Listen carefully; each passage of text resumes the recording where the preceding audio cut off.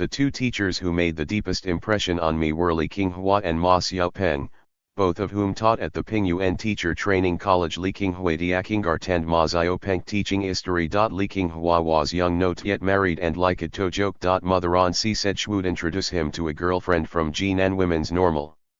He visited my house, and often asked me to climb Qinfo Mountain or go to Daming Lake with him. He carried a painting kit in his backpack and painted landscapes and sketched people in his vivid way, rendering the clouds and lake in just a few strokes. I bought 12 color brushes and a drawing book, and when I was 5 or 6, I learned to draw from my art teacher. Although I did not continue drawing later, I was always interested in art. I had a soft spot for Mr. Ma Xiaopeng because he refused to take a new wife.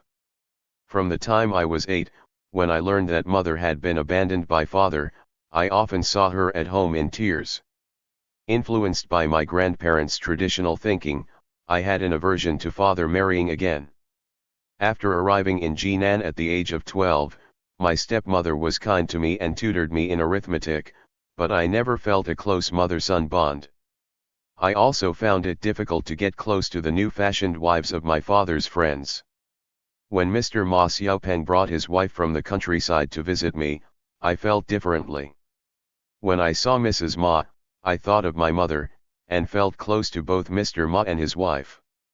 Mr. Ma once gave me a set of children's books published by Kaiming Bookstore, as well as Bing Xians to young readers Yeshaya Jun's The Scarecrow, Zhang Tianyi's Big Lin and Little Lin, and many biographies of world scientists, published in children's editions by the commercial press. 6 When father led the students and teachers of his school in Shandong into exile after the outbreak of the July 7 incident, I learned that two teachers, Li Qinghua and Ma Xiaopeng, who had joined the Communist Party during the revolutionary events of the 1920s, had stayed behind rather than go into exile. They led some of their students in guerrilla attacks in enemy-occupied areas. During my exile starting in 1938, I became interested in the Communist Party's role in the war, and I developed good feelings towards it because of what Li Qinghua and Ma Xiaopeng and my primary school teacher Zhang Zijian had done. When I visited father in Suzhou after my civil rights were restored in 1980-7, he told me that during the war, Li Qinghua, alias Li Juruo, had died fighting the enemy in Jiaodong. Ma Xiaopeng also died a tragic death. He was killed in 1939 during the Huxi incident in western Shandong, when he was in charge of propaganda in the CCP committee in Huxi district, and he was accused of being a Trotskyist. Later, I learned that after the third plenary session of the 11th Central Committee, all those persecuted during the Huxi incident had been rehabilitated. 8. Resisting Japan and moving to Sichuan.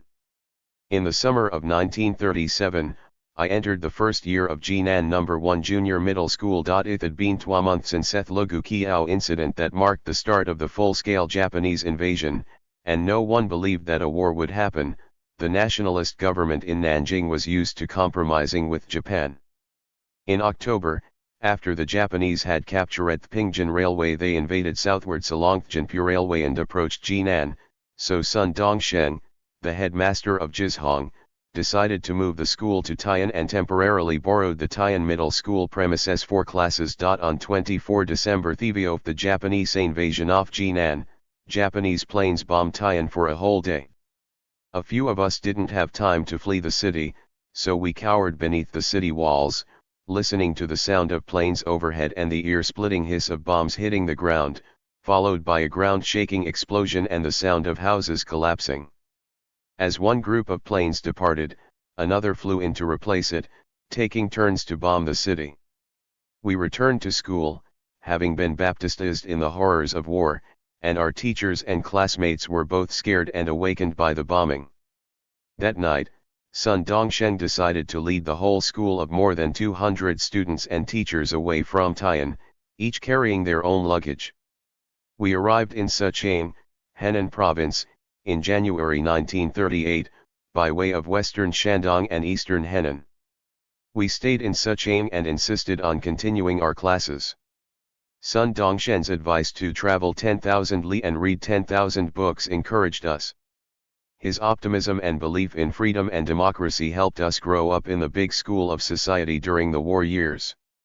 During the Spring Festival in Sichuan, on New Year's Eve, the sound of firecrackers rang out in thousands of homes, and we had our first taste of the bitterness at being away from our native place. Some students lay on their beds with quilts over their heads and cried. Kui Quan, Ho Bing Chen and I ran into the courtyard and sang, "My home is on the Songhua River in the northeast," a resistance song. When we got to "Oh Parents, when will we?" we all choked back tears and could sing no further, with the firecrackers still exploding in the distance. In early March, we packed our rucksacks and marched off for a week to the town of Liqi in Nanyang.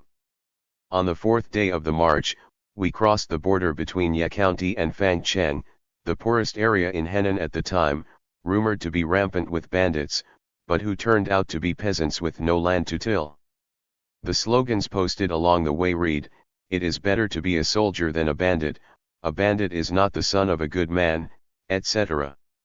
In those days, when people were in despair and soldiers and bandits were often indistinguishable, "It is better to be a soldier than a bandit" became a propaganda slogan. Sheki had used to be a big town of national renown with a prosperous commerce and developed handicrafts. There were dozens of streets and alleys, and handicraft workshops of all kinds, each in its own street. But what we saw was a depressed and decaying town, the result of imperialist pressure since the end of the Qing dynasty and the depredations of the warlord era in the early days of the Republic of China. More than 2,000 students and teachers from middle schools and teacher training colleges from all over Shandong arrived in the town and decided to form the Shandong United Middle School under the leadership of the Shandong Provincial Education Department.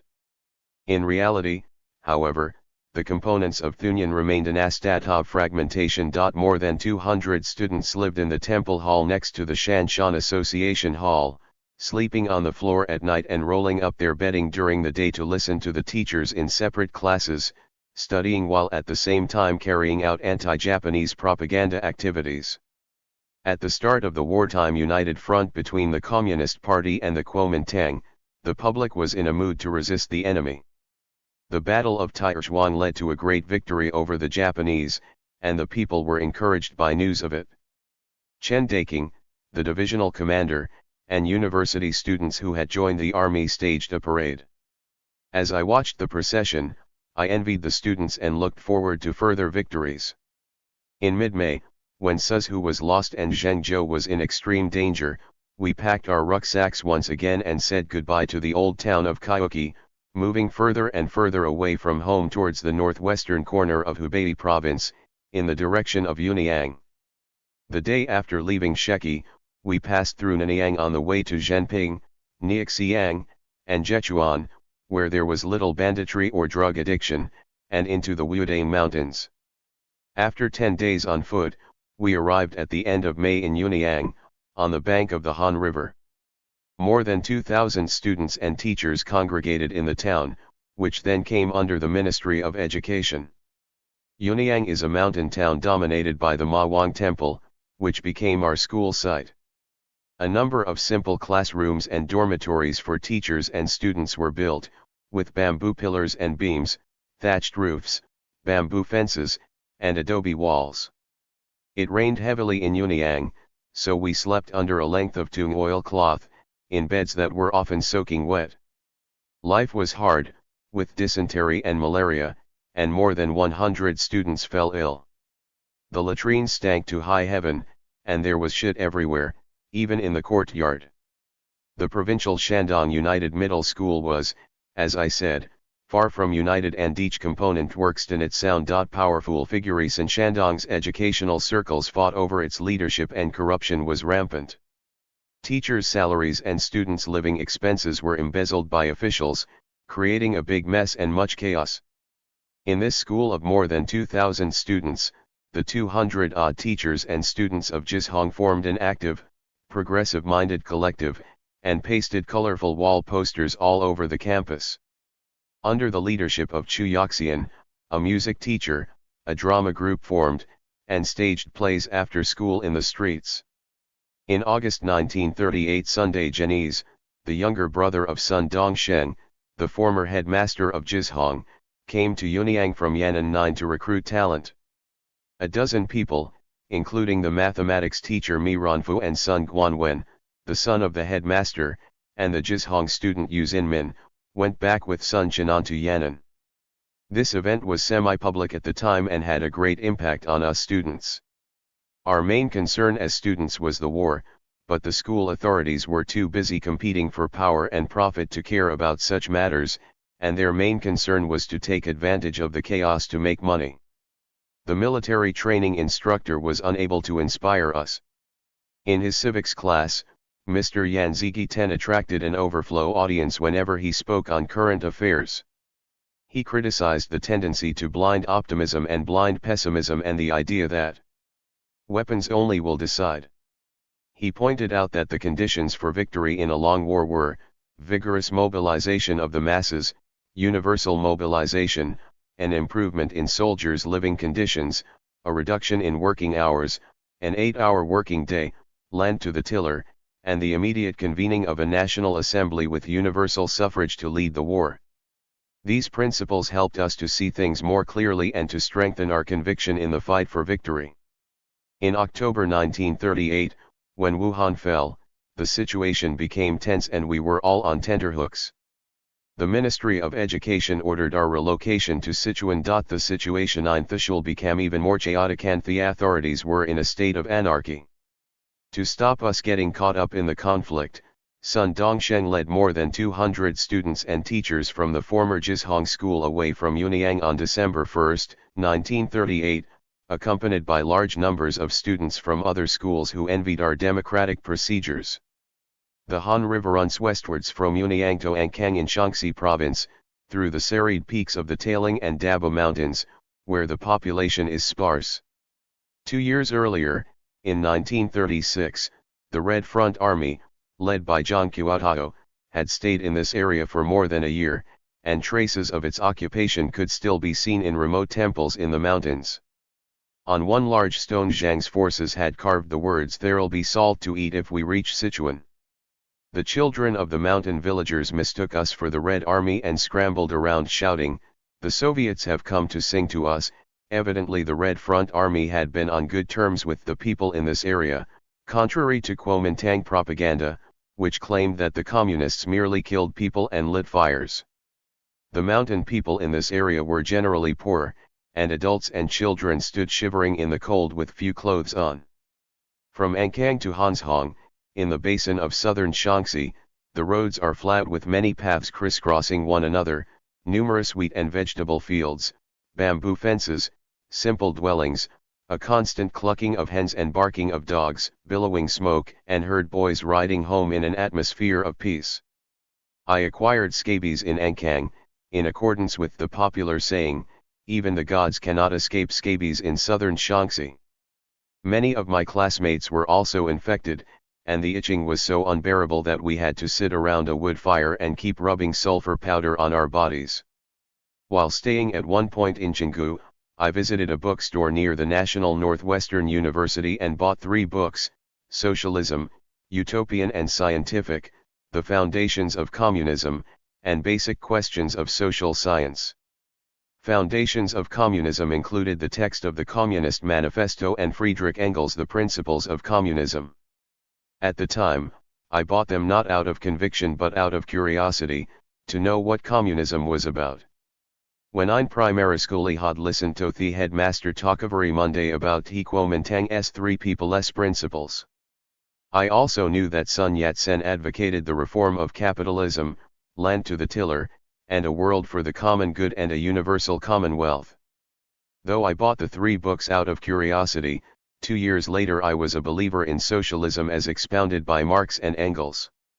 After Hanzhong, we traveled south into Sichuan, sometimes along the freshly gravelled Sichuan-Shaanxi highway and sometimes along ancient paths by way of a shortcut. In Ningqiang during the Spring Festival in 1939, a platoon of soldiers with guns, led by a company commander, escorting dozens of press-ganged conscripts to the divisional control area, as if escorting prisoners. I recall a scene in Yunyang when I was washing clothes with some schoolmates by the side of the Bangchui River, northwest of the city, and saw a group of soldiers execute two conscripts who had tried to escape, with the entire group forced to watch. Between January and early February 1939 more than 350 students and teachers led by Sun Dongsheng arrived in the Mianyang area of Sichuan. This was followed by the arrival of more than 2,000 other students and teachers and the establishment of the National 6th Middle School, directly under the Kuomintang's Ministry of Education.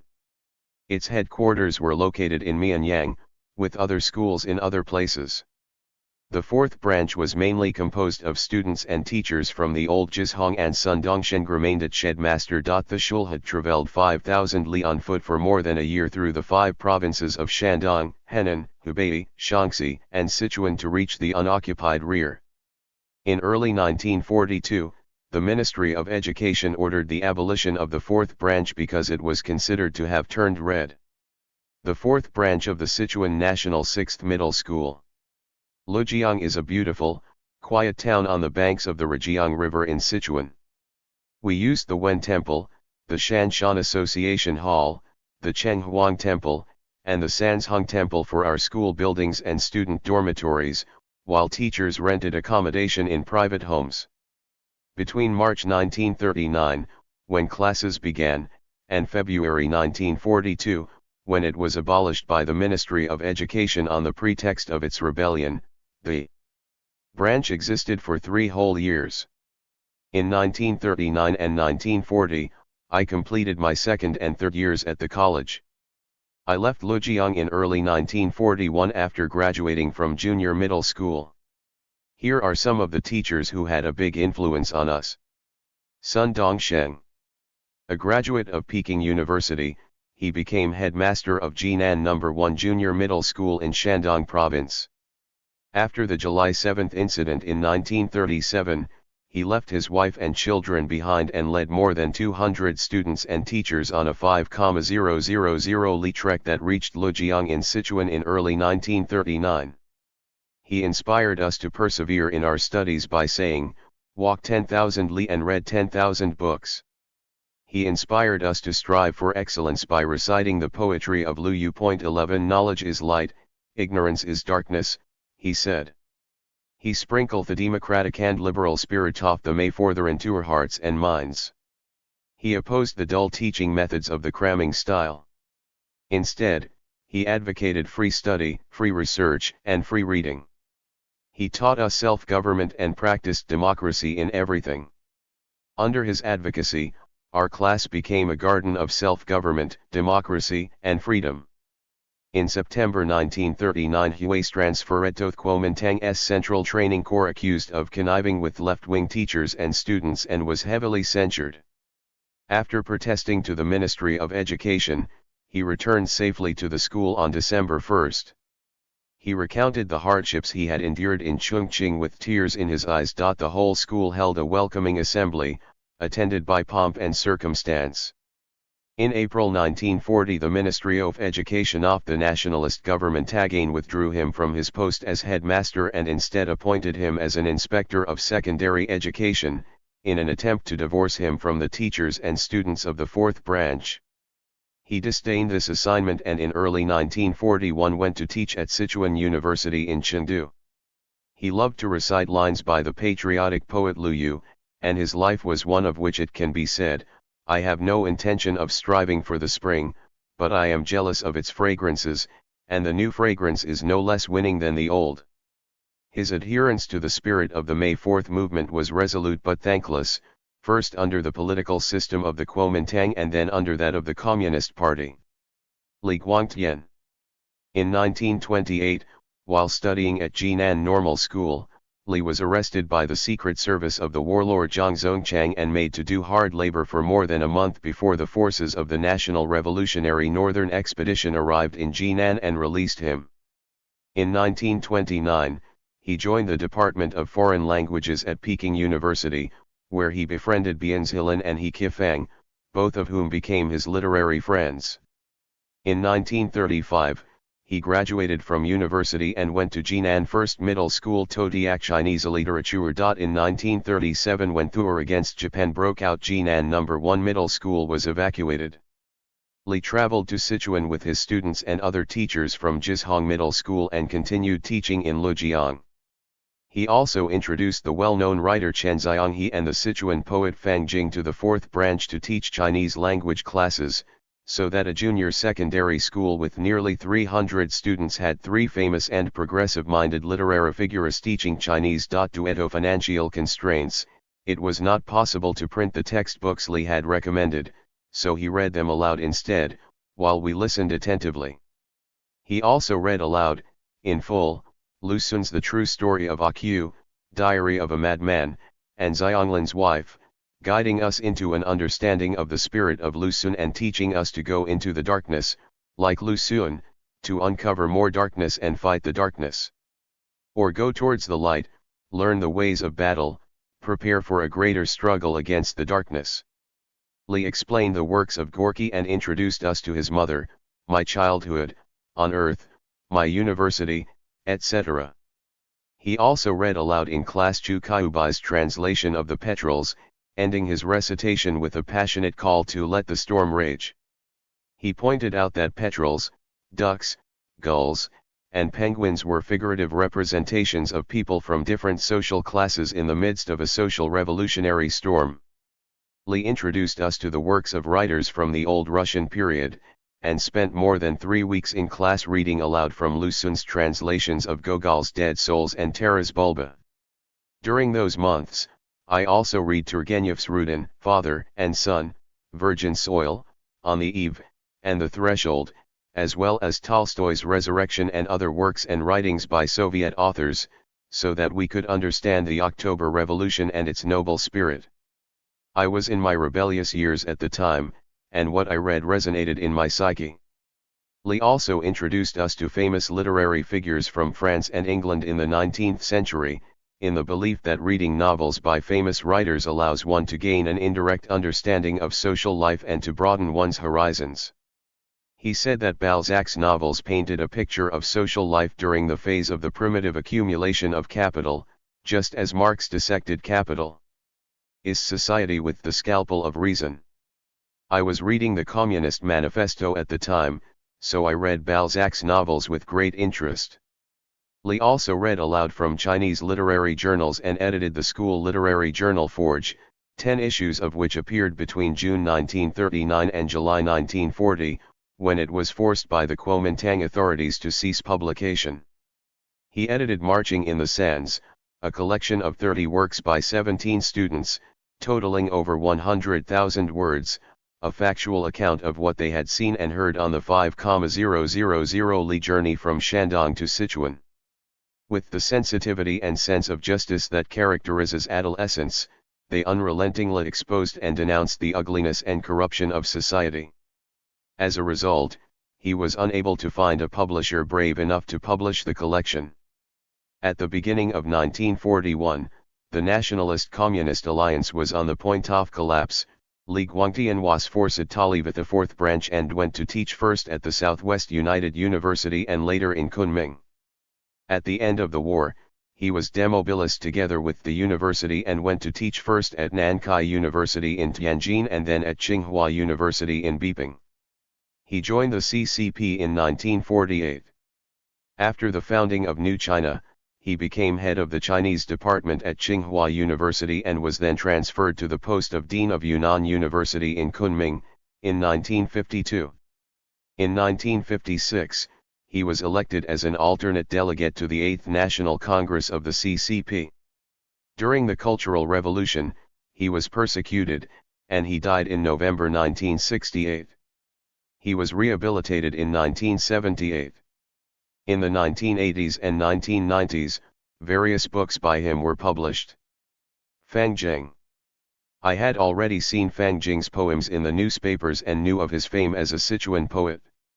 At the invitation of Li Guangtian, he worked at the 4th branch for 10 months between August 5, 1939, and June 20, 1940. As soon as he arrived, he wrote a poem in tribute to us and as a greeting.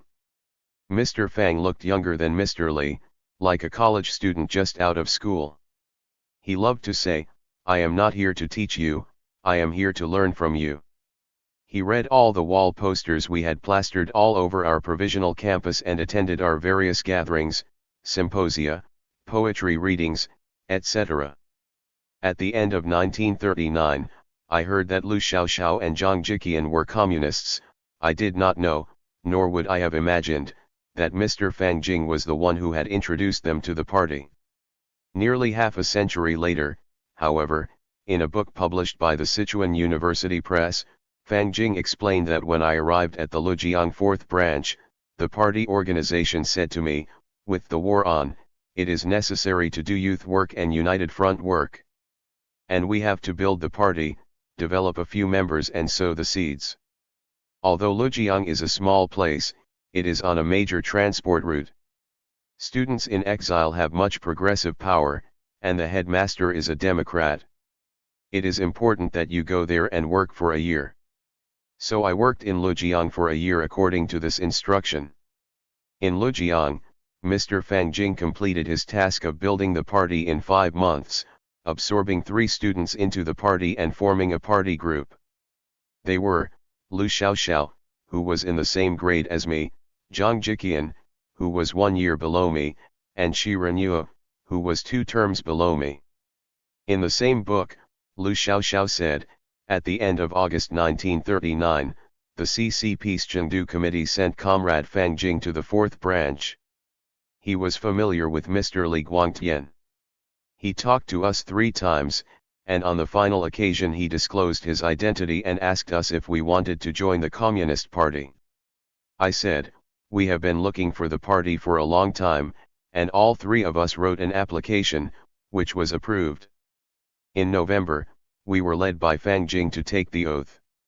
At the beginning of 1941, after the South Anhui Incident 12, the White Terror escalated and the political situation became more and more tense. There were rumors of arrests in the school, and 3 communist students left. Liu Xiaoxiao went to the north and Zhang Jiqian returned to his home in Shandong, which was occupied by the Japanese, who later killed him.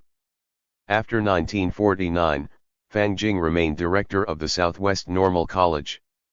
Chen Xianghe was invited and introduced by Mr. Li Guangtian to teach Chinese language to a 3rd-year class in April 1939. Mr. Li told us that from 1929 to 1932, Chen Xianghe had run the Sinking Bell Society in Beiping, which Lu Sun described as the most resilient and honest literary group in China, and the one that has struggled the longest. Before arriving at the 4th branch, Mr. Chen had taught Chinese language classes in various secondary schools in Chengdu. According to Chen, there were more than 70 middle schools in Chengdu, and almost all of them, both middle schools and junior middle schools, used classical Chinese textbooks for their Chinese language classes and were not allowed to teach the vernacular. At a time of national survival, young people were being forced to read texts from ancient times, thus imprisoning their minds in the past. At the 4th branch, Mr. Chen was pleased to see students freely organizing various societies and producing wall posters, and to see their salvation singing team and anti-enemy drama troupe go out into the streets or villages. He assisted Li Guangtian in editing the 30 contributions to Marching in the Sands and wrote the preface, which read, "In their exile, they saw along the way into exile the bankrupt and desolate countryside, the masses calloused by endless toil and daisen and without a meal, why the very corner of China infested by soldiers and bandits, opium, epidemics, corrupt officials, landed gentry, and exorbitant taxes, which had made the country destitute. All this had opened their eyes wide." Faced with this group of young people growing up amid the fires of resistance, Mr. Chen asks himself in the preface, what will become of them? He replies, "From the facts, I guess it must be hard for them to ever close their eyes again in future." At the start of 1941, after the Southern Anhui incident, the Kuomintang launched a second anti-communist upsurge and its youth movement took control of the school. In March, Mr. Chen was dismissed from the school in which he had worked for 2 whole years. After 1949, Mr. Chen specialized in the study of China's classical literature. During the Cultural Revolution, he was persecuted and died. Half a century after opening his eyes to the democratic trend of the May 4th period, Mr. Chen was doomed by the onslaught of the anti-May 4th spirit and the vicious wave of idol worship. In 1978, he was rehabilitated. Yan Zigi. Yan Zigi joined the Chinese Communist League 13 when he was a university student in Beiping. In 1936, he returned to Jinan to teach in a private middle school. In the autumn of 1937, he started teaching at Jinan First Middle School. After the outbreak of the anti-Japanese war, he went into exile in Sichuan with Jinan No. 1 Middle School. On the way, he explained to the students the nature of the war against Japan and the changes in the situation, pointed out that the theory of a quick victory was blind optimism and the theory of certain defeat was blind pessimism, criticized the theory of weapons only, and propagated Chen Duxiu's 10 proposals on the war. 14. From March 1939 to October 1940, he worked as a civics teacher for the 4th branch of the 6th Middle School. He refused to use the civics textbooks published by the Zhengzhou bookstore and instead took Kungpao, Xinhua Daily News, and Central Daily News with him to class and used a piece of chalk to explain the international and domestic situation. He pointed out that China's war of resistance against Japanese aggression was a war of national liberation for national independence, that China's resistance was just and Japan's aggression was reactionary. The Second World War, which started in September 1939, was the same in nature as the First World War. It too was an unjust war between the imperialist powers for control of the world. Yan lectured openly in the classroom on wage labor and capital, revealing the secret of capital accumulation and the capitalist's profit, surplus value. The country are fighting for, while abstract generalities about the interests of the nation may not necessarily be able to mobilize the people of the country, especially the more backward ones. The following 10 points are indispensable in the war of resistance. The ultimate aim of the war against Japan is to overthrow the obstacles imposed by the imperialists on the development of Chinese national industry. All parties in opposition and the people in general should have political freedom, freedom of assembly and association, freedom of speech and publication. Slaves who are not free have little incentive to fight for the interests of the nation. Unite with workers and peasants of the Soviet Union and the rest of the world in the struggle against Japanese imperialism. Confiscate the property of the Japanese imperialists in China and confiscate the property of traitors and corrupt officials to pay for the relief of wounded soldiers and refugees. Force the rich to subscribe to public bonds for national salvation, impose progressive taxes on property, and increase taxes on business income due to the war, and do not impose war costs on the workers, poor peasants, and small business people and employees. Relieve the people's suffering, for example, by reducing the working day, solving the problem of poor peasants' land needs, limiting hirings and profits, abolishing the system of harsh taxes and the Bayagia system, and stopping forcible enlistment, so as to increase the enthusiasm and strength of the people to resist. Restore the trade unions, student unions, businessmen's associations, and farmers' associations elected by the masses in all sectors. Reorganize the national army and put it directly under the central government, strengthen political education in the army, improve the treatment of soldiers, and implement close cooperation between the army and the people in the areas where it is stationed. Arm the people, especially the workers and peasants, in order to purge the traitors and consolidate the rear. Organize and train special armies of unemployed workers at the front to strengthen the war effort. Quickly convene a national assembly to concentrate the national resistance forces and keep watch on the overall situation. He lectured on dialectical materialism and the materialist view of history, explaining that both nature and human society are constantly evolving and new societies will replace old ones. During the 2 years from Yunyang in Hubei to Lujiang in Sichuan, some 50 students were directly or indirectly influenced by Mr. Yan's ideas, and they set up the Truth Reading Club, to study Marx, Engels, Lenin, and Trotsky. In Lujiang, on Sundays, they went into the mountains or to the rocks on the bank of the Rujiang River to listen to Yan Zigi's lectures on Trotsky's permanent revolution and the question of the Chinese Revolution, etc. They accepted Trotsky's view that the Chinese bourgeoisie, represented by the Kuomintang, could not accomplish the tasks of anti-imperialist national liberation and anti-feudal democratic revolution. Only the Chinese proletariat leading the peasantry to seize power and establish a dictatorship of the proletariat could fulfill the tasks of national liberation and democratic revolution, while the dictatorship of the proletariat inevitably infringed on bourgeois ownership and raised the call for socialist revolution, and that there was a continuous link in the revolutionary development between the national, democratic, and socialist revolutions in colonial and semi-colonial and all economically backward developing countries. Yan Zigi encouraged members of the study group to go to the factories, to engage in the workers' movement, and to seek and practice the path of Chinese revolution. With the help of Yan Zigi and Liang Yi in October 1939, Marathanadosan students including Meng Xianzang, Yang Xiaoyuan, Cao Qinghua, and Sun Hongji, who were members of the Truth Reading Club, left Lujiang for Chongqing. Only Sun Hongji returned to study at the school. In the summer of 1940, members of the Kuomintang Youth Organization at the Mianyang headquarters of the 6th National Middle School persecuted progressive teachers and students. The student member Fu Kuliang was arrested, and a second group of Truth Reading Club members, Fan Wenhua and Su Shang, was also arrested.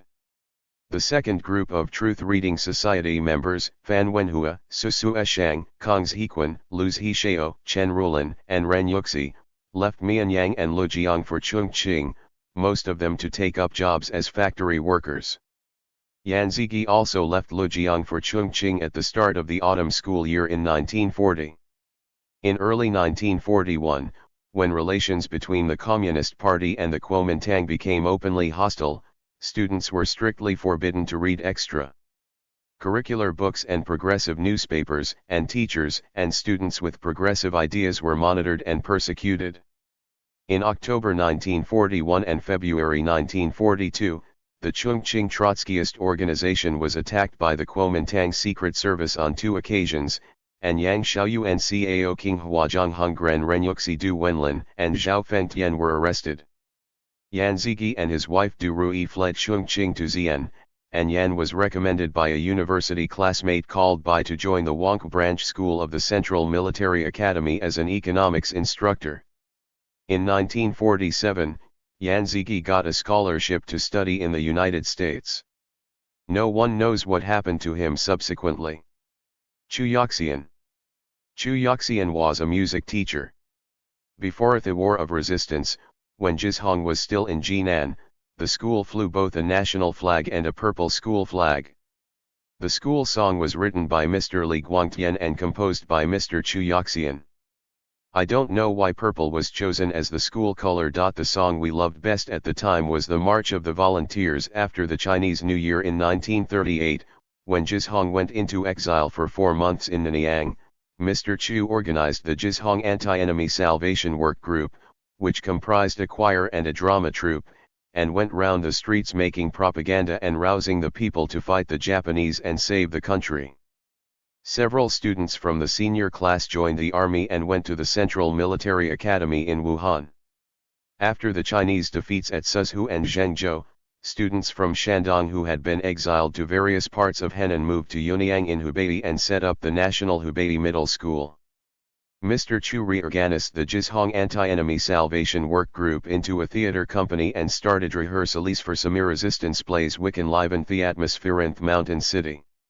During our 6 months in Yunyang, Mr. Chu taught us lots of new songs, my favorite being We Are in the Taihang Mountains, plus 2 Russian songs, the Workers' Song and the Volga Boatman's Song. It was wonderful to see the people rise up against the war. What I saw in the Kuomintang rear was Bayajia heads dragging out recruits who had escaped, and were then captured and shot. My mathematics teacher Mi Ranfu and Sun Guan went Thisan of the headmaster of Jizhong and his classmates Lu Gihua, Lu Jinwen, Yu Xinmin, and many others went to Yan'an. I met Yu Xinmin, who was a year ahead of me. In the 1980s, I saw him mentioned in a party history book as secretary of a party committee. Around 1938, shortly after the start of the Nationalist Communist Collaboration Society, and politics were still lively and there was a largely liberal atmosphere. It was not until 1939 that anti-communism became rife again. Among us students, some who believed in Marx and Trotsky went into the factories and engaged with the workers' movement, using the workers' song to inspire the young workers. After the loss of Wuhan, our school was relocated to the Mianyang area of Sichuan by order of the Ministry of Education. Mr. Chuyoxian led his 24-strong singing troupe on a 3-day tour through every town on the way to Sichuan from southern Shaanxi to perform in support of the resistance. At a hospital for wounded soldiers, he also performed for the medical staff. In February 1939, the troupe arrived in Lujiang, where the 4th branch, mainly composed of students and teachers from Jizhong, was located. In early 1939, Mr. Chu gathered together some male and female students who liked to sing and staged a resistance concert. My middle school days. In the first half of 1938, more than 200 students and teachers from Jinan evacuated to Liki in Nanyang, Henan Province, to join together with students and teachers from middle schools from all over Shandong. In the second half of 1938, the Shandong United Middle School moved to Yunyang in Hubei and became the National Hubei Middle School. I was in the first year of junior middle school. Our food was managed by a food committee, with one member elected by each class. One day, I happened to walk past the dining room and saw some members eating our food. I went back to my class and angrily denounced our food committee representative, Fu Nezao, and told him he deserved a beating. Later, some young men came up to my dormitory. They shoved and punched me. I was quickly pulled away by Cheng Dimao, Li Yunzheng, and Zhang Zijin, my roommates. This was the first time I had been humiliated in such a way. I was so angry that I never spoke to Fu Nezao again. From that time on, I became particularly close to Cheng Dimao, Li Yunzheng, and a few others. In 1939, our school was a free and democratic place, with students forming associations, organizing reading groups, and holding seminars of all kinds. Wall newspapers were plastered all over the wall of the Shangzi Hall. I can still remember the titles: The People, Commando, White Fire, New Land, Battle Flag, Torch, Trumpet, October, Storm and Sun. There were meetings of all kinds, including political, but mostly literary, essays, poems, cartoons, etc. Teacher Fang Jing said, "Your wall posters all have one common feature: they grasp reality, recognize the truth, and want our pens to match the swords and spears with which we fight for national liberation, expressing feelings and thoughts that echo the times." We agreed to gather the books and magazines each of us possessed and to store them in a bamboo box, for anyone to dip into. The books were mostly literary, but they included social science books such as A.I. Psyche's Philosophy of the Masses, Zhang Zongxi's Basic Problems of Social Science, He Ganzi's Problems of the Nature of Chinese Society, and Lian Tief's Outline of Political Economy. Literary magazines were purchased from time to time. Material life was exceedingly hard. The dormitory, housed in temples, was damp and musty. Students slept on planks with only one quilt, half of which was pressed underneath them while the other half was wrapped around their bodies. In the essay class, Mr. Li Guangtian set us as a topic: we grew up in hunger. But we had a rich and varied spiritual life, reading books, designing posters, writing articles, holding reading seminars, singing, and going round the streets and villages to promote anti-Japanese activities. Mr. Li was persecuted during the Cultural Revolution, and died as a result. Before the summer holidays in 1939, the Ministry of Education sent an inspector to the school to rectify ideas. I heard Mr. Li Guangtian say in class, he pretended to be a cat and turned out to be a dog.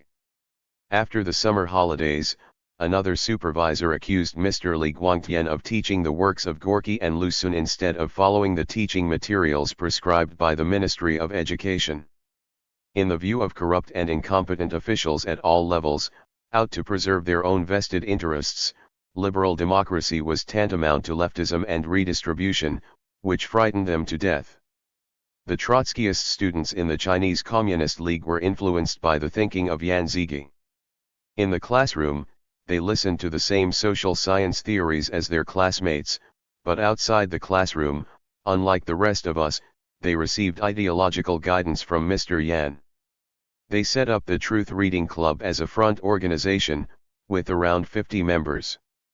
By the end of 1939, a Communist Party group had emerged among the students of the fourth branch. Iwasunawari at the Timet Hatitwastwerkov Mr. Fang Jing. I only knew that 3 Communist students, Lu Xiaoxiao, who was in the same grade as me, and Zhang Jiqian and Shi Renua, who were a year below me, were very active in it, and set up front organizations.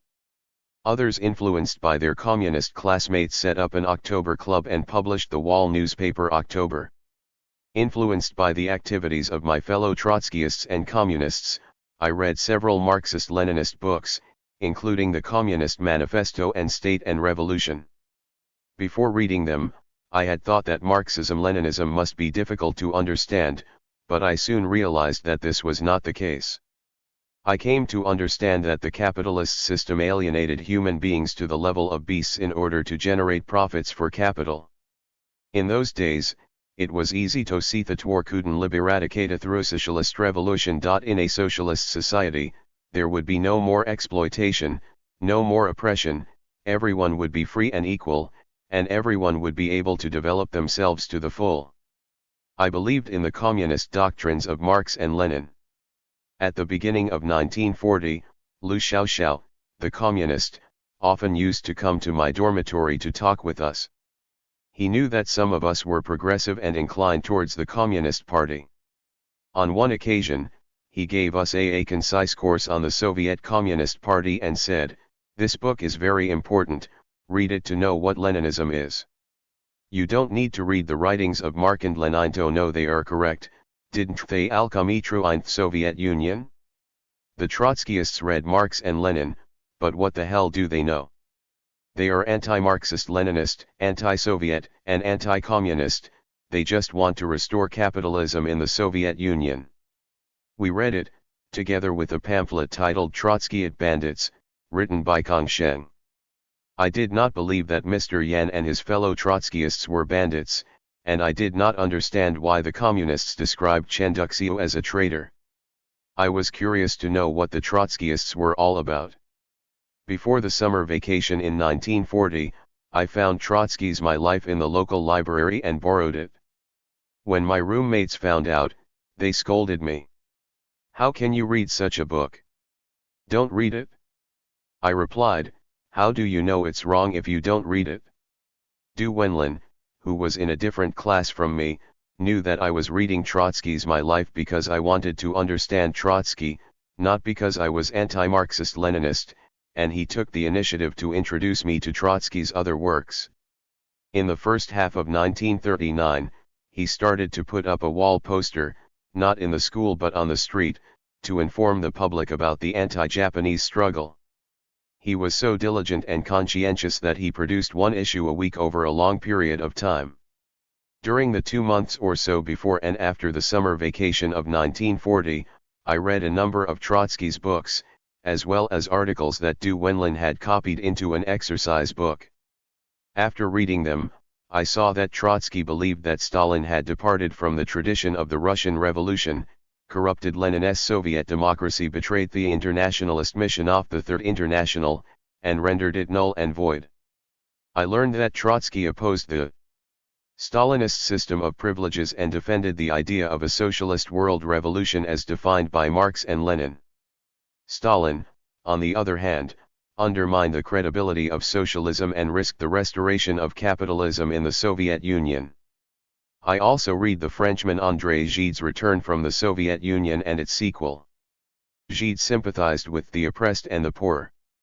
He hated capitalism, imperialism, and colonialism and initially revered the Soviet Union. In 1936, he was invited to Gorky's funeral, but the Soviet reality he saw with his own eyes was completely different from that propagated by pro-Soviet reporters. On his return, he wrote a factual account of what he had seen and heard in the Soviet Union, to the dismay of the communists, who had hoped to use Gid's celebrity to make capital. Gide told his readers in no uncertain terms that Stalin's Soviet Union did not match Lenin's idea of socialism and that he had seen the privileges of the old world restored in the guise of socialism. As a result, Gide was the object of vicious slanders by pro-Soviet elements. Through my reading, I came to believe in Trotsky.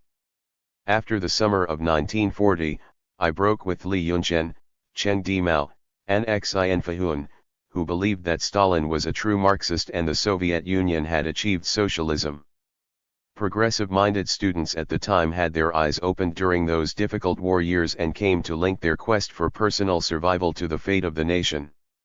The repeated military defeats of the Kuomintang, the climate of political darkness, corruption, collusion between government and business, inflation, and the soaring price of rice had a direct impact on our lives. We were precocious and dissatisfied with reality. Some of us went to Yan'an, some returned to our hometowns in enemy-occupied Shandong to fight a guerrilla war, and some went to Chongqing to become factory workers and seek a new path for the Chinese Revolution. In the winter of 1939, more than a dozen students, including Meng Xianzhang, Yang Xiaoyuan, Cao Qinghua, and Sun Hongji of the Trotskyist Truth Reading Group, left school behind and headed for Chongqing. Though not yet a Trotskyist, I learned afterwards that they had gone to work in factories. Only Sun Hongji returned to school, unable to bear the hardship. In the summer of 1940, members of the Kuomintang's Youth League set fire to the school's headquarters and framed and persecuted progressive teachers and students. At that point, a second group of Trotskyists left school for Chongqing. They included Fan Wenhua, Susua Shang, Kong Ziquan, Luz Hishao, Chen Rulan, and Ren Yuxi. At the time, I was reading Trotsky's books and knew a little about the activities of the Trotskyists. Their decision to abandon school and go into society had a big influence on my thinking. In January 1941, the Kuomintang launched its third anti-communist crackdown and there were rumors of arrests in Lujiang. 3 communist classmates, Lu Xiaoxiao, Zhang Jiqian, and Shi Renyue, fled the school, but Lu Huazheng, who was influenced by them, was arrested. 15 other progressive students were forced to leave the 4th branch. In March, the Ministry of Education sent a young female music teacher to lead its youth league. She taught love songs and folk songs rather than war songs. In May 1941, the Kuomintang in Lujiang sent military police to surround the school and arrested more than 20 progressive students, who were held for more than 4 months without evidence. In October 1941 and February 1942, Kuomintang spies attacked the Sichuan Regional Committee of the Trotskyist Chinese Communist League in Kongqinggan. Darestetwo Fitzmayu leaders Liang Yanduang Zhenhua as well as a dozen students, including Yang Xiaoyuan, Cao Qinghua, Zhang Hongren, Du Wenlin, Ren Yuxi, and Zhao Fengtian, all members of the Truth Reading Group. From 1941 to 1943 I studied at Zitong School. After graduating I left Mianyang for Chongqing, in early 1944. The Zitong School was tightly controlled by the Kuomintang and its youth organization. The director, Song Dongfu, was a bully who strictly forbade students to read progressive books and publications or to form societies and student self-government associations. He made unannounced visits to students who were considered to have thought problems, and used Kuomintang students as stalkers. Whenever he lectured, the students were required to stand to attention whenever the name Chiang Kai-shek was mentioned. His lectures were a monkey-taming act. Students were given warnings or left the school to avoid arrest. 10 students, including Li Yuding, Kui Quan, Wang Sueshan, Shan Songzhen, Wang Xiangchen, Zhang Hongren, Du Wenlin, and Zhang Fuxiu of the Trotskyists Truth Reading Group, were forced to leave the school. Most went to Chongqing to become workers. Some remained but ostensibly stopped interacting with one another. We hid our Trotskyist literature under the hospital beds in the isolation unit, where Wang Yuanxun was convalescing, or in a mountain temple, buried in the cracks between the bricks of an ancient tomb, or in a hole in the wall of the Nanshan Pagoda. In early 1942, the Ministry of Education set up a teacher training college in Mianyang to train teachers for the northern part of Sichuan. When we heard the news, we felt like released prisoners, and without waiting for the official announcement, we packed our bags and headed straight for Mianyang on foot, 110 li away. Headmaster Cai stood at the entrance to the school and watched us leave without a trace of emotion, smiling bitterly. As I walked past him, I bowed, not knowing what to say. The new school in Mianyang used the premises of an abandoned knitting factory, mostly brick and tile bungalows. Beyond the campus walls was farmland. In the early spring, the school seemed set in a sea of golden rape. The Sichuan-Shaanxi Highway, built just before the outbreak of the war, was one of the two international routes that linked the Northwestern Highway to Xinjiang. The other international route was the Yunnan-Myanmar Highway, which was completed and opened to traffic in 1939. After the Nazi invasion of the Soviet Union in 1941, the Soviet Union was unable to provide assistance to China, and the United States brought in military supplies for the Kuomintang government by way of the Yunnan-Myanmar Highway. After the destruction of the Trotskyist organization in Chongqing in October 1941 and February 1942, we lost contact with Chongqing for a while. In 1942 and 1943, the Sino-Japanese War and the Second World War reached a turning point with Japan's attack on Pearl Harbor. Thus the Chinese People's War against Japan and for national independence merged into the imperialist war between the US and Britain and Japan for control of Asia and the Pacific. In Europe, France surrendered and the British Army withdrew from the continent.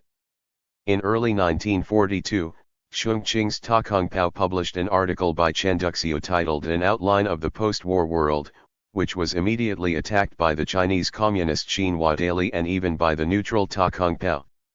In May, Chen Duxiu died, after a long illness. The disbanding of the Third International set off an anti-communist clamor in Chongqing's nationalist press: disband the Communist Party, abolish the border areas, and so on.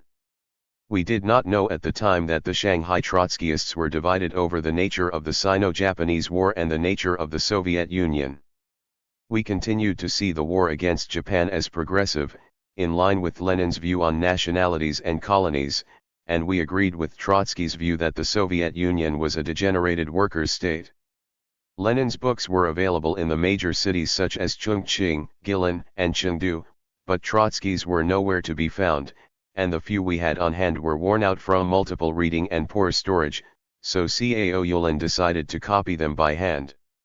It was impossible to do the copying in the schoolroom, for fear of attracting Kuomintang attention. Every Sunday Koandidi Dursoping in a farm building, while keeping an eye out. We copied over many Sundays. When we first started, the owner's wife was feeding a flock of fluffy chicks that ran around my feet. By the time Cao Yulin had finished copying the books, The Present and Future of the Soviet Union and the Theory of Permanent Revolution, the chicks were fully fledged and running loose in the bamboo grove behind the house. In the summer of 1943, we received the good news that some of the Trotskyist students arrested in 1941 had been released and sent off to study at designated schools. Zhang Hongren went to Santai, Yang Xiaoyuan to Langzhou, Zhang Shenqi to Jiangjin, and Du Wenlin to Shapingba. At the same time, those students who had not been arrested in 1941 re-established a Trotskyist organization in Chongqing. After graduating from senior middle school at the end of 1943, Cao Yulin, Diao Changjao, Wang Chunlu, and I decided to go to Chongqing, while Zhang Guilin, Yang Chenzi, Wang Yuanxuan, and Lu Zigo went to Chengdu. A brief history of the Trotskyist organization in Chongqing. After the outbreak of the War of Resistance, Yan Zigi attracted a large group of exiled Shandong students towards the Trotskyist organization. The Trotskyist organization in Sichuan also developed considerably and resumed publication of its newspaper, Dianguang. In his memoir, Liang Yu recounted that in April 1939 he walked from Xi'an to Sichuan along the Sichuan-Shaanxi Highway and went to Lujiang and met Yan Zigi, and that Zigi had already re-established the organization and was sending Trotskyists into the factories. During the war, that a Trotskyist organization arose in Sichuan was due above all to Liang Yi and Yan Zigi. Yan Zigi influenced the recruitment of more than 50 students into the Trotskyist organization in the fourth branch, while Liang Yi first went to Chongqing to work in a factory into which he introduced the Trotskyist students, in concert with Yan Zigi. 15 Between October and December 1939, the first group of Trotskyist students, Meng Xianzhang, Yang Xiaoyuan, Cao Qinghua, Sun Hongji, Yin Chunda, Zhang Shenji, and Yang Chengjiang, arrived in Chongqing, where most of them became factory workers. Yang Xiaoyuan learned typography at the Yishi newspaper and then entered the technical school attached to the 21st Arsenal. Meng Xianzhang joined the arsenal as an apprentice and Sun Hongji as a forge worker, but Sun returned to school because he could not adapt to the life of a factory worker. In the summer of 1940, a second group of recruits arrived in Chongqing. They were Lu Zhishao, Su Sueshang, Fan Wenhua, Ren Yuxi, Kong Ziquan, Lu Guang'en, Zhao Shengguan, Cao Qinghua, Lu Hengzin, Guo Huanxian, Chen Rulan, Mao Jiyi, more than a dozen of them.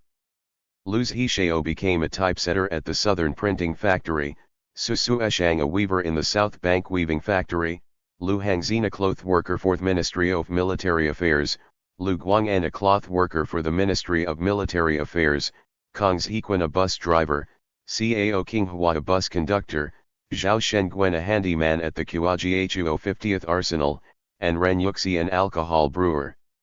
In the summer of 1941, the third group arrived in Chongqing. They were Shan Cai, Shan Songzhen, Wang Xiangchen, Zhang Hongren, Du Wenlin, Kui Quan, Zhao Fengtian, Wang Sueshan, Li Guangji, Zhang Fuxiu, and Li Yuding, again more than a dozen.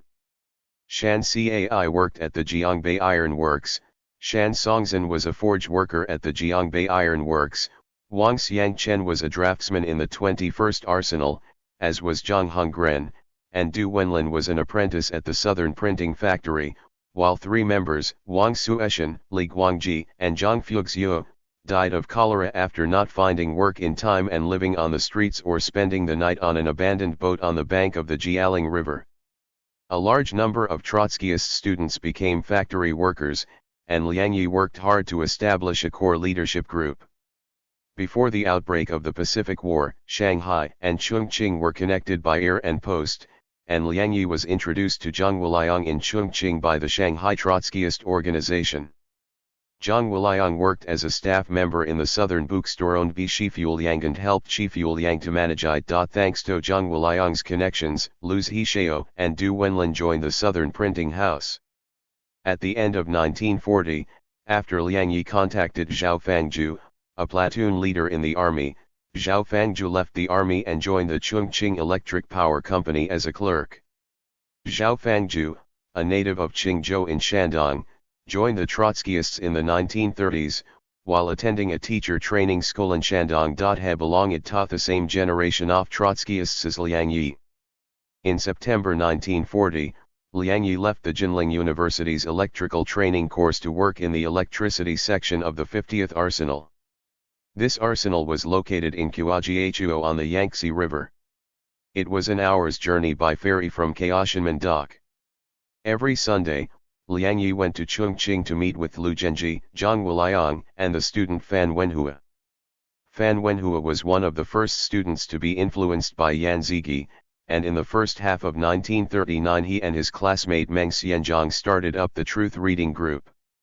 He was elected president of the first student self-government association, but his temper got the better of him and he quarreled with Director of General Affairs and was expelled. He left school and went to Chongqing in the summer of 1940. Liang Yi described him in his memoir. Fan Wenhua was highly capable and the most trusted and respected of the 50 or so members of the Truth Group, as well as being the best read. When he arrived in Chongqing, he became Liang Yi's deputy and ran the organization's liaison work full-time. He was also one of the leaders of the Chongqing Trotskyist group in its later years, where he went under the pseudonym Aifu. He was the only one of the Chongqing Trotskyists who was a full-time organizer, dependent on his classmates in jobs for his living expenses.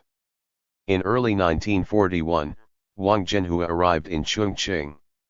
Wang Zhenhua was also known as Wang Shuban, a name he is said to have adopted in deference to Schopenhauer.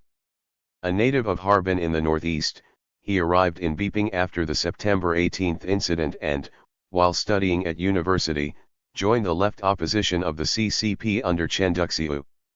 In June 1934, the Trotskyist students Wang Shuban, Lu Jialiang, and Si Chaosheng and Hu Wenhuan arrived in Shanghai from Beiping and seized power in the Shanghai Trotskyists Provisional Committee and set up a central committee. In January 1935, they changed the name from Left Opposition of the Chinese Communist Party founded under Chen Duxiu to the Chinese Communist League, which meant that the Trotskyists were no longer claiming to be a faction of the CCP but saw themselves as a new communist party. In March 1935, they were arrested by the Kuomintang and sent to Nanjing military prison. Their name, Chinese Communist League, remained in use. After the July 7 incident in 1937, they were released at the same time as the other political prisoners and Wang Shuban returned to Shanghai and later went to Hong Kong. In the course of a dispute, the editorial board of Struggle expelled him on the grounds that he had committed an organizational error. After his expulsion, he returned to Hong Kong. Unable to remain there, he went to Guangxi to live with his female partner, Li Jizhuang, who had been influenced by his work in Hong Kong and joined the Trotskyists. At the beginning of 1941, he arrived in Chongqing from Guangxi and was introduced by a university classmate to a job as a proofreader on the night shift at the Yishi newspaper. At the same time, he was introduced to Liang Yi, whom he had known since their days together in Beiping. Liang Yi knew that he was a good theoretician and could well so he put him in charge of the organ, Workers' Voice, and gave him responsibility for directing party work in the 21st Arsenal where a Marathon-a-dozen Trotskyist students were working and which was a focus of Trotskyist activity in Chongqing.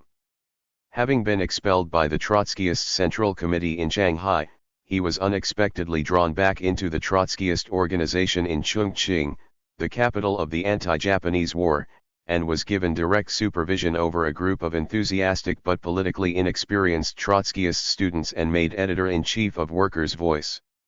By Lunar New Year in 1941, the old men of the Chinese Communist League assembled by Liang Yi in Chongqing included Liang Yi, Zhang Wuliang, Wang Zhenhua, Zhao Fangju, Yan Zigi, and others. All the above people had jobs, so they were only able to meet on Sundays. The first half of 1941 was the most active period of the Chongqing Trotskyist organization in its early days. Using the publication Workers' Voice, Trotskyist students scattered across a dozen or so factories could spread Trotskyist ideas. As rice prices soared, workers in the factories often went on strike to demand wage increases and rice subsidies, and Wang Zhenhua issued leaflets articulating the workers' demands, based on information received from the factories. For example, Lu Yi, a worker at the Jiangbei Iron Works, was very active in a workers' strike and told the Trotskyist students in his factory that he could not express his ideas in words, so Wang Zhenhua put them together in propaganda texts and wrote leaflets for distribution. After the end of the war, Lu Yi went to Shanghai to attend Peng Shizi's party-building conference. Lu Zhenji at the electricity company influenced Li Changqin and Lu Yishao to become Trotskyists, Meng Xianzhang at the 21st Arsenal influenced by Yuxi, a mechanic to become a Trotskyist. Lu Guang and a Trotskyist student at a textile factory with only 200 workers, led the factory's workers in a victorious strike for higher wages and rice subsidies, and the workers celebrated by giving him red silk and red flowers.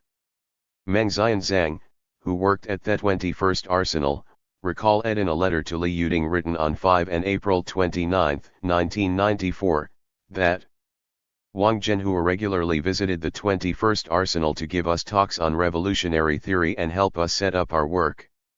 Most of the talks were given on the bank of the Jialing River opposite the Linjiang Gate, talking while walking. Once, when it was dark, Wang Zhenhua stayed overnight in the house I rented on Jinjiakan Street, and checked to see whether there was room in my place for the printing press. When Wang Zhenhua first arrived in Chongqing and met up with Liang Yi, Liang Yi did not yet know that Wang had been expelled by the Trotskyist Central Committee in Shanghai. It was only around May that Liang Yi and Zhang Wuliang were informed by the Shanghai Trotskyist Central Committee and the Hong Kong Trotskyist Organization of the Central Committee's decision, although the details of the expulsion were not made clear. They had already drawn Wang Zhenhua into the organization and he was editing the newspaper. They needed someone of Wang Zhenhua's theoretical level and ability to write articles. They were clearly in a dilemma. As editor of Workers' Voice, Wang Zhenhua continued to propagate Chen Duxiu's 10 proposals for the anti-Japanese and stepped up his criticism of the nationalist government in Chongqing. The Trotskyist students in the factories, newly fledged and enthusiastic, had little political experience and did not know how to protect themselves. Liang Yi, an experienced underground worker, already sensed a crisis. He proposed to the students that they suspend the distribution of our materials, adding, "If you say something imprudent, you can deny it, but if it falls into the hands of agents in black on white, you will be in for it." This group of young men who had entered the factory as workers for the sake of their beliefs and in pursuit of truth were like newborn calves in the presence of tigers. They ignored Liang Yi's advice and accused him of liquidationism. I remember that from about 10th of June onwards only Liang Yi, Zhang Wuliang and Lu Zhenji held meetings but without allowing Wang Zhenhua and me to attend. I remember that the 4th issue of Workers' Voice came out in early or mid-June, and that Wang Zhenhua's article was withheld from publication by Liang Yi and Lu Zhenji. I spoke to Wang Zhenhua about this, but he was reluctant to talk more about it, as if he had something to hide. Wang Zhenhua didn't talk much about this, but one could still sense that there was a certain amount of disagreement between them. Starting in early or mid-June 1941, Wang Zhenhua was removed as chief writer and editor-in-chief of Workers' Voice, and I was also relieved of the task of mimeographing and distributing it. From then on, Wang Zhenhua and I were excluded from the organization and became supernumeraries. So in May 1941, after Liang Yi and Zhang Wuliang were informed that the Shanghai Trotskyist Central Committee had expelled Wang Zhenhua, Liang Yi began to move against him. Wang Zhenhua could see that Liang Yi believed the Trotskyist Central Committee and would not listen to any of his arguments. According to Zhao Fangju, he did not want to talk about it, it was as if he had something to hide. Liang Yi also understood that Wang Zhenhua's theoretical level was high, he was very experienced, and he had superior organizational skills. Moreover, he had gained the trust of many Trotskyist students, who were well read in Marxist-Leninist theory and capable of thinking independently rather than blindly believing in any one individual. I have to leave here, where to go? Liang Yi asked himself. This was in keeping with his character, temperament, and style. Such thoughts arose whenever Liang Yi encountered difficulties. On many occasions, having been active in one place for a while, he was unable to stay any longer, so he would move his nest elsewhere. He immediately wrote to Zhang Liman at a private middle school in Wujiang, Jiangsu. They were old friends from Shandong. After receiving Zhang Liman's reply, Liang Yi decided to leave Chongqing for Wujiang. On October 8, 1941, the 18th day of the 8th lunar month, Jiang's agents, one step ahead of Liang Yi, arrested him at the 50th Arsenal. At the same time as arresting Liang Yi, Jiang's agents conducted a major raid on the Trotskyist students scattered across the various factories. More than a dozen were seized, including Yang Xiaoyuan, Zhang Hongren, Ren Yuxi, Du Wenlin, and Cao Qinghua. Most of these Trotskyist students were sent to the Ba County Daxing Factory concentration camp, a wartime youth training facility. Some cadres of the new 4th Army below regimental level captured during the South Anhui incident in January 1941 were also sent there. Liang Yi was imprisoned for a month in the inspector's office of the Chongqing Military Administration but escaped to Yunnan.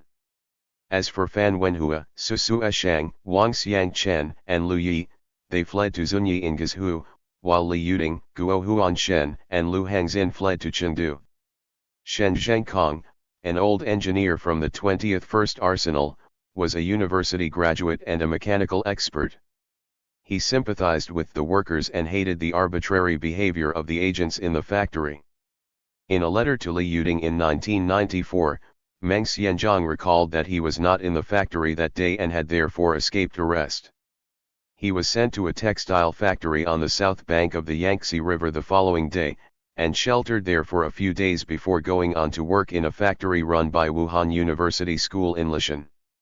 In February 1942, Jiang's agents carried out a second crackdown on the Chongqing Trotskyist organization, arresting Wang Zhenhua, another of its key leaders. He had left the Yishi newspaper after the first raid in October 1941 and gone to teach at the Huayan Higher Agricultural School. His female friend Li Jizhuang, who was at the National Women's Normal School in Baisha Town, Jiangjin, was arrested at the same time. During the same period, Lu Zhenji and Wang Kunrong, workers at the Electric Power Company, and Zhao Fengtian, an odd-job worker at the Nanchuan Aircraft Repair Factory, were arrested in possession of two copies of Lenin's selected works, which had attracted the attention of special agents stationed in the factory. After the raids in 1941 and 1942, Liang Yi, Wang Zhenhua, and Lu Zhenji, three of the 5 core members of the early Trotskyist organization in Chongqing, were arrested.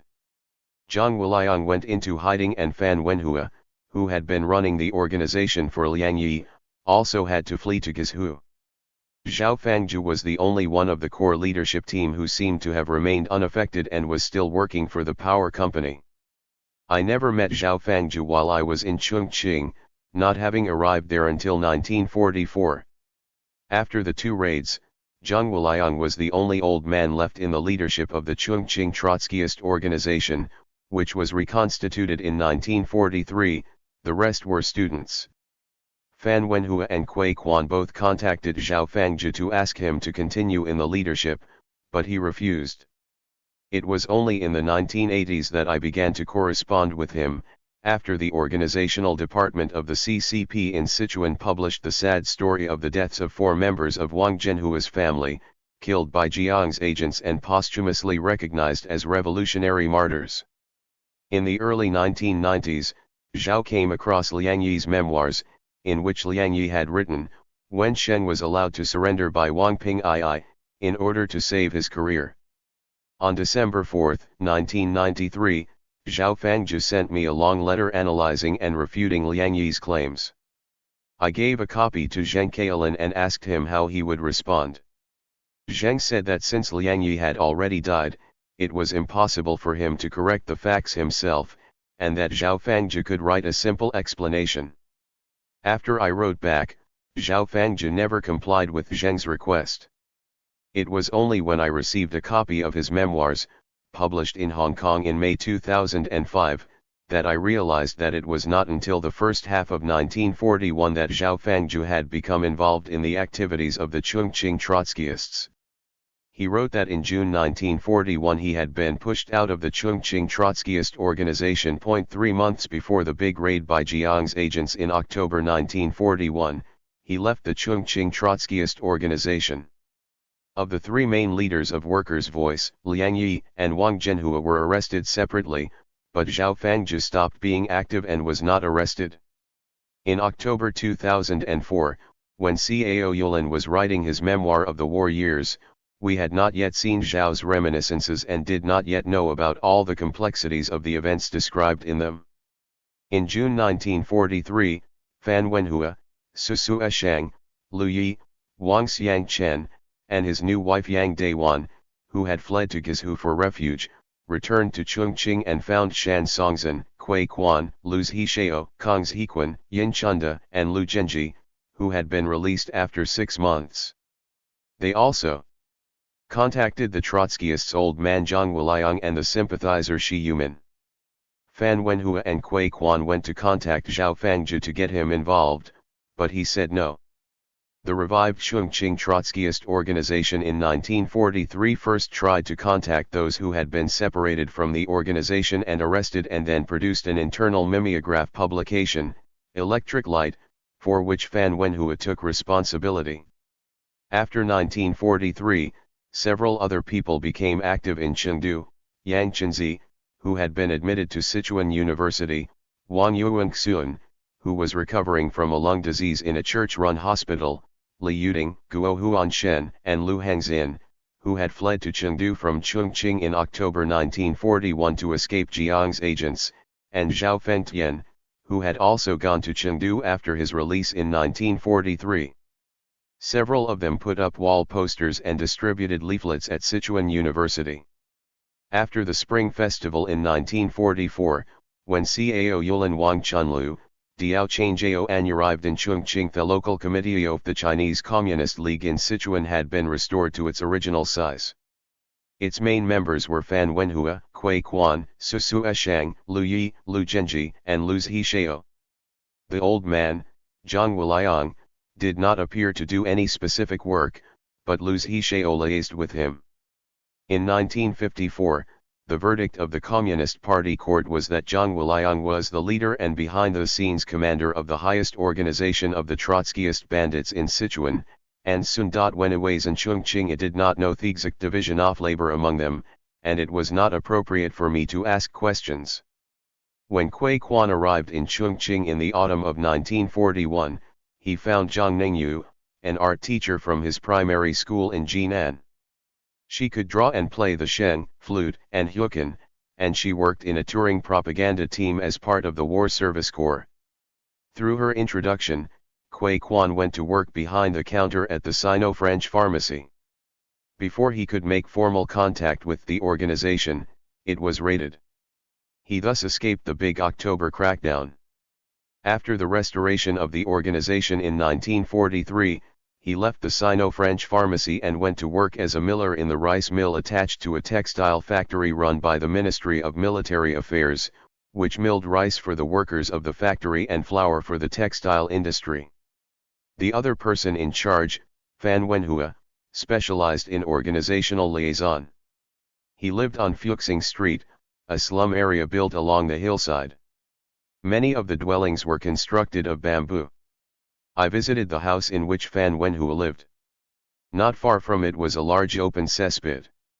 After Zhen Yulan, Diao Changjiao, Wang Chunlu, and others had arrived in Chongqing, Cao Yulan stayed with Fan Wenhua to help him produce electric light. Diao Changjiao had been introduced by someone from his hometown or village to work as a clerk at the China bookstore, and Wang Chunlu was employed by the Post and Telecommunications Bureau at Nan'an Post Office. I was introduced by a close friend of my father to a job managing the Recreation Ramoth Workers' Welfare Society belonging to the Ministry of Social Affairs. This welfare society had been commissioned by U.S. trade unions to show support for China's war against Japan and to help the Kuomintang government improve social welfare. The recreation room had a subscription to 2 copies of each of the city's newspapers, including Xinhua Daily, and served as a reading room for people from the neighborhood. In the summer of 1944, Cao Yulan was admitted to Zhejiang University, but due to the need for organizational work in Chongqing, he took a year off and stayed in Chongqing to help Fan Wenhua write and print electric light and leaflets. On one occasion, I accompanied Cao Yulan to Shapingba to distribute leaflets and stick up posters. Shapingba is some 20 li from the city, and housed the Central University, Chongqing University, the Central Middle School, and the Central Drama College, as well as several middle schools. Fan was so clever, instead of brushing the paste on the wall and sticking the poster to it, he first put the poster flat on my back, applied the paste to it by hand, and told me to put my back against the wall, so that when no one was watching, we could make a quick getaway, leaving the poster stuck to the wall. When we went into the post room at Central University, he was also very good at slipping leaflets and newspapers into the students' letter boxes. After Chinese New Year in February 1945 came the Hushaihe incident in Chongqing. The sworn brother of Chongqing Police Chief Tang Yi, Tiankai, was a military secret agent. They were accused of stealing electricity for a restaurant run by a group of them. Electricians turned up to cut off the power supply, but the restaurant blocked them. In the chaos, Tiankai shot and killed Hushaihe. The electric company and its 3 power plants had more than 1,000 employees, and hundreds of workers went, tools in hand, to smash up the restaurant. The police chief Tang Yi shielded Tian Kai, accusing the workers of being troublemakers and ordering the police to arrest them. Lu Zhenji and the staff of the power company placed Hu Shaihe's body in the main hall of the restaurant. For 3 days, from February 19 to February 22, the walls of the restaurant were covered with elegies sent by citizens and factories. The entire staff of Xinhua Daily sent an elegiac couplet, "When will freedom and light come?" During the War of Resistance, government and business colluded with each other and made a fortune, causing the price of rice to soar and making the lives of the people unbearable. The mayor, He Yezu, was a relatively flexible and sober-minded person who had often been in contact with communists and Democrats due to his work. The Chongqing municipal government also submitted an elegy. Lu Zhenji and the staff of the power company, with the support of the public, moved Hu Shaihe's body from the restaurant to the Chang'an Temple, where mourning continued for 3 days and tens of thousands of people went to pay their respects. At the time of the Hu Shaihe incident, I was studying for my university entrance exams in Baisha, Jiangjin. For 10 days, starting February 19, the Chongqing press, including Xinhua Daily, reported again and again on the progress of events concerning the death of Hu Shaihe. When I returned to Chongqing in the summer, I realized that the Chongqing Trotskyist organization had been actively involved in the matter, and that Fan Wenhua and Cao Yulin had played an important role in contacting Lu Zhenji and printing leaflets written by Kui Quan, to transform the struggle against electricity theft into a struggle against the system of secret agents. Lu Zhenji was a key member of the Trotskyist organization in Chongqing and was always at the center of the struggle. Forced by events, Chiang Kai-shek had no choice other than to execute Tian Kai, and there was nothing that the agents could do. 4 years later, on November 27, 1949, on the eve of the conquest of Chongqing by the Chinese People's Liberation Army in the concentration camp run by the Sino-American Cooperation Institute at Saikikau, the agent Yang Jingxing shot and killed 4 members of the Trotskyist Wang Zhenhua's family, including 2 children aged 2 and less than 1 year old. Thus Yang Jingxing avenged the death of his sworn brother. Restored in 1943, the Chongqing Trotskyist organization adjusted its work. As well as continuing its activities among the urban industrial workers, it took steps to expand its influence in other sectors of society including higher education. Yang Chenzi Lu Hangzin Zhang Shenqi Xiong and Dongyan Chunda, Mao Jiyi, Zhang Hongren, Yang Xiaoyuan, and Wang Xiangchen worked in a total of 9 of the evacuated universities, and when the universities moved back to Nanjing, Shanghai, Beiping, Hangzhou, Shenyang, and Qingdao in 1946, after the start of the civil war between the Kuomintang and the Communists, they took part in the student movement, campaigning against the civil war and for democracy.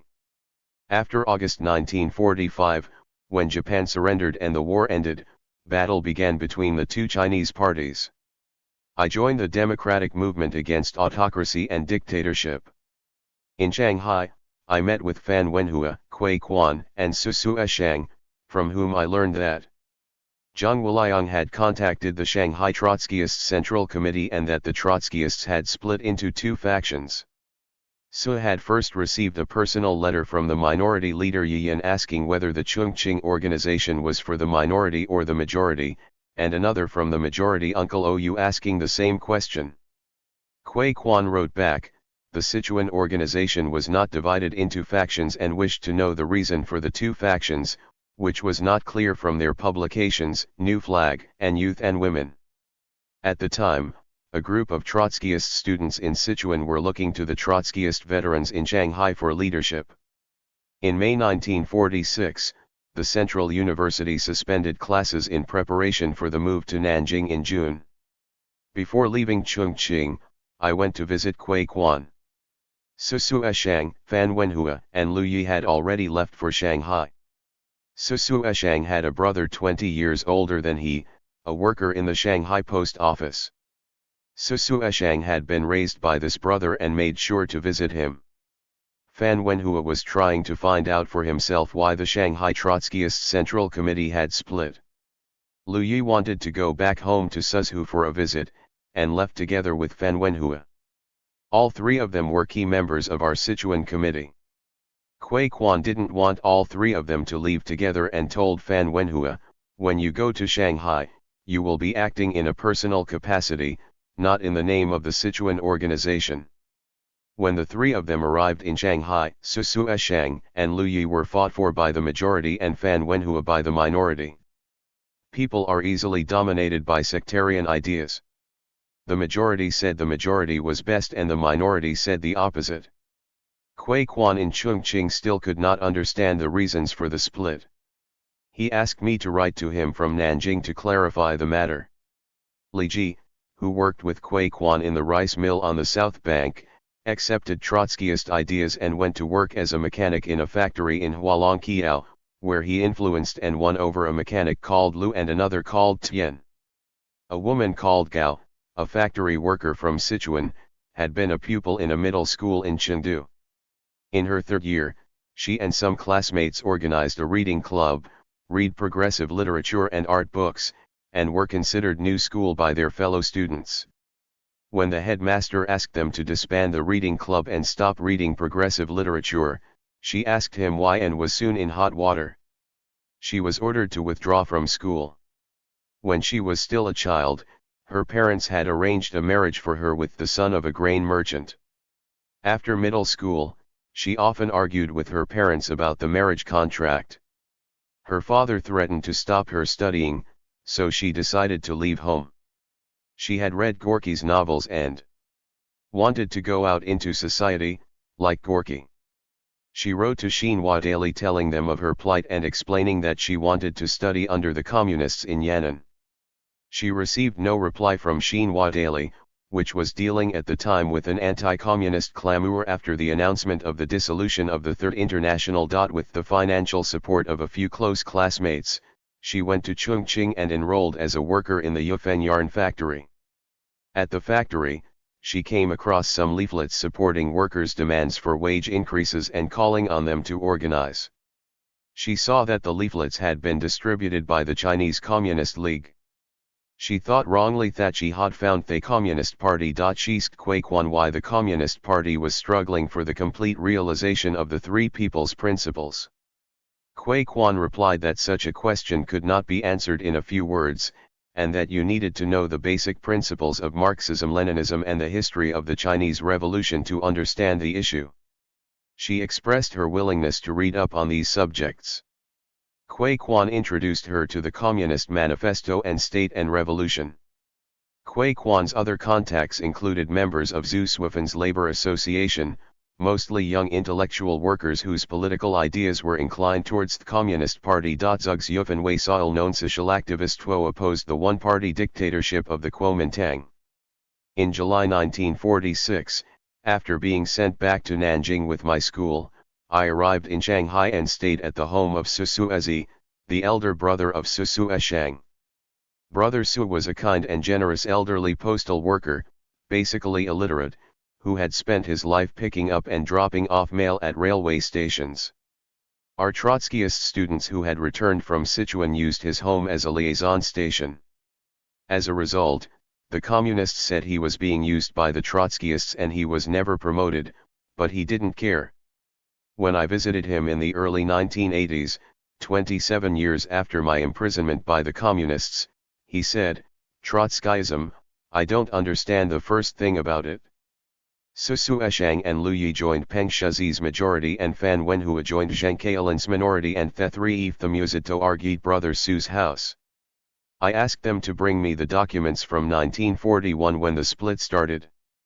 I spent a whole week in brother Su's attic reading Life in School. Although I had not met any of the veteran Trotskyists in Shanghai, Peng Shizi, Zheng Kailan, and Wang Fangzi, I knew their writings and translations and had been enlightened by their ideas. I regarded them with respect and admiration. In Life in School, they debated two issues, the nature of the Sino-Japanese War and the principles of organization. The question of the Nature of the Sino-Japanese War was actually a discussion of the nature of the Chinese Revolution. After reading School Life, I was confused.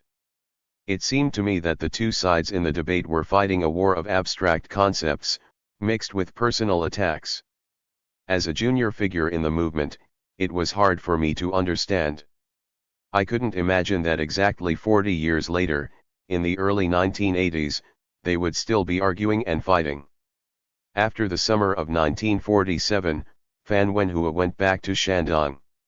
He sold the cotton his wife and son had gathered from the cotton fields and returned to Nanjing, whence he took the river boat to Sichuan, to canvass on behalf of the minority.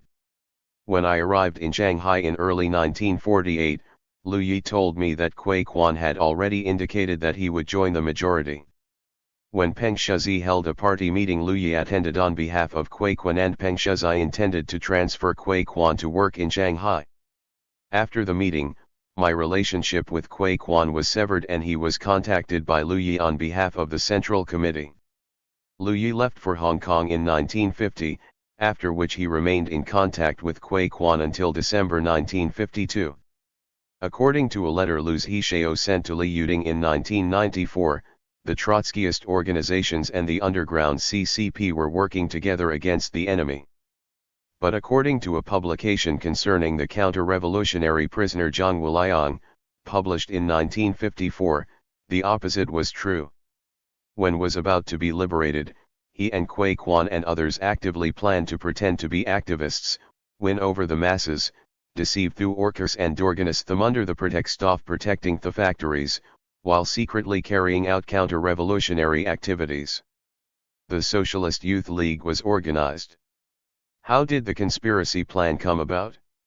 On December 6, 1949, the Sichuan newspaper Xinxia carried a short biography of Zhao Jinsheng, who had been killed by Jiang's party.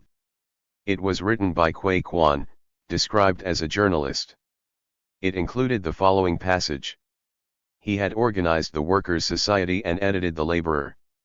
In order to unite the working class, at the end of 1948, he organized the Chongqing Workers' Federation and founded the Workers' Federation newspaper, while launching a campaign to explain how workers could deal with Ting and seize and protect factories and machines.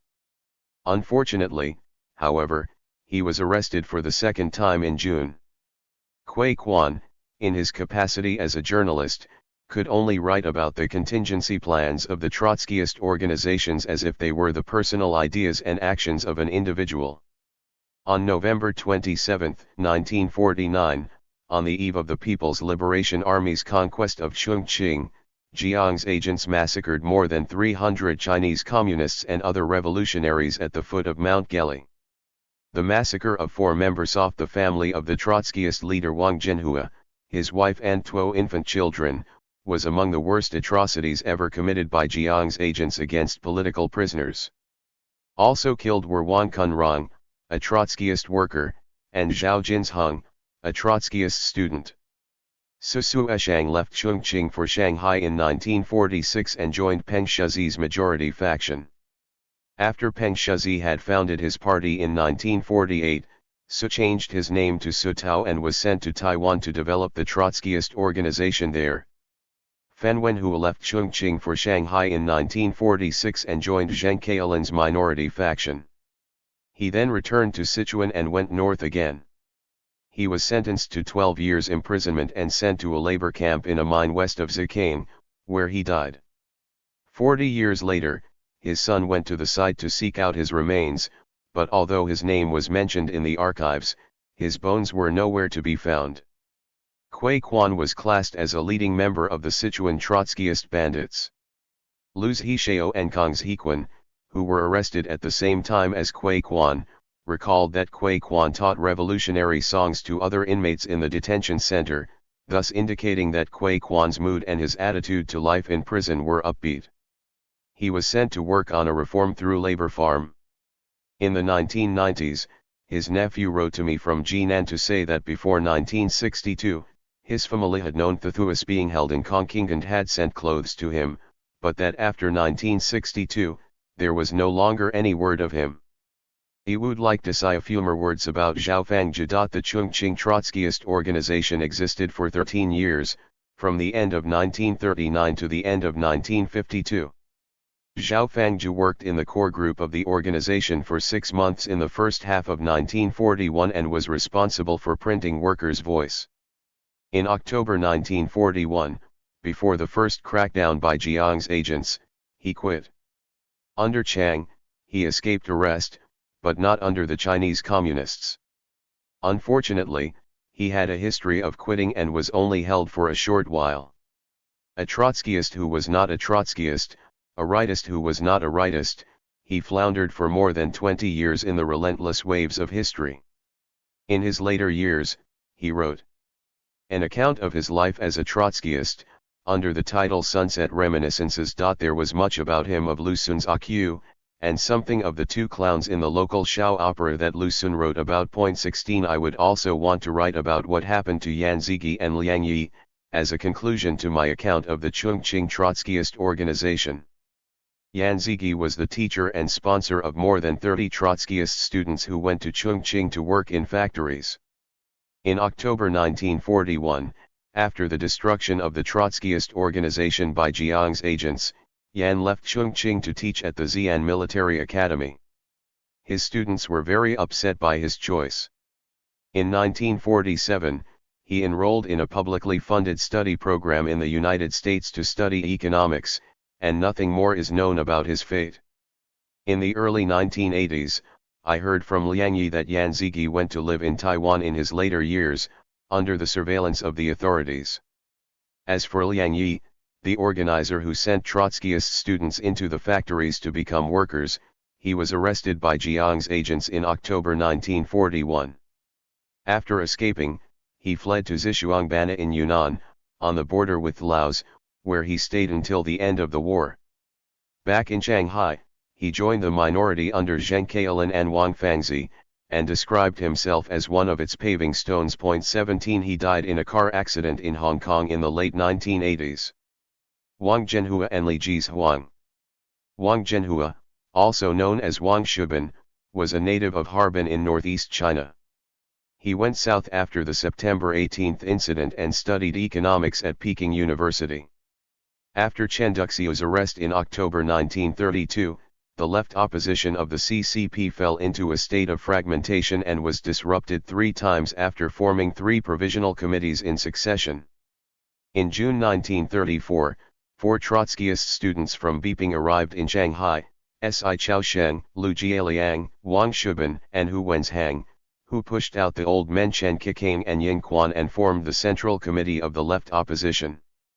On January 25, 1935, this left opposition was renamed the Chinese Communist League, signifying that it was no longer a faction within the CCP but a new communist party. In March, Si, Lu, Wang, and Hu were arrested and sent to Nanjing Central Military Prison, Lu for 7 years and the others for 3 to 5 years. On August 29, 1937, at the time of the Japanese invasion, they were released at the same time as other political prisoners. Hu Wenzhang went to the northeast, Si Chaosheng went to Wuhan, and Lu Jialiang and Wang Zhenhua returned to Shanghai. Wang Zhenhua then went to Hong Kong, where he engaged in Trotskyist organizing. In 1940, the Trotskyists in Shanghai and Hong Kong fell out over organizational principles, and Wang Zhenhua returned to Shanghai to argue with the editorial board of struggle, i.e., Peng Shizi, Chen Kikang, Wang Wenyuan, Lu Jialiang, Lu Qiuhua, and Zheng Kaolin. However, for a while the dispute remained inconclusive. For a long time, Wang Zhenhua's livelihood could not be resolved, for the members of the editorial board were all living off the sale of manuscripts. Wang Zhenhua asked the organization to buy him a ferry ticket back to Hong Kong, but he received no response. As a result, he told Zhang Zhendong that the secret agents were after him and that he could not get rid of them. The editorial board took fright and asked Zhang Zhendong to buy him a ticket and send him away. The members of the editorial board were furious and thought that Wang Zhenhua had seriously violated organizational discipline, so they decided to expel him. In the 1980s, when Zheng Kaolin told me the story, he said that the decision to expel him had been a bit harsh. He also told me that Wang Zhenhua's views on the war against Japan were inclined towards Chen Duxiu's views, and that no one on the editorial board of Struggle agreed with Chen Duxiu in that respect. Wang Zhenhua was unable to return to Hong Kong, so he went to Guangxi and stayed temporarily with his lover Li Jizhuang. At the beginning of 1941, he arrived in Chongqing, the Kuomintang's wartime capital, and was introduced by a university friend to a job as a proofreader for the newspaper Yishi, thus solving his livelihood problems. At the same time, he met up with Liang Yi, who was already active in Chongqing as a Trotskyist organizer. Liang Yi was worried about the lack of anyone with theoretical and writing skills of the sort needed for the planned publication, Workers' Voice, and Wang Zhenhua was just the person he needed. He immediately put Wang Zhenhua in charge of Workers' Voice, and at the same time handed over to him the dozen or so students who had become workers at the 21st Arsenal. After Wang Zhenhua took over the editorship of Workers' Voice, in addition to propagating Chen Duxiu's 10 proposals for the resistance, he stepped up his criticism of Jiang's government, especially its passivity towards Japan and its arbitrary exploitation of workers on the pretext of carrying out the war, so that it was impossible for workers to maintain even a minimum standard of living. Wang Zhenhua diligently traipsed round the factories to contact Trotskyist students working in them. Meng Xianzhang, who worked at the 21st Arsenal, recalled in a letter written in April 1994, Wang Zhenhua came to the 21st Arsenal regularly to explain revolutionary theories to me and to set out my work. The first half of 1941 was the most active period of the early Trotskyist organization in Chongqing. From the winter of 1939 through to the summer of 1941, students of a Trotskyist persuasion from the 6th National Middle School went to Chongqing in 3 batches of about 30 people in all, to work as factory workers. A lot of them were young men and women who had joined into society for the sake of their beliefs and the truth. They were enthusiastic but seriously inexperienced. When Wang Zhenhua was expelled from the Shanghai Trotskyist Central Committee and came to the rear in Chongqing, his spirits lifted. When he first arrived in Chongqing in early 1941, Liang Yi had dragged him into his organization without knowing that Wang had been expelled by the Shanghai Trotskyist Central Committee, and he omitted to tell Liang Yi the details of his expulsion. In May, Liang Yi was informed by the Shanghai and Hong Kong comrades that he should comply with the Trotskyist Central Committee, but he was unable to dispense with Wang Zhenhua at once. At the same time, he lost confidence in the group of young students, as his memoir shows. He felt that the organization was in crisis and made preparations to leave Chongqing. On October 8, 1941, the 18th day of the 8th lunar month, Jiang's agents conducted their first major raid on the Trotskyist organization in Chongqing, with the arrest of Liang Yi at the 50th Arsenal and of more than 10 Trotskyist students at the 21st Arsenal and in other factories. In April 1994, I learned from a letter from Meng Xianzhang that he himself had not been in the factory on that particular day, so he was not arrested. 2 days later, Wang Zhenhua went to Meng's place of residence to inform him that he would be taken to a different factory on the south bank of the Yangtze River and that he should stay there for a while. After the ride, Wang Zhenhua left the Yishi newspaper and moved to Huayan Senior Agricultural School to teach. In February 1942, Jiang's agents carried out a second raid on the Chongqing Trotskyist organization and Wang Zhenhua was arrested at the school, while his partner Li Jizhuang was arrested at the National Women's Normal School in Baisha-town, Jiangjin. During the same period, Lu Zhenjian Duankun Ronggoff, the electric power company, and Zhao Fengtian of the Nanchuan aircraft repair factory were arrested. In 1943, Wang Zhenhua and Li Jizhuang were taken from Chongqing to the concentration camp at the Sino-American Cooperation Institute in Xifeng, Guizhou, where they were imprisoned.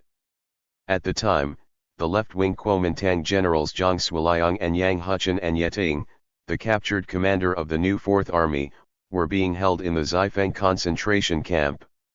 After the end of the war, the Xifeng camp was wound up and Wang Zhenhua was taken back to Chongqing and held in the Baigongguan prison attached to the Sino-American Cooperation Institute in Saikikau, where he married Li Jizhuang. In 1947, Li gave birth to a son named Wang Xiahua. In early 1949, she gave birth to a second son, Wang Yuhua. On November 27, 1949, the Chinese People's Liberation Army was about to capture the mountain city of Chongqing, and Jiang's agents carried out a bloody massacre in the Saikou concentration camp. All 4 members of Wang Zhenhua's family were murdered. Among those killed were Wang Kunrong and Zhao Jinsheng. At the end of the month, after the liberation of Chongqing, the story of the tragic death of the 4 members of the Trotskyist Wang Zhenhua's family was spread around the mountain city by surviving refugees. Kui Quan, the leader of the Chongqing Trotskyist organization, along with Lu Zhixiao and Li Ji, went to Saikou to retrieve the remains of Wang Zhenhua and the others, and Kui Quan wrote a short biography of the 4 martyrs, Wang Zhenhua, Li Jizhuang, Wang Kunrong, and Zhao Jinsheng, which was published in Xinhua newspaper on December 6, 1949. At the end of 1949, the Chongqing regional government cited the murder of Wang Zhenhua, Li Jizhuang and 32 young children as a typical example of cruelty of Jiang's party. In early 1950, Kui Quan and Li Ji made a special trip to South Hot Springs to visit Luo Guangbin, who was convalescing there and had been imprisoned at the same time as Wang Zhenhua in Baigongguan prison. Luo Guangbin spoke at length about Wang Zhenhua's time in prison and praised him for his staunchness.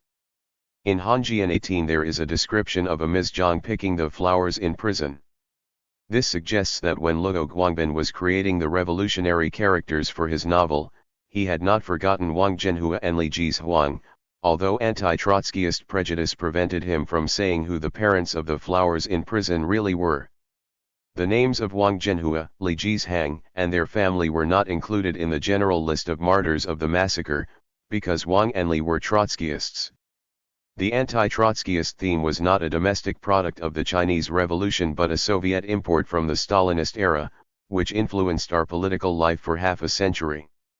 Because Wang Zhenhua and Li Jizhuang were Trotskyists, their heroic and tragic deeds at the time of their sacrifice were buried in the dust of anti-Trotskyist history for more than 30 years. It was not until the early 1980s that the Sichuan Provincial Committee, in line with a decision by the Organization Department of the Central Committee of the CCP to clarify the issue of the more than 100 victims and their children, a major event in modern history, reviewed the cases of more than 90 political prisoners who had not up to that point been recognized as martyrs. In August 1983 4 Chinese newspapers reported on the case of Wang Zhenhua and Li Jizhuang, Guangming Daily on the 13th, Wenhui on the 16th, Sichuan Daily on the 28th, and Chongqing Daily on the 31st. Here is an extract from the article The Trotskyist Parents of the Flowers of Prison in Shanghai's Wenhui, August 16, 1983. Falun mate comrade Renkex recalled that Li Jizhuang pounded rice soup when she had no milk, and served the tortured and sick inmates in the prison with the little that she had. She and her husband also made the paste used to mend worn-out books when they were in charge of the library before comrade Che Yuxian's death. The inmates of the concentration camp went on a 2-day hunger strike in protest against the public shooting of comrades at Daping on October 28. Having been on hunger strike for 2 days, the couple were unable to get the stove going, and their babies were crying out from hunger. The Kuomintang agents were very clear about Wang Zhenhua. They had asked him to cooperate against the communists, but Wang firmly refused. Comrade Han Zidong recalled that Wang Zhenhua expressed admiration and sympathy for the loyalty displayed by our comrades. Comrade Mao XX, a refugee alongside Wang Zhenhua, recalled that when Wang Zhenhua learned that the People's Republic of China had been established on October 1 and that the March of the Volunteers had been made the national anthem, he had run to the window and quietly told Luo Guangbin and Chen Ran and the others the happy news. From the recollections of the victims and the confessions of the executioner Yang Jingxing, we know that at the start of the massacre on 11 and 27 November 1949, after the victims in the upper floors of the prison had been slaughtered, the first people to be escorted out from downstairs were Wang Zhenhua, Li Jizhuang, and their 2 infant children, father and mother both handcuffed, each holding a child. Wang Zhenhua was very weak, but he held his chest up as much as possible and walked forward with Xiahua in his arms, not a trace of fear on his face. Li Jizhuang, who was extremely weak, struggled to hold her prison flower, Yuhua, who was less than a year old, and followed behind her husband. As they passed by the cells, friends clearly saw that Li Jizhuang had not a single tear on her face. Her demeanor was extraordinarily severe, like a marble statue. Step by step, the couple advanced, reluctantly bidding farewell with their eyes from their fellow sufferers huddled together behind the barred windows. Xiahua, 2 years old, cried out in fear at the sight of the fierce executioner, calling out in a shrill voice, "I'm scared, Mom, I'm scared." Li Jizhuang turned to the executioner Yang Jingxing and said, "Shoot me a few extra times, but let the children go." Yang Jingxing stared at her with his bloodshot eyes and yelled, "Shoot them all, children and parents together, don't allow the grass to grow." Wang Zhenhua then shouted across to Li Jizhuang, "Together, together, why talk with this bunch of dogs, they guns fired. The entire familio for collapsed Togatharanopol of blood." In 1984, in The Party Has Not Forgotten Them, The Martyrs of Red Rock, prepared by the Sichuan Provincial Committee of the CCP, is an article titled "A Couple Who Would Rather Die Than Submit," Wang Zhenhua and Li Jizhuang. Here is a summary. After the September 18 incident, Wang Zhenhua, a young man, saw his hometown occupied by the enemy and had to go into exile in another part of China. He had no home to return to, and his hatred for the Japanese imperialists was so great that his chest burned with anger. In 1934, when Wang Zhenhua was studying in the economics department of Peking University, he took an active part in the anti-Japanese propaganda activities of students exiled from the Northeast. At that time, there were Trotskyist students in the Peking University Student Union who shouted anti-Japanese slogans, carried revolutionary banners, and pretended to be very radical. As Wang Zhenhua was young and naive and radical in his thinking, he did not know the true nature of the Trotskyists and was introduced to them and went astray. Under the reactionary rule of Chiang Kai-shek, he was expelled from Peking University as a radical. He had in the meantime moved to Shanghai, where he continued to propagate anti-Japanese salvation and oppose the Kuomintang's sellout and surrender. He therefore offended the reactionaries and was arrested by the Kuomintang government and imprisoned for more than 2 years. Soon afterwards, he went to Wuzhou in Guangxi, together with Li Jizhuang, and stayed there for a while. He then went to Chongqing by himself, to participate in and lead the work of the Sichuan Regional Committee, a Trotskyist organization in Chongqing. He was responsible for editing the mimeograph publication Workers' Voice. Although he had not yet completely broken away from Trotskyist thinking, he focused on propagating anti-Japanese salvation, firmly advocating the defeat of Japanese imperialism, opposing the compromise and surrender of the Kuomintang, and exposing its corruption and incompetence. His writings were fluent and inspiring, and popular with some of the young workers and students of the time. The Trotskyist Central Committee in Shanghai hated Wang Zhenhua to the core and immediately dismissed him from the Trotskyist Local Committee in Chongqing. The main spirit of his articles shows that he had basically broken away from the Trotskyists. Workers' Voice, a newspaper he ran, was openly distributed in some schools and factories to encourage workers to go on strike, thus arousing the hatred of the Kuomintang reactionaries. In February 1942, Wang Zhenhua was again arrested and imprisoned. After a harsh interrogation, he was sent to the Sino-American Cooperation Institutes by Gongguan Prison. Li Jizhuang, formerly known as Li Keqing, was originally from Kangguo, Guangxi. Her father, Li Qingyu, was a merchant in Wuzhou at the end of the Qing dynasty and ran a prosperous family business. Ms. Li was born in Wuzhou in May 1920. Her father died early and her mother, Huang Yanwen, brought up her and her siblings. As a teenager, Li Keqing sympathized with the tragic plight of working women under feudal oppression and treated her maidservants not only as equals but with respect. In 1932, she was promoted from primary school in Wuzhou to middle school. She was a quiet and dignified girl who studied diligently and was very good at languages and well liked by her teachers.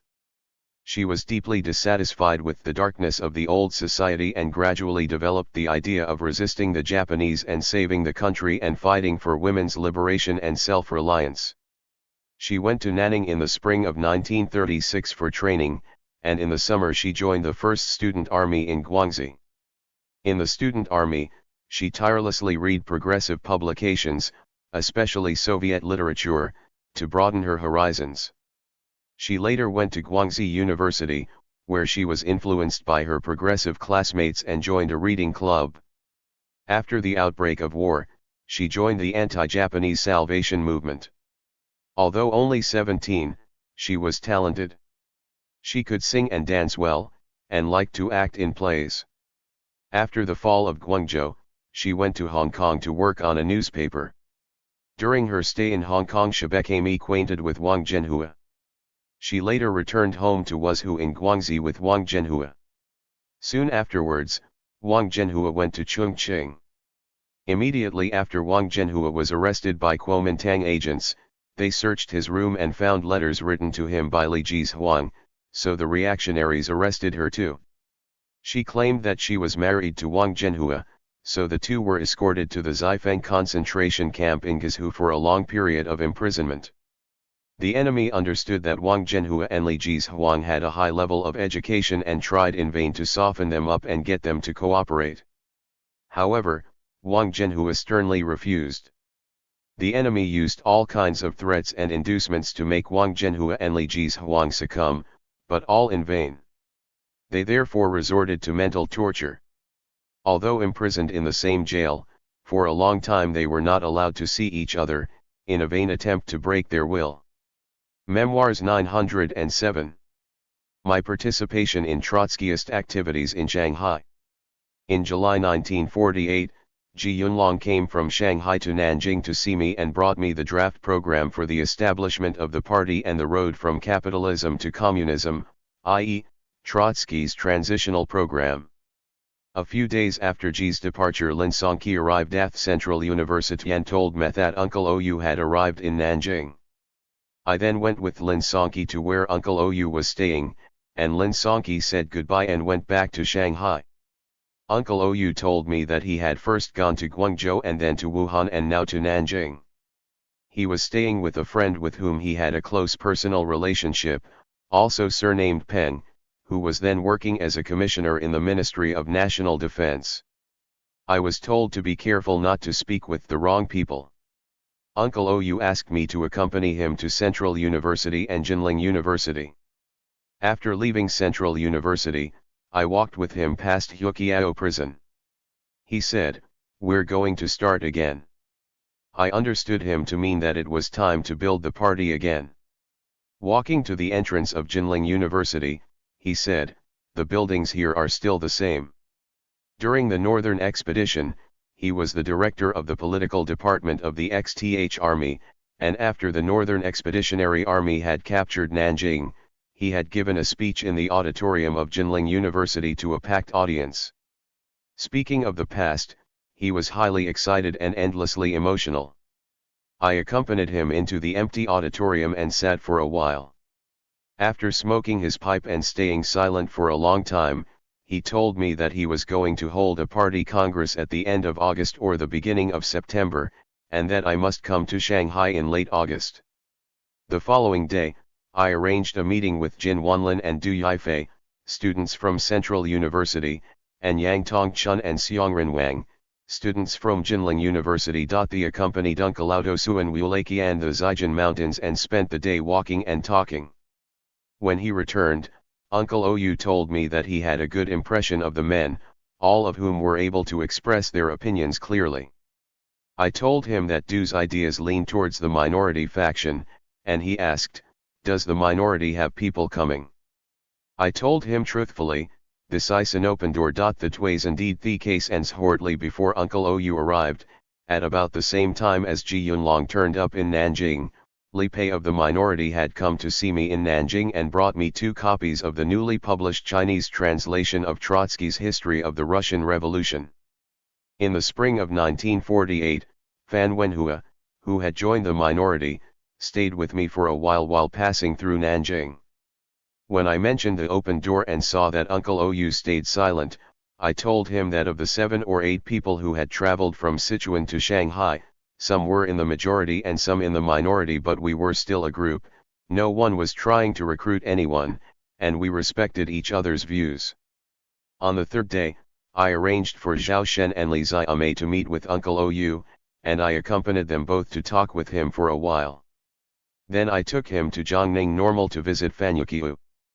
Fan Yuqiu was directly influenced by Ou's ideas at the time.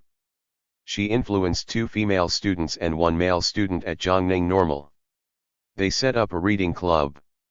A young Cantonese couple, who had arrived in Nanjing from Wuhan, accompanied Uncle Ou back to Shanghai that evening, or else I would have arranged a meeting for him with Cao Xianzi and Cao Huibai, as well as with Hu Zhendong and Qiu Zhilong from the Jiangguo Law and Business School. On the night of August 19, 1948, the nationalist government arrested Yang Tongchun, Cao Xianzi, and Cao Huibai from Central University. As for Du Yifei, who lived downstairs, he managed to escape through the back window with the help of classmates when the agents pounded on his door. From then on, he lost contact with me. The day after the Nanjing arrests, I arrived in Shanghai. Lu Neguang arranged for me to live on the 3rd floor of a small department store on North Zhejiang Road, where Qian Chuan and Li Liwa lived. Every morning, Lu Neguang came to take me to the meeting place. The meeting was first held for the first 3 days in the Daegong Primary School on Haining Road, but it quickly adjourned when Zheng Kang, who was in charge of security, noticed that something was going on. The next 2 days the meeting was held upstairs at the Taifeng tobacco shop in Baxian Kiao. The shop owner, Yan Yanbin, was an old friend and sympathizer of Uncle Ou's, so after the meeting, he hosted 2 sumptuous banquets upstairs to celebrate and also as a cover. Attending the conference were Peng Shizi, Chen Bilan, Lu Jialiang, Ying Quan, Yu Xiaoyi, Ji Yunlong, Lu Neguang, Zheng Kang, Wang Qilang, Yang Bo, Lu Yi, Zhang Juniang, Lu Ji, Ding Yi, Qian Chuan, Zhou Renzheng, Zhang Tao, Xiong Andong, Chen Zioxia, and others. During the discussion of Peng Shizi's political report, there were heated debates on how to understand the interrelationship between the democratic revolution, the dictatorship of the proletariat, and the socialist revolution. Peng Shizi argued in his political report that the Chinese proletariat led the peace and stop power and democratic revolution to achieve national independence and land reform, that this power was the dictatorship of the proletariat, and that in order to retain power, the proletariat could not stop the socialist revolution without violating the system of bourgeois ownership. Lu Ji and Zhang Juniang disagreed with this formulation. They thought that the dictatorship of the proletariat was the socialist revolution and that the proletariat came to power by carrying out a socialist revolution. Peng Shizi, Lu Jialiang, and Yu Xiaoyi all thought that Lu Ji was echoing the view of the Zhengkailan minority. Lu Ji thought that Peng Shizi's view was a theory of revolutionary stages and not of permanent revolution, and so on. With my limited theoretical skills I was not interested in these abstract arguments and kept quiet. Afterwards, Lu Yi told me that Uncle Ou was dissatisfied with my silence, probably because my talk about an open door had led to misunderstandings, but actually I thought that the ideas set out in Peng Shizi's report were closer to Trotsky's theory of continuous revolution. The meeting adopted the political report, the party program, and the party constitution. The Chinese Communist League changed its name to Chinese Revolutionary Communist Party. Elected to the Central Committee were Peng Shizi, Lu Jialiang, Chen Bilan, Zhen Yu 19 Ying Quan, Yu Xiaoyi, and Dai Yan. The alternate members were Lu Yi Zhengkang and Lu Neguang. 20 The standing members were Peng Shizi, Lu Jialiang, and Ying Quan. At the time, I was full of joy and hope that China now had a party fighting for socialism. Whether it could become a true proletarian party had yet to be tested. More than half a century has passed and I know not how many yellow rivers have flowed into the East China Sea, yet old man history has marked the Chinese Trotskyists' examination script with a 0. At the end of 1948, to avoid sabotage or decapitation by either the CCP or the Kuomintang, the newly established Central Committee moved to Hong Kong and decided to set up a Jiangsu Zhejiang Party Committee in Shanghai to lead the organization in Shanghai, Zhejiang, and Jiangsu. The committee consisted of Qian Chuan, Ding Yi, and Lu Yi, with Wan Qilang, Yang Bo, and Xiong Andong later co-opted. Our organ was under the banner of Marxism, edited and printed by Zhou Luqiang. I came to Shanghai from Nanjing after the Chinese New Year in 1949 and was assigned to work with three branches: the French Tramway Company branch, the branch at the Xinjiang Iron Works, and another workers' branch on Peinya Road, and also with Yayatian of Jiaotong University and Han Fengying, a woman worker at a yarn factory. From January to the beginning of May, the life of the Provisional Committee and the branches went on normally. Shanghai was liberated between May 25 and 27. After that, the Provisional Committee stopped meeting for more than 2 months because its 6 members had to adapt to the post-liberation social environment, and there was a big change in the composition of the branches associated with it. More importantly, the military victory of the CCP had shaken some of the Chinese Trotskyists' theoretical positions. They had always believed that the CCP was a petty bourgeois peasant party and that therefore it would not be able to lead the Chinese Revolution to victory, also because it was constrained by Stalin's foreign policy. But the reality was that the CCP, holding high the banner of Marxism-Leninism, had declared land reform in 1947, setting off a peasant war in which the poor and the peasants had occupied the land, overthrown the 3 great mountains, and won the Third Revolution, an unprecedented event in Chinese history. How to understand the inevitability of the CCP's victory and the historical inevitability of the Kuomintang's defeat, and how to answer the questions raised in the branches regarding the CCP's victory was at the top of the Provisional Committee's agenda. 2 of the 3 members of the workers' branch I had contacted were missing, only 1 person remained in the tramway branch, and the other 2 contacts had gone back to their hometowns in northern Jiangsu to participate in land reform and share out the land. 1 person from the Xinjiang branch had run away and was said to have joined the army. In September, the Provisional Committee met to report on the situation in Thebranx and Major Kanji Zenshud. Another meeting was held in October and it was decided to regroup membership of the branches and resume publication of Under the Banner of Marxism. The meeting lasted 1 day and then adjourned. That same day, the Shanghai Public Security Bureau arrested Qian Chuan, Ding Yi, Lu Yi, and Wan Qilang. Others too were arrested, including Zhou Luyang, Zhao Yangxi, and Shen Yunfang. After a week, they were released, but they were warned to cease all organizational activity or suffer the consequences. Lu Yi found me after his release and told me this. From then on, the organization of the Revolutionary Communist Party, which had only been in existence for a year, was paralyzed. Many individuals, mostly in their workplaces, joined the various democratic reform movements led by the CCP, thus doing their bit to transform the old society and build a new one. Changning Middle School. I reported to the private Fenghua Middle School in August 1949, the first new academic year after the liberation of Shanghai. The school had been converted after the communist victory from a property with a garden previously owned by the nephew of Chiang Kai-shek's former wife. It was located at the Huayang Road exit of Changning Road. A man from the army ran the school. He pretended to be a cultured man and spent his time on the Shanghai Bund. He couldn't run a school by himself, so he invited a well-known scholar from Tiantai County, Mr. Wu, to run it for him. Mr. Wu was so determined to make a success of the school that he hired renowned teachers and genuine university graduates to do the teaching, leaving general affairs and finances in other hands. An underground communist, Lan Wenrui, a graduate of Fudan University, was introduced to Mr. Wu to teach biology at the school. Before liberation, he had been head of the Teachers' Federation in the Western District of Shanghai, and I met him at a federation meeting. The man who had previously taught art had also been a communist, and was said to have been arrested and killed.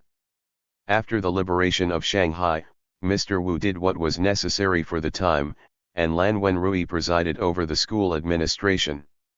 Mr. Wu had a good reputation. Lan Wenrui's brothers and sisters and his brother-in-law were real members of the party.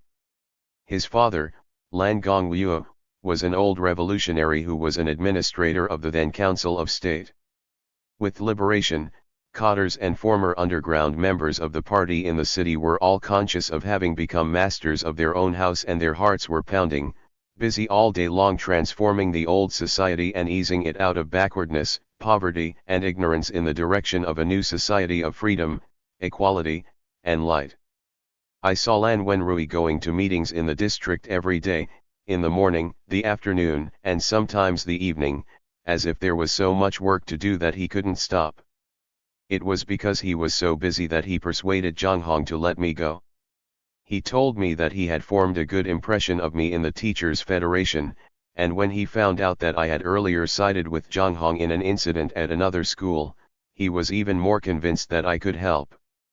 I should add that at the time he did not know that I was a Trotskyist, only that I was a university student with progressive ideas. He assigned me to teach geography for the whole school, from first to third year, as well as to direct the students' extracurricular activities.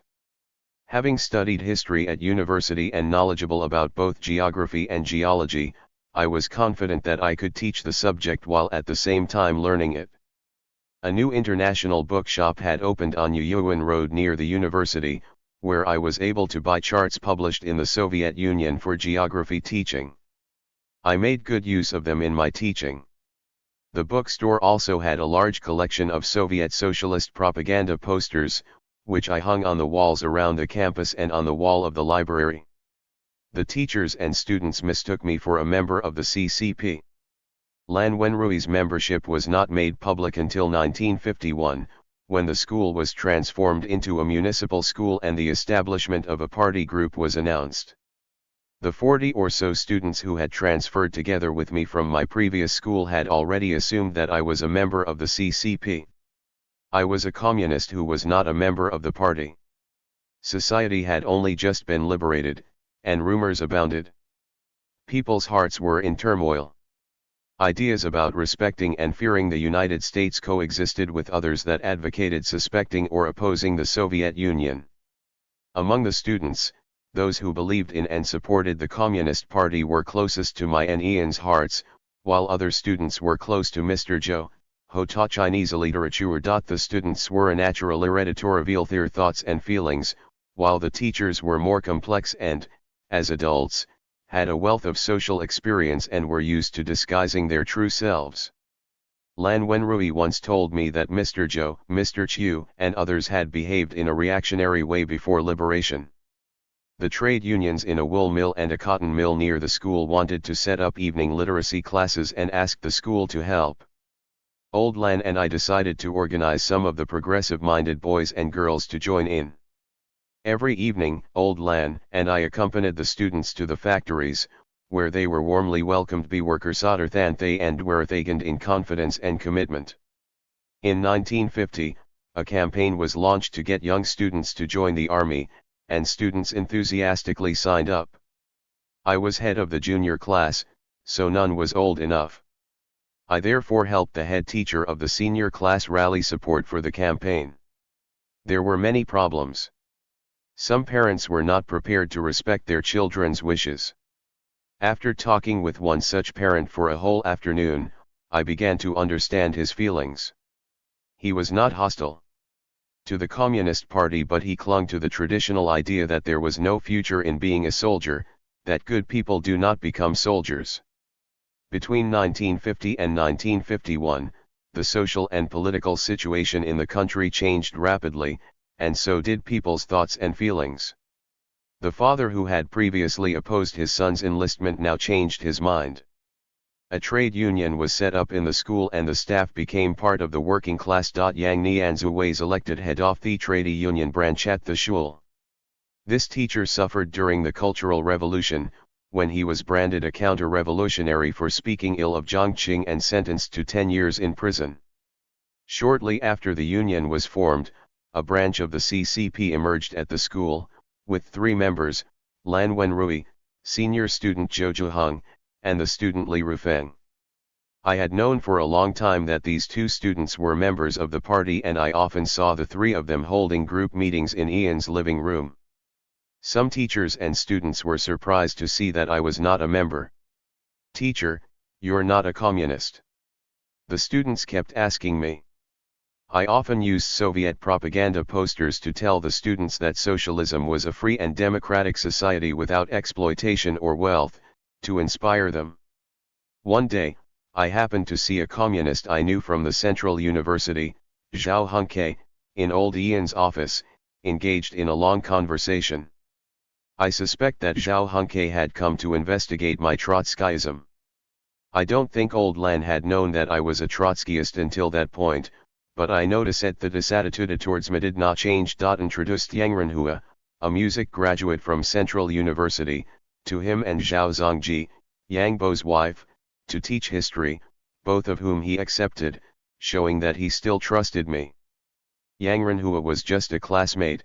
I can't remember how I met her, except that she was the daughter of the first wife of the Sichuan warlord Yang Sen. Zhao Zongji was a member of the Trotskyist faction influenced by Yang Bo at Shandong University, a fact I kept from old Lan. Zhao Zongji was among the Trotskyists arrested during the national crackdown on December 22, 1952, but she was released after undergoing training. When I visited old Lan at Changning Middle School in 1980, he told me that after her release, Zhao Zongji had approached him and asked to return to teach at the school, but he did not take her on because the school was not short of staff and because of policy restrictions. After liberation, I did not carry out Trotskyist activities among the students, because I thought it was simply impossible. Before liberation, the target of influence had been progressive people dissatisfied with the corrupt Kuomintang regime and suspicious of the Communist Party's line, but who nevertheless were seeking revolution. After liberation, the revolution led by the Communist Party was still moving forward, and the awakened workers and students were willing to follow the Communist Party to transform the old society and build a new one. There were those who were skeptical or opposed to the policies of the Communist Party, and I encountered many such among the students. Mistaf theme influenced Bethir familias or by reactionary ideas left over from the old society. The Trotskyists were not, despite what Stalin said, mortal enemies who opposed the Communist Party for the sake of it. They were pursuing the path of scientific socialism. When I saw that the Communist Party was tilting away from so-called new democracy towards socialism, I preferred to speak openly about socialism and Marxism rather than to develop a Trotskyist organization among the students. I had my prejudices. For example, I hung up Lenin's picture in the library but not Stalin's, but the students would hardly have noticed, and of an old Lan did not object. In fact, he even told the students about Lenin and did an excellent imitation of him, but I never heard him tell stories about Stalin, probably because he had no stories to tell. In those days, there were many books about Lenin in bookshops but very few about Stalin.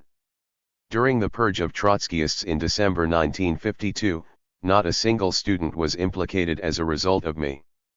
Unfortunately, in 1957, several students who had been close to me and had listened to my ideas were branded as rightists, but I only found out about this during the Cultural Revolution, from activists who came to the prison to arraign me. Apart from trying to prove that they were not Trotskyists and did not have Trotskyist ideas, I was saddened by the fact that they had been declared rightists because of me. Now I think about it, I was not to blame, for it was the policy of the Communist Party that was at fault.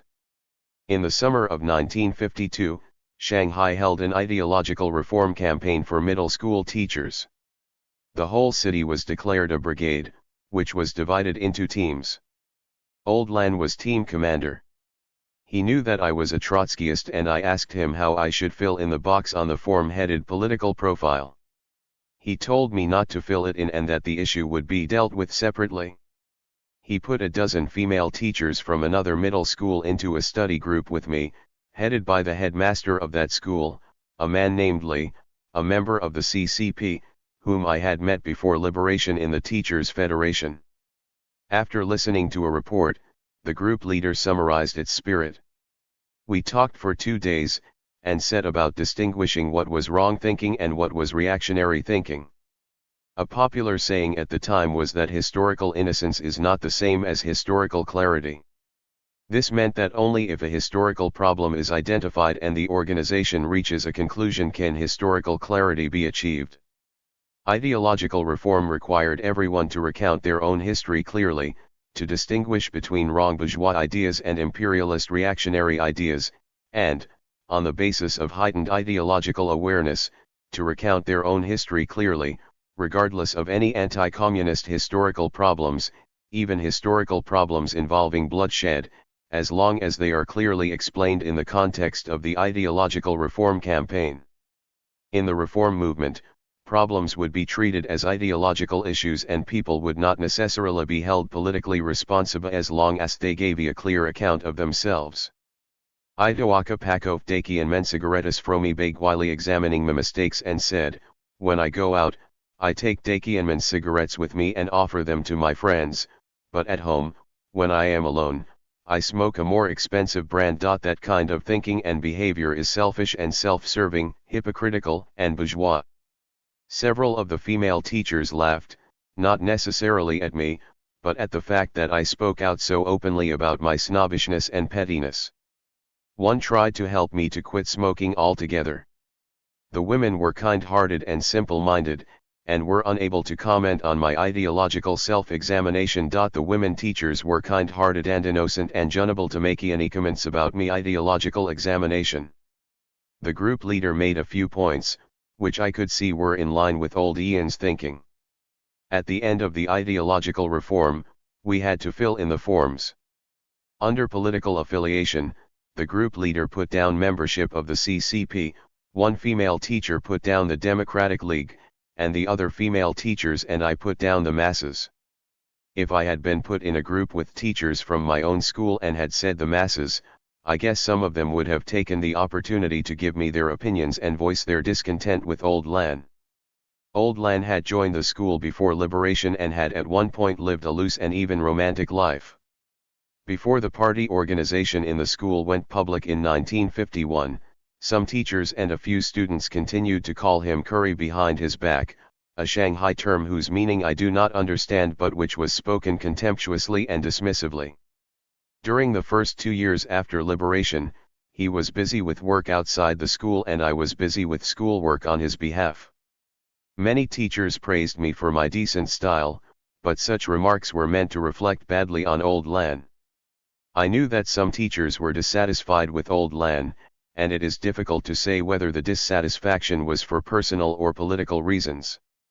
By putting me in a different group, it was clear that I was being let off the hook, pending separate treatment.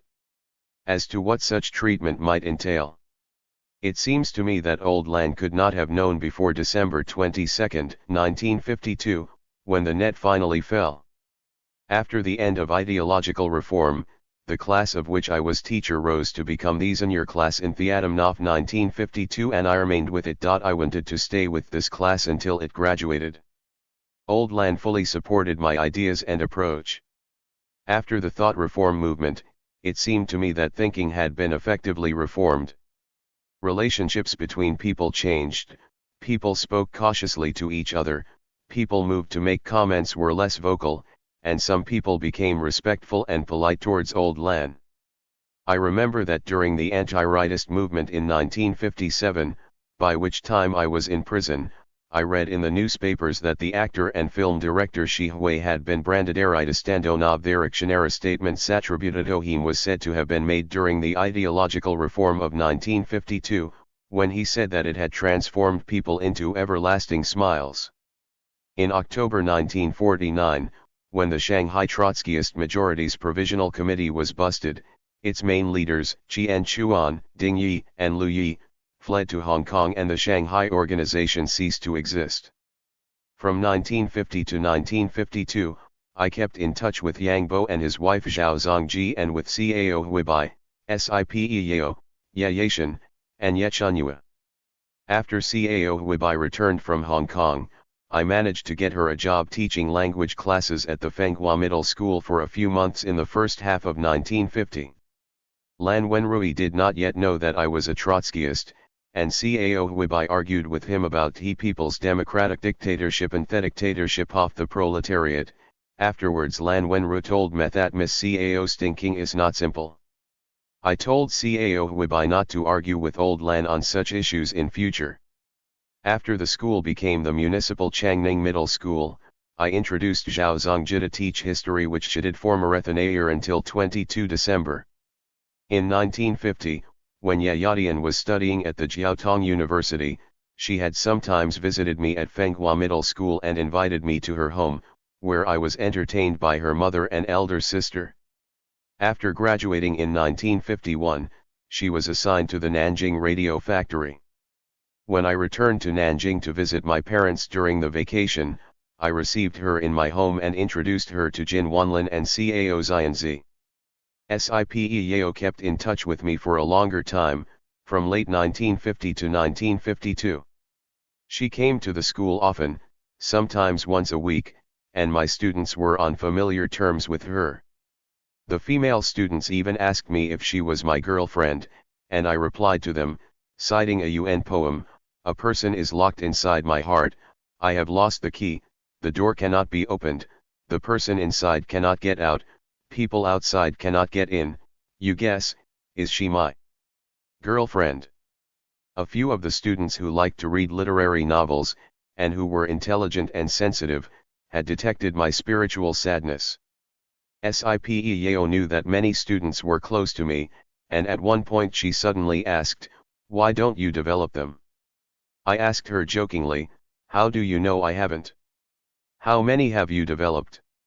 I said again, with a straight face, "Don't ask such a question." I didn't expect that she would take the joke seriously. For this reason, I suffered for 2 days during the initial trial after my arrest, something I had never expected. Ye Chunyua was a native of Wenzhou. Before liberation, a group of Wenzhou middle school students who believed in Trotskyism came to Shanghai and became a target of competition between the majority and minority factions of Trotskyists in Shanghai. Qian Chuan and Wan Qilang, both from Wenzhou, were part of the majority's provisional committee and went to work on this question. Qian Chuan introduced Ye Chunyua to me, and I sent him to Nanjing to find a temporary job as a copyist in the teaching office of Jinling University. Nanjing was liberated in April 1949 and I don't know when he returned to Shanghai from Nanjing.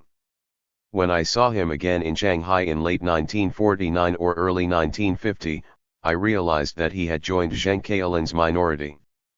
Through him, I met Zheng Kailin twice, in Zhongshan Park. We wanted to find a quiet place to sit and talk, and he led us to a secluded pavilion. A pair of young lovers sat there and I was a bit reluctant to disturb them, but they got up and left as soon as we entered. Zheng Kailin showed me an essay he had just written on state capitalism. It was not very long and was a theoretical discussion of the nature of world capitalism in the wake of the Second World War.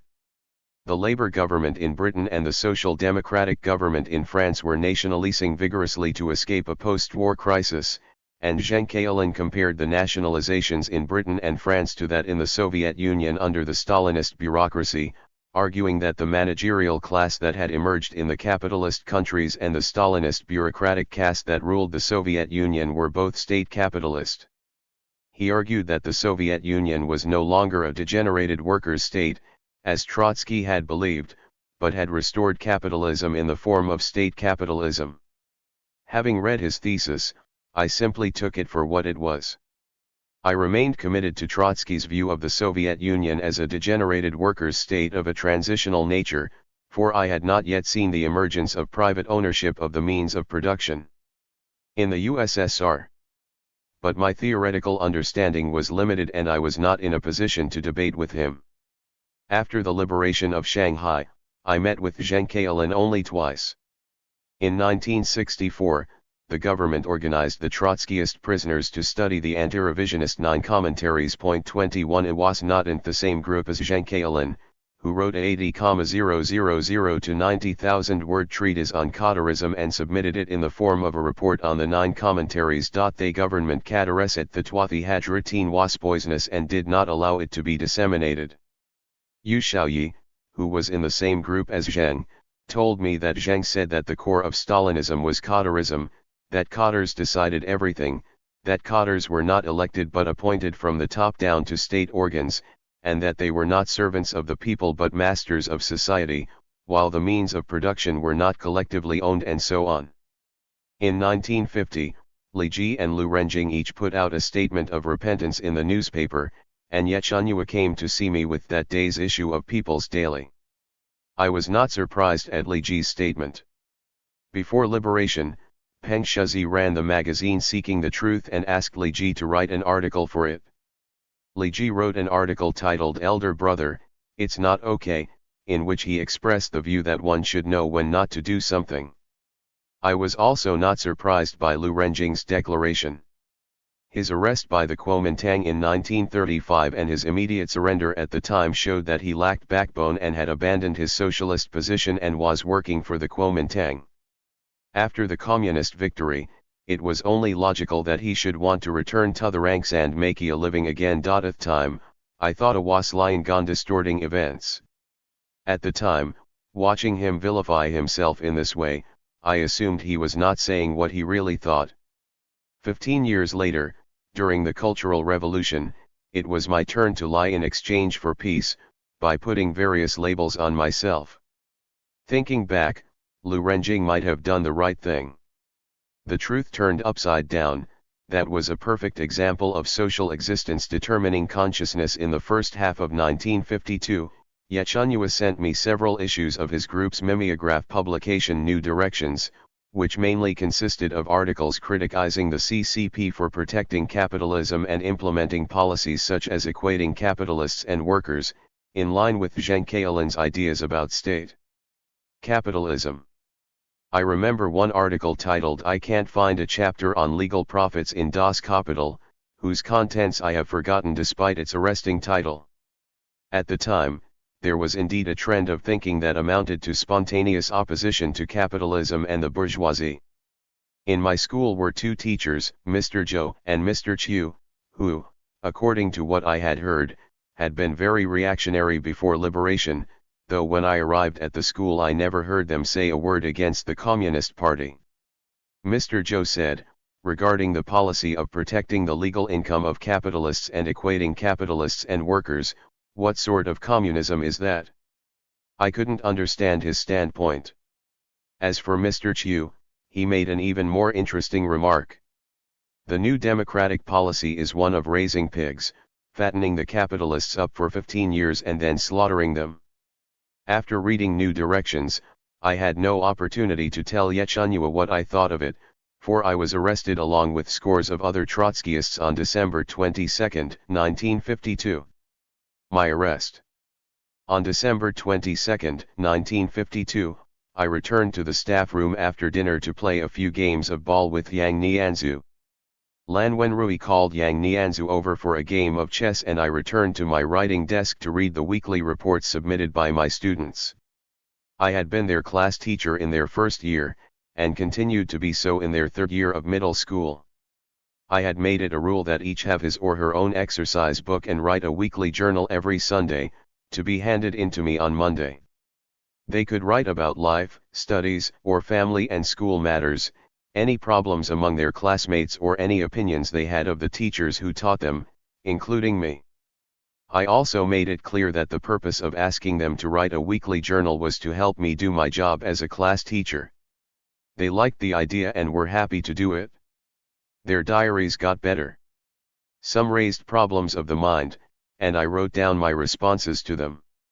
The weekly diary became my tool for communicating with the students, and the relationship between teacher and student became ever closer. The headmaster, Lan Wenrui, appreciated my approach. He too was seeking new ways of educating people. He agreed to my plan to take my class through the hall school right up to the end of their senior year. I wanted to go through this process 2 or 3 times with different cohorts of children, to familiarize myself with the developmental process of children at this stage in their lives. I wanted to pursue a lifelong career in education. I sat there marking my students' diaries. It's Mr. Young, isn't it? I noticed two people standing next to me. I looked up and saw unfamiliar faces, one big and fat, older than me, and the other thin and young. "Yes, what is it? Can I come into your room for a moment, please?" They followed me into a small room and closed the door. "You're under arrest." The fat man took out his arrest warrant and waved it in front of me. I was not surprised, nor was I alarmed. In 1949, the CCP led the Chinese Revolution to victory and Stalin's reputation in the international communist movement soared. More than a decade earlier, Stalin had set up his Moscow trials, of Trotsky, Zinoviev, and so on. I knew about them even before I became a Trotskyist. The trials aroused my curiosity about Trotsky. I read Trotsky's books and started to believe in his theories. After the Second World War, Trotskyists were repressed throughout Eastern Europe. As a member of the Chinese Communist League, I could not admit that Marxist-Leninist socialist beliefs were counter-revolutionary under the Chinese Communist regime. My arrest was inevitable. The fat man stayed inside my room to search it, and the young man took me outside and told me not to say anything. Lan Wenrui was standing at my writing desk, and I could see that he had already known what was about to happen. I handed him some keys and gave a knife and some nail cutters to Deng Zijie, who was standing beside him. I followed the young man silently out of the staff room. It was after 8 o'clock and the campus was quiet and empty. As we left the school gate, the janitor, old Wang, who was lying on his bed, asked, "Going to see a film?" As I walked out of the school gate, I saw a small car parked across the road in front of a cigarette and paper shop. I had seen it there when school ended in the afternoon. I had gone across to buy cigarettes and the woman in charge had complained that the car was blocking the front of her shop. I didn't realize that it was waiting for me. The young man took out his handcuffs and handcuffed me. "This is official business," he said. "I did you a favor by not handcuffing you earlier, to save you face." The car drove to Shanghai No. 1 Detention Center, where there was a long line of cars in the courtyard. I realized a lot of people were being arrested. The car edged slowly forward, to the second metal door, where I was uncuffed and told to get out. I stood for a moment under the spotlight, after which they sent me up to the third floor, to a room at the west end, with a small square hole in the door and a white sign that read No 18. From then on, for the next 2 years, No 18 was my name and number. The cell door clanged shut behind me. The world was left outside the door and I lost my freedom. The sound of a whistle woke me up. It was already dawn. The walls inside looked as if they had been recently painted, they were snow white. The room was about 15 square meters, with 2 glass windows on the west wall. The sills were higher than my head, so I could only look upwards at the blue sky and the white clouds. The wounds born of 3 years of anguish, bitterness, and psychological trauma because of frustrated love were hard to heal. Time had not changed my heart, although I had expended my entire energy on school work and students in an attempt to dilute the mental pain. The iron gates were locked. Love and hate were fused into a smoldering past, endlessly long. Trial and sentence. On the second or third day after my arrest, the Internationale suddenly rang out everywhere, followed by reprimands, the opening and shutting of doors, the shouts of people being dragged away, and then silence. A modern version of Don Quixote, in which the windmill is the devil and the man on horseback, armed with a spear, fights it to the death. I mourned and sighed. One night after New Year's Day in 1953, I was woken up, taken downstairs, and put in upper trial room. The atmosphere was tense with armed plaisaudiers standing outside the room. I passed between them. 3 men sat behind the interrogation table, the older one in the middle, who looked to be in his 40s, a recorder with a pen to his right, a chubby young man to his left, and a man in public security uniform standing beside the table.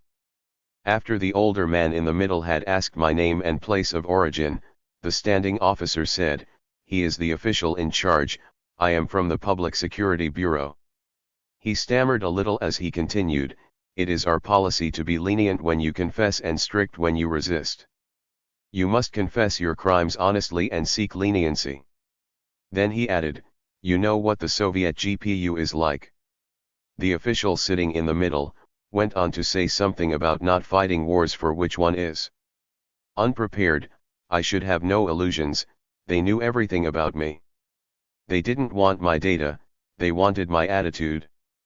The young man on his left and the public security officer then repeated something similar. The public security officer also said, "We will not stop until we have won."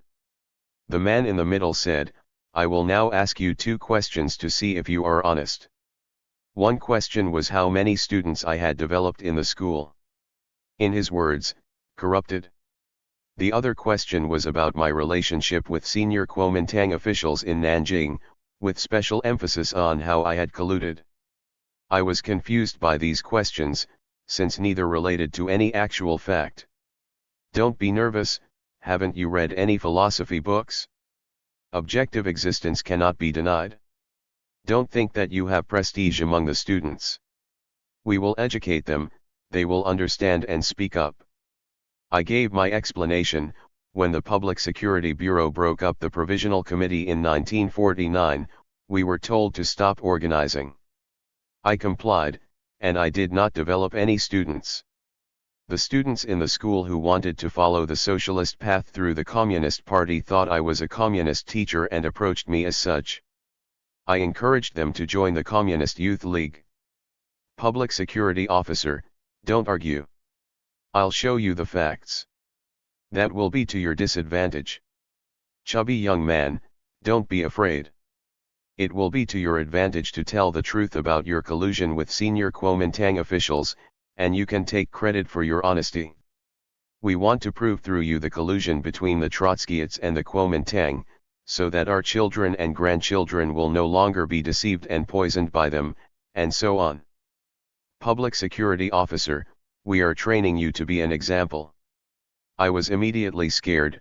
Was this going to be a rerun of the Moscow trials? Their attitude was amiable and confident. I was told at the end to think it over, not to worry about it, etc. When I returned to my cell, the duty officer blew his morning whistle. After breakfast, I was taken down again for interrogation. There were only 2 people behind the interrogation table, the recorder and a young man with a thin face who looked tense.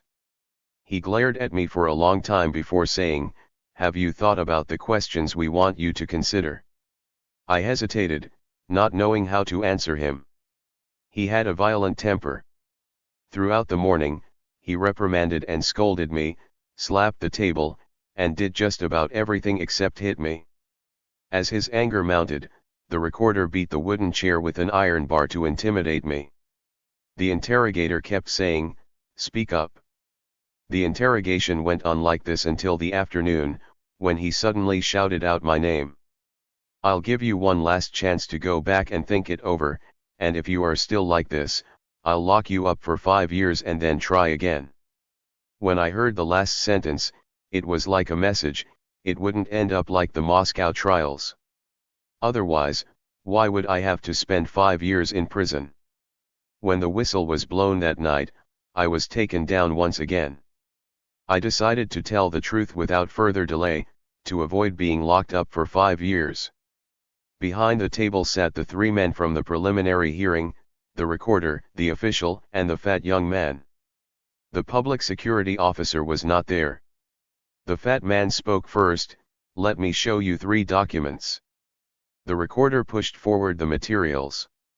The first was headed "I confess" with space below for a signature. This cond was longer than the first, and was headed "I denounce." The third was a sheet of paper with my name on it, and a few simple words: "We were wrong, we should confess our problems, and we will remain friends afterwards."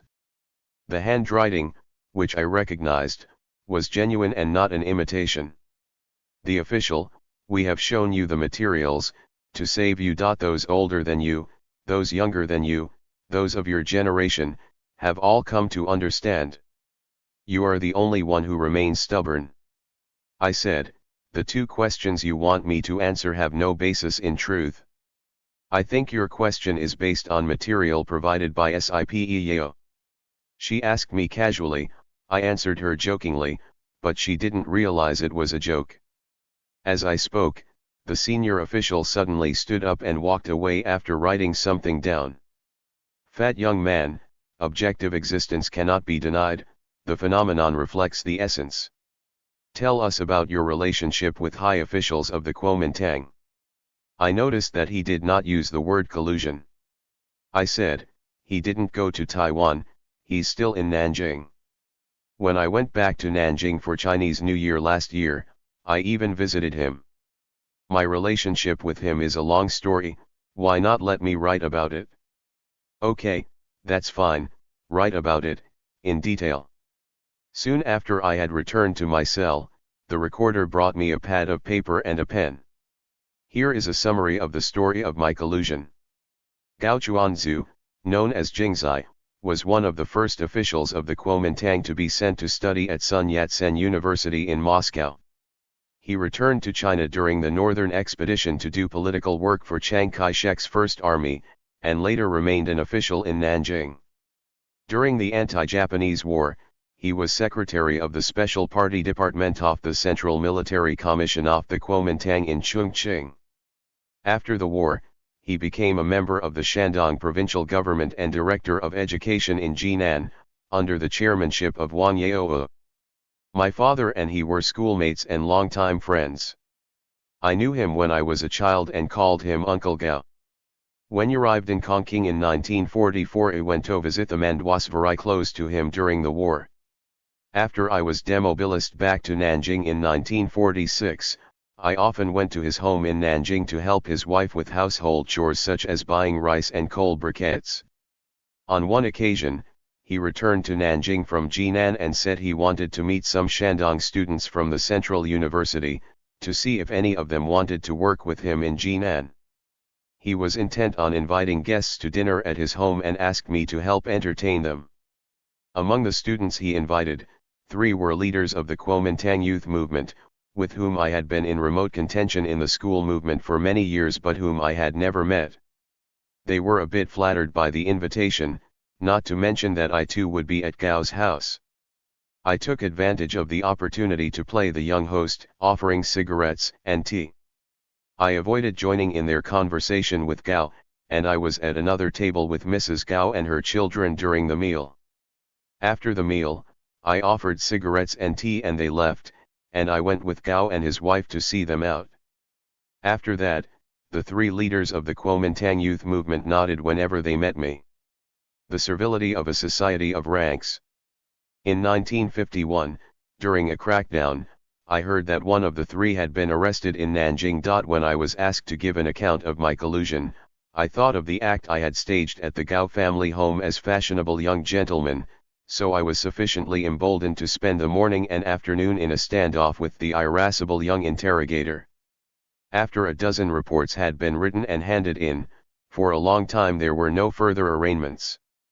It was only after Stalin's sudden death, on March 5, 1953, that the interrogations started up again. It was the irascible young man who undertook them. He made no further mention of my alleged developing of students or of collusion. At every arraignment, the young interrogator glared at me. He often cited materials that falsely accused the Trotskyists. On one occasion, he stopped and asked the recorder to show me a book written by Kang Sheng denouncing the Trotskyist bandits, and later brought Lu Xun's letter to a Trotskyid to show me. At one arraignment he said angrily, "The Trotskyid bandits in Wenzhou have set fire to a whole street." The young interrogator followed Stalin's 1937 conclusion that Trotskyists were a gang without principles and without ideas, of wreckers and diversionists, intelligence service agents, spies, murderers, a gang of sworn enemies of the working class in the pay of the intelligence services of foreign states. He saw me as the backbone of this odious group. The other official also interrogated me, but in a small room with 2 sofas, one large and one small, with a long table between them. I was on the small sofa and on the big one, together with the fat young man. In a different tone from that used in the formal arraignment, he asked me some questions. Talking about my activities at the Central University in Nanjing, he suddenly interjected, "If Cao Huibai hadn't been influenced by you, she would have been such a good coder for us." I said, "Yes." Several of the people influenced by me turned out to have been leaning towards the Communist Party. The fat man said, "Cao Huibai lived very modestly, didn't she?" I said, "She probably only had one comb to comb her hair with." When Theoskedm how I saw Mijolf, I said, "I to have moved from leaning towards the Communists to being a Trotskyist. I am subjectively revolutionary." The other official said, somewhat menacingly, "I understand what you are saying, but in the future our young people are unlikely to understand you, or to forgive you. History has proved Stalin wrong."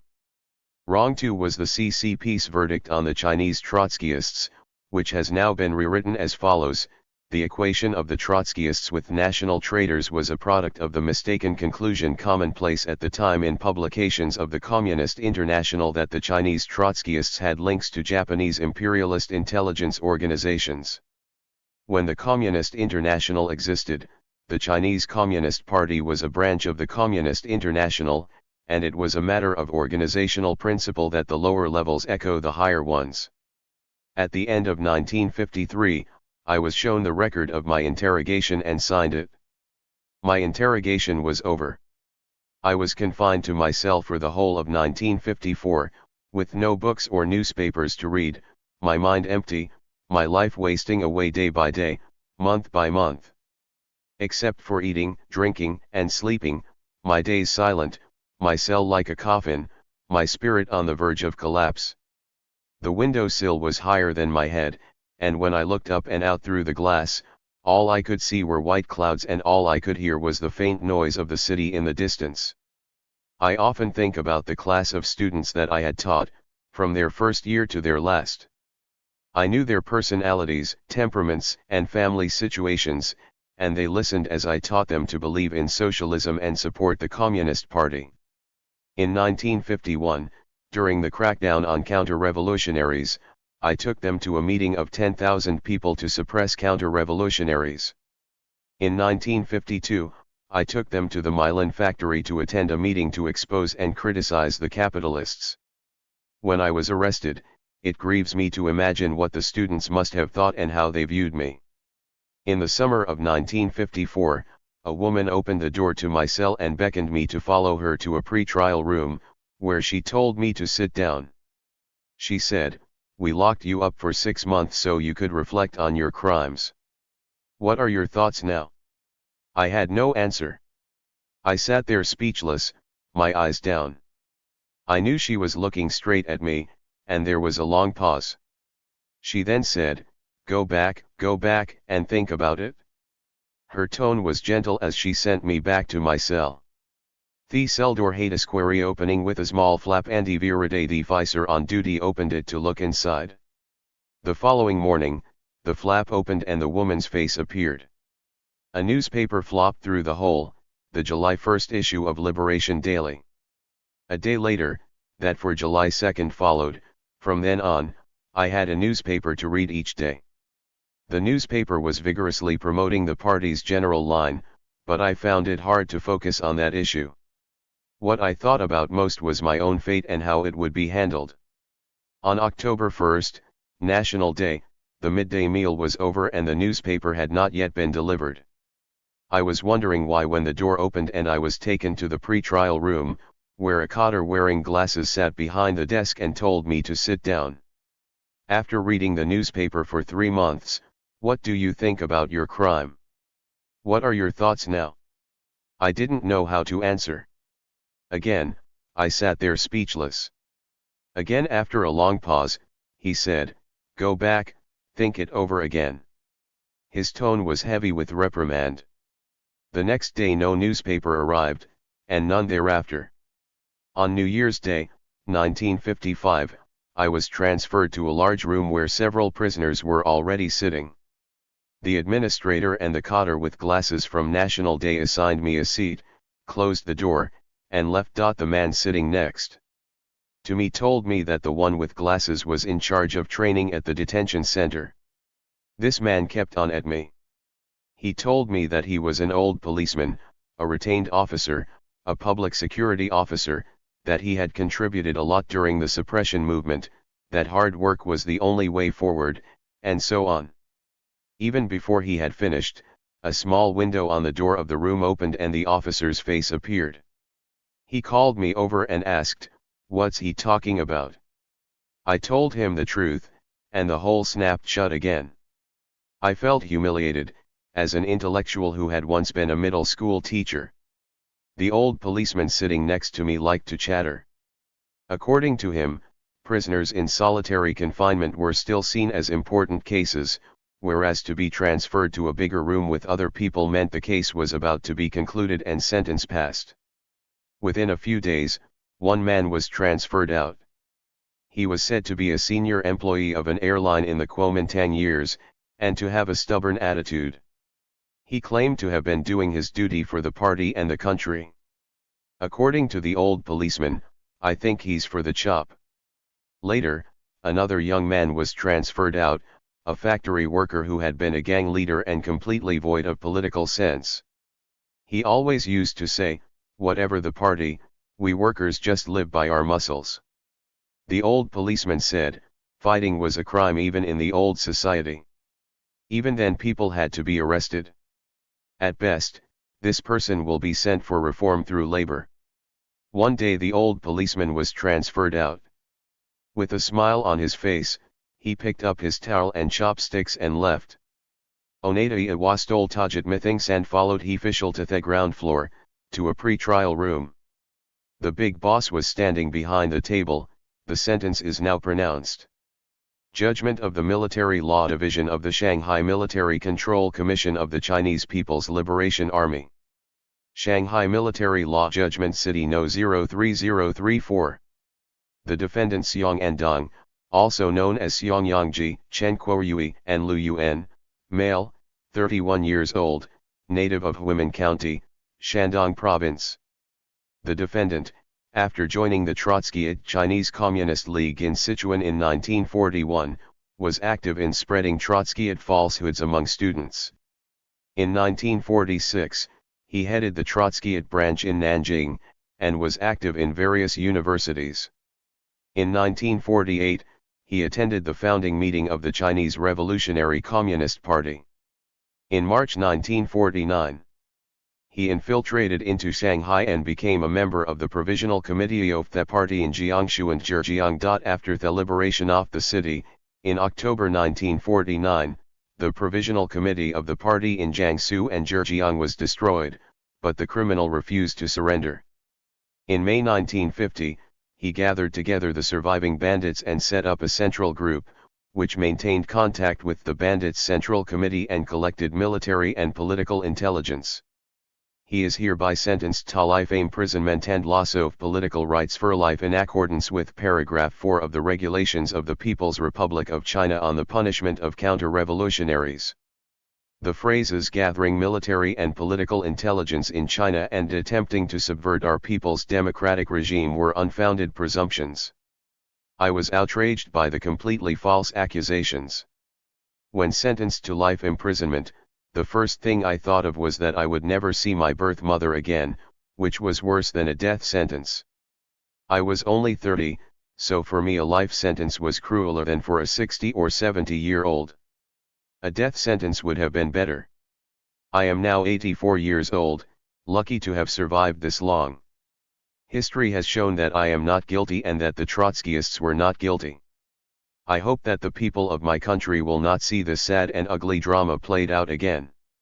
In October 1966, when Zheng Kaolin was being criticized, the government arranged for a Trotskyist group to share room with Zheng Kaolin. Probably in order to work on Zheng Kaolin's mind, the group leader said to Zheng, "I feel that the government is saving you by criticizing you." To illustrate his point, he recounted a past incident. In 1954, a female cadre had approached him and asked him about his crime, and he had given a statement in reply. The female cadre said, "It is good to have such understanding and to reflect deeply." From then on, every day he received a newspaper. Later, Another cadre approached him and asked him about his thinking, in response to which he praised the party's general line.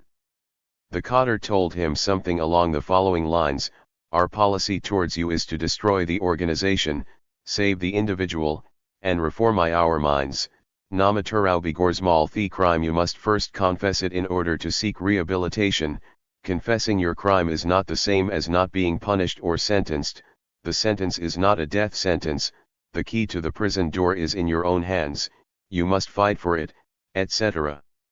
The team leader added that when he heard that he had been sentenced to life imprisonment, he was at peace, for he deserved it. In the light of what the government cadres had told him before the sentence was handed down, a life sentence was indeterminate and he should do his best, etc. I don't know whether Zhenkailin listened or not, or how he felt. However, a year earlier, in 1965, Zhenkailin had written in a poem, "Do you not see some old acquaintances of mine bending their heads low and saying yes when so required, but all to no avail? Like me, they have spent these 13 years in jail, hungrily looking upwards at the swan that wings its way across the sky. Where is the leniency?" The study group leader and Zhenkailin were both kept in prison for 27 years. Off to prison to serve my sentence. Immediately after the verdict, I was sent to Tilanqiao prison in Shanghai to serve my sentence. Tilanqiao prison was built by the British colonialists during the concession period. There were 8 rectangular 5-story blocks for male prisoners, 1 for female prisoners, 2 housing a labor reform factory and 1 each for the hospital and catering. I was sent to prison number 1, which was for felons, mostly lifers, but also for those awaiting execution. There were more than 60 cells on each floor, 1.5 meters wide and 2 meters long, with 3 people to a cell. The 2 men I shared a cell with when I first entered the prison were Yang Guangwen, who had been sentenced to life imprisonment and had served as a civilian officer in Yan Zishan's army. The other, Wang Qiuquan, had been sentenced to 15 years and had been chairman of a Yellow Trade Union 22 in a large factory in Shanghai. Before liberation, when Democrats held a meeting at the Nanjing Road Workers' Building, the reactionaries had mobilized their union chiefs in the factories to pretend to be ordinary workers and break up the meeting, using violence.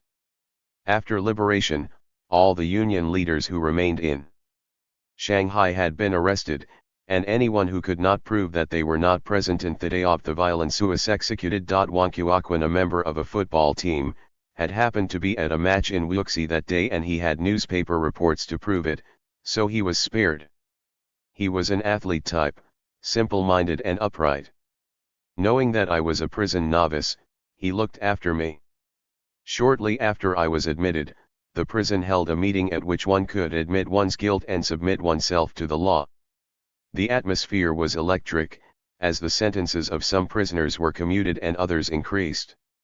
2 death sentences were pronounced on the spot, and the unfortunates were immediately dragged off.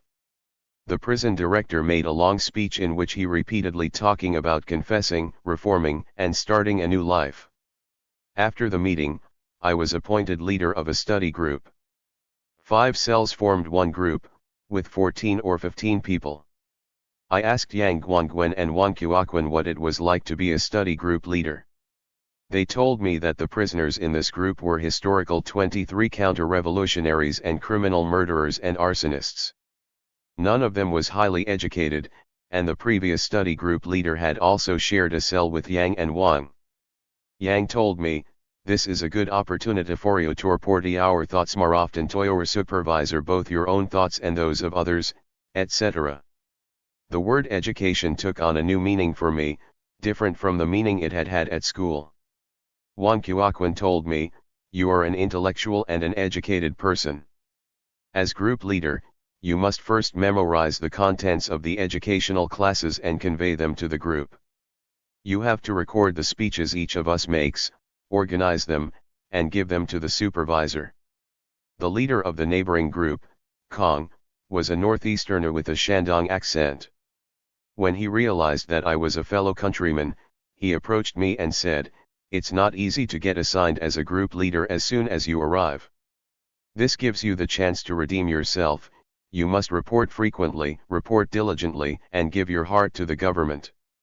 From then on, I noticed that whenever he had the opportunity, he went to his supervisor to report, and he often spoke with his supervisor at great length. He also typed up written reports. He told me that this was the best way to show loyalty to the government and thereby obtain a cut in sentence and leniency. His constant concern was to obtain a remission of sentence and leniency. I was young and had a good memory, so I didn't take notes but was even so able to convey the contents of the meeting. The prisoners watched me intently and listened in silence, so that for a moment I forgot that I was a prisoner and felt like I was back in the classroom. The next morning, all the prisoners raised their hands to speak, and I took notes carefully. After a round of presentations, I put my notes together and handed them in.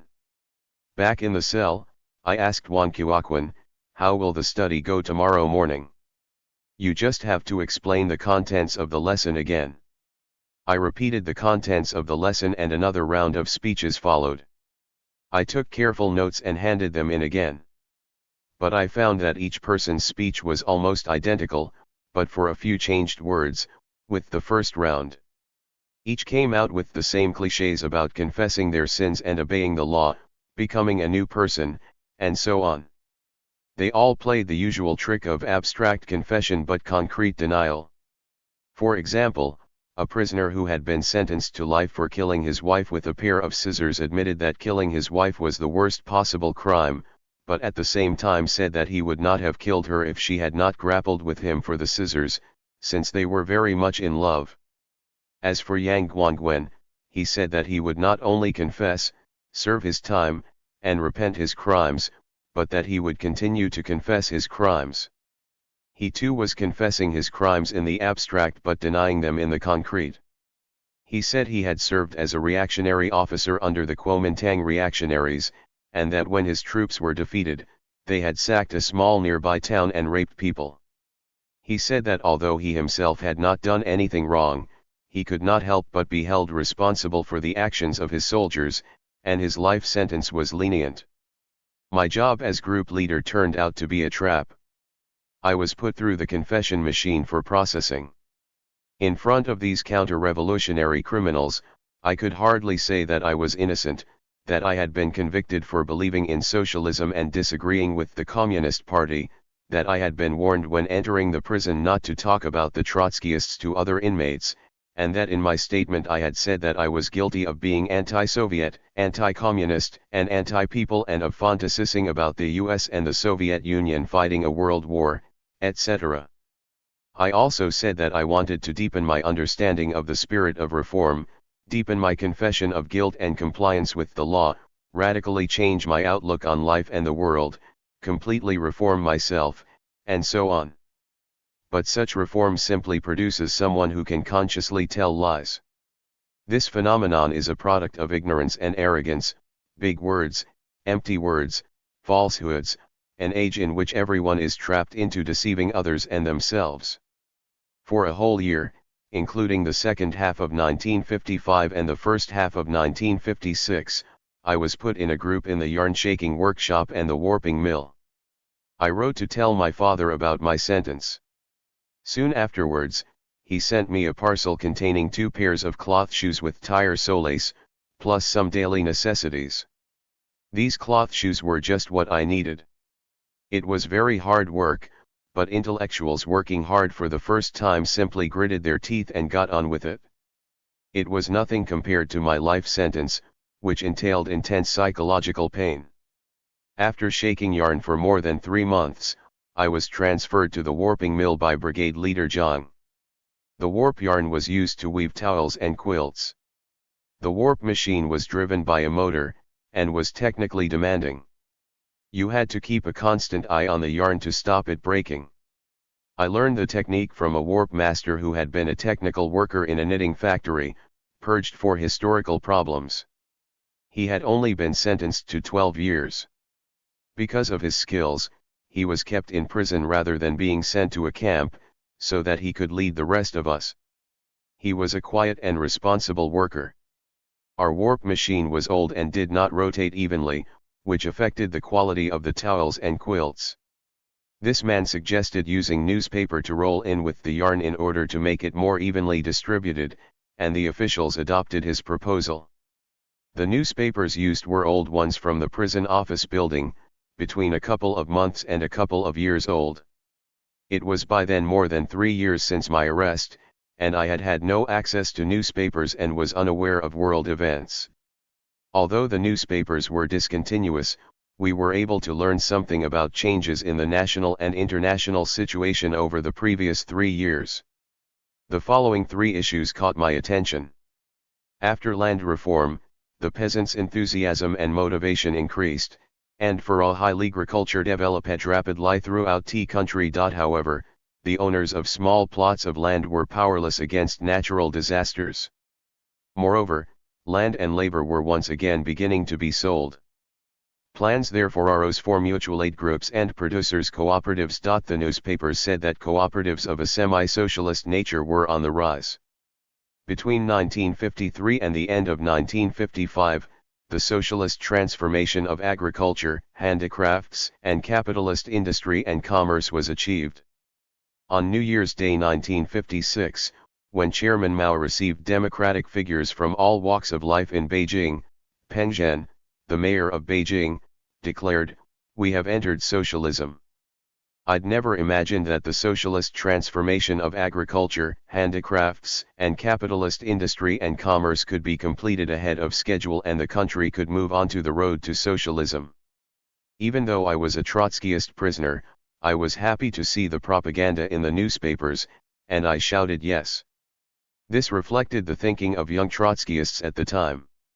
They mistook Mao's socialism for Marx and Engels' scientific socialism. In February 1956, the 20th Congress of the Communist Party of the Soviet Union reversed the view on Stalin. In an old newspaper, I read Mikoyan's speech exposing and criticizing some of Stalin's sins and errors, and I was surprised that people like Khrushchev and Mikoyan, who were already top leaders of the party and state when Stalin was alive and had revered him as a great leader and revolutionary teacher, were now denouncing his crimes. The old newspapers were stacked up in random fashion, but I still looked through as many as I could to find out more about the 20th Congress of the Soviet Communist Party, though I never did find Khrushchev's secret report. One day after breakfast, before work started, Xiajiangsun and I were caught peeking at one of the newspapers. Brigade leader John called us over and told us to get our things and go back to prison number 1. Was it for peeking at the newspaper? I was very apprehensive. When I got back to prison number 1, to my relief I learned that it was for a study session. Prisoners from the various reform units were all gathered together on the 5th floor of number 5 prison, about 40 of us. Some I knew, but most I did not know. There were no other prisoners on the floor, and we lived in small cells in pairs, under the care of 2 full-time supervisors named Su and Lu, whose management style was more relaxed than in other parts of the prison system. On June 29, 1956, the prison governor announced to us that the government had organized a visit to Shanghai.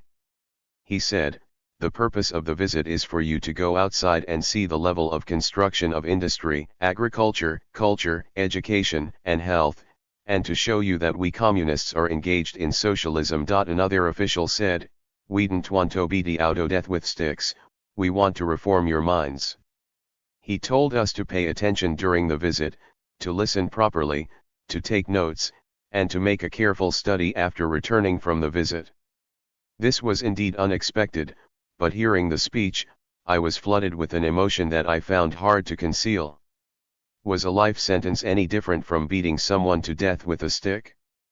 40 of us were divided into 3 groups for 5 days. We all made statements thanking the party and government for giving us the opportunity to make this visit and to learn from it. For a whole week we visit Donunitek Day in Themmerning Gondani in the afternoon, motor factories, shipyards, heavy industry, textile and dyeing factories, paper mills, and pharmaceutical factories, as well as an agricultural cooperative, a university, a workers' new village, and the number 1 department stores on Nanjing Road. The tour really opened our eyes and minds. The production lines in the big factories were spectacular, and we got a clear idea of the whole production process. It was exciting to watch the assembled machine tools and lathes fall off the production line. I thought to myself, in the hands of capitalists, these factories would simply increase their private profits, but when the same factory is nationalist, that is no longer the case. No wonder the prison governor said that he wanted to show us socialism and to reform our thinking. What I could not have imagined at the time was that 10 years later, under the same signboard of more socialism, the Cultural Revolution would lead to the same prison governor being overthrown by revolutionary rebels in the prison. During the tour, I noticed that the workers in the factory worked hard and in earnest. The person in charge of each unit gave us a report, mostly about how production had been on the verge of bankruptcy under the squeeze of the imperialist and bureaucratic economy before liberation, and about their remarkable achievements that had been made under the leadership of the Communist Party since liberation. After listening to the report, we were allowed to ask questions. For example, during the visit to Kaohsiung New Village, someone asked, "I Citruathaton Le model workers can live in the workers' new village? Can ordinary workers live there?" The reporter said that the proportion of model workers was greater. During the visit to the textile and dyeing factory, someone else asked, "Is the proportion of workers divorced from production not too large?" The reply, "Office staff and managers are not completely divorced from production." In short, those of us who did not believe that Stalin's Soviet Union was socialist still had doubts about the Chinese Communist Party's lopsided approach to socialism, following the Soviet model. At the agricultural cooperative, I was convinced that working in an organization was better than working alone. However, I also had doubts: without tractors, without electricity, and with production relying on human and animal power, by how much could productivity be increased? Can we build socialism in such a way? After the visit, I wrote a summary of my thoughts and handed it in. Those who had been sentenced to just 6 or 7 years imprisonment went back to their farms and labor camps, where they were to remain as workers even after completing their sentences. More than 20 people who had been sentenced to more than 12 years remained in the city prison, still concentrated on one floor. Such people did not participate in labor and spent their time reading the newspaper or splitting into groups for study, and studying individually. The prison appointed only 2 full-time cotters to look after us, and in addition to People's Daily, Liberation Daily, and Wen Hui Bao, we received 2 monthly magazines, People's Literature and People's Pictorial Toad to reading. Supervisor Su told me that his family lived near Fuzhou Road, and if we wanted to buy books, he could do that for us. He probably came from a student background and had a certain level of culture and education. Our management was relatively lax. Apart from reading the newspaper and studying for half a day, we spent the rest of the time reading on our own account. I taught myself Russian, with the help of CAO, and my father sent me some Russian reading books and the Russian-Chinese Little Dictionary, with which I read Our Great Motherland in Russian and Malenkov's political report to the 19th Congress of the Communist Party of the Soviet Union.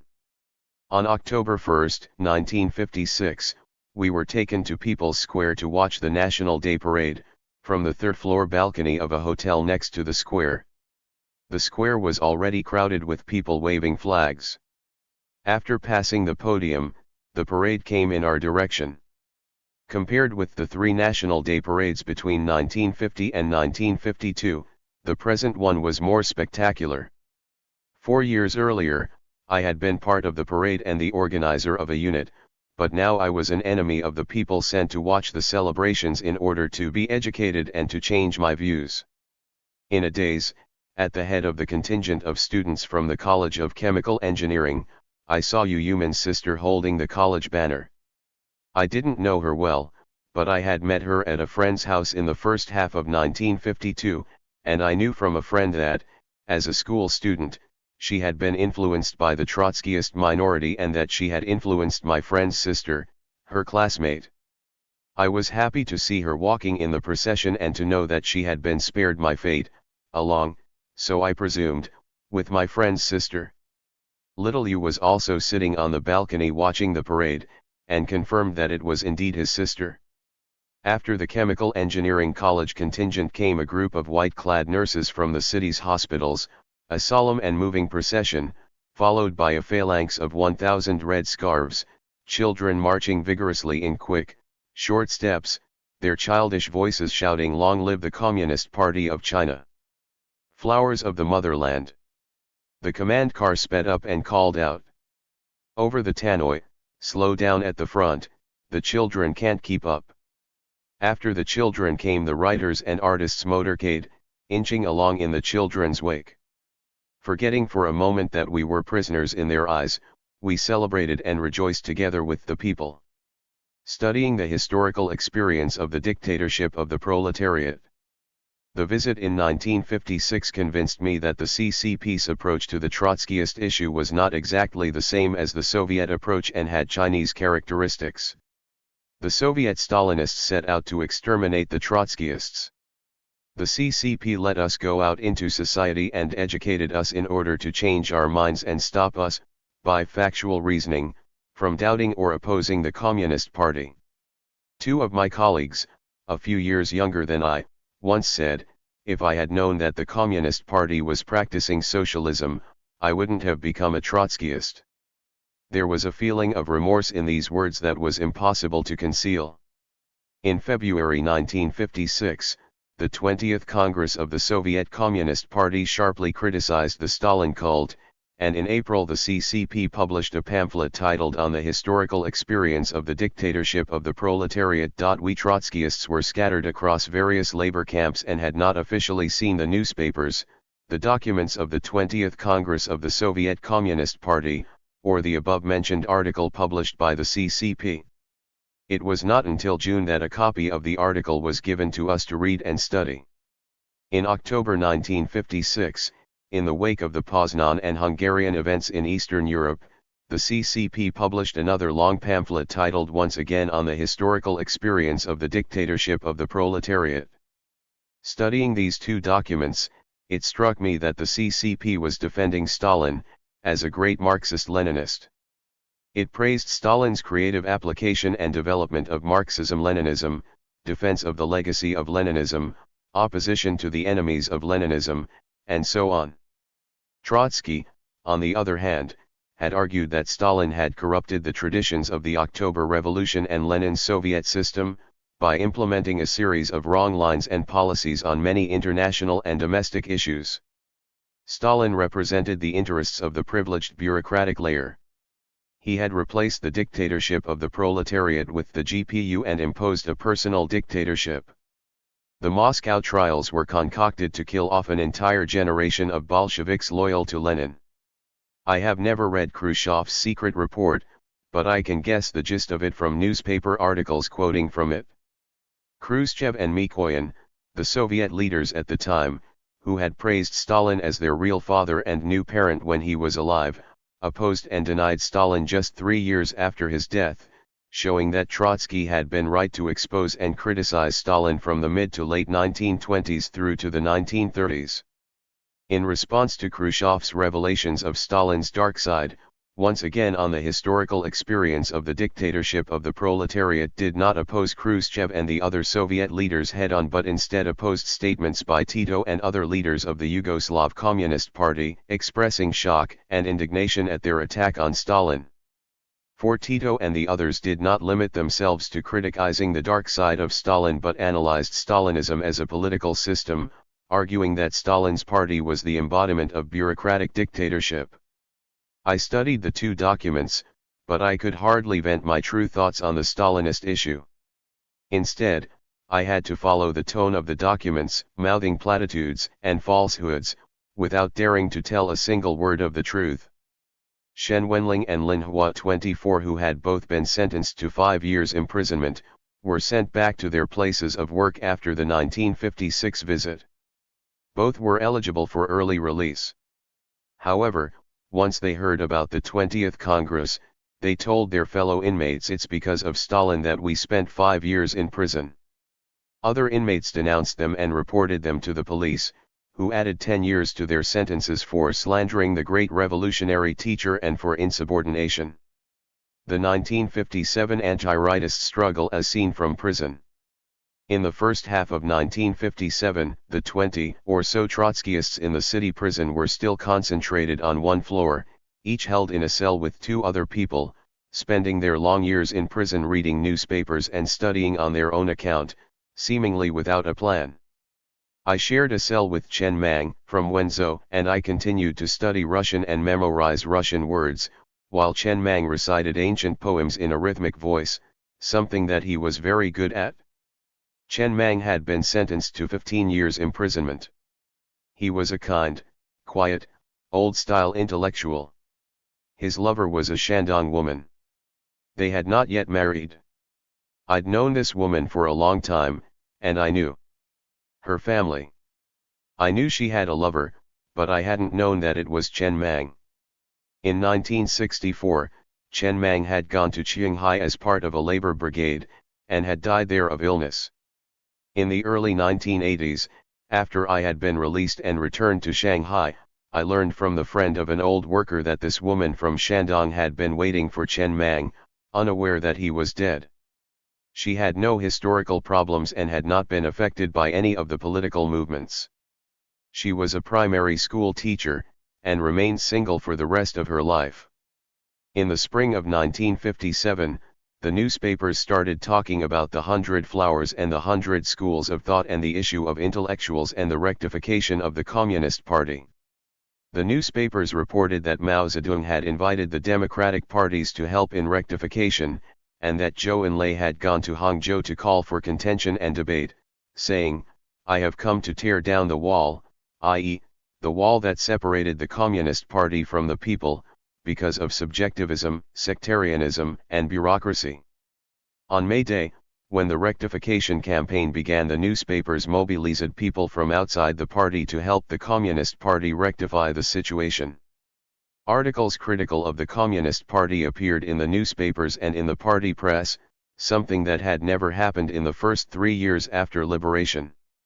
During an ideological reform campaign in 1952, intellectuals had gone around feeling that they were about to be punished.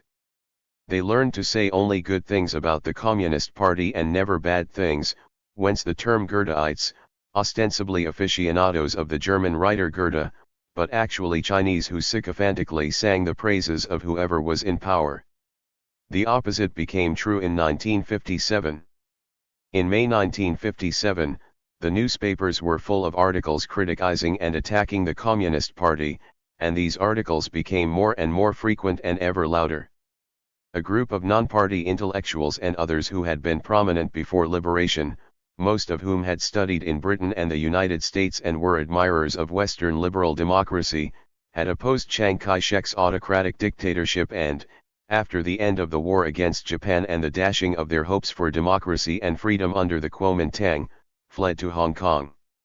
When the Communists won the Civil War, many such people responded to the Communist Party's call for a new, free, democratic, and independent China and went over to its side. In 1955, New Democracy was transformed along socialist lines, and in 1956 China ostensibly entered the era of socialism. In a socialist country under the dictatorship of the proletariat led by the Communists, the hopes of such people for Western-style democracy and freedom were again dashed, and Chu Anping's 25 article "The Party Dominated the World" was an unpleasant truth that hit the nail of the Stalinist model on the head in China. In June 1957, the tide changed dramatically. Those people who had made noises during the May rectification campaign were denounced as rightists. We in prison could not take part in this dramatic movement, while some Trotskyists who had earlier been granted clemency were doomed by this development and classed, together with the rightists, as counter-revolutionaries. During the struggle against the rightists, a new term appeared in the press: contradictions among the people.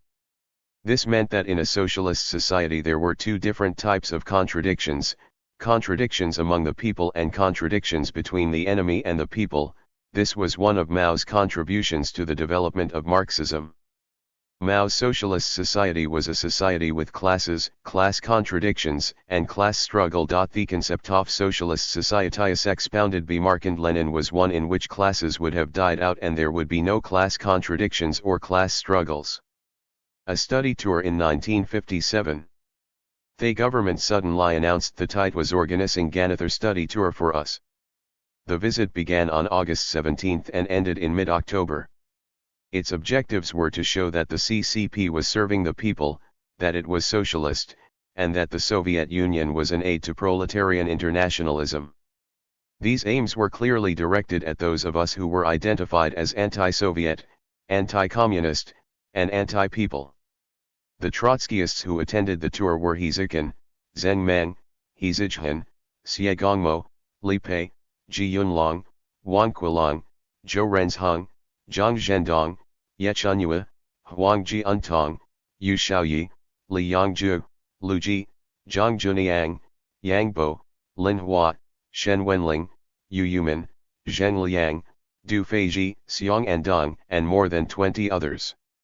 The tour covered 7 regions, including Shanghai, Beijing, Shenyang, Fushan, Bengzi, Anshan, and Wuhan, where it visited sites of heavy and light industry, agriculture, water conservancy, transport, and science and education. The program in Shanghai was similar to that in 1956, except that the agricultural cooperatives had been merged into higher-level cooperatives. In Beijing, the main attractions were the Guanting Reservoir, the Zhangazhuan Cooperative, the Nanjiao State Farm, Tiananmen Square, the Great Hall of the People, the Monument to the Heroes of the People, and the Temple of Heaven. In the Northeast, we visited coal mines, iron ore mines, iron and steel mills, heavy machinery plants, an advanced cooperative, and a nursing home. The industrial and mining enterprises in the Northeast were huge. They included Shenyang Heavy Machinery Factory and the Anshan Steel Company's rolling mill and steel pipe factory.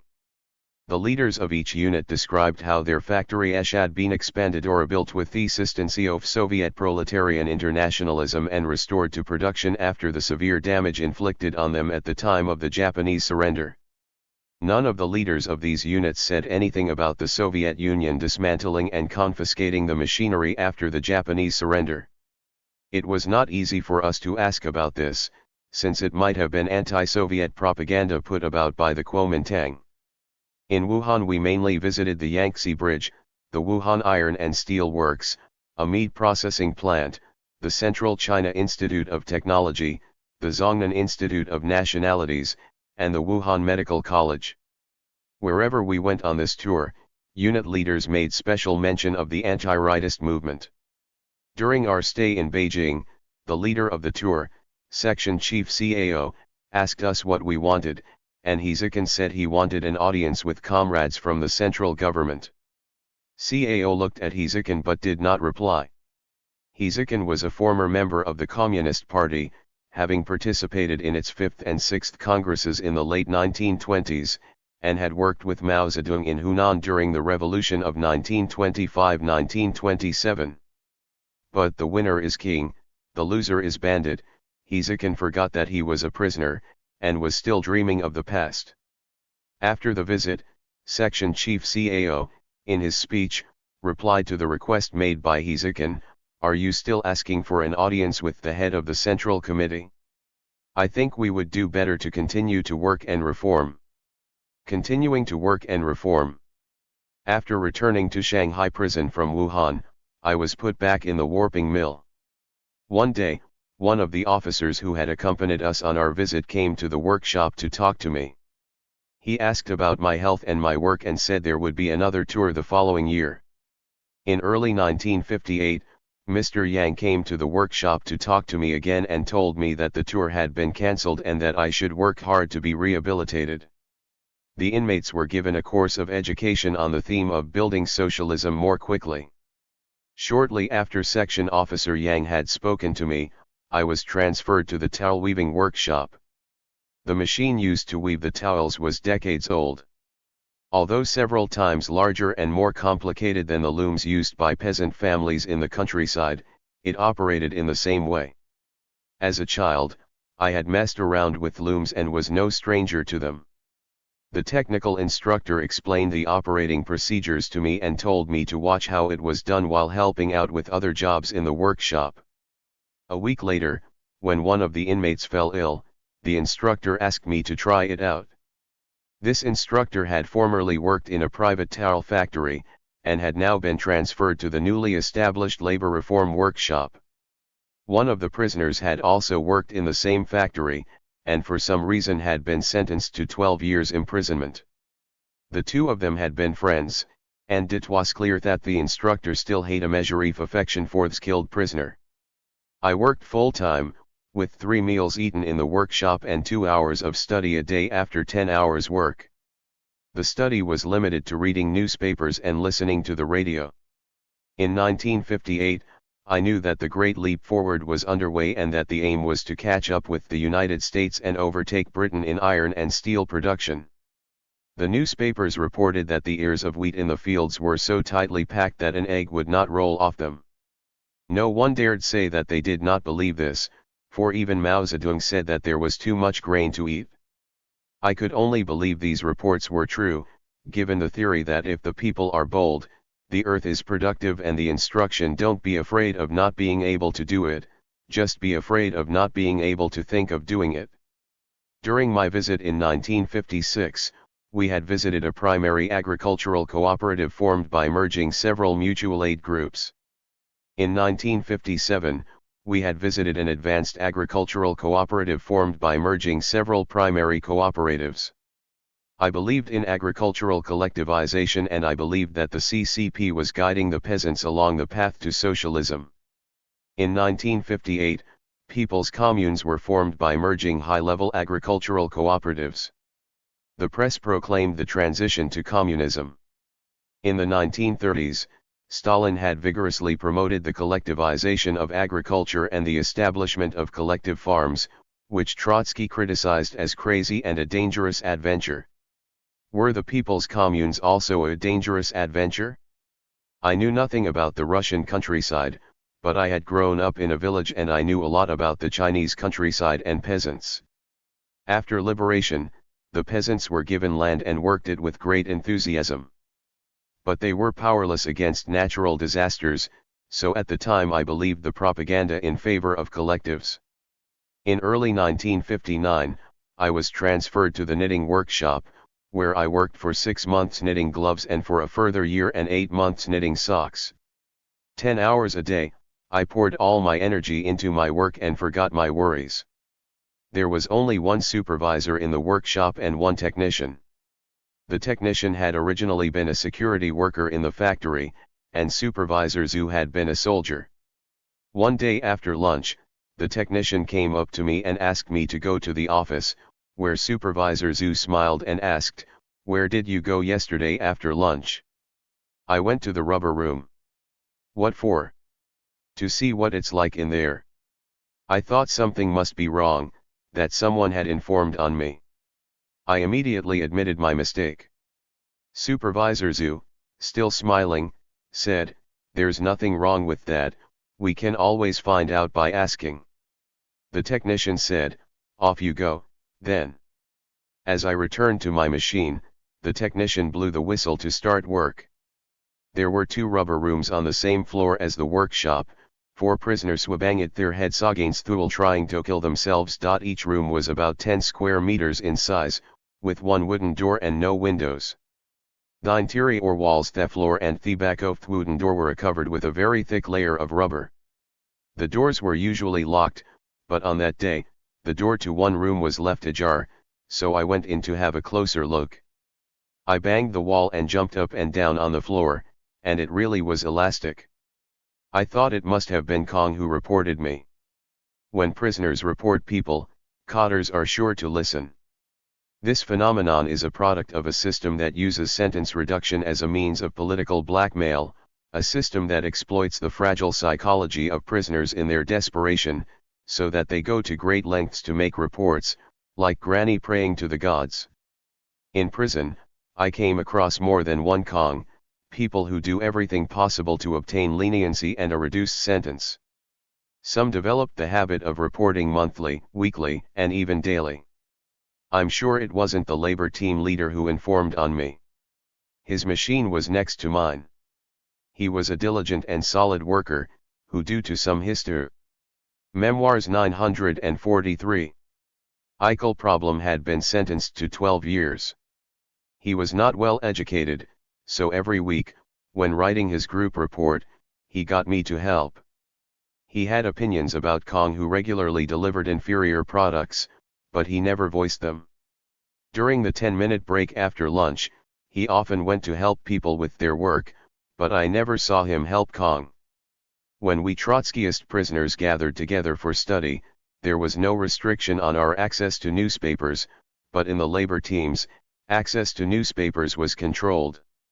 Only some were available for reading. The head of our study group was an honest man. When he was reading the newspaper, I sat next to him and sometimes had a peek, but I could only catch the headlines. My eyesight was too poor to read the smaller print. In July 1959, I was transferred from the glove workshop to the sock weaving workshop until early 1961, when I was transferred out of the labor team due to edema. The sock workshop and the glove workshop were in the same building but in different floors. The sock workshop had 50 to 60 machines, which were semi-electric and less labor-intensive than towel or glove making. Sock weaving happened in 2 shifts, a day shift and a night shift, with shift changes at 6 in the morning and 6 in the evening and a free daytime shift once a fortnight. During the so-called 3 years of natural disasters 26, the daily ration for prisoners was 6 taels of rice, 2 meals of thin rice and 1 of dry rice, with no oil in the dishes and no meat dishes for months on end. On National Day, there were some small fish and shrimps, which the prison cotters were said to have gone out to catch in the rivers and streams around the city. Prisoners working in the workshops were given a daily steamed bun, made from plant stems. In the second half of 1960, some prisoners were transferred out of the workshops because of swollen feet. However, they were reluctant to go because they would get less to eat if they were returned to the prison. At the end of 1960, my feet too were a little swollen, but the swelling went down, so I kept it to myself. At the beginning of 1961, however, the swelling became so bad that my calves also swelled up, so I was returned to prison number 1. All the prisoners suffering from edema were put on the same floor, 2 to a cell, and were allowed to lie down and rest during the day.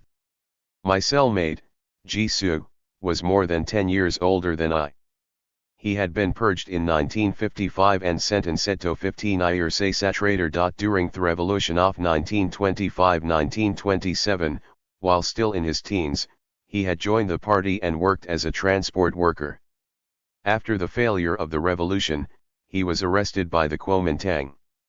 He repented and was released. During the war against Japan, he worked as a district head in a county in the remote mountains of Shaanxi. After the war, he returned to Shanghai and opened a shop on North Sichuan Road. After the liberation of Shanghai, he was assigned to the Municipal Public Security Bureau and provided a lot of valuable materials. In 1955, he was purged. He claimed that he had done nothing to either harm or help the revolution. He had not informed on anyone after his arrest by the Kuomintang, and he had repented. He told me, if I had not repented, my head would have been chopped off long ago. He knew a little about the purge of the Trotskyists in 1952 and a little about the communist leaders who had later become Trotskyists, Chen Duxiu, Peng Shuzi, Zheng Kaolin, and others. I was in the same cell as Jisoo for more than 3 months, until May Day 1961, when he was transferred to a prison for sick prisoners. I was admitted to the prison hospital for treatment. I was treated like an ordinary patient. I lay in bed all day, receiving injections and medication. I was given meat at midday and in the evening and a glass of soy milk after breakfast. In a little over 2 months, the swelling in my feet and legs had gone down and all but disappeared. By that time, I weighed just 45 kilos, compared to the 73 kilos I had weighed before my arrest. After the edema subsided, I was transferred to another prison for 3 weeks, where I met Jisoo again. His edema was better but had not completely gone. His wife came to see him every month, and brought with her the prescribed 10 eggs and a jar of tinned meat, all bought at a high price. He told me that he had seen several patients with edema die, and that he had watched his cellmate from Shaanxi pass away. I asked him if his name was Yang. He said, yes, an old army officer called Yang Guangwen. How did you know him? I shared a cell with him when I first entered prison. He kept on asking to be rehabilitated. Jisoo laughed bitterly. He was that sick and still used to write his little reports. Before National Day in 1961, I was transferred back to prison number 1. Memoirs 945. Starting in 1962, those in prison number 1 sentenced to life imprisonment were not allowed to leave prison to join labor workshops and were only allowed to participate in labor projects within the prison. These included gluing matchboxes, gluing paper bags for medicine, and gluing paper bags for use in shops. In 1965, a translation team was set up to give some of the intellectual prisoners who could read foreign languages a chance to use their skills. Studying the 9 commentaries in 1964. From 1962 onwards there were Salatov propagandant newspapers about self-reliance. I was surprised. How could a socialist country emphasize proletarian internationalist aid and then suddenly become self-reliant? I remember that Liu Shaokai visited North Korea and made a long speech about self-reliance. In 1957, in order to educate us Trotskyist prisoners about proletarian internationalism, we were taken to the Northeast and to Wuhan. In the Northeast, we visited many industrial and mining enterprises said to have been expanded or rebuilt with the assistance of the Soviet Union, just like the Yangtze Bridge in Wuhan. In the 1950s, Voloshilov's visit to our country set off a wave of internationalist rhetoric. In 1963, however, the ideological differences between the Soviet and Chinese parties came out into the open. Khrushchev withdrew his experts and tore up the contracts. Behind the ideological dispute lay a clash of material interests. It was during this period that the 9 commentaries were published. We Trotskyist prisoners were again assembled and divided into 2 groups to study them. Liu Pingmei, Zhou Renzheng, Yu Xiaoyi, and Lin Hua were also transferred to Shanghai to take part in the study. Of the Trotskyist prisoners assembled, 4 had not yet been convicted, 8 had been given life, 3 had been given 15 years, and 4 had been given 12 years. These 15 people formed a single study group. From 16 to May 20, 1964, we visited the Shanghai area, mainly factories affected by Khrushchev's break-and-off contracts and withdrawal of experts. After the tour, our study of the 9 commentaries began. The 9 commentaries were a comprehensive critique of the revisionist argument that imperialist wars could be avoided, that socialism could coexist peacefully with capitalism, and that socialism could be achieved without violence and revolution. They also denounced Khrushchev for turning his back on Stalin and for turning socialism in the Soviet Union into not just capitalism but social imperialism. The publication of the commentaries was a major event in Chinese political life and, for us Trotskyist prisoners, a major shock. Parts of the commentaries were familiar to us. Trotsky had criticized Stalin for revising the concept of socialism as expounded by Marx and Lenin, and had argued that the Soviet Union under Stalin was not socialist but a society of a transitional nature that had the potential either to advance towards socialism or to revert to capitalism, and that the prolongation of the rule of a privileged bureaucracy could only lead to a restoration of capitalism. During his lifetime, Trotsky continued to insist that the Soviet Union was a degenerated workers' state, mainly on the grounds of the nationalization of the means of production and the socialization of the productive forces. The commentaries said that Stalin was a great Marxist-Leninist, that Stalin's Soviet Union had been a socialist society, and that it was Khrushchev who had changed the Soviet Union. Khrushchev had sullied the face of the great Marxist-Leninist Stalin. The commentaries were actually criticizing Khrushchev's secret report and Stalin. They blamed Khrushchev for the sort of chauvinism that Stalin had practiced under the cover of proletarian internationalism. Trotsky's criticism of Stalin and the commentary's criticism of Khrushchev were two different things and could not be treated as one. Naturally, we sought to avoid having a pro-revisionist hat slapped on our heads, but it happened nevertheless. Group members were scared that even the slightest disagreement with the commentaries might cause the authorities to suspect us. We would simultaneously label ourselves as disloyal and bad elements who endorse Khrushchev and cling to revisionism. No matter what comments we received from the study group, we had to make sure that we severely criticized the bad elements that we ourselves represented. This is what is known as combining reality and thought. Such an endorsement of Khrushchev and immersion in revisionism would mean that we firmly advocated Khrushchev's attack on Stalin and blindly believed in a return to the road of Leninism led by Khrushchev. 27 The commentaries also revealed that the Trotskyist Fourth International had written to Khrushchev after the 20th Congress asking him to rehabilitate Trotsky. In October 1964, the successful test of our first atomic bomb coincided with Khrushchev's ousting from power in the Soviet Union.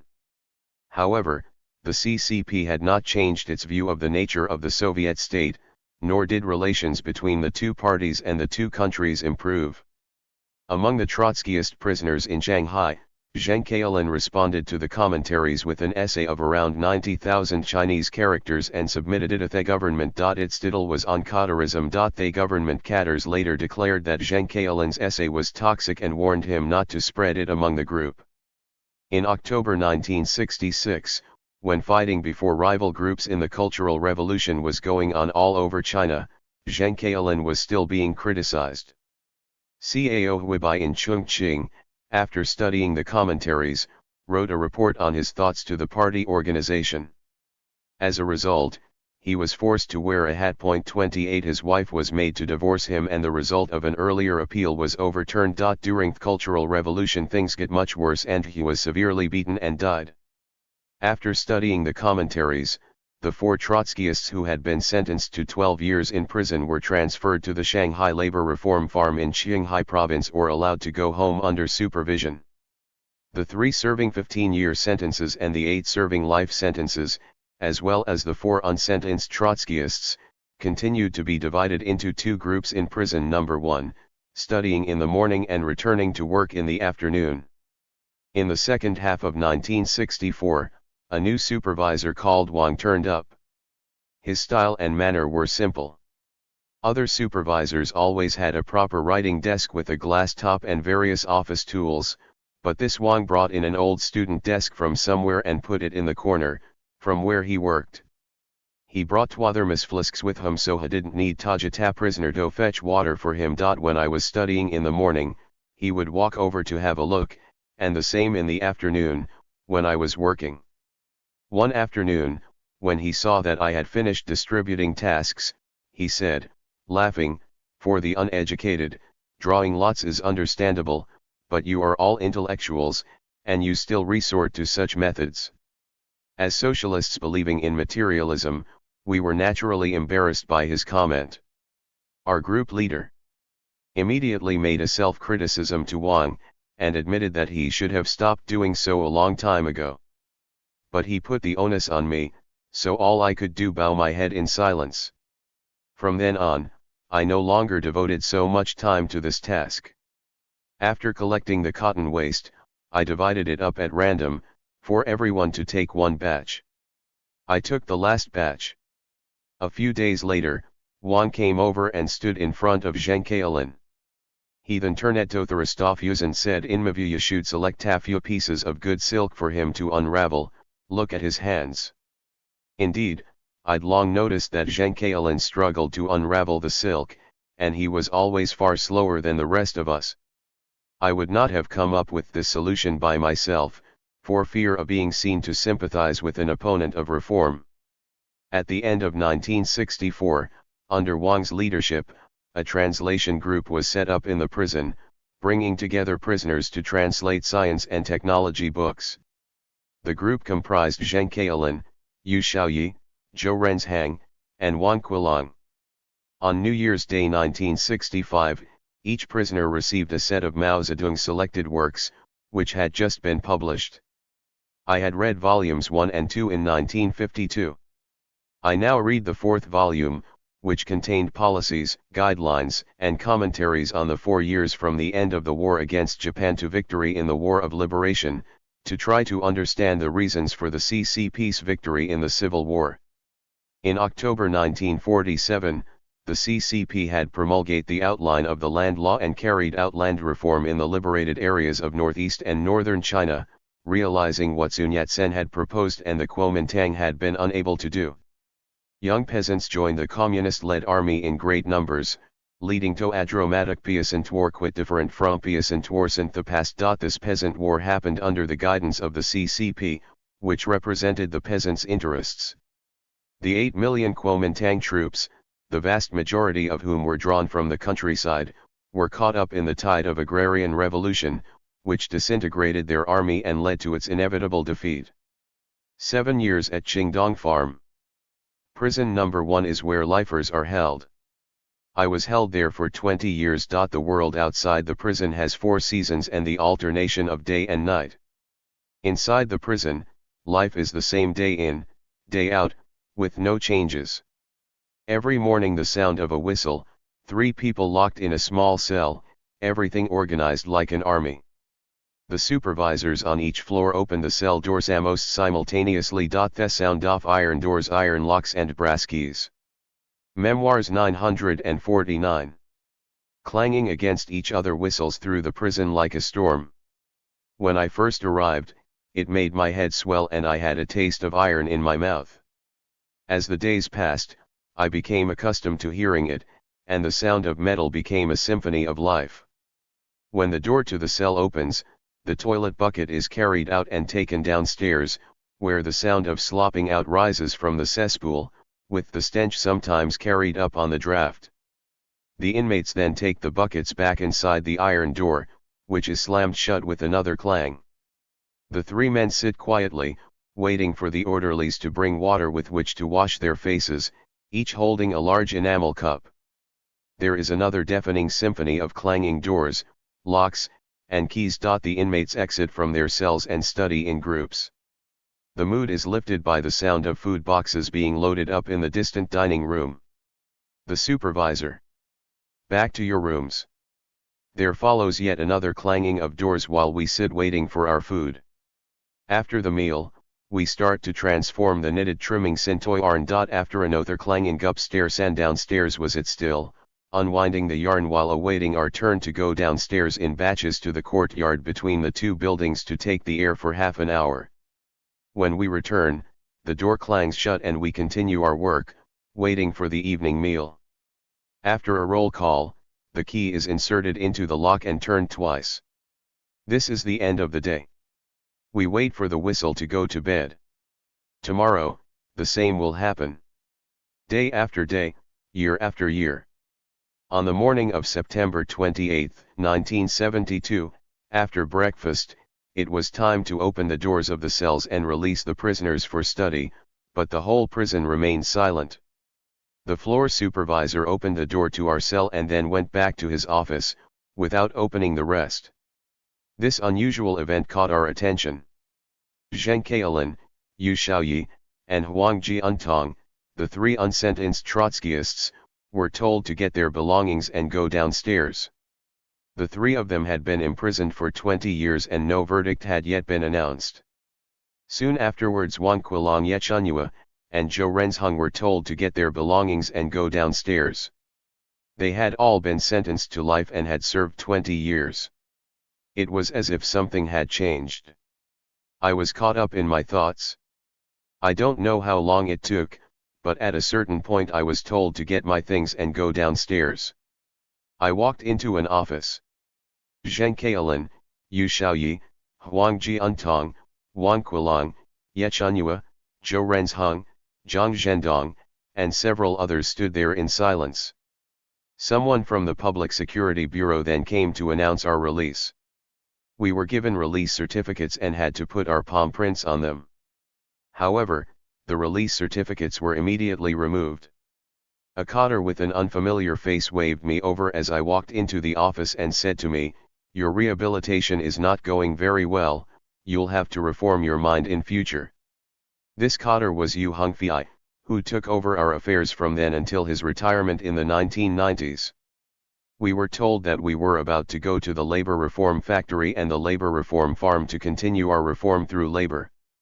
The farm. In the afternoon, we left Shanghai's Tilanqiao prison in 2 vehicles, accompanied by a large number of cotters. Some of us went to Qingpuo, some to Nanhui. After the cars had sped through the prison gates, the gates closed again behind us. 20 years of our youth were left inside them. In 1958 and 1968, I used a small piece of iron to scratch our lives onto 2 pieces of glassware. On a small cup, I ground out the word smile, together with my number, 760, on a teacup, I ground out a bridge and the flowing water beneath it, together with a petunia flower and the words, standing by a river. Confucius said, time goes on and on just like the flowing water in the river, never ceasing. Each expressed my mood and state of mind in those 2 eras. After driving through the hustle and bustle of the city, the car raced along a road prepared for war. Along the edge, peasants threshed and dried their crops. The fields were verdant under a blue sky. It was wonderful to breathe in the fresh air and revisit nature. In the distance, the clucking and barking of chickens and dogs rang out from the farmhouses, triggering endless nostalgia and taking us back to our childhood and its joys. The car stopped in front of Qingdong Farm. A row of small dwellings faced south between the farm headquarters and the cotter's family quarters. To the west of it along a dirt road was the cotter dormitory, to the north, a rice field, to the east, the farm headquarters, to the south, a peach grove bordered by a navigable river with a stone bridge across which small tractors passed. South of the bridge was a natural village, Tianzhuang. The row of dwellings, facing north and south, consisted of 12 rooms. Each room had 1 window facing north and a door and window facing south. The gateway to the row of dwellings opened onto the second dwelling. The dwelling to the east was for the cotters, and the 10 rooms to the west had numbers painted on the doors. Number 1 was our study room, NOS 2 to 7 were for the 6 of us, and I lived in number 3. Number 8 housed our work tools and miscellaneous items. NOS 9 and 10 were the storage rooms of the 12th team, where bricks of coal were stacked. There was a large courtyard, some 30 meters from east to west and 10 from north to south. In the yard was a palm tree, an apple tree, and a sycamore tree. After we had moved in, we planted 10 grapevines and built a large trellis. Each dwelling had a double bed, a desk, and a stool, all freshly made and painted. The cotters told us that we would each live on 60 yuan a month, with publicly funded medical care, and that we could bring our families to live with us or visit us. The farm sent Cotter Pan to be in charge of us. He was a soldier who had changed jobs due to disability, of peasant origin, not very well educated, but very policy conscious. From his conversation, we knew that our resettlement was in accordance with central decisions. He said that the roof of a row of houses was not at standard height, so the farm used dozens of jacks to raise the roof by a foot. Our monthly living expenses of 60 yuan were higher than the monthly wages of ordinary cotters on the farm and higher still than the monthly wages of employees who had completed their sentences and remained on the farm. Our status was that of members of the category of the 3 hat wearers. We were housed separately and forbidden to associate with personnel. In Pan's opinion, the government had decided to keep us on as pensioners, to the very end. Judging from the political situation in the country at the time the various measures taken to rehouse us, Pan was probably not wrong. On the evening of the day on which we arrived at the farm, I closed the door to my room, left the light on, and sat in silence at my desk for a long time. I turned the light off again and paced back and forth in the room, thinking about everything. The previous night, I had been lying on a plank bed in a small cell in prison, waiting for the symphony of doors, locks, and keys the following morning.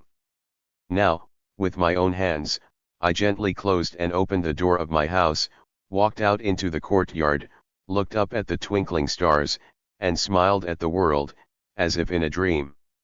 After we had settled down, a doctor from the farm hospital gave us a full health check and treated those of us who needed it. In the second half of 1972, I underwent surgery for hemorrhoids and then spent several months having all my teeth removed and a denture fitted. The government transferred Yechunua's wife, Cao Giacan, from Bamaoling Farm in Anhui to Qingdong Farm. It was a great event for one of the 6 of us who lived alone to have a family on the farm. The government's attitude towards those who did not have a family and wanted one was, neither to support nor to oppose. Following this line, Zhengliang actively sought someone with whom to start a family, a major concern for everyone in the courtyard.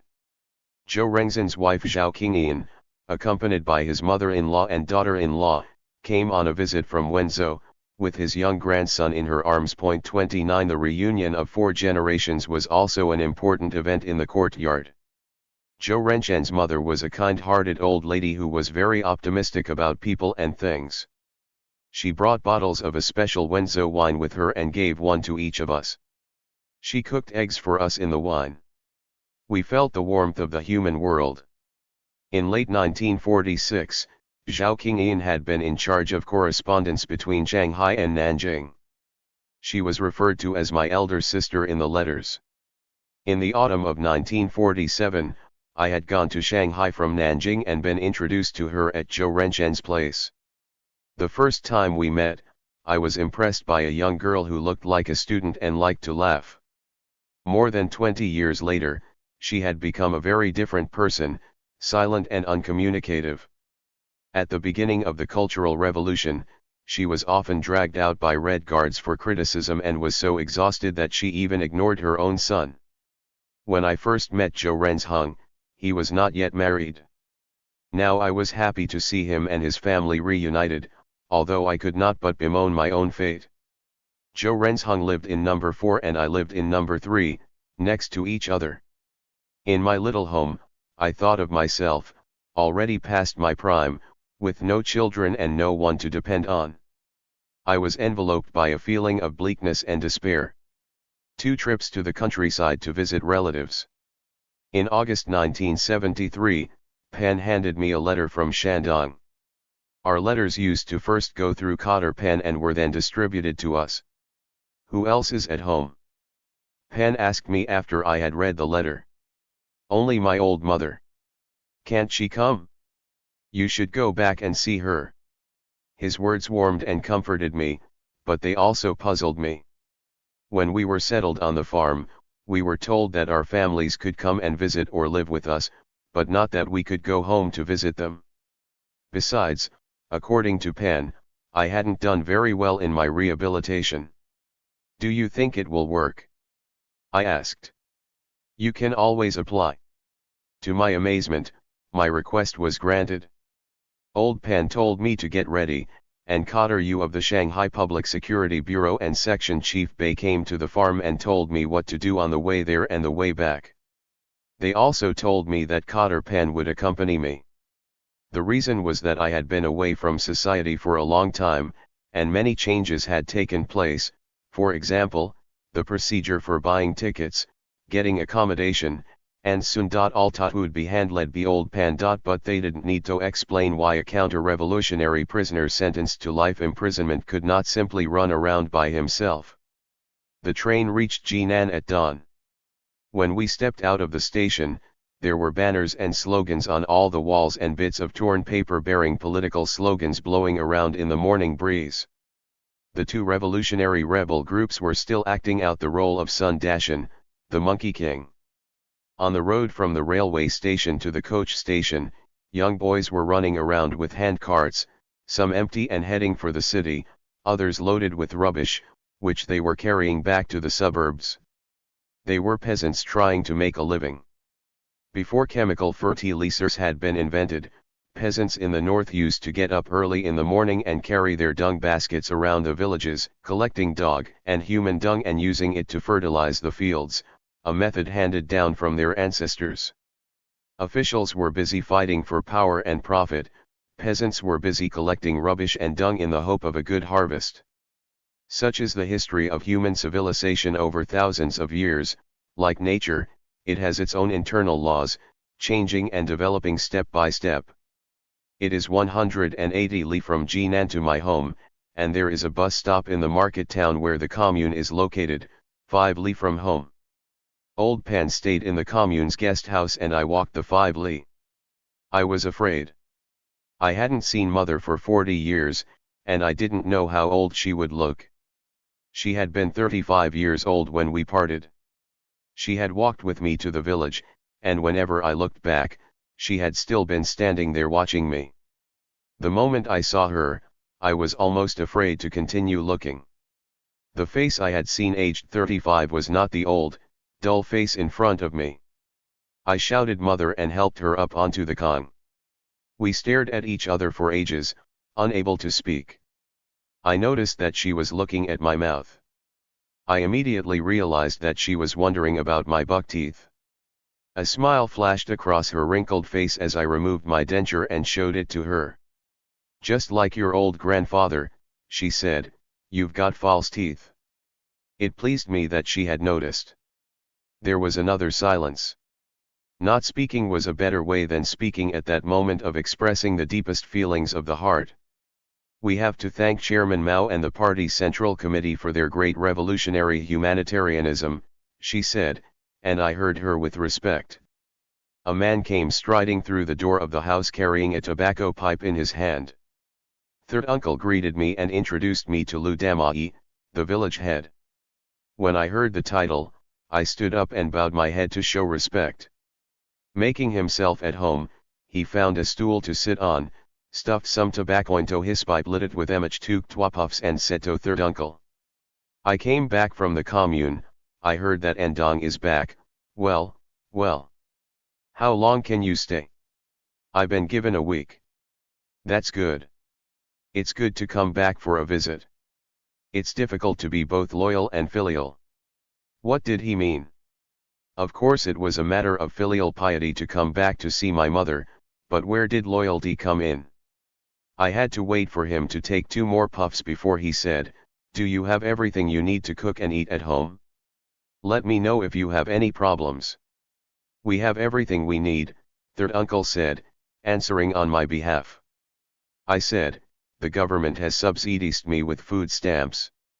After he left, I learned that he had never gone to school as a child and had gained a smattering of education only after becoming a cotter. Early the following morning, laborers from each family went down to the Yellow River to cut grass for fodder along the bank. I'd sided to Trotskyists and joined them. Several wheelbarrows were soon full. We then pushed the wheelbarrows back and went to the big fields after breakfast, to harvest the sorghum.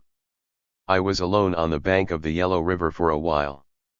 The scene was much the same as it had been 40 years earlier, except that none of the group of people who had come to cut the grass had yet reached the age of 40. They were members of the People's Commune, working collectively for the production team.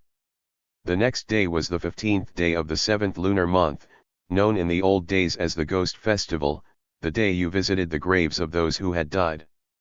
Mother was pushed by my cousin on a wheelbarrow for more than 10 li.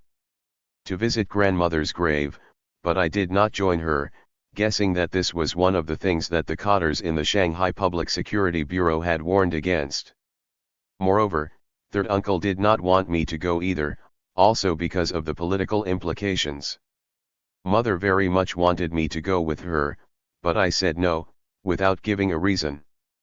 Mothers throughout the world unconditionally follow their sons' wishes. Mother was disappointed but did not try to force me. Whenever I think about it now, I am overcome by feelings of pain and grief. Instead I went with my uncle and aunt and the production team to the wetlands by the river to harvest hemp. The production team had a rope rolling section, which produced ropes of different thicknesses under the technical guidance of third uncle, a sideline run by the production team. As I was leaving, mother took a quilt out of a wooden box and handed it to me. She had spun the yarn and woven the fabric herself. The yarn used to weave the quilt had been dyed in different shades of indigo, and the quilt was woven in a quaint pattern of small squares. The lining was light indigo. She had sewn 2 quilts, one for me and one for brother. The quilts had waited in the wooden box for more than 30 years. She had always wanted to hand them over to us in person. She waited and hoped, and now I finally received mine. However, brother was working for the army in an educational institution in Sichuan. After mother died, sister-in-law took the quilt home with her. The morning I left, mother, supported by my niece, stood in front of the house to watch me go. We parted without a word. After the previous parting, we had been apart for 40 years. This time, it was forever. The second time I returned home was on the morning of January 8, 1976. I received a telegram from third uncle, mother is critically ill, return at once. Before bringing the telegram to me, old Pan had already spoken to the Shanghai Cotters on the phone and made a decision. He said, get ready, we leave this afternoon. At midnight, the bus passed Bangview, and after a sudden burst of mournful music on the radio, the sad news came that Zhou Enlai had died. The whole bus fell silent, apart from sighs. I got off at a market town 5 miles from home. Old Pan continued his 70-li journey to the terminal in Huimin County, for it was winter and the commune guest house was in poor condition. He informed the commune of his address and told me to call him if anything went wrong. Third aunt lived in the market town. As soon as she saw me, she burst into tears. The funeral has already happened. Mother's grave is on the western slope. The slope is just to west of my village. There were some poplar trees and a few grave mounds, including a fresh one, mother's, with streamers fluttering in the cold wind. I stood at the grave and wanted to cry but couldn't. I silently contemplated mother's life. In that patriarchal society mother's fate was tragic. She was a sacrifice on the altar of the new ideology of individual liberation and freedom of marriage that merged during the May 4th period when she had been abandoned by her husband. During the years of war and revolution, her 2 sons had got caught up in the whirlwind of history. Her eldest son, me, had been branded a counter-revolutionary and sent to prison, while her second son, a revolutionary soldier, had fought all over China. I wondered to myself how she had managed to withstand the shocks. Now, her hopes, misfortunes, and pains had all been buried with her in the earth, and all was at rest. Visiting father in Suzhou. The road back to Shanghai passes through Suzhou. I got off the bus and went to visit father at Huihai University, accompanied by old Pan, who also wanted to visit some of his old comrades who had moved to Suzhou. I hadn't seen father for 24 years. He was the same age as the century. He had been an educator all his life, in Shandong, Sichuan, and Nanjing before liberation. After liberation, he had moved from Nanjing to Wuxi, to teach at the teacher training college. During the Great Leap Forward in 1958, the college had moved to Suzhou, where he had taught in the Department of Physical Education and the Department of Biology. Since the start of the Cultural Revolution, I had lost contact with him. He had been subjected to criticism. The Red Guards had sent him to work on a farm, but he had later gone back and was now working as a librarian. I asked him, "How is the educational revolution going?" He thought for a moment and then said, "A few female students come running into the library sit there and astulnablingmlan seeds. There's no dignity left in teaching." 6 years later, in 1982, after I had been released from supervision and regained my civil rights, I went to visit him again. We talked about the days of sweeping away evil spirits, snakes, and gods. He said, many professors were criticized at the time. They had a sign round their necks with their name written on it. After the Cultural Revolution, he was sent back to the library, where he worked until his death aged 84. At lunchtime during my visit to Suzhou, a man came to inform father that there would be no more meetings for the while, except for the meeting to mourn Premier Zhou. Then he said with a worried look, "1 minute they say it's open, then the next they say it's not, I don't know what's going on." Then there was silence. The political atmosphere in the country was tense and confusing, with movements criticizing Confucius and Mencius, commenting on the water margin, etc., and using the past as a metaphor for the present. 30 No one dared to say a word about national affairs, except to follow the wishes of the editorials of People's Daily and Red Flag. I was fully aware that someone in my position should not comment. At dinner, a neighbor burst in. Father introduced me as a fellow villager from Shandong. I was chilled and ashamed. I didn't blame my father in the slightest, but I regretted having visited him unannounced when he was still in the process of re-education through labor. He had 2 sons, one a political commissar in the People's Liberation Army, a source of honor and comfort, and me, a source of grief and shame. The day before I bought my train ticket back to Shanghai, Old Pan took me to visit the memorial hall to commemorate the Battle of Weihai, in which he had fought. As the enthusiastic attendant explained the story of the battle, she became emotional. Little did she know that one of the only 2 people in her audience was a counter-revolutionary serving a life sentence. In front of her sincerity and kindness, I felt as if I had deceived her and was hopelessly ashamed. Study.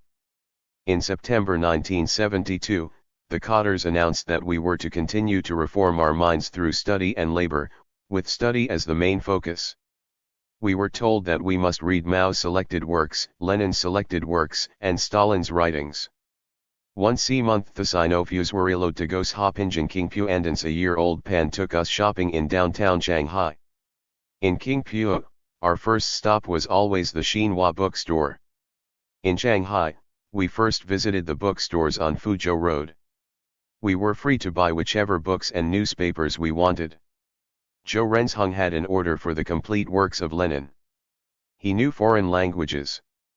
Others had ordered the complete works of Marx and Stalin and Lenin's philosophical notebooks. As for me, I bought several books on agriculture and vegetable growing, to help me adapt to life on the farm. Apart from attending group study and participating in labor, we mostly stayed in our own rooms and did our own things. We seldom visited other people's rooms, so as not to disturb their self-study.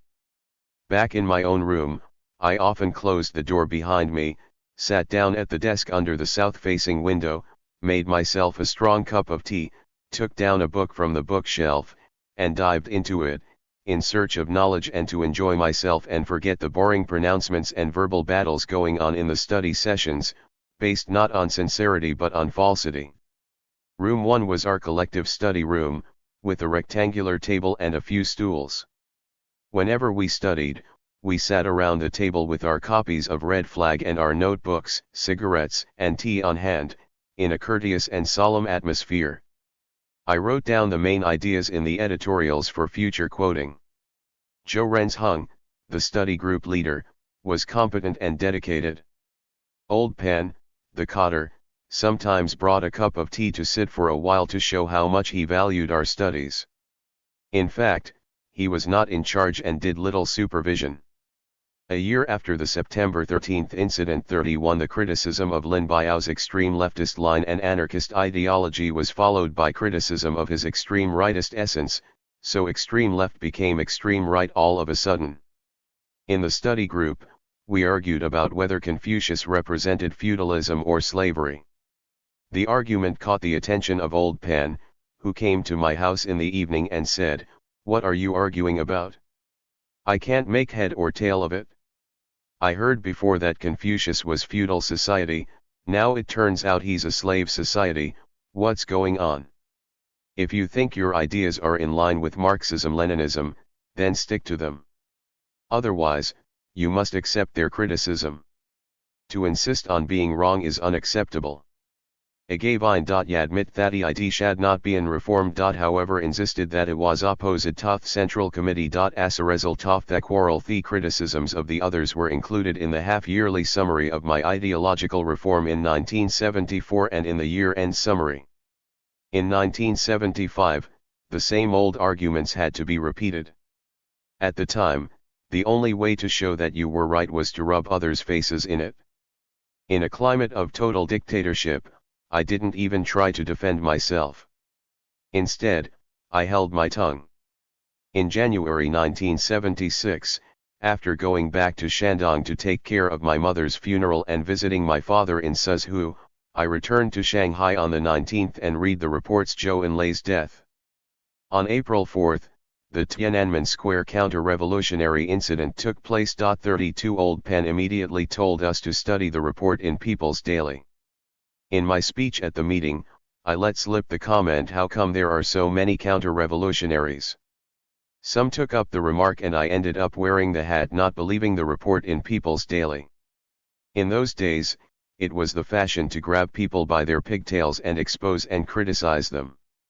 When the argument got heated, I was further exposed.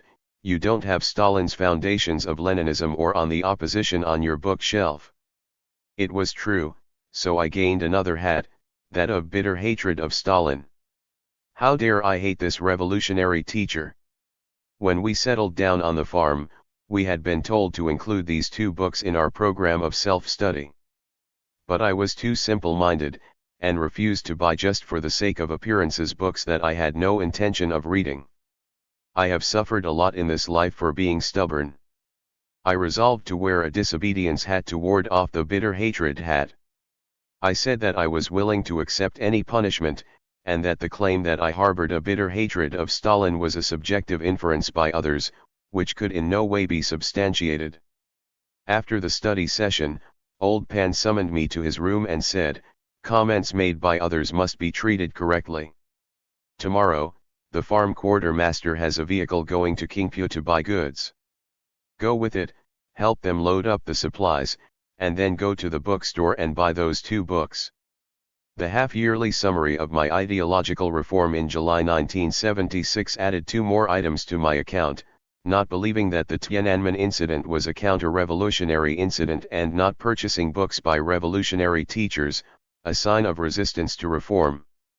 But 1976 was an extraordinary year in which Zhou Enlai died, a giant meteorite fell in Jilin, the Tiananmen counter-revolutionary incident happened, Deng Xiaoping was overthrown for the second time, Chairman Zhu De died, the Tangshan earthquake killed and injured more than 200,000 people, and, on September 9, Chairman Mao Zedong died, leading on 6 October to the fall of the Gang of Four.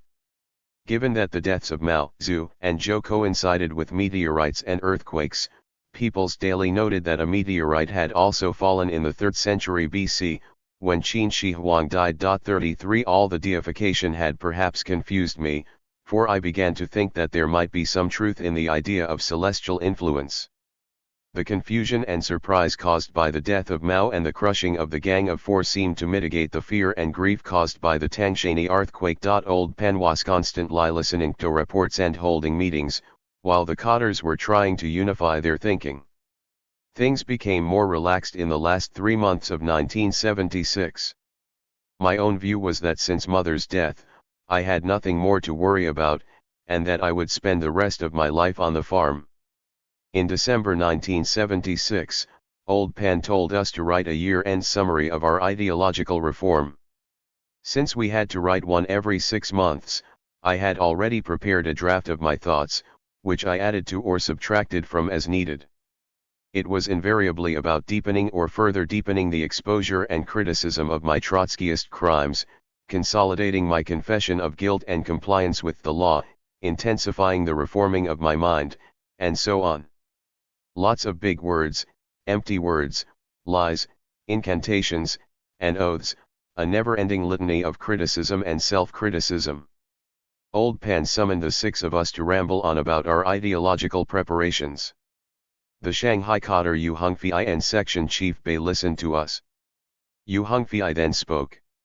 He said there were 2 requirements, for us to study in future rather than to engage in empty formalism, and to expose our ideas and engage in independent thinking about the Gang of Four.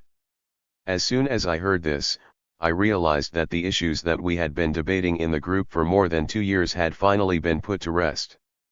No one was interested any longer in criticizing or helping me. The half-yearly and year-end summaries were blown away. In 1977, our studies became more relaxed, as we read newspapers every morning and carried out manual labor in the afternoon. Old Pen got us a semiconductor radio, so in addition to reading the newspapers, we listened to the radio. When I first arrived at the farm, I was put in charge of labor matters. The 6 of us did not belong to a production team. We were housed in a semi-enclosed courtyard. We were not allowed to interact with workers on the farm. As the name implies, a reform-through labor farm is a place where people are rehabilitated by labor, so how could we not work?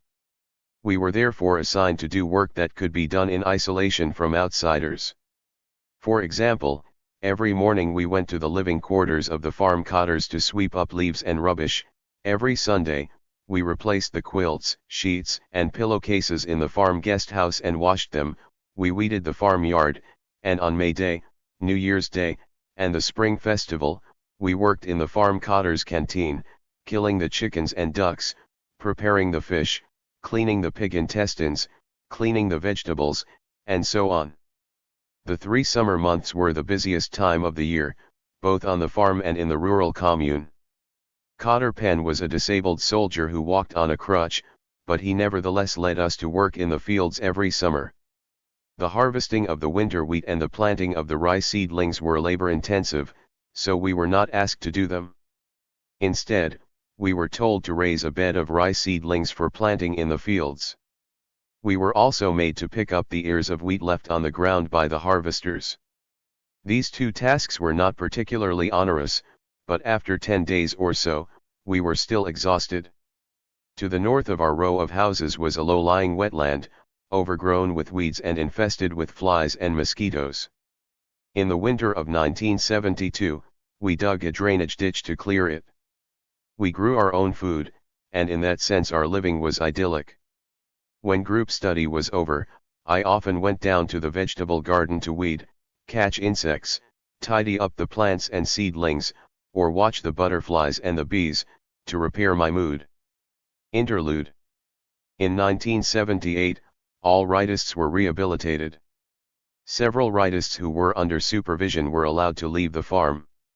When we heard the news, no one talked about it, to avoid giving the impression that we were no longer open to correction. Even so, Joe Renshung and I occasionally opened up our hearts to one another. It's not good to keep things entirely under wraps. I remember one day he said to me, "I don't think I'm a Trotskyist anymore." Without thinking, I shot back, "If you're not a Trotskyist anymore, why are you still locked up in this place?" We smiled at each other, and this smile was obviously an unspoken reflection of our feelings about the rehabilitated rightists, although we didn't mention them explicitly. I remember that conversation between the 2 of us because within a few days, a worker who had completed his sentence and stayed on at the farm came to see me and Joe Renshung. He measured the doors and windows of our rooms, asking us if there was anything we needed doing. He told us that the farm had been instructed from on high to build new, better rooms for the 6 of us. The preparations had already begun and the houses were to be built of brick with not less than 20 cubic meters per person. There would be a common kitchen and stove, a common toilet and bathroom, and a large room for activities. The site where the new houses were to be built was more than 1 li away from where we lived at the time. To the north and west off the plot across a large fish pond, was the army farm. To the south, a dirt road for vehicles and tractors. To the south of the dirt road was the labor farm. To the east, a tree nursery. A few years earlier, on one occasion when Penn had taken me to the army farm to get chrysanthemum seedlings, I had walked through this very plot. The soil from the fish pond had been piled up on it, so it was a little higher than the surrounding farmland and level with the dirt road to the south. Around the pond, willow and elm trees had grown to quite a large size. When he heard that new houses would be built for us on this plot of land, he was happy. Away from the farm headquarters and the cotter's quarters, life would be less distracting and quieter. The next day I went to take a closer look, and envisaged planting vegetables and fruit trees in the open space around the houses, close to the pond for easy access to water and a cool rest under the shade of the trees along the bank. I accompanied Huang Jiantong, Joe Renshung, Ye Chunyua, and others to the site on several occasions. The builders had already started accumulating piles of bricks and tiles. I was so excited that I could not wait to see the building start. Old Pen never told us about the rebuilding, so we couldn't ask. After all, we didn't have the right to ask. However, Old Pen knew that we knew. At the end of 1978, work on the new building stopped. I went to the site and saw a few little reformers taking away the bricks and tiles by the truckload, under the supervision of a worker who had finished his sentence and chosen to remain. Little did I know that a few months later, our civil rights would be restored and we would be allowed to leave the farm. Those who had homes went home. Wan Quilong and Zhou Renzheng to Wenzhou, Lu Pingmei to Guangzhou, and Lin Hua to Guangxi. The few of us without homes were allocated housing in Shanghai. Restoration of civil rights. On June 5, 1979, Zheng Keilin, Wan Quilong, Zhang Zhendong, Yu Xiaoyi, Lin Hua, and Li Pei at the Zhupa factory and 6 others at the Qingdong farm, Zhou Renzheng, Lu Pingmei, Zheng Liang, Huang Yantung, Ye Chunyue, and Xiong Andong, a total of 12 Trotskyist criminals in all, gathered together in the auditorium of the Qingdong farm to attend a ceremony jointly organized by the Shanghai Public Security Bureau and the Shanghai High People's Court to restore their civil rights. One by one, they received the ruling from the Supreme People's Court. Here is the ruling that I received. Xiong Andong, male, aged 58, from Huimin County, Shandong Province, was sentenced to life imprisonment and deprived of his political rights for life by the Military Law Division of the Shanghai Military Commission of the Chinese People's Liberation Army in 1955 for counter-revolutionary crimes. Having shown remorse during his sentence, he was shown clemency on September 28, 1972. It has been decided to grant him civil rights. Shanghai High People's Court. June 5, 1979. I was arrested on December 22, 1952. In May 1955, I was sentenced to life imprisonment in accordance with paragraph 4 of the Regulations on the Punishment of Counter-Revolutionaries. After 20 years in prison, on September 28, 1972, I was released on the grounds that I had shown repentance during my sentence and was sent to a farm for 7 years, under strict control. On June 5, 1979, a decision was made to grant citizenship and I was released from the 27-year soft detention and controlled Hadadelizetsensi on 22 December 1952, and returned to society as a homeless and unemployed citizen. I was released because I had shown remorse, but I was not rehabilitated. How could the Trotskyists not be guilty? The counter-revolutionary characterization of the Trotskyists was based on Note 30 on page 162 of the first edition of Mao Zedong's selected works, published in 1952. For more than half a century, books and dictionaries had copied the entries on Trotsky and the Trotskyists in Note 30. In the note, Stalin is quoted, "The Trotskyists are a gang of unprincipled and thoughtless assassins, saboteurs, detective spies, murderous bandits, a gang of deadly enemies of the working class operating in the employ of foreign spy agencies." In those days, in the Soviet Union and China, the term Supreme Directive had not yet been invented, but Stalin's speeches were even more authoritative than a Supreme Directive. In Note 30, the Chinese Trotskyists were a characterizades instruments of imperialism Kuomintang. The Chinese Trotskyists were convicted precisely on the basis of Note 30. Ideological reform during the 27 years of our detention meant accepting Note 30 and admitting that we were counter-revolutionaries. If we could admit to being Trotskyists, write frequent reports on our thoughts, and denounce the Trotskyist crimes, we would be reformed.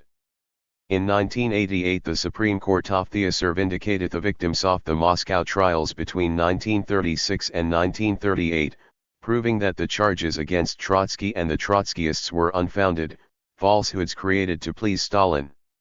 In 1991, to mark the 70th anniversary of the founding of the CCP, a second edition of Mao's selected works was published, with a new Note 33 on page 168 of Volume 1 to replace the old Note 30.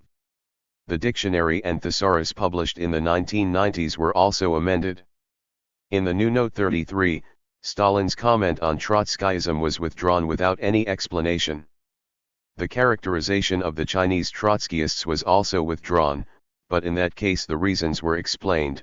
Likening the Trotskyists to traitors was due to the fact that at the time of the Communist International the Chinese Trotskyists were falsely accused of being in the pay of Japanese imperialist spies. Grieving my lost youth, I sadly smile. Written in December 2006 in Shiquan New Village, aged 85. Tributes to Trotskyist comrades. Xiong and Dong, translated by Gregor Benton. These two obituaries by Xiong, a lifelong Trotskyist from Shandong, pay tributes to his comrades Lu Pingmei, a veteran Trotskyist from Guangdong, and Chen Daotong, the son of Chen Kikane.1. Source, Appendix of Xiong and Dong Huilu.2 The original Chinese text was transcribed by volunteers for the Marxist Internet Archive. Remembering Lu Pingmei. In prison, Lu Pingmei was apparently the only one of my fellow prisoners who never confessed to the crime of counter-revolution. For this reason, he was often criticized and told to bow his head and confess his guilt. Yet he stayed silent. His critics bore him no personal ill will, criticizing who would not admit their guilt was an exercise in self-preservation. On August 28, 1972, 20 years after being sentenced, we Trotskyists were told to fetch our belongings. We were about to leave prison. Lu Pingmei was the only one not so notified. He stayed in his cell, watching us leave one by one, unclear about our destination. We learned that we had been granted clemency, not full release, but transfer to a labor farm, under supervision. After we had been on the farm for more than 20 days, a car drove up with Lu Pingmei in it. I guessed that after being kept alone for so long, he had succumbed to mental pressure. I could not have been more wrong. The day after Lu Pingmei arrived at the farm, cadres started turning up from the Public Security Bureau and the prison, one in military uniform. A correctional cadre from the farm accompanied them to the room where Lu Pingmei was staying.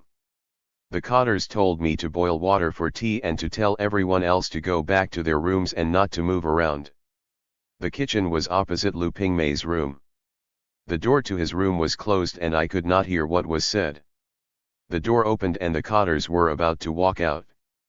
One shouted, "How can we explain his attitude to the authorities?" I heard these words so clearly that they are engraved on my mind to this day.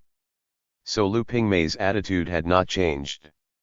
He was still stubborn, so stubborn that the cadres found him impossible to deal with. After 20 years in detention and forced rehabilitation, Lu Pingmei had not been reformed to the extent that he was prepared to lie or put on an act. Having been released from prison after more than 20 days in solitary confinement, he was still stubborn, still making it hard for the authorities to apply the policy of releasing him with leniency after his repenting of his crime. Hence the question, how can we explain this to the authorities? As I carried boiling water to the cadre's office to make tea, the cadre who was wondering how to explain Lu to the authorities said, "Tell me, what happened to Lu Pingmei?" His question took me back to a scene in the prison office some 20 days earlier. Akadare had called me over. "Your rehabilitation is not going well, you need to continue to reform your mind." Now I was being asked about Lu Pingmei, to test my attitude. I replied, "Lu Pingmei has an odd temperament, I don't know him well." I made the tea, filled the thermos, and left. Two cadres walked past my window to Lu Pingmei's room, and in a short while turned back to the office. They came and went in a hurry. I don't know what they said to Lu Pingmei. Afterwards, I heard their car start up. The disciplinary cadres also made a round of the yard before leaving. Silence returned. I sat in my room for a long time, agitated. On June 5, 1979, 7 years after our transfer to the farm, Lu Pingmei, like the others, received a copy of the ruling of the Supreme People's Court. It said, during his sentence, he has shown remorse. He is released with leniency and has been granted civil rights. Truly a case of making him who starts the trouble ended. How elegantly the pen is wielded. Thus the curtain fell on a farce to celebrate the birthday of a foreign master, leaving it to future generations to sort out right from wrong. 3 While on the farm, each of us received 60 UN a month to live on, a lot more than we needed. In response to a government call, we put extra money in the bank to support national construction and yield interest, to benefit both the public and us. When we left the farm in June 1979, we withdrew the principal of the deposit and the accumulated interest. But Lu Pingmei said the interest was exploitative. He wanted none of it and took only the principal. When Lu Pingmei went to Wenzhou in his later years to attend a seminar on the thoughts of Chen Duxiu, in May 2001, he came to Shanghai for 2 days. I took him for a walk in a nearby park, and he told me about being struggled against in prison. In the park, bird cages hung from the trees. Thrushes sung in them. Lu Pingmei said, "Seeing that takes me back. Time has passed, things have changed, but the scar on my heart is hard to remove. 6 years ago, we met and parted, but it became an eternal goodbye." Written on the winter solstice, 2007. A tribute to Chen Daotong. In early 1980, I first met Chen Daotong at the home of Zheng Keilin. Zheng introduced him to me as the son of Chen Kikane, and I stood in awe of him. Daotong told me that after his arrest in Beijing at the end of 1952, he had met one of my middle school classmates, Zhang Hongren, who was a brother to me when we worked and studied together. Zhang Hongren often talked about me, so Daotong said, "I have known your name for a long time." This brought me nearer to him. I felt as if I was reuniting with an old friend. Daotong and Hongren shared a similar political destiny, having both been Trotskyists. At the end of the war against Japan, Hongren studied at university in Shenyang and Daotong in Beiping.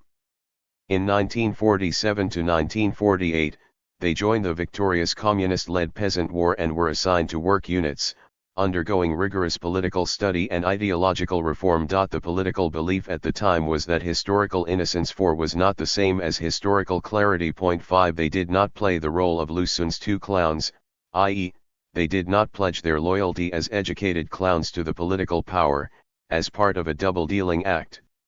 They both thought that their joining the Trotskyists, although not in line with the new democracy advocated by the CCP at the time, had ultimately been aimed at achieving socialism and communism, so they made no secret of it when expressing their desire to follow the Communist Party. Little did they know that it would lead to their imprisonment under the People's Democratic Dictatorship at the end of 1952.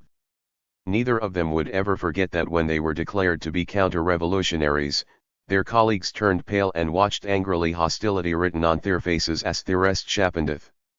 Side of the sinking boat, thousands of sails pass by, and 10,000 trees rise in front of a sick tree. Daotong and Hongren shared a common sentiment, and the two formed a friendship behind bars that lasted them for the rest of their lives. They were given a lighter sentence because they had, of their own accord, given a full account of their family history and personal experiences from childhood to adulthood.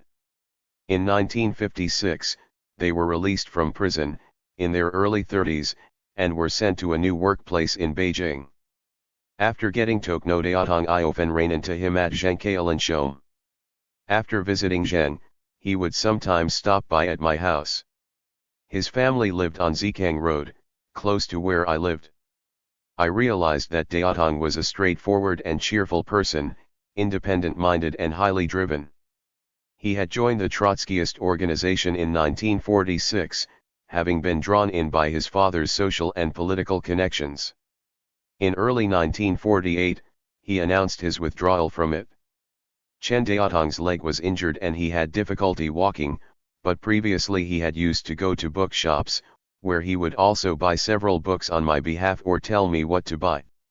When the area on Zikang Road where he had lived since his father's day was demolished, he and his family moved to a new village near Kaibao, built by his work unit, and he was allocated a more spacious house.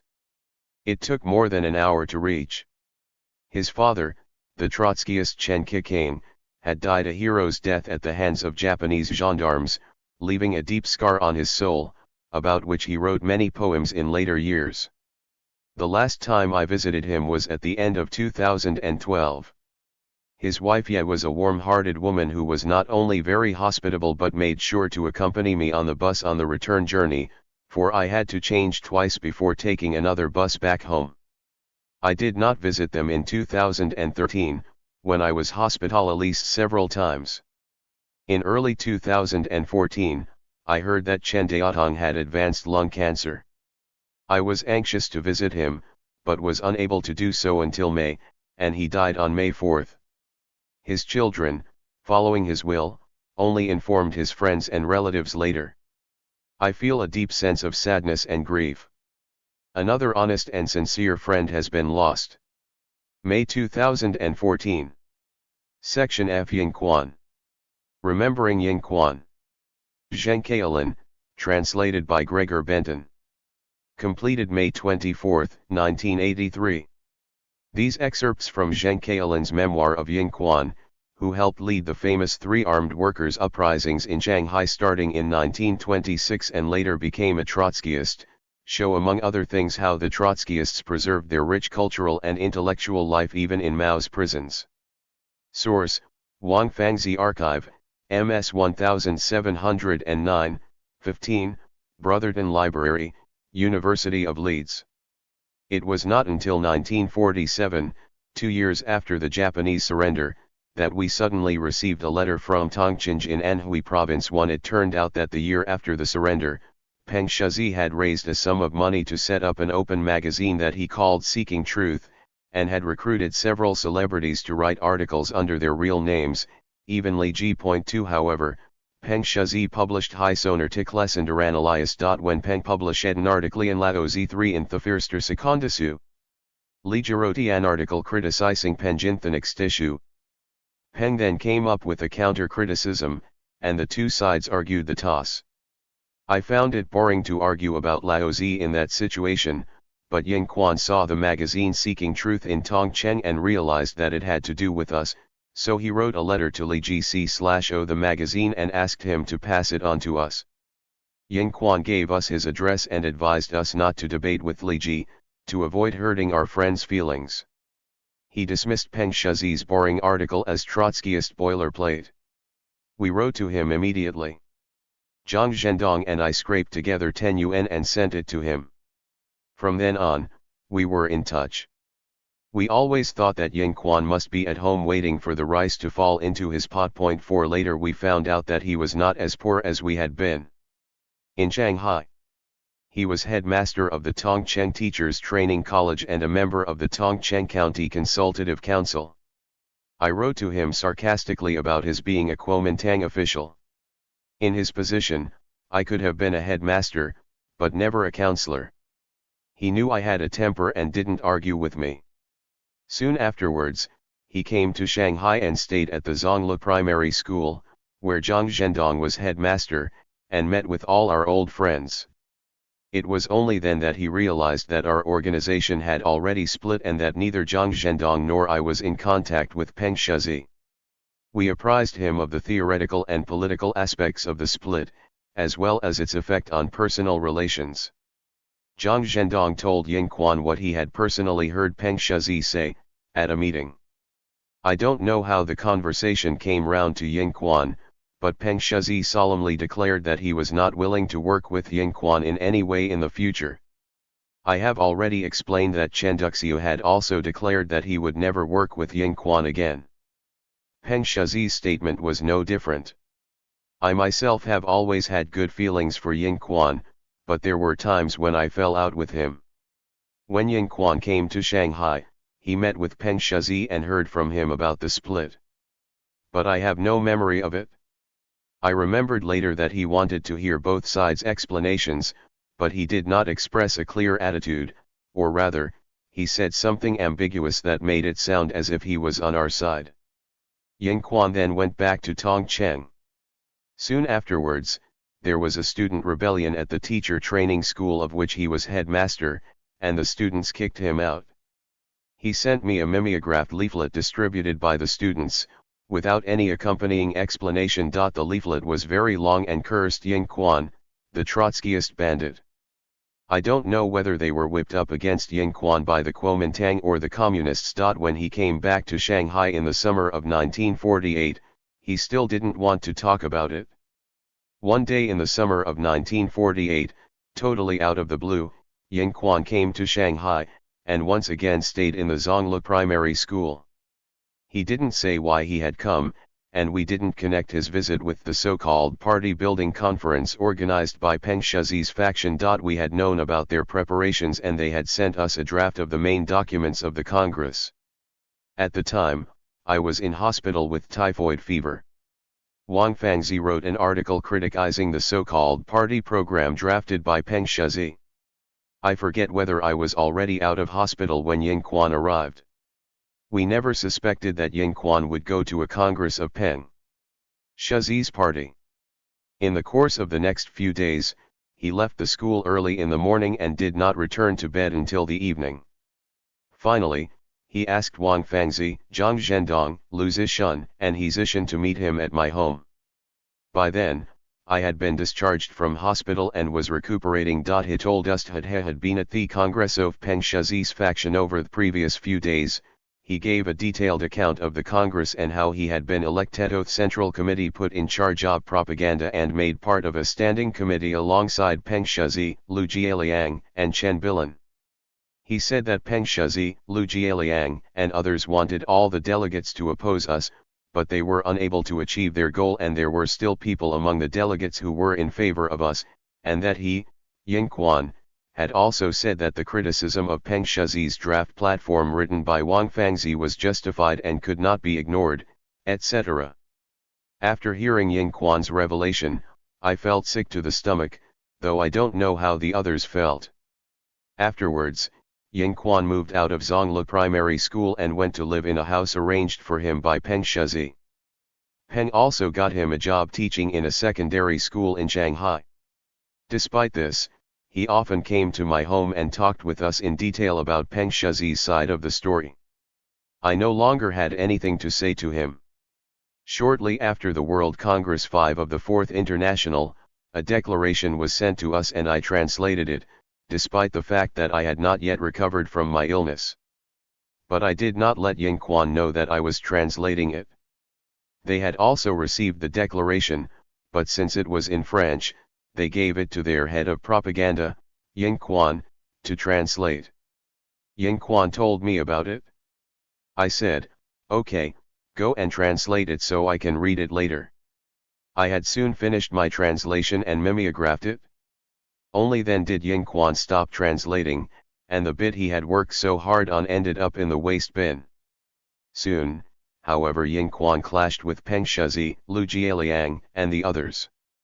How could Ying Quan and Peng Shizi work together, either in terms of theory, politics, or even personal relations?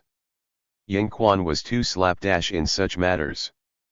But I was not surprised to see them fall out so quickly. We also ignored Ying Quan and he had to go back to Tongcheng. At the end of 1948, when the leadership of Peng Shizi's party decided to move to Hong Kong, Lu Jieliang wrote to Tongcheng asking Ying Quan to go to Hong Kong with him, but Ying Quan ignored him. After the incident, it occurred to me that Ying Quan was the sort of person who thought himself very clever and authoritative, but in fact he was very stupid. This is what many people call his cynicism. There's no point in getting angry about it. After the liberation of Shanghai in 1949, in the late summer and early autumn, Ying Quan shipped a batch of agricultural products from his hometown to Wuhu and Nanjing to sell, and used the proceedings to come to Shanghai to see us. As usual, he stayed in the school, and we did our best to make him feel welcome. He wanted to stay in Shanghai, but not in the school, and asked if he could live in Wang Fangzi's home. By this time, Wang Fangzi had already left for Hong Kong. What could we do about it? I didn't do him the favor he was seeking, so he went back home to Tongcheng. From then on, he cut off contact with us. He no longer wrote to us, and we did not write to him either. In 1950, if not later, Hezishin heard from somewhere that there was an old man in Tongcheng who was openly criticizing the policies of the Communist Party to the masses, and the Communist Party could do nothing about him. Hezishin said, "Could it be Yin Quan?" I didn't know. I still don't know whether there was such an old man and whether it was Yin Quan. In the same year, or later, a letter arrived from Yin Quan's daughter. She said that her father had gone to Shanghai but was destitute and wanted us to take care of him. Winfer read from the letter that Yin Quan had been arrested but had been released and sent to Shanghai. Actually, he was still being held in Hefei. Recently, I heard a rumor about how Yin Quan was arrested. Apparently, at some point in 1950, when Mao Zedong had Jonato Angking gonna visit, the secretary of the local party committee had told him about an old man in Tongcheng County who claimed to be an old friend of Zhou Enlai's and was saying a lot of strange things, and the local party didn't know what to do with him. Luo Ruqing, the Minister of Public Security at the time, was there and asked what the man's name was. The secretary said, "His name is Yin Quan." Luo Ruqing said, "We are looking for him." That's how Yin Quan got arrested. It seems that the story that Hezishin heard was well founded. However, when Yin Quan met me later in prison, he also talked about his arrest, but not in such terms. Maybe he didn't know that this had happened. But it is true that Yin Quan liked to tell people that he was an old friend of Zhou Enlai's. After a group of us went to the Soviet Union in the spring of 1923, the Communist Youth Party 6 in West Europe was led by Zhou Enlai and Yin Quan. But why raise this connection now that the Communist Party was in power? In the second half of the 1950s, when I was being held in the Shanghai Second Detention Center, I left my cell one day to get a haircut. The barber asked me quietly, out of earshot of the guards, "Are you an old friend of Premier Zhou?" I realized that the barber had mistaken me for Yin Quan, and that Yin had been arrested in his hometown of Tongcheng and brought to Hefei, where he'd been detained for ages before being transferred to Shanghai. He was first held in the detention center run by the Ministry of Public Security in East China, whence he was later transferred to Shanghai No. 1 Detention Center. He suffered greatly in Hefei. He was handcuffed with his hands behind his back for a long period, and had to be fed and have his backside wiped by other people. On the morning of June 29, 1956, I was in Shanghai No. 1 Detention Center, where I had been for 3.5 years, alone in a room. The guards came and told me to pack my things. The guards opened the door, helped me get my things, and walked me down from the third floor. When I got to the first floor, I suddenly saw Yin Quan, walking ahead of me, with his things being carried by another guard. We looked at each other, not daring to say hello. It was the first person I had seen in 3.5 years. When we got downstairs, we spoke. At first, the guard who was escorting us intervened to hush us, but then he let us carry on. We had no idea where we were going, but we didn't think that we were going to be shot. The jeep drove through the gates of Tilanqiao prison, and after a long wait in the reception room, we were sent to prison No. 1. Yin Quan told me that this prison was full of felons. He had also been held there for a while. We were taken to the third floor and initially occupied separate cells for around 3 hours, and then I was put in a cell together with him. We talked until late at night, until prisoners on the floor above told us to shut up. The next morning we were separated again and never had another opportunity to share a cell. That morning, we saw dozens of others arrested on the same charge who had been transferred in from other sections, to be dealt with. Among them was Zhang Zhendong, and also Hezishin. The doors of our cells were left open, so we could step outside to see these new arrivals. Puzzled, I asked Yin Quan, "What are we doing here?" Yin Quan said, "To study." Then I realized that Yin Quan had more experience than I did. It turned out that the State Council had given orders to the authorities to organize study visits for the Trotskyist prisoners. We were divided into several groups, each of a dozen or so people. After a few days of discussions on 5 July we went out to visit factories, shops, advanced level cooperatives, cultural palaces, exhibitions, stadiums, and so on. We were underway for about a week.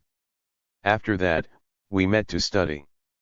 Finally, we were required to write a summary, an activity that continued until August 12th. Those of us who had not yet been sentenced were sent back to the detention center, not the first detention center but the second. In September of the same year, we went to Tilinkiau prison for another study session, this time concerning the documents of the 8th National Congress, and at the same time went to People's Square to watch the National Day rally and parade. During the period of intensive study, the doors of the prison cells were usually left open during the day and we could walk out into the corridor. So even though I was not in the same cell as Ying Quan, we still had the opportunity to talk and exchange a few sentences. Even when the cell door was closed, we could stand behind it and talk loudly. Ying Quan and I were not assigned to the same group, but I knew the general drift of what Ying Quan said from other people in his group. When he was first arrested, Ying Quan had probably resisted, and he therefore suffered in Hefei. After he was transferred to Shanghai, he softened up and did things like confess his guilt, so the controls on him were relaxed a bit, i.e., he was not necessarily left alone, and even shared a cell with other prisoners. I, on the other hand, was always left in solitary confinement, except during intensive study, and it was not until after the Cultural Revolution, when I was struggled against, that I was able to share a cell with other prisoners. Even after his confession, Ying Quan was still not trusted. It was easy to see that his confession was fake. I stayed in the same cell as him that night and talked with him into the early hours, and on several occasions afterwards.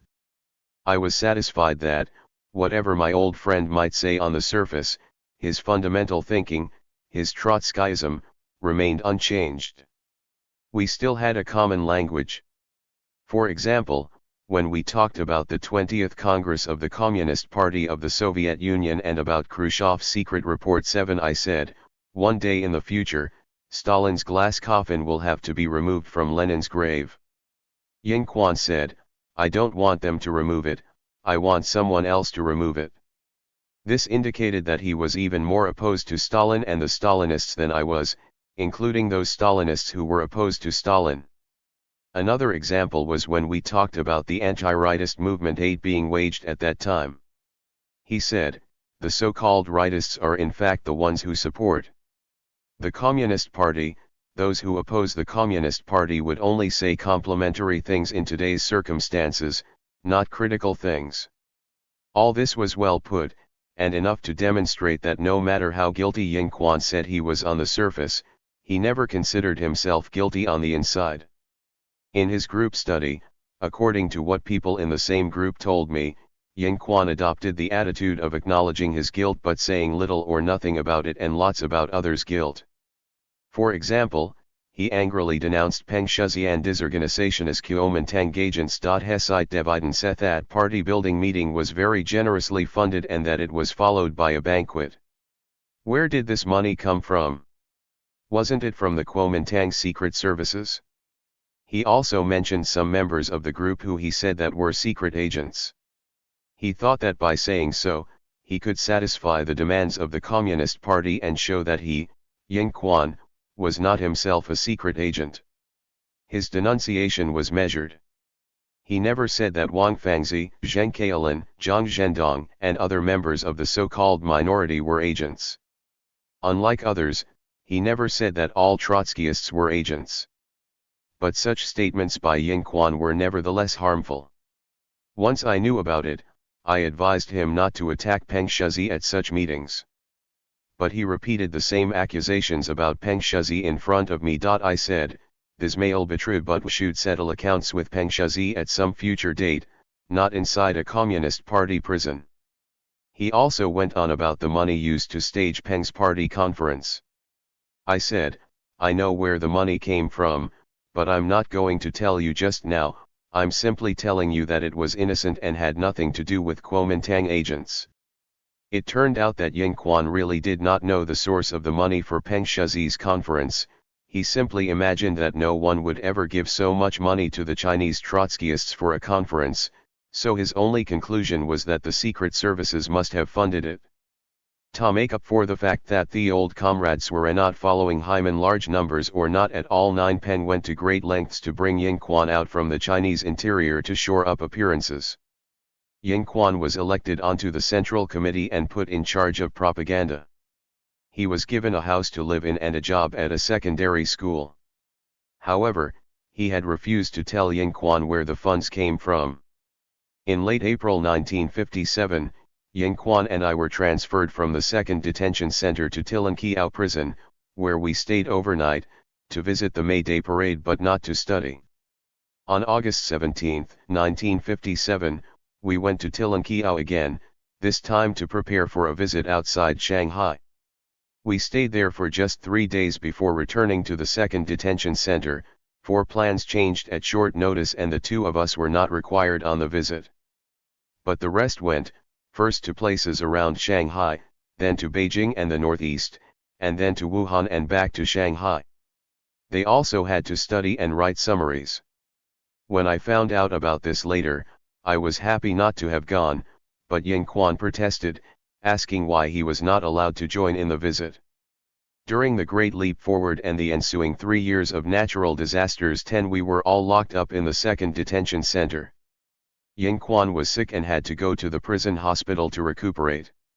I was not ill or was not aware of being ill, but in April/May 1961 I was also sent to the city prison hospital for a medical checkup and returned there for a dozen days or so. This time Ying Quan was there too.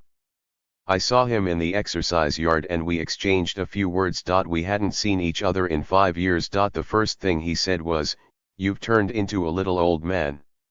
Ying Quan returned to the 2nd Detention Center before me. I left the 2nd Detention Center on October 20, 1962, and then I was officially transferred to Shanghai Prison. I don't know when Ying Quan was transferred.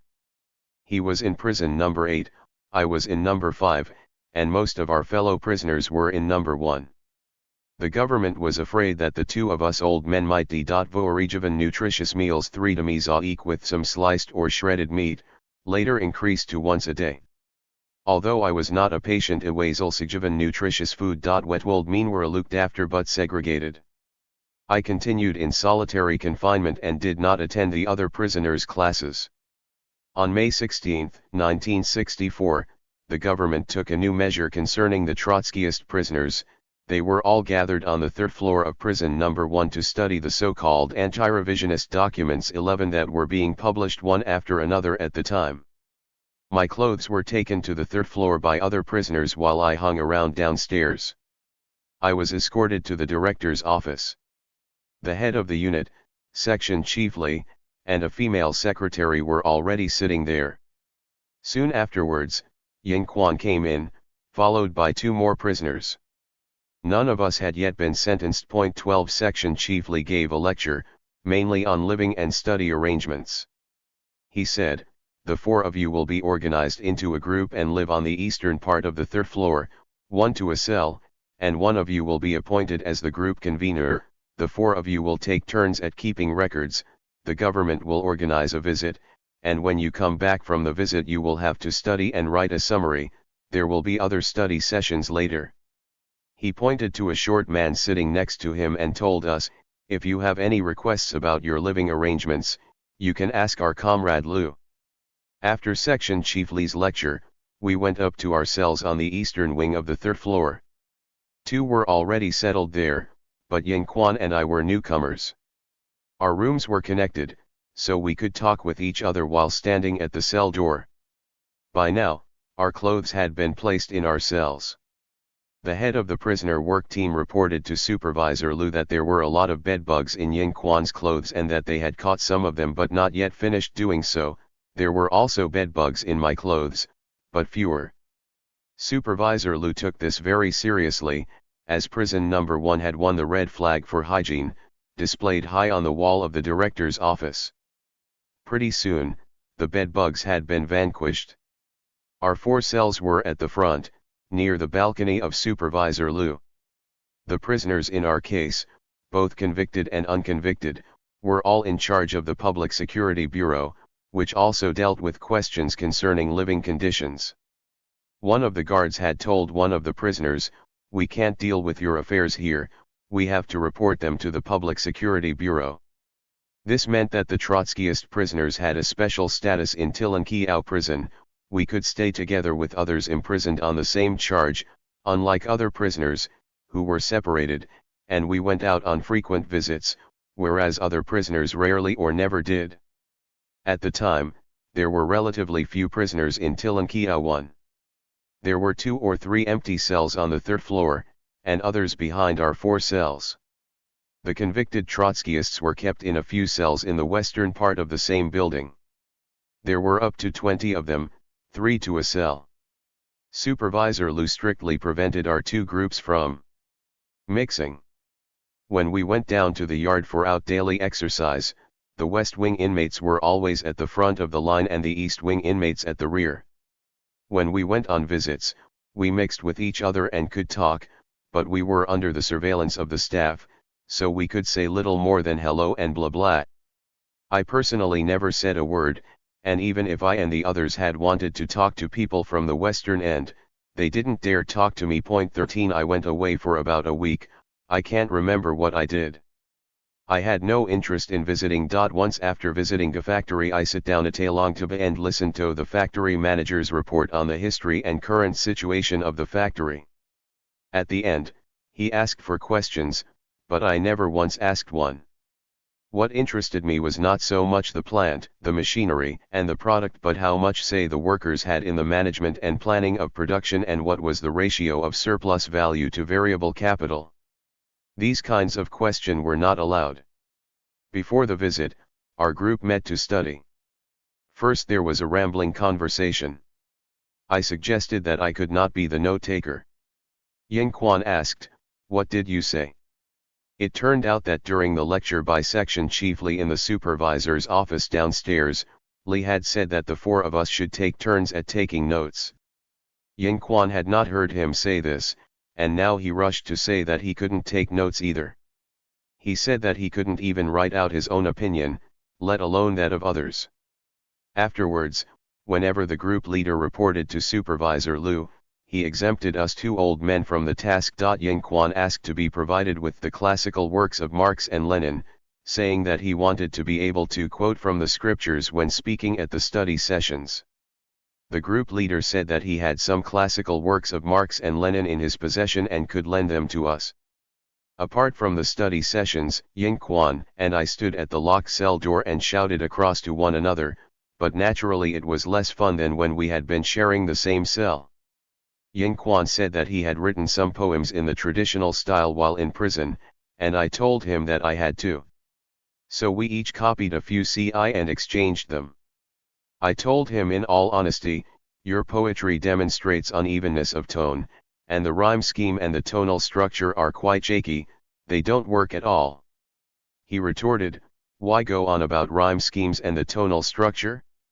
Why can't they rhyme according to modern-day pronunciation?" I knew it would be futile arguing with him. On the other hand, he praised the lyrics of one of my own CI, Jiangdu Spring. He said it was like something done by Li Haozu. 14 Here are some lines from it. "I am haggard, with white temples and a thinning waist. Fortunately, I have not yet lost my mind. I still know the difference between right and wrong." He suggested just one change, replacing "fortunately" with the words "I hate the fact that the last Twolina swore this CI is dedicated a Theodem grave. How I'll shed the tears."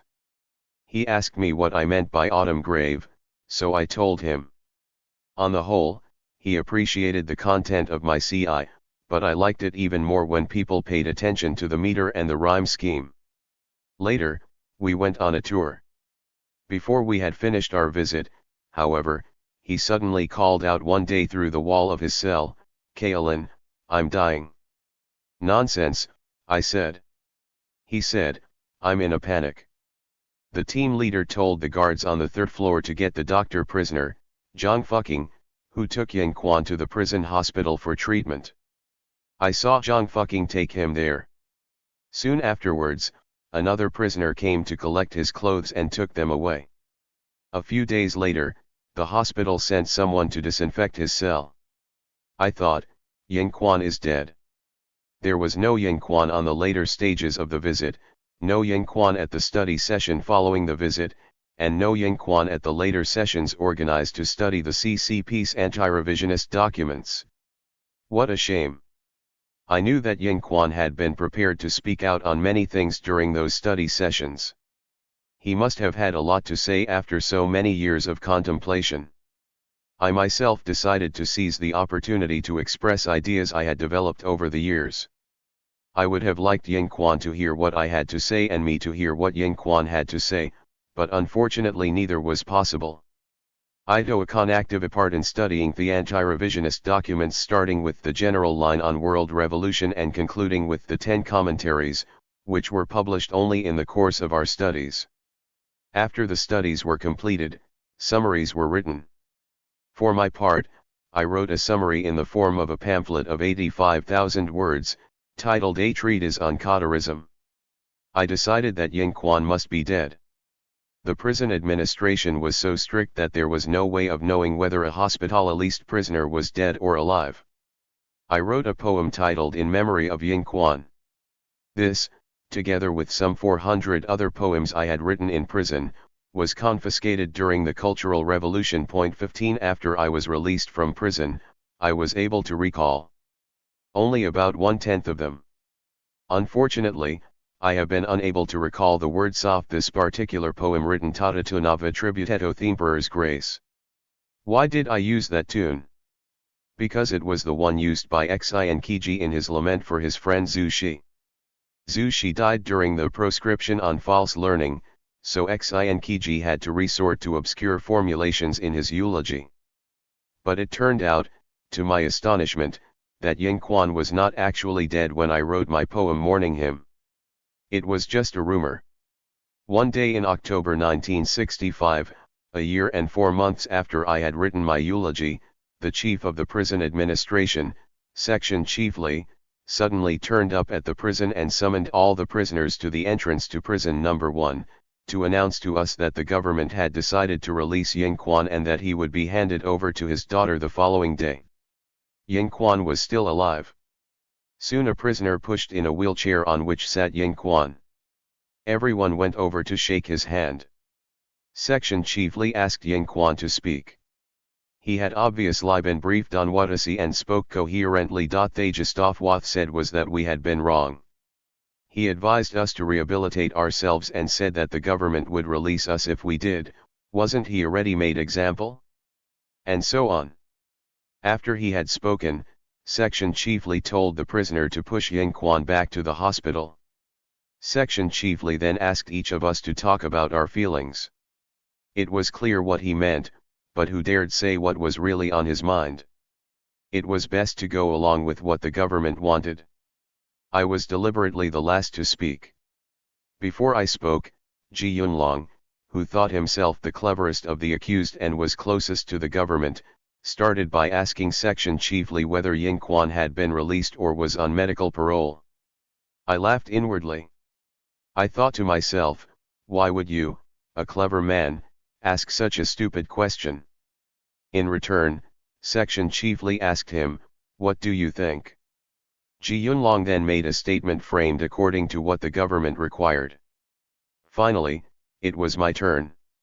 I said, a few years ago I told the person sent to deal with our arraignment that Zhang Fen had lost her mind and Yin Quan was sick, he would die if he stayed locked up, both of them have children and warm homes, they should be allowed to go home. Then they can be cured. Zhang Fen's sentence has long since expired, and I don't know how she is now. But now you have released Yin Quan and allowed him to go home, which is exactly what I have always wanted, though the request I made a few years ago is not necessarily the cause of what has happened today. 16. Section Chief Lee held his temper, but said coldly, Humph, your request from a few years ago. Humph. You wanted Yin Quan to be allowed to go home. At the time, I was not yet part of the study group, so I was not criticized for what I said. Later, during the struggle against me in the Cultural Revolution, my remarks on that day were also not cited as evidence of a crime.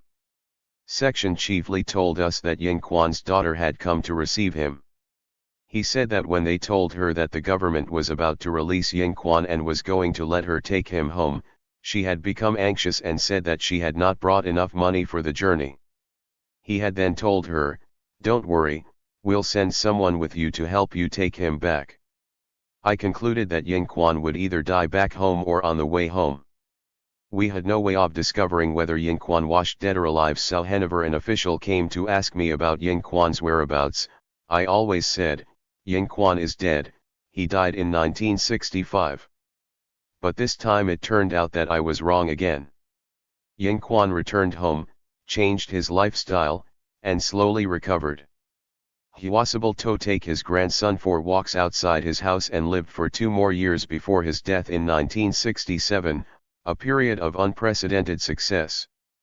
But he wasn't struggled against, it was too late for that. It was not until 1982 that I made contact with Ying Quan's family. One other fact I learned from Ying Quan's daughter was that Section Chief Li had asked her, "Will your father have any problems when he returns home?" Shir Eplid, our family can afford to support them. Section Chief Li said, "That's good." Yin Longju was a loyal and honest person. She was worried about not having enough money to take her father home, but she didn't want to depend on the government to support him.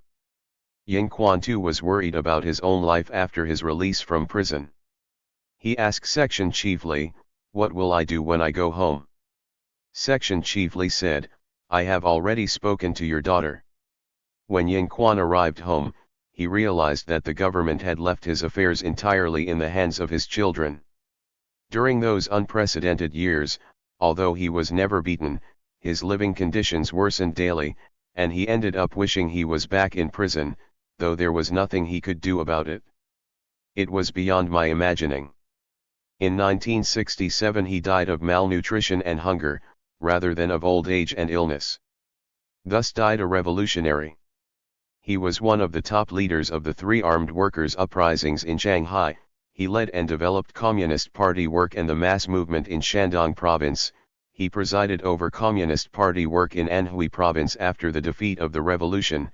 He wrote many propaganda and educational articles, and finally he led a section of the Communist Party out of Stalinism and onto a Trotskyist path after the defeat of the revolution, and remained a Trotskyist to the last. Whatever his shortcomings and mistakes, and however much he was forced to compromise in his later years, Ying Quan is still a revolutionary who deserves to be remembered for his role in the Chinese Revolution. Section G. Zheng Kaolin. Remembering Zheng Lao. Li Yangzhu, translated by Xuefeng. This memoir of Zheng Kaolin in his later years in Shanghai is from chapter 15, at Zheng Lao's one side, of Li Yangzhu's memoir Kank, published in Xiande Gemingshi Wengxiankankan, Hong Kong, 2007. The Chinese text was transcribed by volunteers for the Marxist Internet Archive. Li Yangzhu was a veteran Trotskyist from Guangdong, born into an overseas Chinese family. He regularly met with Zheng Kaolin after 1983 and became one of his key assistants. At the beginning of the period of reform and opening up, in the late 1970s and early 1980s, I heard the radio of Lu Shaokai's rehabilitation. 2 It mentioned the testimony of Zheng Kaolin, who came up with evidence to show that Lu was not a traitor, a national traitor, or a scab who had betrayed the working class. Above Zheng Kaolin's name was a title, member of the Shanghai Municipal Committee of the Chinese People's Political Consultative Conference 3, which came as a surprise to me. I was still employed in the labor reform factory at the time, so I immediately wrote to the CPPCC to ask if Zheng had been rehabilitated. Zheng wrote back to tell me that the 1952 classification of the Trotskyists as counter-revolutionaries had not yet been reversed. In 1983, after my return to Shanghai, I often visited Zheng Lao. This centenarian had been in prison for 35 years. He had been tortured to the point of being half-blind. Half-deaf, half-lame, and unable to straighten his back, he was disabled, and his lower back was bent double at 90 degrees. But the old man had a strong will, and was determined to persevere in his beliefs throughout his life and to insist on vindicating the Trotskyists. In his final years, he overcame all kinds of difficulties to keep on writing in order to restore the truth of what had happened, against all odds. His struggle continued as long as he lived. His perseverance was a source of great inspiration. Li Pei-6 had his civil rights restored together with Zheng Lao. He had the utmost respect for him. He lived near Zheng Lao and liked to help him by reading good articles and letters and transcribing manuscripts for him after knocking off work. On holidays, he went to bookstores to search out information and buy new books. He bought food and other daily essentials for the old man, bathed him, brushed his back, and put him in a wheelchair so he could go down to street or the park, as well as doing other things. He was praised as Zheng Lao's personal secretary. Li Pei transcribed all of Zheng Lao's writings for more than 10 years after Zheng Lao's release from prison. He worked wholeheartedly and enthusiastically for the old man, often until midnight, as if he were continuing the revolution. This spirit of selfless dedication in the course of more than 10 years, completely voluntary and without any compensation, was an enormous boon. Unfortunately, Li Pei passed away in 1993. When the sad news came, the old man was grief-stricken. He said, "Now that Li Pei has died, I too am finished." He thought that he would be unable to read, write, walk, or link up with society without Li Pei, and his life would be meaningless. Of course, after Li Pei's death, others worked for the old man. In the last few years of his life, Zhou Luqiang 7 and I took turns to take over Li Pei's work, seek out relevant information, read articles, sort out manuscripts, do shopping, and so on. Lao Zhou did an even better job and was even more attentive. The old man was happy, and they would buy some dishes and have a drink together. 2. When his citizenship was restored, Zheng Lao and his beloved wife Lu Jingzhen 8 were allocated a 2-room flat. A couple of months after Zheng Lao's release, Lai Yuzade lidded. His grandniece Xiaofang from Fujian came to take care of him. In order for her to get a Shanghai huakao, Zheng Lao wrote to Deng Yingqiao to ask her to intervene. In the flat, Zheng Lao occupied one room and Xiaofang the other. Zheng Lao's room was less than 14 square meters in extent. He had 4 bookcases full of books. There were even books on the top, piled up almost to the ceiling. His personal correspondence and other materials were packed in several cardboard boxes under the bed. These was Zheng Lao's bedroom, study room, writing room, meeting room, dining room, and sitting room. It was so tiny that you couldn't even walk round it. The old man had bad cataracts and his eyesight was almost zero, so he had to read in the sunlight with his eyes closet othepage and using a powerful magnifying glass to see even faintly. At first, I read the articles that he wanted to hear, and I also recorded them so that he could listen later. But it didn't really work, for he was deaf and could not hear clearly. I therefore had to make enlarged copies of things he was keen to read, bit by bit, using his magnifying glass. Zheng Lao received many letters every day, mostly from old comrades such as Wang Fangzi and Lu Zishun. He also received many letters from experts and scholars, some of them famous, asking questions about the early history of the CCP, to which the old man always replied conscientiously. Wang Fangzi's hand always shook while writing, and he called the characters he wrote tadpole script, while Zheng called them oracle bone script. Zheng Lao's joints were stiff, including his hands. His eyes were practically blind and the words he wrote were crooked, arranged across the page, sometimes overlapping one another when he lost his place. Sometimes the ink ran out unbeknown to him, leaving several lines blank, so the articles and letters he wrote were jokingly called heavenly letters, which few could decipher. Some of his letters were returned by the recipients, who said that they were unintelligible, whereupon they were transcribed and sent out a second time.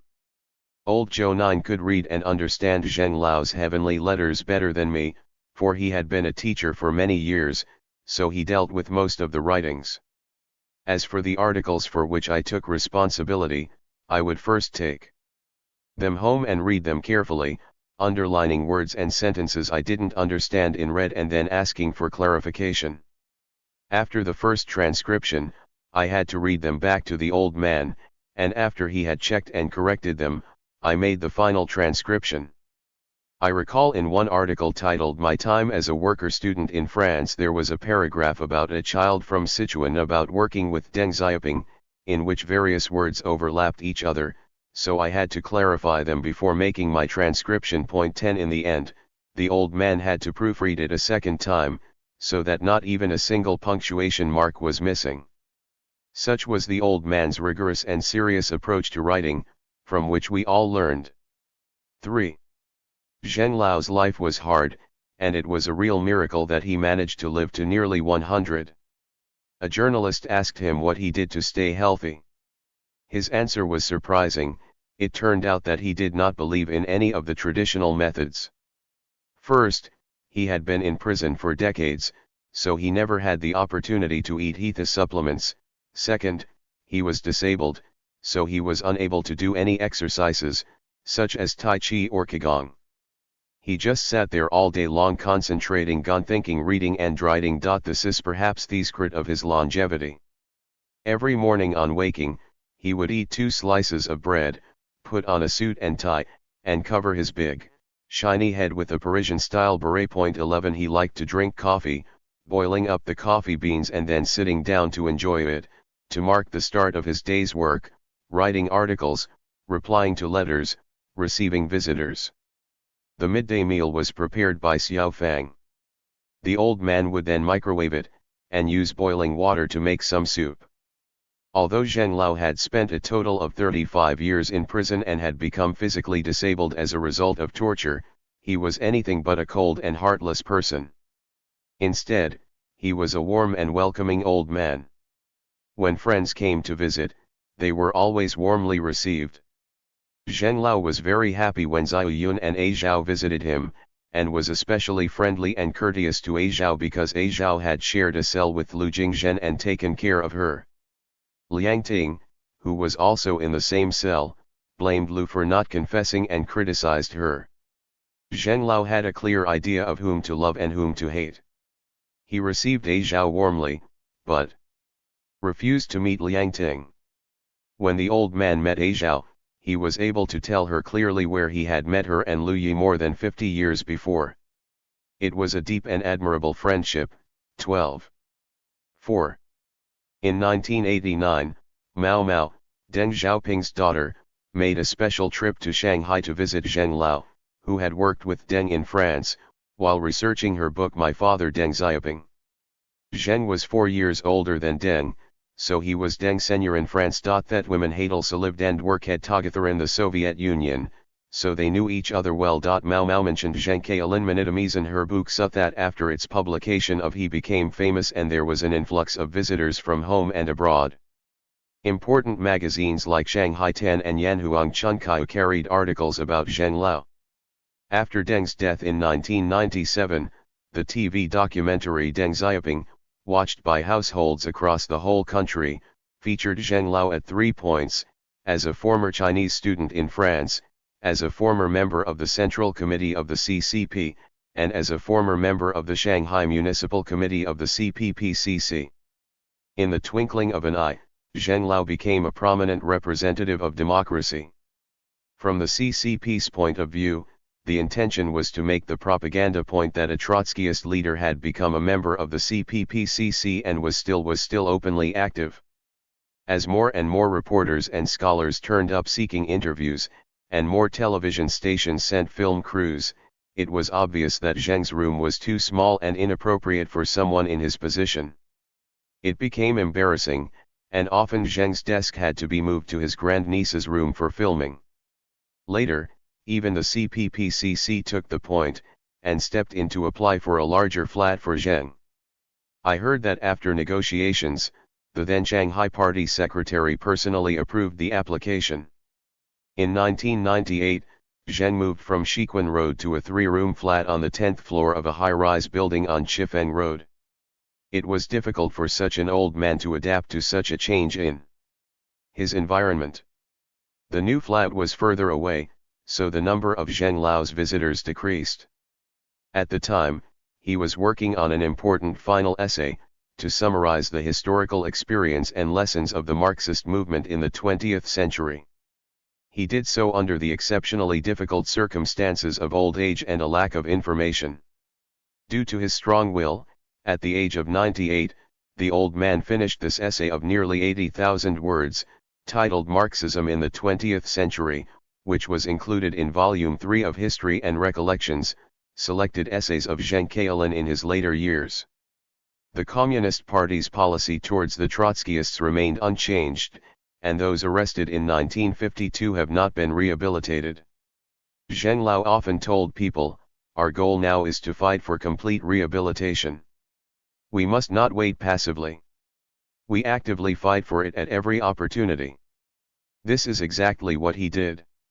For his last 10 years and more, he campaigned for the rehabilitation of the Trotskyists. He wrote frequently to the Central Committee of the CCP to argue that the 1952 denunciation of the Trotskyists as counter-revolutionaries was false, in the same way as the Moscow trials of the 1930s. Although many years passed by, his complaints sank into the sea, and there was never any news. He did not share the negative attitude of some people, and pointed out that even the Pope in Rome had rehabilitated Galileo, 360 years after Galileo insisted that the Earth went round the Sun rather than vice versa. 13 He objected even more strongly to those who believed that rehabilitation would not happen even after 10,000 years. Before he died, he asked the Shanghai CPPCC to forward a letter to the 15th Party Congress, in which he asked for the last time for the Trotskyists' rehabilitation. In celebrating 100 years of life, the old man said, "Even though I am half blind and half deaf, I will continue fighting for justice and rehabilitation until the vilification ends, even up to my 100th birthday and beyond, for as long as I remain alive." An account of some events surrounding Zheng Kaolin's death and funeral. Zheng Hiufang, translated by Gregor Benton. This article was published recently by Zheng Kaolin's grandniece Zheng Hiufang, who cared for him between his release from prison in 1979 and his death in 1998. The magazine that published Ms. Zheng's article, Shiji, is a bi-monthly published by the Central Research Institute of Literature and History and the Shanghai Municipal Research Institute of Literature and History. The predecessor of Century was Shanghai Literature and History. After the Spring Festival of 1998, Grandpa's health was obviously weakening. Knowing that his time was up, he kept saying that his life was coming to an end, that the life given to him by his parents was running out, that this melon was ripe, and that if it wasn't picked, it was about to fall. At the time of Grandpa's 98th birthday in April 1998, we celebrated several birthdays for him separately. At that time, he was working intensively on the task at hand, revising and correcting his long essay Marxism in the 20th Century, which he had begun to write in the second half of 1997. He himself described it as his final essay, which he would never again have the energy to return to, and at the same time, he was cooperating with Mr. Fan Yu, and with Fan Yu's help, he was able to complete the publication. With the help of Mr. Luo Fu, Hong Kong Tiandi Book co-officially published Historical Events and Memories, selected writings of Zheng Kaolin in his late years, and we needed to supplement and provide the materials used by Mr. Fan. In the spring of 1998, we were in a race against time, making arrangements and writing one's own obituary. After Grandpa regained his citizenship in June 1979, he was assigned to the Committee of Literature and Historical Materials of the Shanghai Municipal Committee of the Chinese People's Political Consultative Conference with a salary of 120 yuan per month. The fifth afternoon of each month was my regular day to go to the Shanghai Municipal Committee of the Chinese People's Political Consultative Conference to collect his salary. On the fifth afternoon of 994 Zheng, trans. Benton. June or July 1998, I went to the CPPCC to pick up the salary as usual. In the lift, I met a comrade from the personnel department who was in regular contact with us, and he asked me about grandfather's health and whether there was anything he needed help with. When I went home and I relayed the message to Grandpa, he said, "Please ask them to come to our home." 2 or 3 days later, this comrade and a Deputy Secretary General of the CPPCC turned up. During the interview that day, Grandpa said 3 things. First, he thanked them. He said, "From 1979 until now, you have taken care of me, and my body is almost used up, now I have to say goodbye to you." Second, Grandpa took out a copy of the letter he had written to the 15th Congress of the CCP Central Committee which requests death at the case against Trotskyists of 22 December 1952 be declared wrong and vindicated. Grandpa said, "I can no longer wait for an answer, so please forward this copy of the letter for me." Third, Grandpa said, "When I die, don't hold a memorial service, keep things simple." One evening in June, Grandfather suddenly said that he felt he had to talk to me one last time before he died, and I hurriedly recorded what he had to say. He even wrote his own obituary, as if in my name, as below. Obituary. Mr. Zheng Kailan, a member of the 5th and 6th Chinese People's Political Consultative Conference of Shanghai, sadly passed away on October 10, 1998, after failing to recover from his illness. He was born on April 15, 1901 and was 98 years old. His will is simple and there will be no memorial service. A farewell ceremony will be held on October 10, 1998 at the funeral parlor on Zabaoxing Road. Here is my obituary for friends and relatives. His granddaughter, Zheng Xiaofang. October 10, 1998. An account of some events surrounding Zheng Kailan's death 995. Grandpa dies. On August 1, 1998, Grandfather passed away in Shanghai's Renji Hospital at 4:29 a.m. The hospital was closed on the weekend of 1 and August 2, and I went to the hospital early on Monday morning, August 3, to check on Grandfather after I had applied for a death certificate. The doorkeeper asked me if I knew which compartment, and I said yes. I pulled out the big drawer where Grandfather's body was stored and spoke to him. I hadn't seen him for 2 days. Then I went to the police station to apply for the cancellation of his household registration, then to the Longhua funeral parlor to apply for the staging of a farewell ceremony, and finally to a cloth shop to buy a big red silk cloth to cover him during the farewell ceremony. I went home and told my parents I had seen Grandpa, and me 6-year-old daughter cried out, "Mum saw Grandpa but I didn't see him." On the afternoon of the 3rd, a hearse from the funeral parlor came to pick up Grandfather from Renji Hospital, and Wu Mengming, nephew of Chen Duxiu, and I escorted him to Longhua funeral parlor. The farewell ceremony was scheduled to be held in the lobby of the Longhua funeral hall.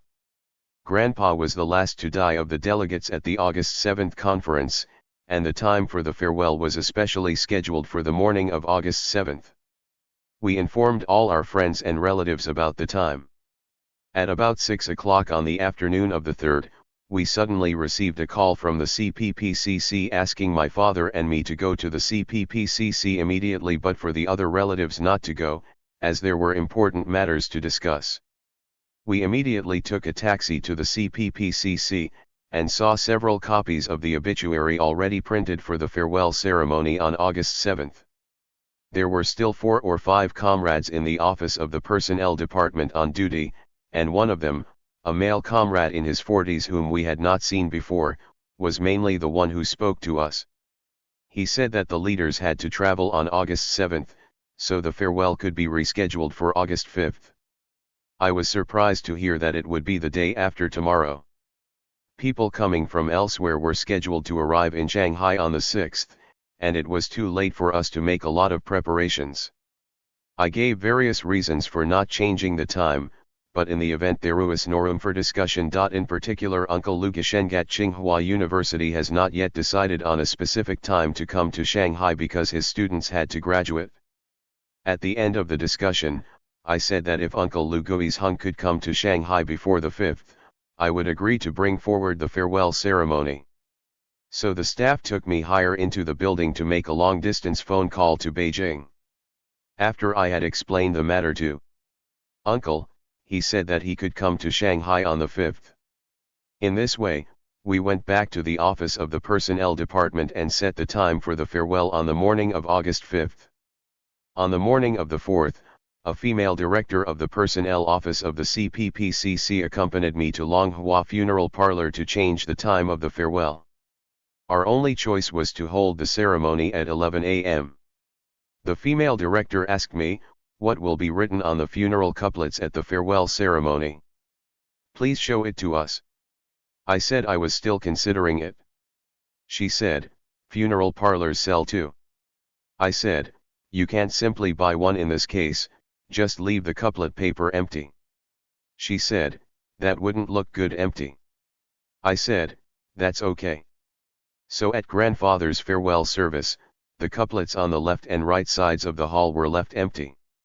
When I came back from the funeral parlor, I called people one by one to notify them that the time for the farewell had been changed. On the 4th, the family was busy preparing for the farewell ceremony the next day, writing couplets, ordering wreaths, making phone calls, arranging for friends and relatives coming from elsewhere to stay in a hotel, and arranging meals for everyone in a nearby restaurant. On the evening of the 4th, the CPPCC called me again, asking me to send all the condolence messages, elegiac couplets, and eulogies that had been received at home to the CPPCC early on the morning of the 5th, so that the CPPCC could arrange them in a uniform manner. The next morning, I sent them all to the CPPCC as requested. At 10 o'clock on the morning of the 5th, we arrived at the lobby of Longhua Funeral Parlor, where people from the CPPCC had already arrived. In the family lounge, a deputy secretary general told me that they had read the condolence messages, elegia couplets, sanja eulogies, etc., and found most of them fine, while some were not quite appropriate.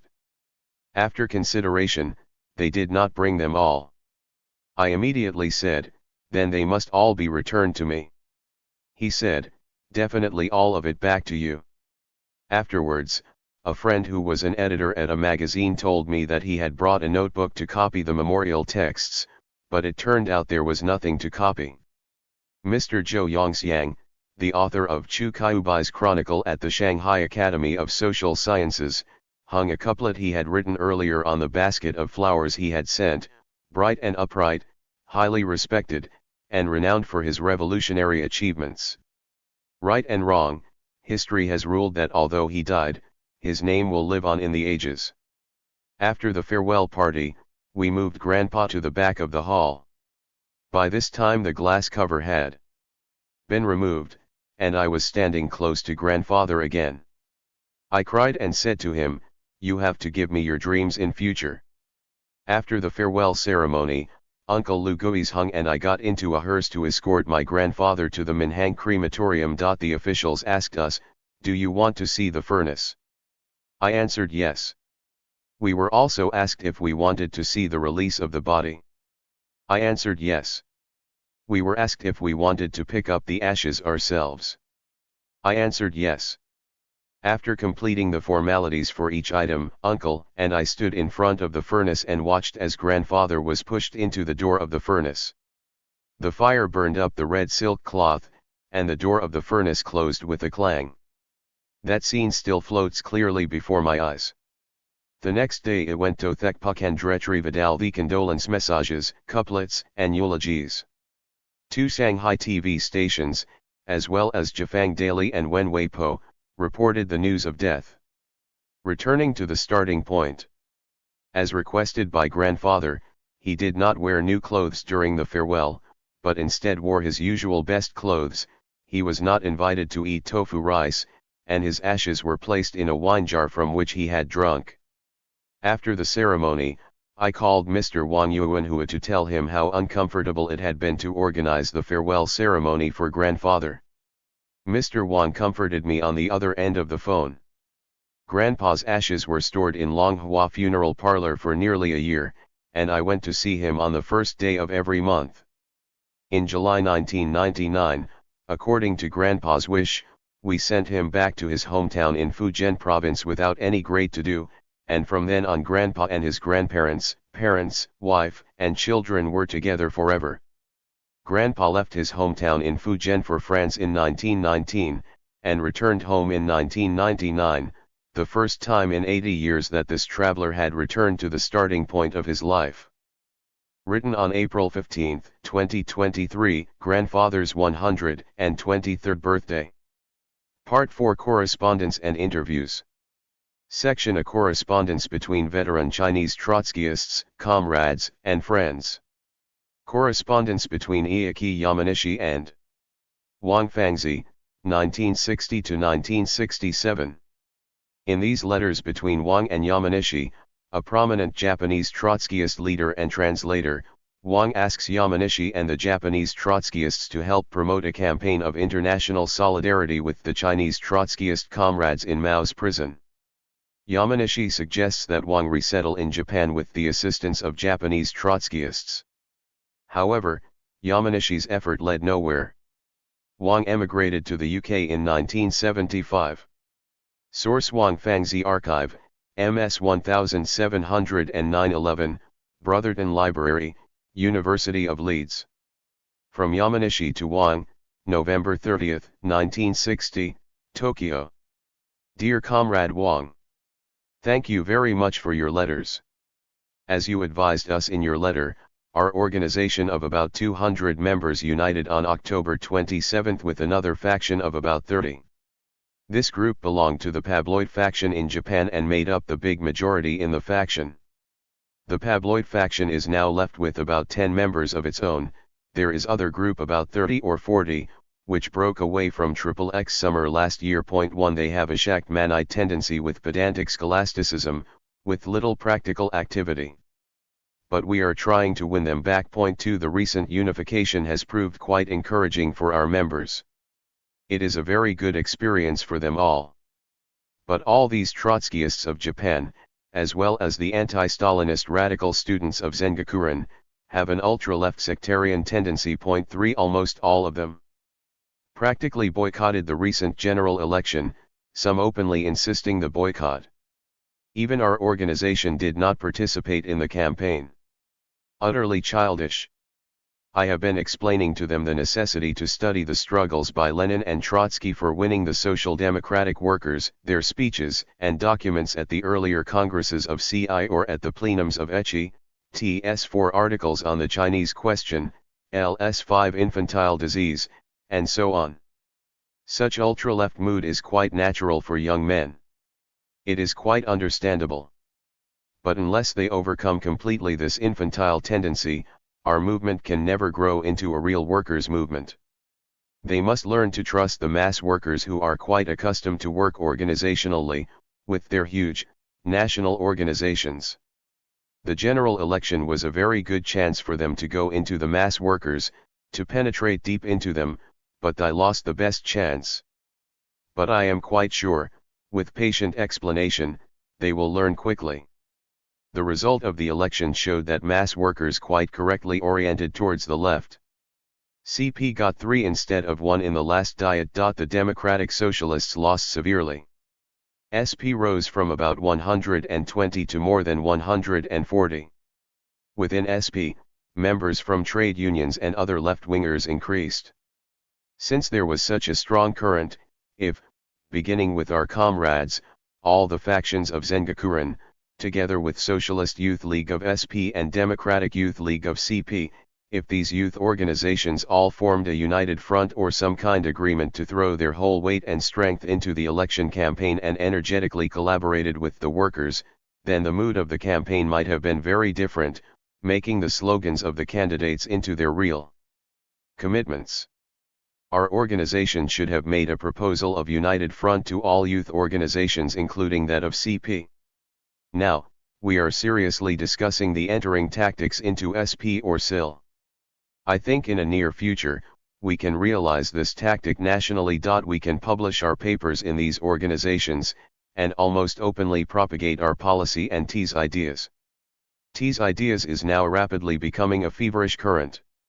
His works are going to be published in a series by a publisher. We are sensing the rapid approach of a big landslide in the intellectual life of Japan towards T's ideas. That means, we must grow, steadily and quickly. Correspondence between Iaki Yamanishi and Wang Fangzi 1005. You perhaps know the movement of the Korean students. They are now demanding the unification of both Koreas on the basis not of Stalinists nor of South Korean leaders, but of the policy of the students themselves. The South Korean leaders are being compelled to take up their demands, or at least to make such gestures. The movement of students and young people are growing everywhere in the world, each making a direct and immediate repercussion on each other.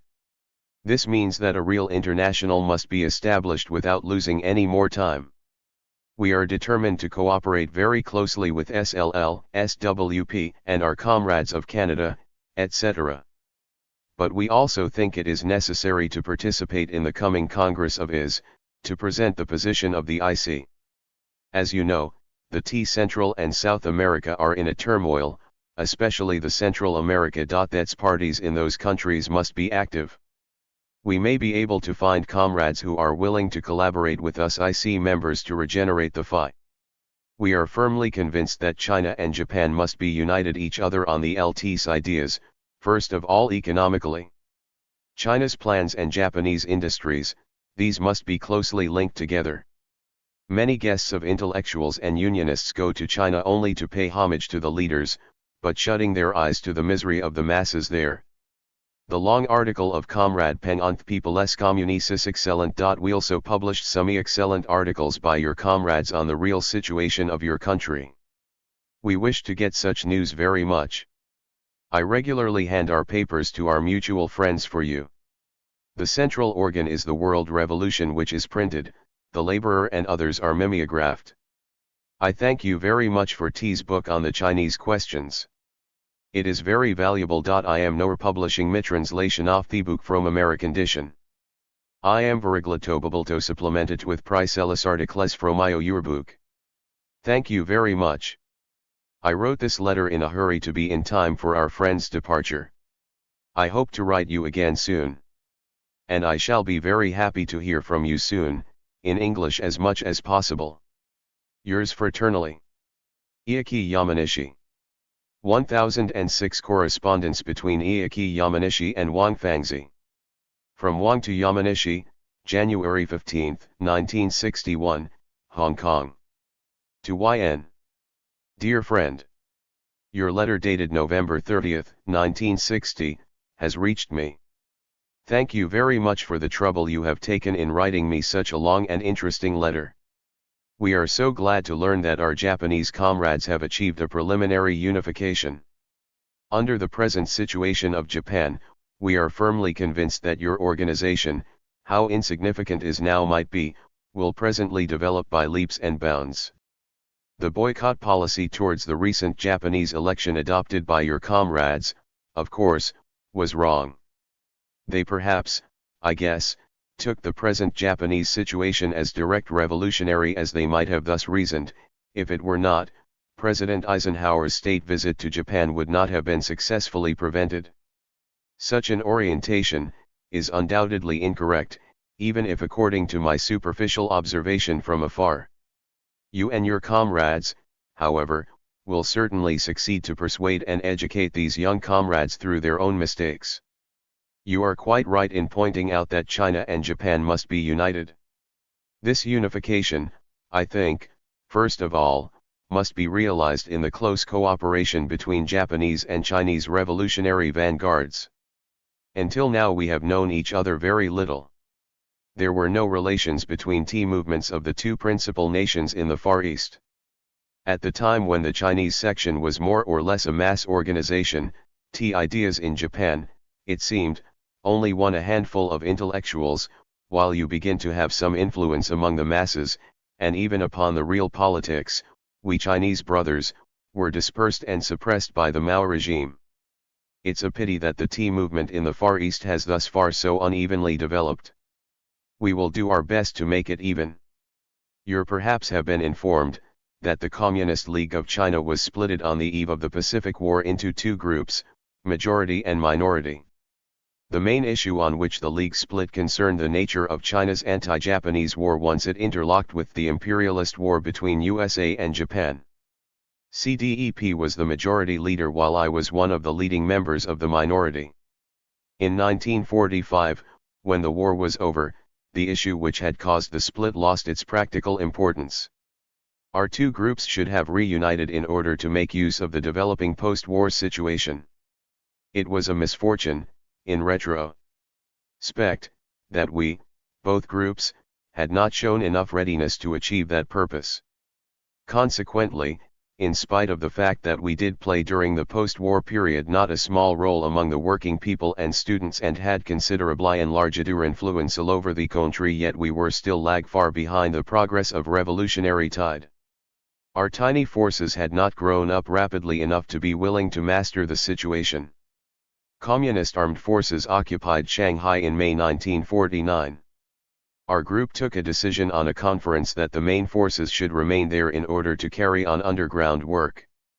Since then our activities continued under the communist rule until December 21, 1952. In a single night the secret agents of THIRD made a nationwide raid on organization and arrested nearly 99% of Chinese T. The total number of arrested was about 70, among which more than 4/5 belonged to the minority. They were thrown into prisons, and then sent to labor camps in Shanghai and Wuhan. Most of them were secretly tried and had been nominally sentenced to prison terms ranging from 5 to 12 years. In fact, however, only a very few comrades had been actually released after having served their terms. Those leading members of our organization such as CDES Chen Shaolin, Ho Chi Sen, Ying Kuan and others, have never been sentenced, but just kept in prison to be extorted from them a recantation.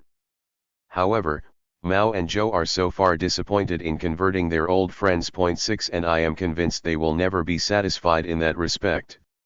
Now there are only a few TS in HK, and they are not organized in the strict sense of the word at that. This is the result, on the one hand, of the suppressive measures of the Hong Kong government, and on the other hand, of the hardship of living and the disorientation and disillusion of some weak-willed members. Nevertheless, pamphlets were kept publishing incessantly although at long intervals during the past years. I firmly believe that the fate of Chinese tea as well as that of the socialist construction in China, to a great extent, are depending upon the development and success of Japanese socialist revolution under the leadership of your organization. Now allow me to speak a few words about myself. I studied during the past 11 years the whys and hows of the victory of CPC and the failure of Chinese TS. I wrote my views and lessons down in a personal memoir and pamphlets. Since last summer, I have been working on a book criticizing Mao Zedong thought. 7 All of these books are in Chinese and have not been translated into English. In the nearest future, however, I hope that at least some shorter articles will be rendered into foreign language and thereby to exchange opinions with overseas comrades, especially with you. You have been probably told by our mutual friend that I was deported from Hong Kong in the winter of 1949. As a result, I lived and am living in a condition of isolation. It has been impossible for me to keep a regular correspondence with foreign friends. I read only a very little literature from abroad during the past decade. Consequently, I am quite ignorant of the discussions and regroupments happened within the FI. For example, I didn't clearly know what were and are the differences between Pabloites and Canonites. 8 Only recently I got some old literatures about that question. I'll study them carefully and take my own position. There are still a lot of things I wish to speak with you, but a letter is too long already. Let it be concluded for the time being. On receipt of this letter you need not reply, your time is too precious, I know, but do let me know whether my letter reach you or not through our friend L. Next time I will supply you some articles about the situation of China. I am fraternally yours. P.S. In this connection, by the way, I wish to call your attention to the efforts which we had made since then with the aim to lighten their hardship. We have sent several appeals to our foreign comrades and sympathizers for moral and material help. But so far as I know, none of our brother sections has ever done something in this respect. as I don't believe that our comrades of the world would think the persecution of Chinese Trotskyists by Mao's regime is. Correspondence between Iaki Yamanishi and Wang Fangzi 1009. Not worth protesting, so I do believe that the inactivity hitherto shown by our foreign comrades is only due to the lack of good contacts between them and us. Will you please take the initiative of organizing an international campaign for helping those TS in Mao's prison? I'll give you a full list of those imprisoned in the next letter. From Wang to Yamanishi, August 14, 1966, Macau. Dear Comrade Yamanishi, through our mutual friend I am sending you and other friends some material regarding Chinese Ts arrested by the Mao regime and are still being kept in prison. The list of names, which was compiled by me with the assistance of a few friends, were sent in last May to our friends in the States and France with a proposal to launch an international commission to render some help to them. So far we have got response from America that they are willing to do something for it, and perhaps they will take the initiative to organize such a commission in collaboration with our friends in other countries.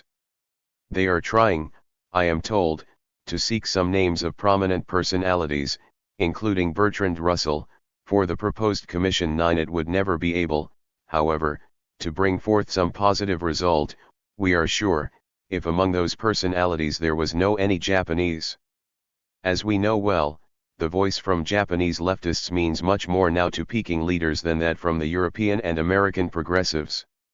For that reason, we do hope that you and other comrades will cooperate with our friends of other countries in launching the International Commission and endeavor to get some Japanese notables onto it. In making the proposal, we only want to call your attention to one point, that for obvious reasons none of the prominent whom we are going to seek for should be anti-communist or anti-Chinese. Since I am living in a place very peculiar in the sense that it is nominally out of but actually within the power of the CPC, I would like to call your attention to one point, that do not mention my name either as one of the initiators or as any other capacity. Fraternal greetings. V.S. Wang. Dear friend, I must first apologize myself to you for not writing such a long time. I have been in constant touch with our mutual friend and trusted he is in contact with you.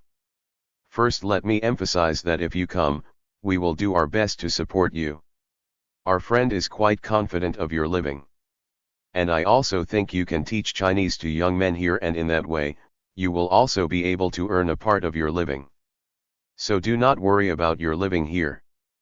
But try to get here as quickly as possible, before it is too late. Unfortunately, I am too well known to be AT and cannot act openly for you. But let us know if you can get permission from your side.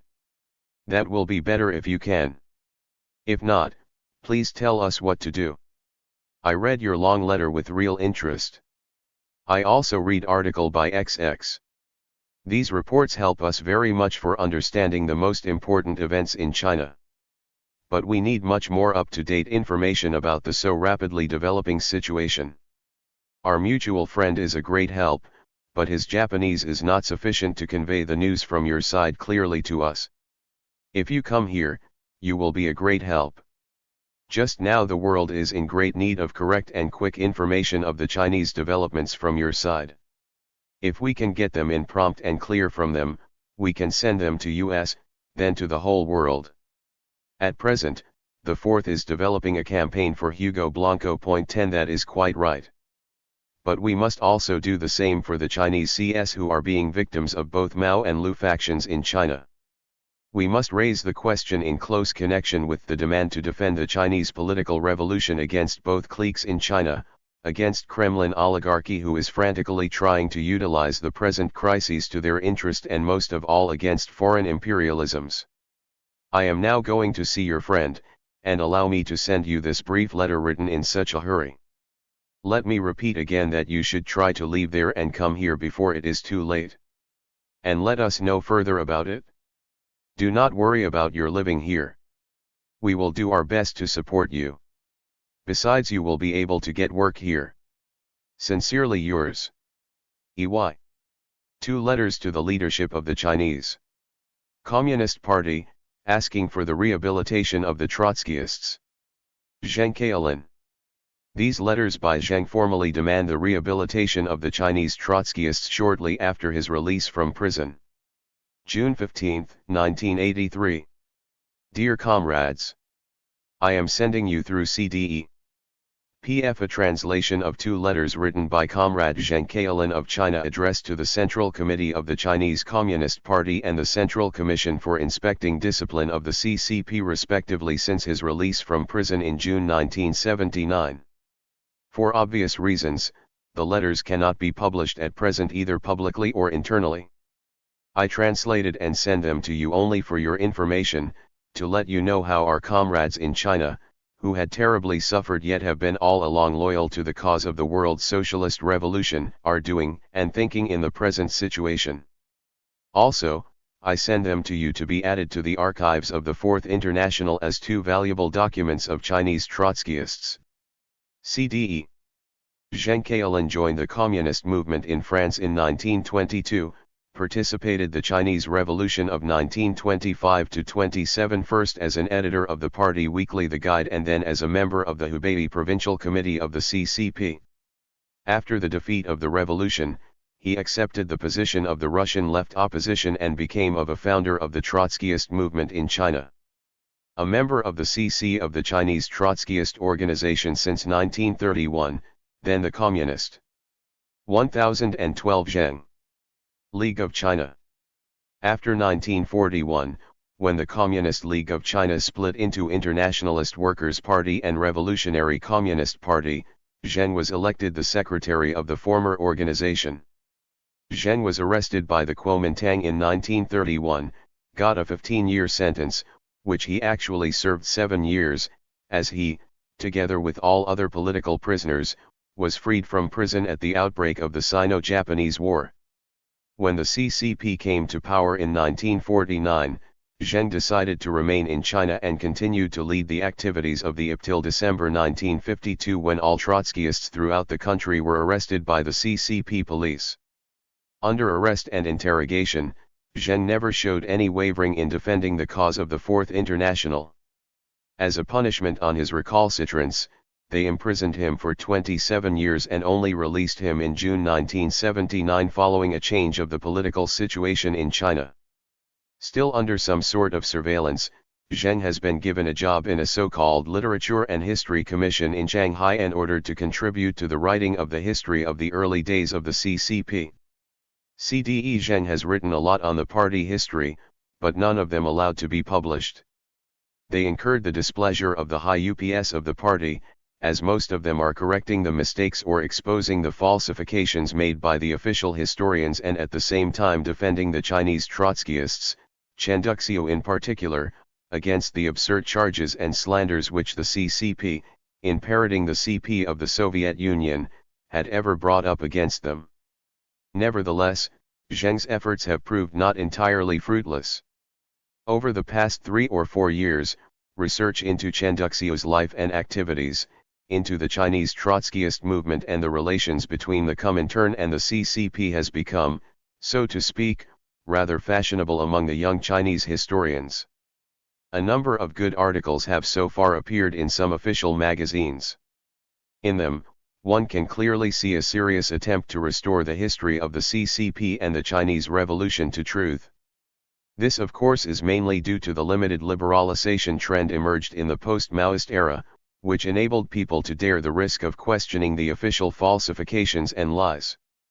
To a certain extent, however, I should say, this sort of truth-seeking in the field of the party history has been boosted by CDE Zheng's participation. Many young historians of various universities and some academic institutions have come to visit him, demand interview, correspond with him and read his articles, which are unpublished, yet put into circulation among the experts. Owing to his advanced age and poor health, and also due to the still ubiquitous control of the CCP, it is quite natural that Zheng could not do anything trying to reconstruct the Chinese Trotskyist organization. Nevertheless, he has all along cared very much conditions of those old comrades who survived together with him the CCP oppression. One of the aims of his letters to the leadership of the CCP was to protest against the discrimination inflicted on the released Chinese Trotskyists. According to recent information, our comrades in certain places have received better treatment. It might be a result of Zheng's protest. Anyway, CDE Zheng has been giving, by his own example and activity, moral support and encouragement to all other comrades, fortifying the old surviving ones and through them probably recruiting new and young ones to our cause. With greetings. W.F.H. 2 letters to the leadership of the Chinese Communist Party Zheng Kaolin. First letter. To the Secretariat of the Central Committee of the Chinese Communist Party, October 24, 1980. I am writing to you to make the following demands. 1. Rehabilitate the Chinese Trotskyist organization as a whole and myself as a member of it. All members of the Trotskyist organization of China have now been nominally granted citizenship, but the organization a whole is still regarded as counter-revolutionary, and all its members as counter-revolutionaries who had been released only on leniency or because of their recantation. To treat us like that is in flagrant contravention of the spirit of democracy and legality which is now supposed to be in promoting. The case of Chinese Trotskyists is a case of typical injustice. It must be reversed and put to right. On what charges were the Chinese Trotskyists prosecuted 27 years ago? First, on that they affiliated to the Fourth International, the world organization of Trotskyism, which like its founder Leon Trotsky, was counter-revolutionary. Secondly, that the Chinese Trotskyists opposed the CCP and continued to do so after the liberation. Thirdly, that the Chinese Trotskyists had spied for the Japanese imperialist and received an amount of money in return for their service. At the same time that the Chinese Trotskyists had also worked for the Kuomintang Secret Service. Indicted and imprisoned on these charges, the Chinese Trotskyists had never been given a public hearing, nor a chance to defend themselves. Now, under new circumstances, with the promotion of democracy and legality, and for the first time in 30 years since the establishment of the People's Republic of China we are having a criminal law, the above listed charges should be reviewed so as to see whether they were true and could be substantiated by evidence.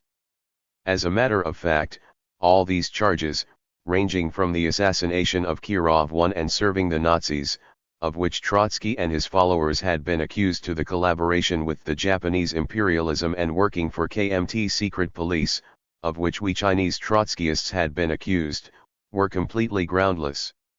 History has already passed its judgment and proved the innocence of Trotskyists of the world. 2. And immediately the discrimination against all Chinese Trotskyists. While a citizenship is no nominalir storeto al Chinese Trotskyists and some of them are even actually allowed to exercise their rights without discrimination, it is not the case with most of them. The majority of released Trotskyists are still subject to discrimination, especially in employment.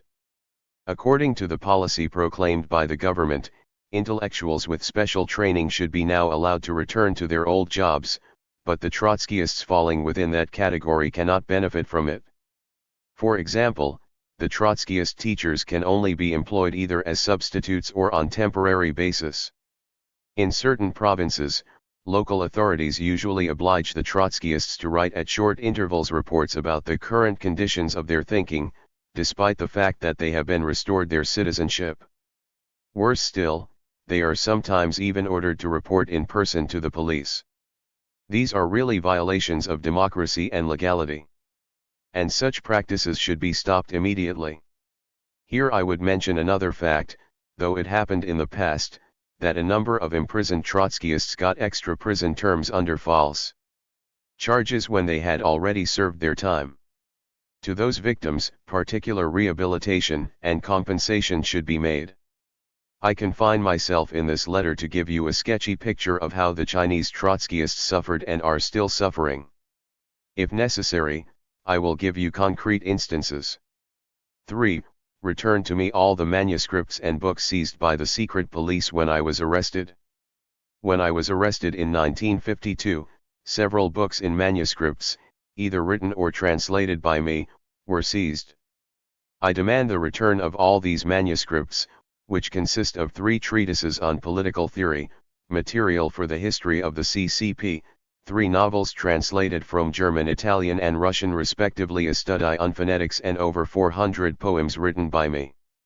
All these, apart from those seized from my home and those handed by myself to the prosecutors, were confiscated by the prison authorities during the Cultural Revolution in 1968. So far I have been given back a part of these books and periodicals seized from my home, but most of them are still being held in the secret police. Second letter. To the Central Commission for Inspecting Discipline of the Communist Party of China, October 26, 1982. In my personal name, I appeal to you with the following demand: to make a new inquiry into the case of the Trotskyist Organization of China in order to see whether it was a counter-revolutionary organization or not, and whether the members of it, who were arrested in December 1952 and then convicted, were counter-revolutionaries. All those Chinese Trotskyists, including myself, arrested by the government after the liberation, have now been released and restored citizenship. Being so treated, however, we were told that it was not because we were not guilty, but because we had shown recantation during imprisonment and therefore released on leniency. Thus our case is still classified as a case of counter-revolution and our members still regarded as counter-revolutionaries. This, I must say, does not coincide with facts. In fact, the charges against the Chinese Trotskyists were wrong, the whole thing was a wrong case and it must be rehabilitated and put to right. I made such a demand in a letter addressed to the Secretariat of the CC of the CCP. To my great disappointment, the letter has not got any response during the past 2 years. Now, on the occasion of a new leadership elected at the 12th National Congress of THIRD, would like to make the demand again and this time addressed to you. Reasons for my making this demand are as follows. In the indictment against all of us no answer was given to the question, why was the Chinese Trotskyist organization counter-revolutionary and why were its members counter-revolutionaries? In it the counter-revolutionary nature of a Trotskyist organization was taken for granted, and therefore whoever belonging to it was naturally a counter-revolutionary. The membership alone was sufficient to indict one to be guilty and sentenced. But we have the right to know on what grounds the Chinese Trotskyist organization was declared counter-revolutionary. No single word was said in the indictments. Only from the mouths of the interrogators, judges, prison warders and from some government officers who had something to do with us, did we hear some reasons which supposed to be able to substantiate the accusation. Roughly the reasons are as follows. 1. The Chinese Trotskyists organization was an organization of national traitors. Evidence: Chen Duxiu, representing Chinese Trotskyists, once made an agreement with the Special Service Department of the Japanese Army in China, according to which Chen received a monthly allowance of 300 Chinese dollars, with which he financed the Chinese Trotskyists to carry on national traitors' activities. We Chinese Trotskyists had denounced this charge since the very beginning when it was published in the CCP newspapers in 1938 as absolute absurdity. Yet exactly this absurd charge constituted one of the main reasons which indicted us as counter-revolutionaries. What about this accusation today? There are a great number of historians of your own party who have written articles appeared either in public magazines or in internal publications to prove with a great amount of evidence that the allegation that Chen Duxiu receiving a monthly allowance from the Japanese Special Service Department was completely groundless and that it was a pure invention made by Kang Sheng and Wang Mingko, a political calumny designed to smear Chen Duxiu and Chinese Trotskyists. I don't have to enclose those articles in this letter, as I believe you have already collected them. The only point to which I would like to call your attention is, since these articles appeared over the past 2 years, I have not yet seen anybody wrote anything trying to defend the old accusation against Chen Duxiu and Chinese Trotskyists, i.e., trying to uphold the old slander that they were paid agents of Japanese imperialist. Thus, the first and most serious charge by which we had been indicted as counter-revolutionaries has completely fallen away, and it was achieved not by Trotskyists but by the contemporary historians who made independent investigation into these evidence and published their conclusions in government-run newspapers and magazines. 2. Trotsky himself and the Fourth International were the running dogs of fascists and agents of Nazi Germany. Evidence: the criminal facts exposed at the court and confessed by the co-defendants of Leon Trotsky during the successive Moscow trials staged in the late 1930s. These facts, extremely fantastic and absolutely absurd, were repudiated right away at that time by Trotsky and the Trotskyists throughout the world. Moreover, they were thoroughly investigated by some impartial inquiry commissions, one of them was headed by world-famous philosopher John Dewey, and were declared by them totally unfounded. So it was well established that the Moscow trials were sheer judicial frame ups perpetrated by Stalin. When we were arrested and persecuted as counter-revolutionaries, however, exactly these preposterous facts constituted one of the main rationales of the decision in our case. We were denied any chance of defense in this respect. What about these facts today? At present, just as in the 1930s, Trotskyists of the world still categorically repudiate these evidence of crime. But it no longer necessarily takes us to do it.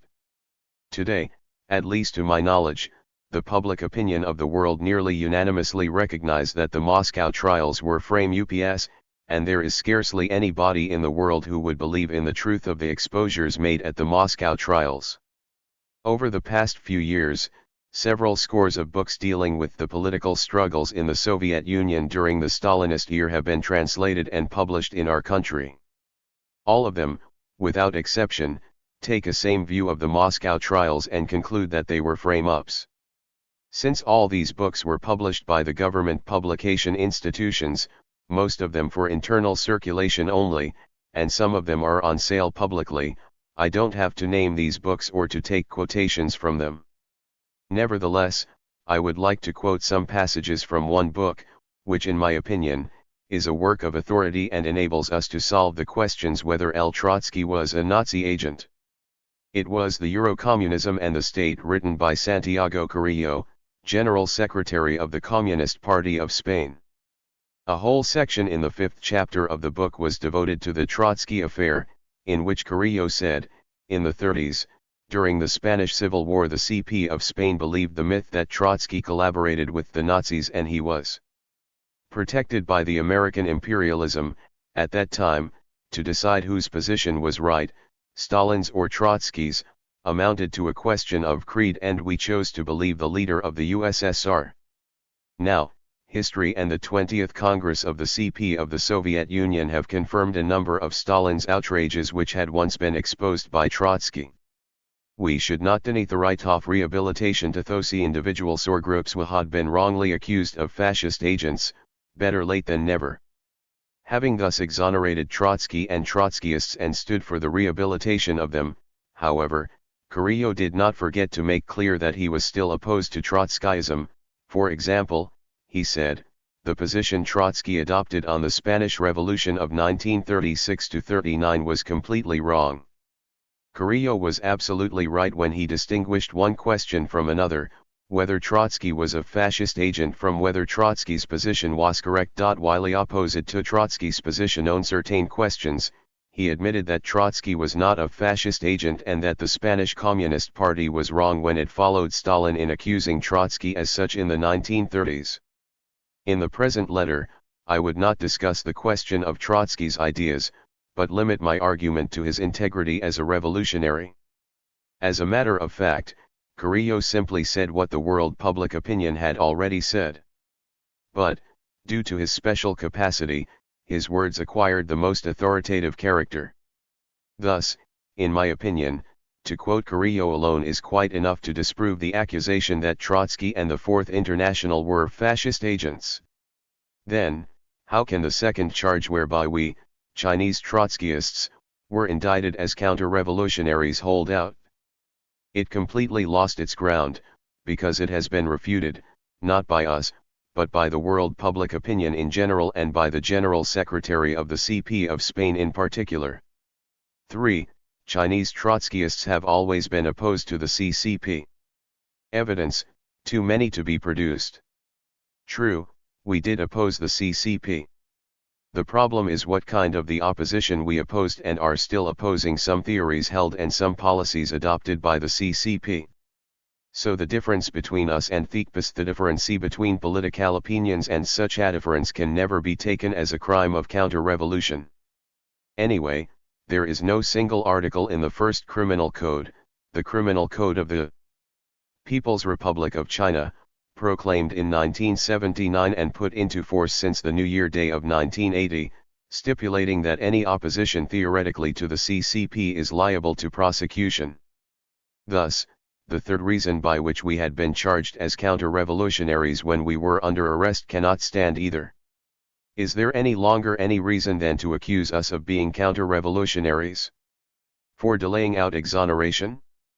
To rehabilitate the wrong cases is not only the demand made by those people who had been wronged, but made also by the people of the whole country. It is a disgrace to the country if there are wrong cases undone, which indicates that this country does not honor democracy and legality. So, not only in the interest of me and my co-defendants, but also in the interest of the People's Republic of China and its ruling party, the CCP, i.e., in order to create a better image in the eyes of the people of the world, I request you to consider my demand. Finally, I would like to draw your attention to the following fact: most of my comrades, either freed after serving their sentences or released through leniency, are being discriminated in employment. The overwhelming majority of them are not allowed to be employed in the state-owned enterprises. They can try to find job in the collectively owned factories only. If they are lucky enough to get any work there, only on temporary basis. These who used to teach in schools are now, in case being luckily taken back, only as substitutes. Those intellectuals who have been sent down to the countryside to do manual labor since the end of the 60s are not allowed to be back to the cities. Worse still, some of them are still being kept in the reform through labor farms. Not a few of my old friends well over the retirement age are not to be entitled get any old age pension. All these unjust treatments and discriminations I just mentioned, I hope, should be done away with through your interference as soon as possible. It should be done immediately, before you might take any decision on my demand for the rehabilitation of all Chinese Trotskyists and their organization. Greetings. Zheng Kaolin. Correspondence between Wang Fangzi and Zheng Kaolin concerning Zheng's Hualongguo de Fanglu. Translated by Yang Yang.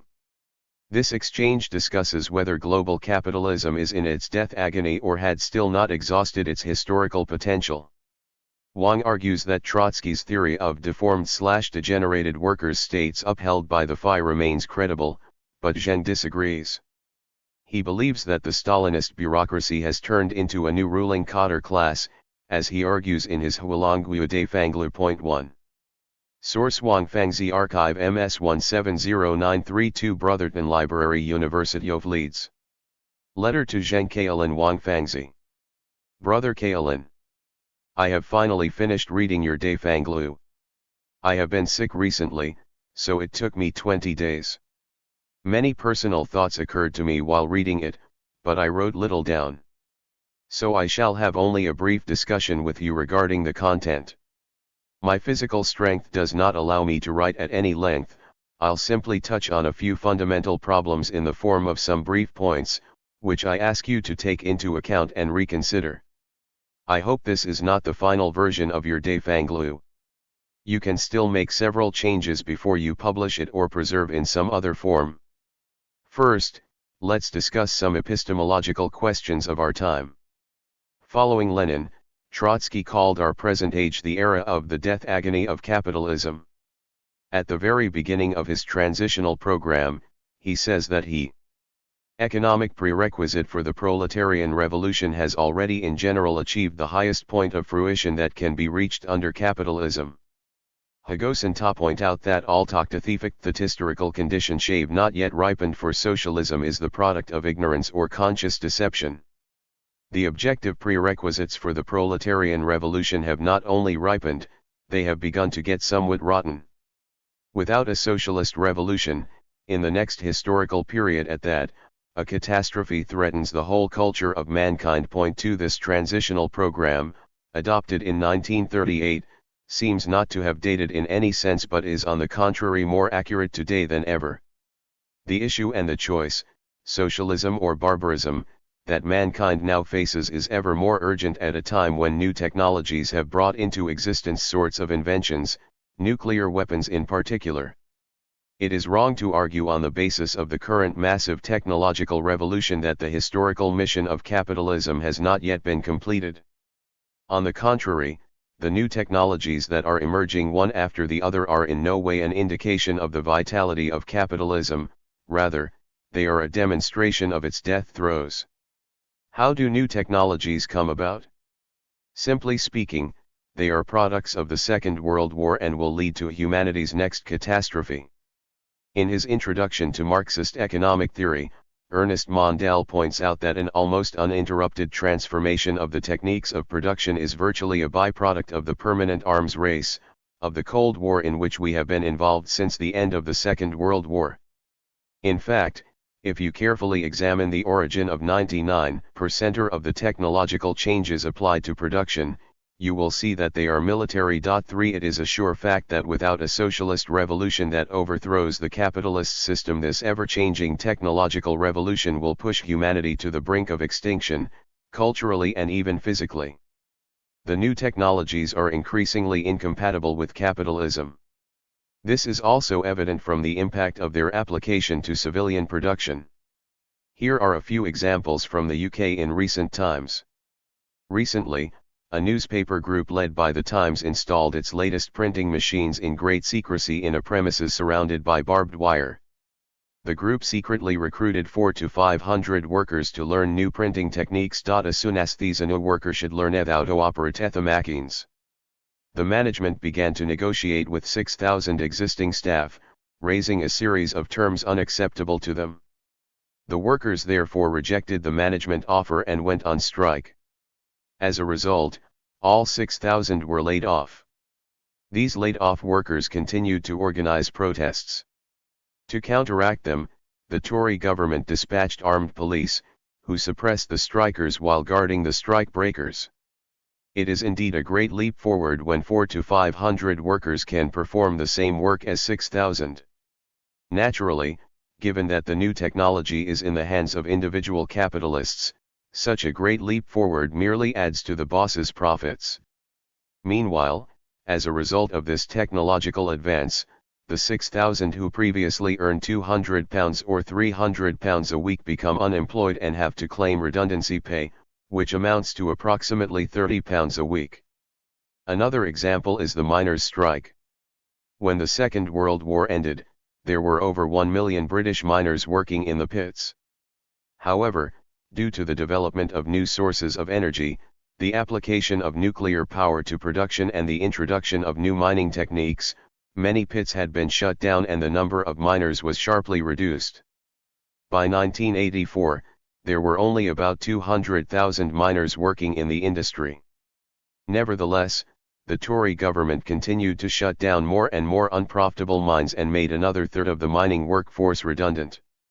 In response to the massive redundancies, in March 1984 a miners' strike was launched, which lasted nearly a year. The miners' morale was high. Some of the scenes reminded me of revolutions in the past. However, the government mobilized the entire repressive apparatus and the TUC and Labour Party leaders neither fulfilled their sweet-talking promises nor stood shoulder to shoulder with the miners, so the strike ended in failure. In the course of the last year or so, plenty more pits have closed and the number of miners has been shrunk by another 70,000. Unlike textile workers back in the days of the Industrial Revolution, today's British miners do not reject new technologies. On the contrary, they are happy to accept them and to learn new skills. All they ask for is a share in the benefits brought about by the fruits of technologies, as well as shorter working hours, no layoffs, and the same or more pay for doing less work. But such benefits can only be achieved under a genuine socialist regime. Under a capitalist system, the application of new technologies simply means more profits for the bosses. Working people are eventually thrown onto the garbage heap. More and more British workers have learned lessons from the present struggle. They realize that without a socialist revolution, the new technological revolution can only plunge the majority of working people into misery and poverty.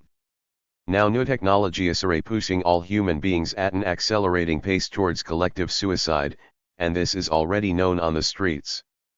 Unfortunately, the existing Workers' Party Seri-Myrdin opportunism. While promoting the illusion of capitalist reformism, they deliberately work in behalf of the capitalist system in order to prevent the working masses from heading in the direction of socialism. Hence, the main message of Trotsky's transitional program, that the historical crisis of humankind is reduced to the crisis of the revolutionary leadership, has become much truer at the current stage.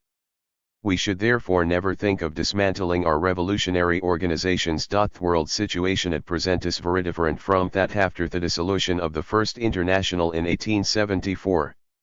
I remember that one of the main reasons for the disbanding of the First International was the obstructions caused by the Bakunin clique.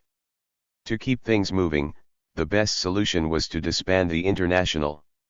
Has global capitalism exhausted its historical potential? I think that this question is intertwined with Trotsky's theory of permanent revolution. In his time, many Russian Marxists opposed his permanent revolution by quoting a famous passage from Marx's preface to a contribution to the critique of political economy: "No social order is ever destroyed before all the productive forces for which it is sufficient have been developed." Point 4. On the basis of Marx's assertion, the Mensheviks argued that capitalism in Russia was still in the course of development and had a long way to go. They therefore failed to envisage the construction of a proletarian dictatorship, let alone of a socialist future for Russia.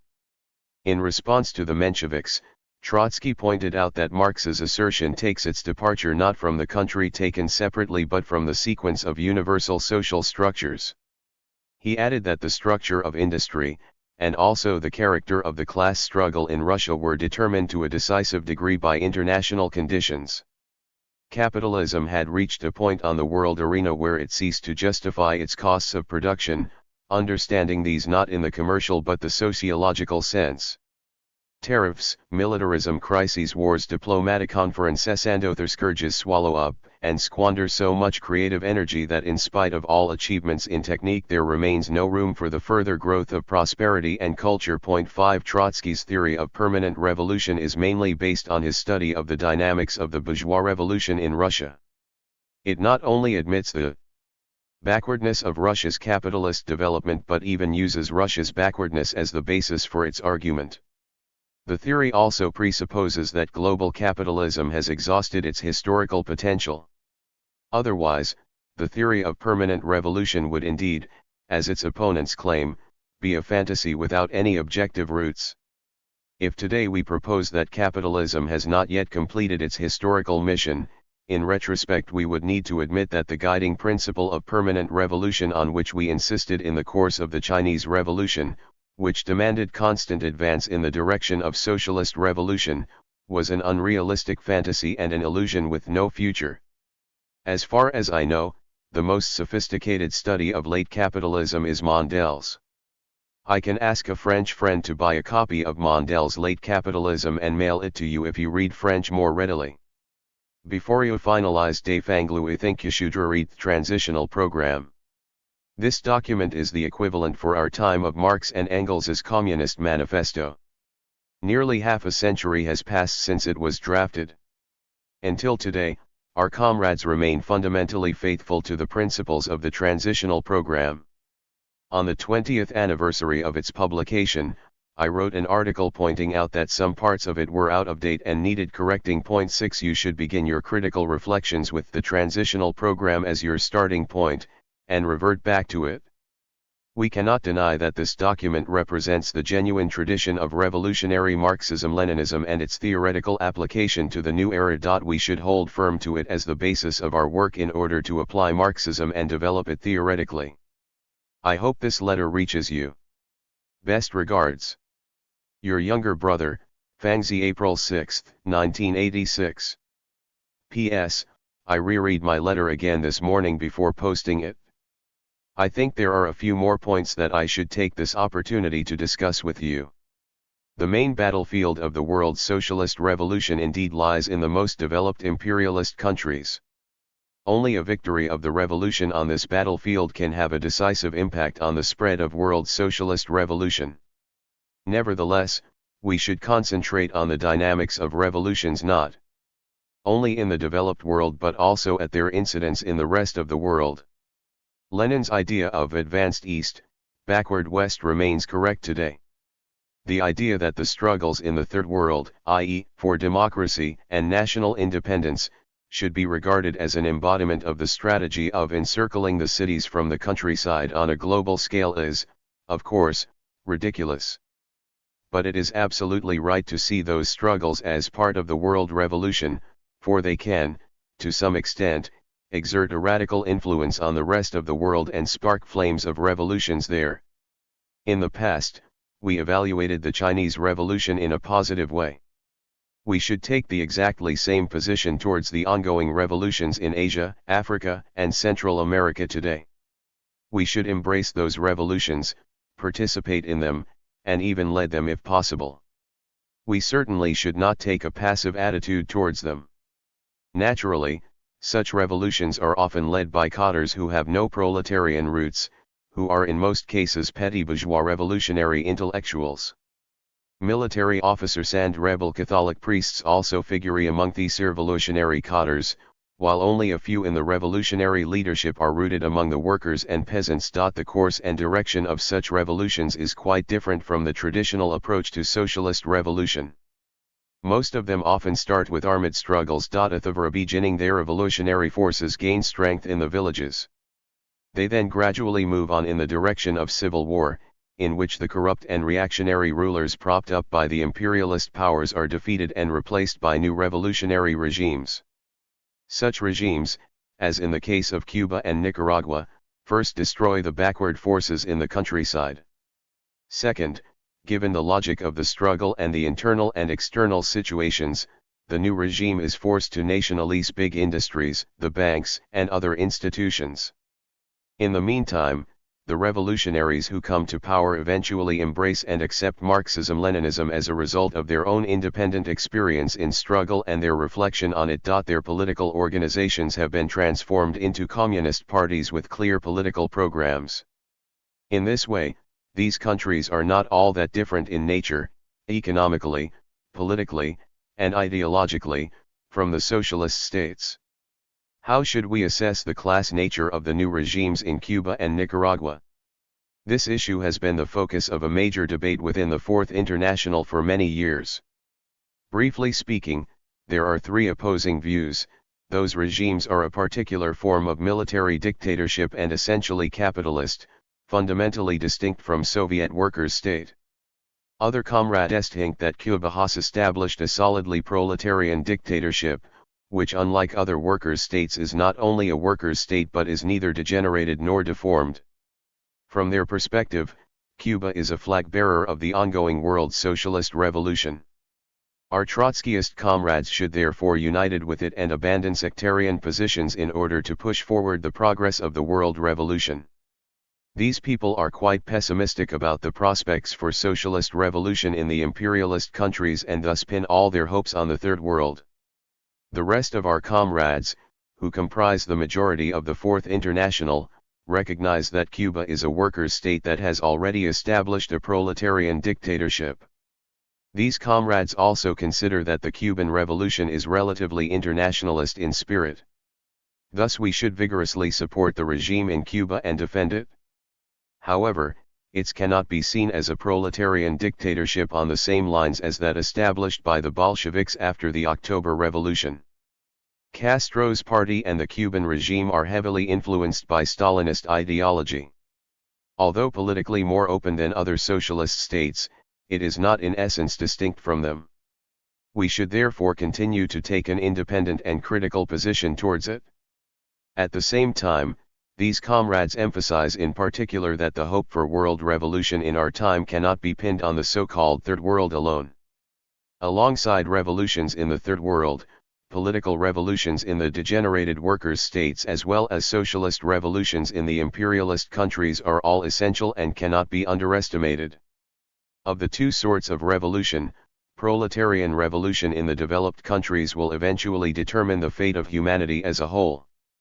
I agree with the third view. Nevertheless, I understand to some extent why the second view is gaining ground. Within the old guard, which includes Pengshuzhi, many in name of criticism talk the talk but do nothing, while merely waiting for a utopia to drop from the sky. So it is no wonder that the younger generation, in their eagerness to achieve something, are seeking an alternative to which to attach themselves. Is the Soviet bureaucracy a social class or a social caste? This is a question that I think should be left to the next generation to answer. Only when history provides more information can we give a definitive answer. At present, I think the most important thing is to establish criteria by which to evaluate the historical effect of such a group, be it class or caste, in order to determine the position we should adopt towards it. This is absolutely essential from the perspective of revolutionary practice. Traditionally, we took the nationalization of the means of production as our criterion for deciding whether a regime is a workers' state and whether a regime represents, in some sense, the historical interests of the proletariat. I believe that this criterion is still relevant. This criterion permits us onthionen to determine our attitude towards those countries that have already undergone revolutions. If a new regime has nationalized the major means of production in a country, its status aka workers' states is, therefore, justified, and we can adopt political positions derived from our definition of workers' states. On the other hand, whether regimes that previously nationalized the means of production but have undergone political, social, cultural, and even economic degradation can still be qualified as workers' states depends primarily on the extent to which they have retreated from nationalization or even reversed it. It is on the basis of this criterion that our political positions towards such regimes can be determined. This is not directly relevant to whether or not the ruling groups in such countries are new classes or new castes. So when Max Schachtman and others raised questions concerning the issue of workers' states, Trotsky explained that there was no need for differences of opinion on the question of how to characterize such states to be reconciled, and that Trotskyist organization should not split simply because of differences of opinion. The most important principle for Trotskyists would be a unity on the basis of unified political positions. However, once James Burnham and others asserted that the managerial class should be seen as a new class, and that it was more reactionary than the old bourgeoisie, they concluded politically that we should endorse the latter and overthrow the former. Such a view is quite different from our own and should not be tolerated by our organization. We must draw a clear line. For obvious reasons, De Fanglu is not in a position to conduct a concrete discussion of our political position on the new class. Nonetheless, when it comes to the destiny of such regimes, I recall your words, that it might be easier to transform in the direction of genuine socialism than a capitalist system. This view is actually very close to our traditional one, or at least half of it is. When I say half, I mean that according to our traditional view, if such regimes do not undergo a revolutionary transition to socialism, they will, in the end, revert to capitalism. I think that the third view is more rounded than the one you advance in your De Fanglu, and that it will correspond more with the future historical developments. The 3 principles 7 that Marx took as lessons of the Paris Commune concerning the new form of workers' state are naturally crucial. Any healthy workers' state must conform to those 3 prerequisites.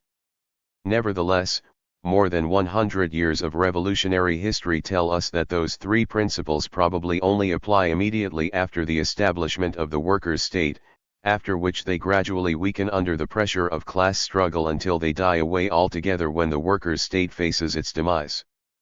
The degree of weakening corresponds more or less to the degree of degeneration of the workers' state. Should we deny countries the status of workers' states, in any sense of the term, to the extent that those 3 principles are constrained, weakened, or cancelled? This is one of the biggest questions constantly debated among international socialists. Our traditional position was that as long as state ownership of the means of production has not been fundamentally abolished, such countries should continue to be characterized as workers' states, regardless of the degree of degeneration of its rulers. This view is, needless to say, far from perfect, and smacks a little of the loyalty of fools, but I have reflected on it again and again and approached the issue theoretically and especially from a practical point of view. Indeed, this traditional view is not always perfect, and even with some blind loyalty to old Trotskyism. However, I must confess that our old position is more tenable and more accurate than any other new position, especially when approaching the issue from a theoretical and especially from a practical point of view. I disagree with Chenduxio's final views 8 as do you. However, it cannot but any they grasp the main point of the discussion. Can genuine socialism be achieved only by means of democracy, or by the dictatorship of the proletariat? That is the core issue in the debate. Many believe that the means determine the end.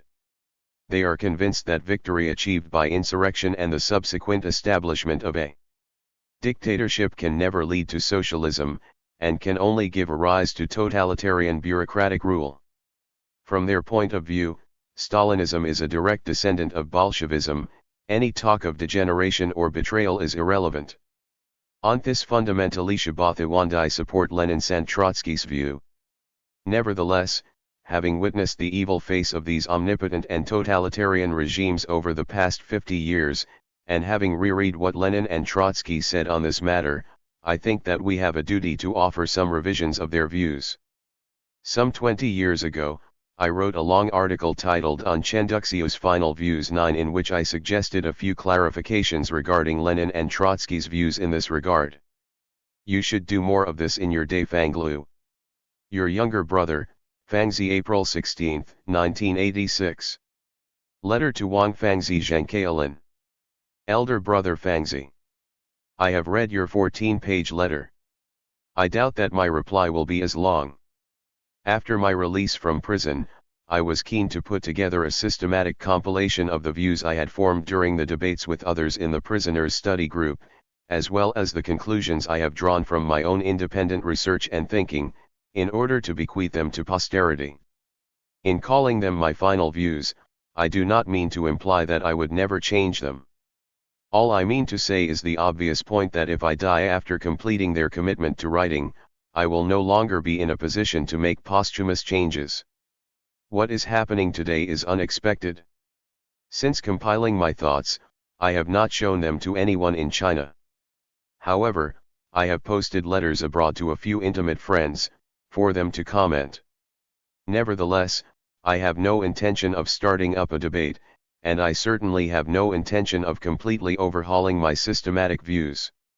It is good that you first raise the question of whether or not capitalism as a system has exhausted its historical impact. Although I do not mention this problem until the last chapter 10 on the crisis of Marxism, my whole elaboration is based on it.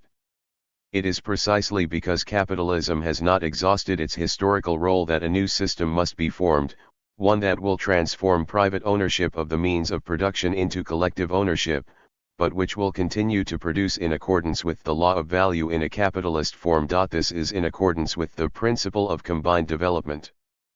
But this collective property is owned not by the proletariat but by a new class. Our old criteria must be changed. For example, you say that the nationalization of the main means of production justifies calling a country a workers' state.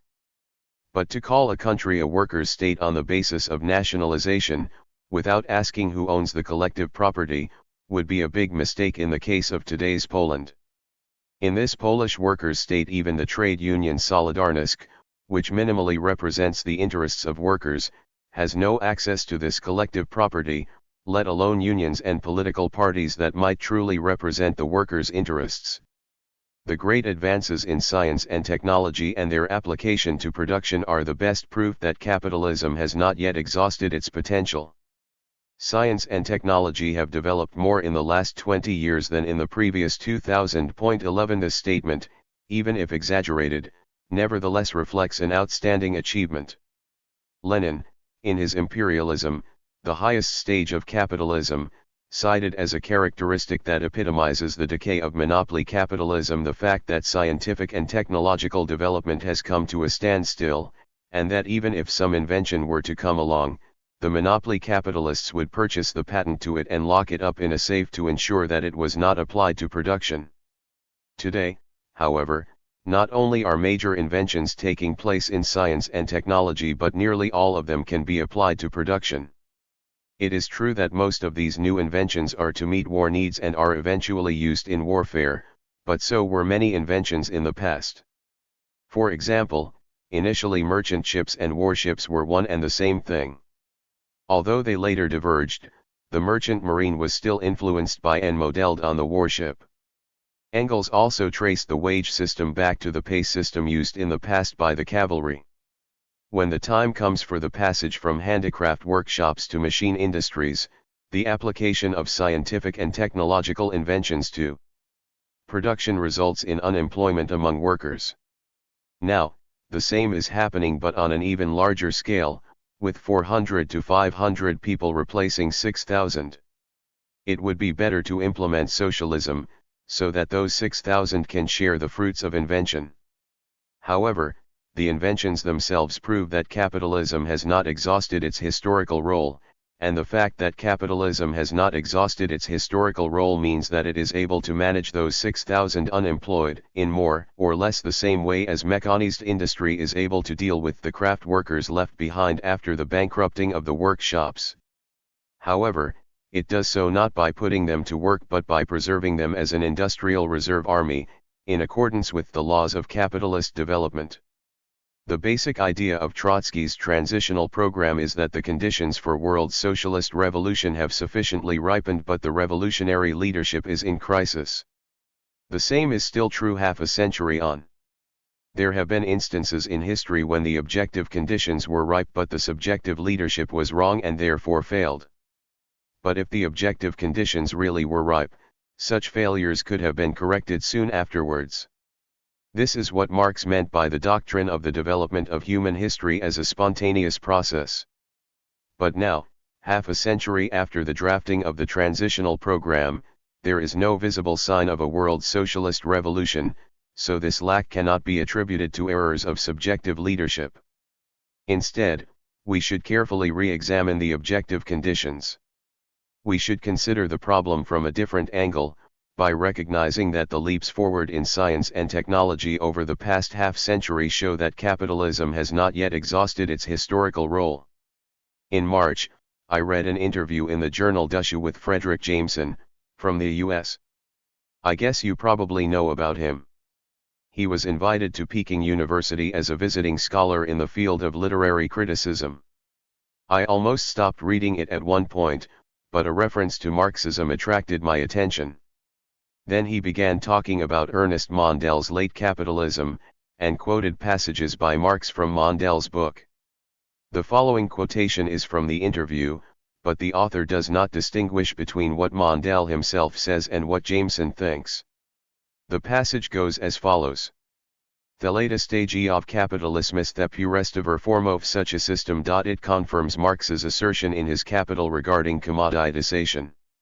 In some of his writings before Capital, Marx emphasized that a socialist movement will only be possible after the whole world has gone capitalist, i.e., an era has come about in which labor power around the globe has undergone commodification. It is precisely this point that persuades Mondel of the emergence of a third stage of capitalism. Point 12. Did Marx really say that socialist revolution could only succeed once the entire world turned capitalist? I have a copy of Late Capitalism, but the translation is too bad to check. I would therefore like a copy of the original French text so that I can understand exactly what the quoted paragraph means. In my view, the bourgeois revolution is national and can be carried out and accomplished separately, in different countries, while the proletarian revolution is universal and must take the whole world as its stage and is predicated on the maturing of conditions internationally. This does not mean, of course, that socialist revolution can only happen when every corner of the earth has reached the utmost limit of productivity that capitalism can accommodate. However, there will still be room for capitalist development as long as economically backward regions and populations are widespread. This reminds me of Rosa Luxemburg's elaboration of such an idea in her theory of capital accumulation.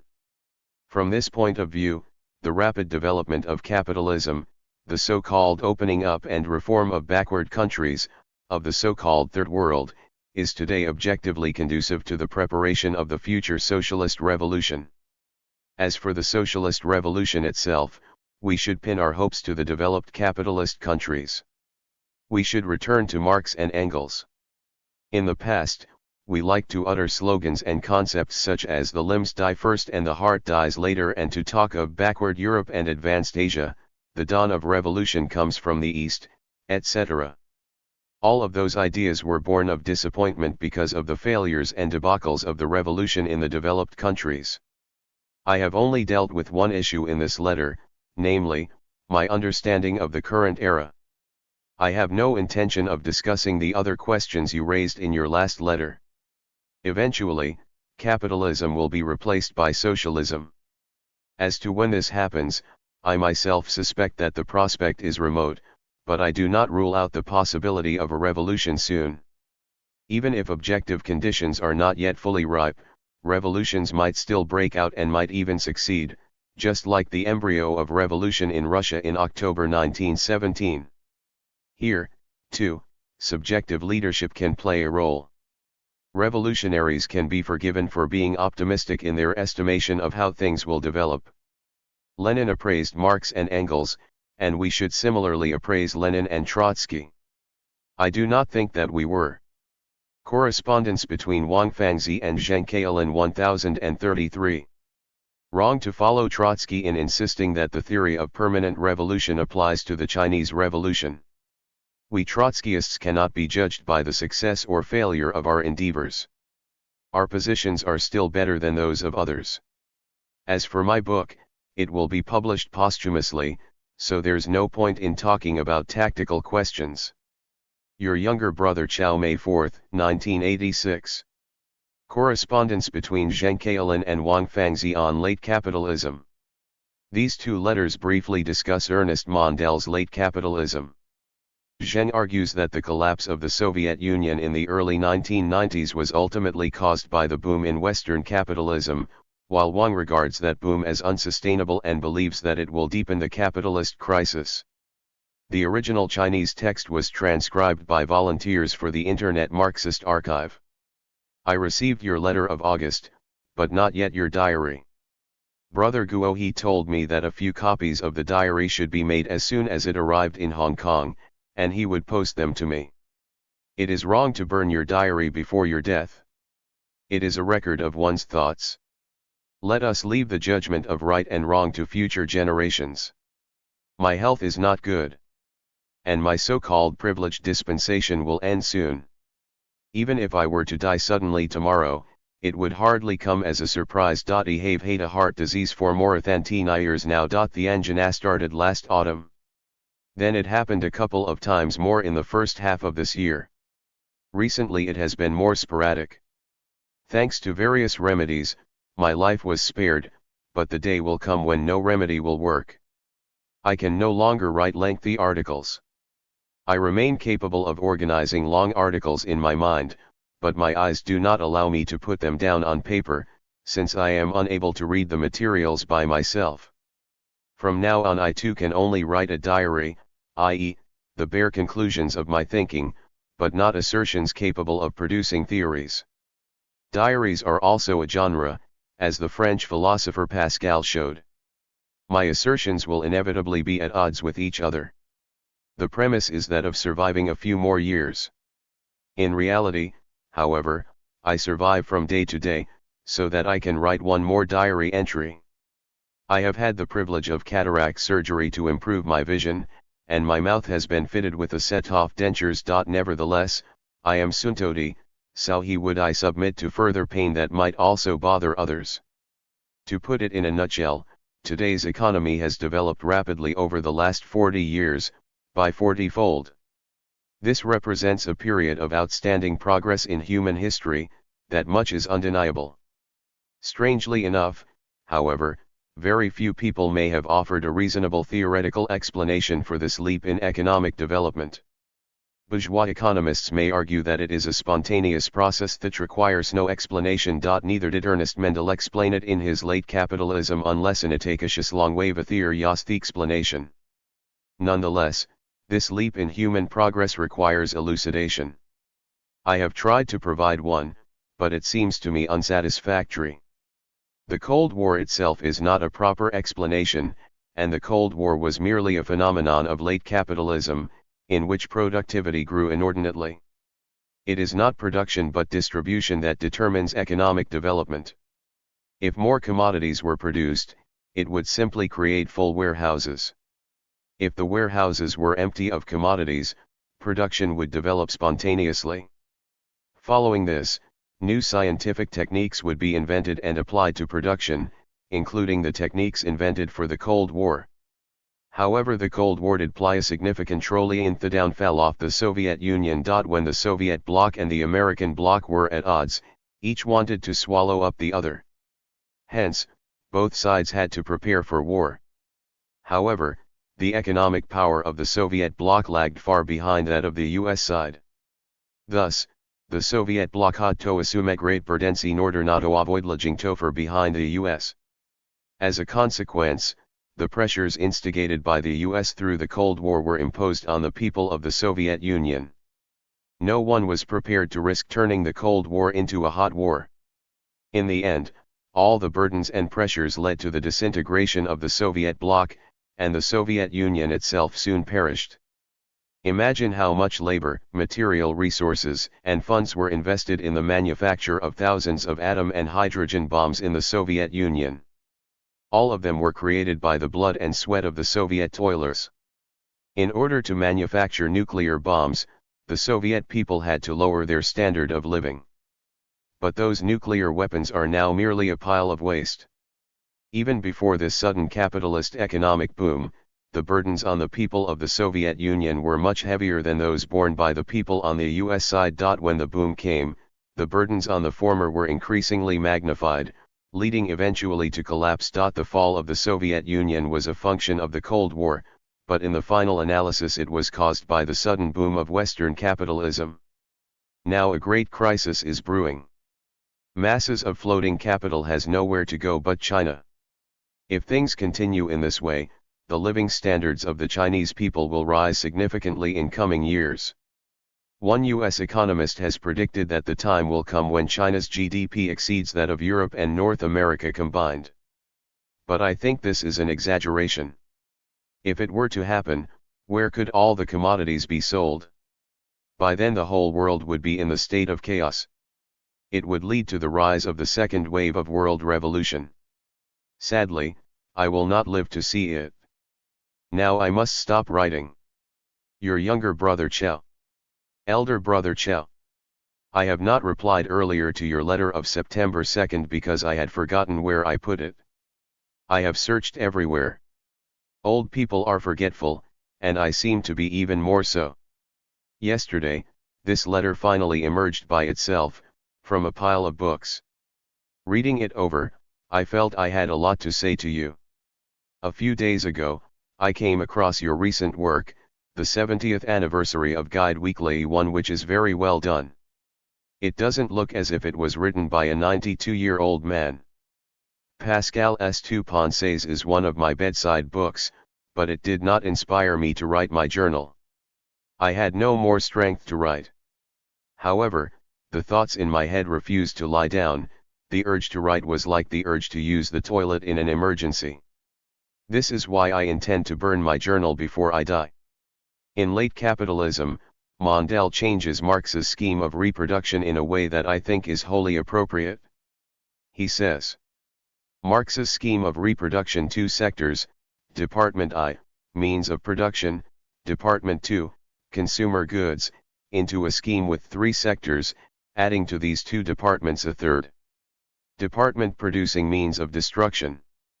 We are justified in making this distinction because departmentiate, unlike department scienti, produces commodities which denote in turn the process of reproduction of the material elements of production. Point 3. The means of destruction have existed since time immemorial, but they have occupied a large and important place in the national economy only since the First World War, and especially during the Second World War, and were consolidated during the Cold War. They became, at least from the 1940s onwards, a separate sector of the economies of the major countries of the world. One of the main characteristics of the production and reproduction of the sectors that is not for the market, not a satisfy the needs of the consumer, but to outwit the de facto or imagined opponent, to destroy the human and material resources of the other side more effectively and on a larger scale. Thus the production and reproduction of the means of destruction is not limited by the consumer market. As Luxemburg predicted after the First World War, the weapons economy is a surrogate market, it is itself a market. Technological innovation in this sector is therefore completely independent of the consumer market. Whereas in the past capitalists preferred to buy new technical inventions and keep them secret in order to sell their products and to make the most out of the fixed capital already invested, this is no longer the case in a situation in which the production of weapons has become a major and independent category. In order to overcome the enemy, the two opposing sides applied all the forces at their disposal to the technical adaptation of the means of destruction. The improvements in this area, not to mention the 40-fold increase in the course of 40 years, could even be said to have advanced 400 or even 4,000 times. The destructive power of a nuclear bomb is more than 40 times greater than that of the largest conventional artillery shell. Rapid technological revolution in the production of means of destruction has, of course, had an impact on the production of means of production and of consumer goods. The uninterrupted technological transformation of production that we have seen since the end of the Second World War is in fact only a byproduct of the arms race and the Cold War. Beginning with the release of atomic energy, the use of automation, computers, miniaturist technology, and lasers happened first in the military sphere and was only then introduced as a byproduct into the other two major sectors of production. Whereas the market was the original cause of technological innovation, now constant technological innovation has led to a rapid growth in productivity. Increasing production requires an expanding market. What can be done? Apart from the traditional methods of securing new markets, the alternative is to create them artificially by any means possible. Keynesian economics, popular in the post-war period, was, I feel, created for this purpose. I have not studied Keynesian theory. But from what I can gather, the Keynesian doctrine is mainly eat first, then owe money and, don't be afraid of trying to satisfy your vanity even when you cannot really afford to do so. Credit should be used as much as possible to improve the enjoyment of life on the part of the individual, while the state should invest in order to cause the economy to prosper, to solve the unemployment crisis, and to ensure social stability and national prosperity. The false prosperity and booms thus created were, of course, unsustainable. Their failings were fully exposed in the 1970s. Both the government and individuals were in debt, and indebtedness had already marked the advent of the Second World War and the capitalist world crisis. Ideologically, the so-called monetarists skolmerget to replace Keynesianism as its scourge first of all, to deal with astronomical state debt tordos inflation to attack the income of the working class, and to cut the huge welfare spending that had been going on since the 1940s. The so-called Reagan Doctrine and Thatcherism emerged in order to realize these ends. The result is now clear, a deepening of the decline of capitalism in the world. The collapse of the Soviet bloc under the pressure of the Cold War has given a boost to Western capitalism. It seemed as if the crisis in the capitalist countries would not only soon pass but that capitalism would live forever. But this was, as the American economist J.K. Galbraith warned at the time, to laugh too soon. Having laughed at the collapse of the Soviet bloc, the crisis in the capitalists' own house soon reached catastrophic proportions. The burden of destroying the means of production overwhelmed the economies of countries such as the US and Britain. What happens in future is another matter and a long story. What I just said only scratches the surface. Why did post-war capitalism lead to an unprecedented increase in productive capacity?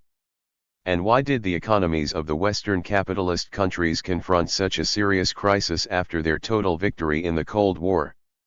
Mondale is right, of course, to relate these matters to Marx's theory of cyclical crises and, in particular, to Kondratiev's so-called long and short-wave theory, for but it would be wrong or at least insufficient to speak of a long and short-wave theory without highlighting the special role played by the means of destruction sector in the national economy over the last half-century, insufficient, that is to say, To answer the questions raised above, there is much more I would like to say to you, but unfortunately I lack the strength to write. This letter, far from being a finished product, was written off and on over the course of 3 mornings. Looking at the photo of you and Brother Ben makes me both envious and jealous. If only I could come and go as he does, and be in the same room as you after half a century of separation, and talk with you. Brother Ben is traveling again, he is probably in Japan at the moment, and will go to China soon. Chun wrote to say that you have recovered from your heart condition. Chun is unhappy with your refusal to stop drinking. But I think differently. 3 glasses of rice wine will not affect your heart, and life is a hard business. As Li Bai 5 once said, fame after death is not as good as 3 glasses of wine before death. Li Bai was right, but unfortunately I can't drink, so I'm missing out on one of life's great pleasures. Younger brother Fang. Zheng Kailan's Letters to Friends, 1989 to 1998. Translated by Gregor Benton. These letters concern Zheng's later publication. They include a letter to the Trotskyist Zhang Juniang on Stalinism and another to Fan Yang, a senior Chinese publisher and editor, in which Zheng expresses his gratitude to Fan for helping him publish his writings in China. The original Chinese text was transcribed by volunteers for the Marxist Internet Archive. To Huang Wen 1. Comrade Huang Wen. I write to pay my respects and to return the enclosed proofs. Thank you. I would like to add a few lines to these proofs if that is still possible. Another thing is that after writing about the first meeting between Shen Yanbing and Lu Dingyi in my home, the following lines were omitted, namely, who would have thought that the outgoing Minister of Culture and the incoming Minister of Culture in 1966 would have been guests at my house in those days, too. Without these words, what I said earlier about the meeting between the two would be meaningless. You have kindly given me some copies of your magazine, but the magazine is not available in Shanghai. I would like to buy 2 additional copies and for you to send them to me, for which I enclose 12 yuan.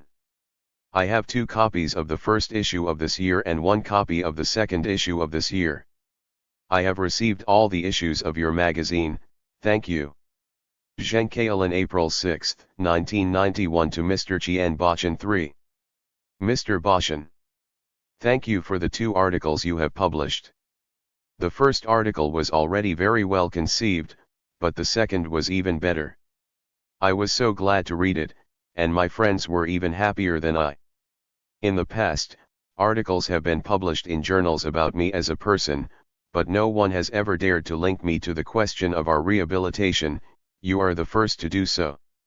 I am an ordinary person, what is there to write about? I have no objection to people writing about me, or even writing about me in excessively glowing terms, if I can only use it to expedite our demand for rehabilitation.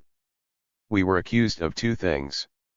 First, of being national traitors, second, Trotsky himself was accused of being gas spy for the German Nazis.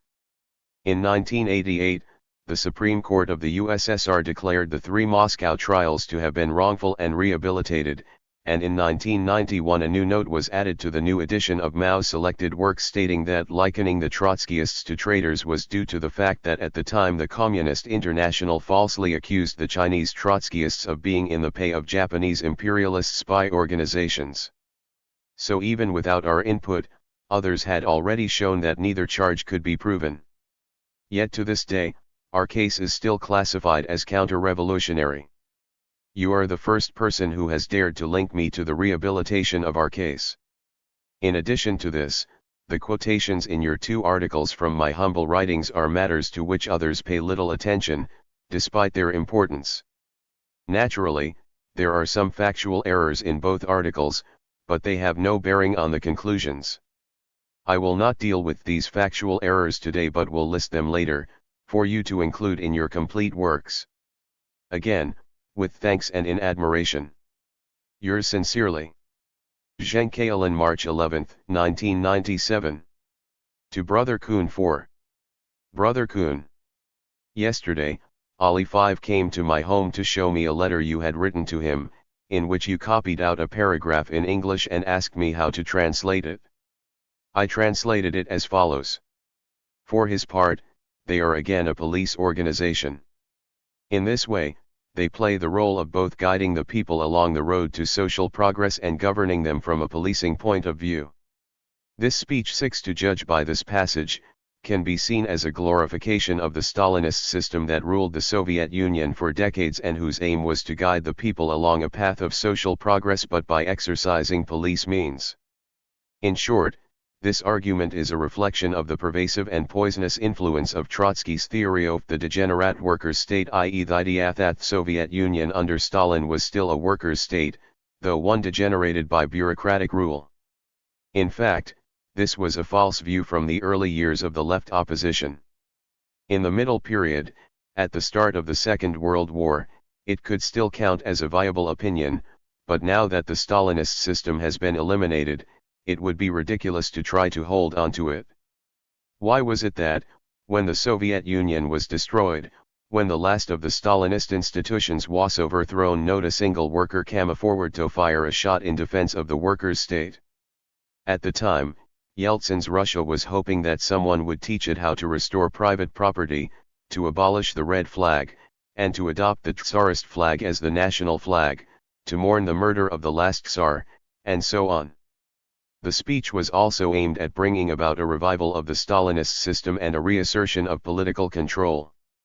Trotsky's initial theory of a degenerate workers' state was understandable, for he could not have imagined that Stalin's regime would last so long.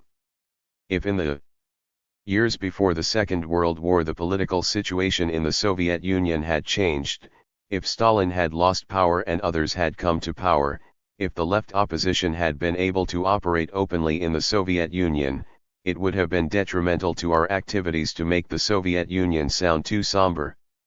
The opposition's mass following often went further than Trotsky, arguing at a very early stage that the counter-revolution had won out in the USSR and a Thermidorian coup had been carried out. Trotsky at first objected to the idea that Thermidor had emerged victorious in the Soviet Union, but later, when more and people made the same point, he was forced to accept it, although he clarified that, in the French Revolution, Thermidor merely signaled the start of the ebb of the revolution and not yet the restoration of the old system. The fruits of the October Revolution were still intact. In fact, Trotsky was wrong.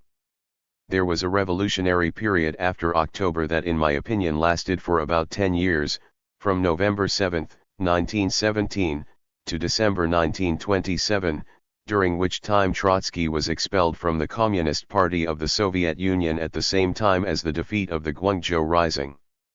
Later, counter-revolution won out.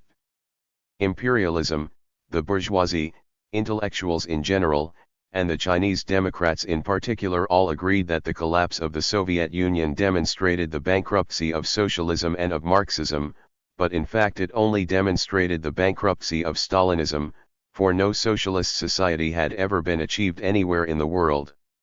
What is socialism? Marx, in his critique of the Gotha program, and Lenin, in the State and Revolution, made it clear that in a socialist society, products are not expressed in terms of value, there are neither commodities nor money, and products are distributed according to work done. Where, I ask, has a socialist system ever been achieved? The Soviet Union under Stalin was not a workers' state, it too was a society run in the interests of the exploiting classes. The first wave of world revolution, which began with the October Revolution, failed before the second wave of world revolution will rise again at some future point, just as the bourgeois revolution was completed in several waves. So the socialist world revolution will not be completed in one wave. The unprecedented prosperity of capitalism today will not last long, and one day a worldwide economic crisis will break out. At that point, a second October revolution will come about, not in the relatively backward countries but in the developed countries, and once such a revolution has broken out, it will extend to the great majority of the developed countries and a socialist system can be expected to replace the present capitalist system? This is the question that was asked. Letter 1. Comrade Fan Yong. Ihavi noun for along to methat through Isafanyang in Chinawao as a long-standing member of the publishing community. I too was once a publisher, and at one time I was the director of the Publications Bureau of the Central Committee of the Communist Party of China, so we are colleagues. A few years ago, I received a letter from Sanlian Bookstore saying that they intended to reprint my translation of The Resurrection of the Gods. 8 This book is a masterpiece of 19th century Western literature, but unfortunately it was first published during the resistance to Japan and did not sell much. I have not yet received Mr. Luo's 9 gift of a subscription to Mingpao Monthly, but I have already received a copy of his important book, and several friends and I have long wondered who this Cheng Sui really was. From the book, I can see that he knows a lot about me, so I guessed he must be an acquaintance. However, he got some facts wrong in the article, for example by confusing Lu Kuahua with Lu Shii. Now I know that Cheng Sui is in fact the pseudonym of a Hong Kong journalist. Mr. Luo, please convey my thanks to him. I will personally send him a signed copy of my surviving poems by Yu Yin when it is published. I would of course like to personally signa copy for you, but I recently received a letter from Zhu Zheng saying that the book will not be published because the number of copies ordered by Xinhua Bookstore is too small. Zhu is trying to save the project, but I am not convinced that he will succeed. The publication of The Resurrection of the Gods is a fact and cannot be doubted, but I have no news of it, not even a sample copy. I wrote a letter to the Sanlian Bookstore on May 17, but I have yet to receive an answer. You and Zhu Zheng are rare talents in the Chinese publishing industry, but neither of you is able to develop his strengths at present. I sigh for Chinese culture. Wishing you good health and happiness. Zheng Kaolin, June 1, 1989. Letter 2. Comrade Fan Yang. I acknowledge receipt of your letter of 4 days ago. The day before yesterday, I also received a sample copy from Sanlian Bookstore. The binding is much more beautiful than that of the original edition published during the war, but unfortunately the illustrations have been removed and in that sense it is not as good as the original edition. Today, I received your letter and realized that you had asked Sanlian to send me this copy. Like weather, the publication of books is an unpredictable business. My memoirs was delayed for 5 years and not printed until 1986. If it had been delayed for a further 6 months, I doubt whether it would ever have been printed. I know that there were friends, both known and unknown, who helped me in the process. I know that you are one of the friends who read the original manuscript and took active steps to get it published. It is okay that some passages have been omitted, they were dispensable. But at Isapititha Hole chapter on Lovey and politics was left out. 10 Some readers have asked me for the original chapter, thinking that I have it in my possession. I did not write this chapter out of prurience but to illustrate a particular aspect of the struggle within the party at the time, not only because of differences in political views but also for private reasons. If I could find the manuscript of this deleted chapter, I would like to retain it. Zhu Zheng 11 worked hard to help me publish 2 books, Surviving Poems by Yu Yin and The History of the French Revolution, both of which were unfortunately aborted. I could not bear to write to Zhu Zheng again to ask him about this. I am still worried about his personal safety. I am still hoping that one day I will finally be able to sign a copy of my poems and give it to Mr. Cheng Suiao to seek his opinion. Mingpao Monthly has not yet arrived and has probably been lost in the post. Fortunately, I have a copy of his article. The novel in the second issue of Fiction World arrived a while ago. The author is unknown to me. He has found some rare historical materials. There are factual errors in the story, but the intention is good. Have you read the 3rd issue of Wenhui Monthly this year? Wang Ruoang has also painted a very good picture, in the form of a memoir. These 2 images are a product of the wave of rehabilitations carried out in the Soviet Union in 1988. History has finally restored the truth. I have not read much of China's new literature. The images of us reflected in it are not good.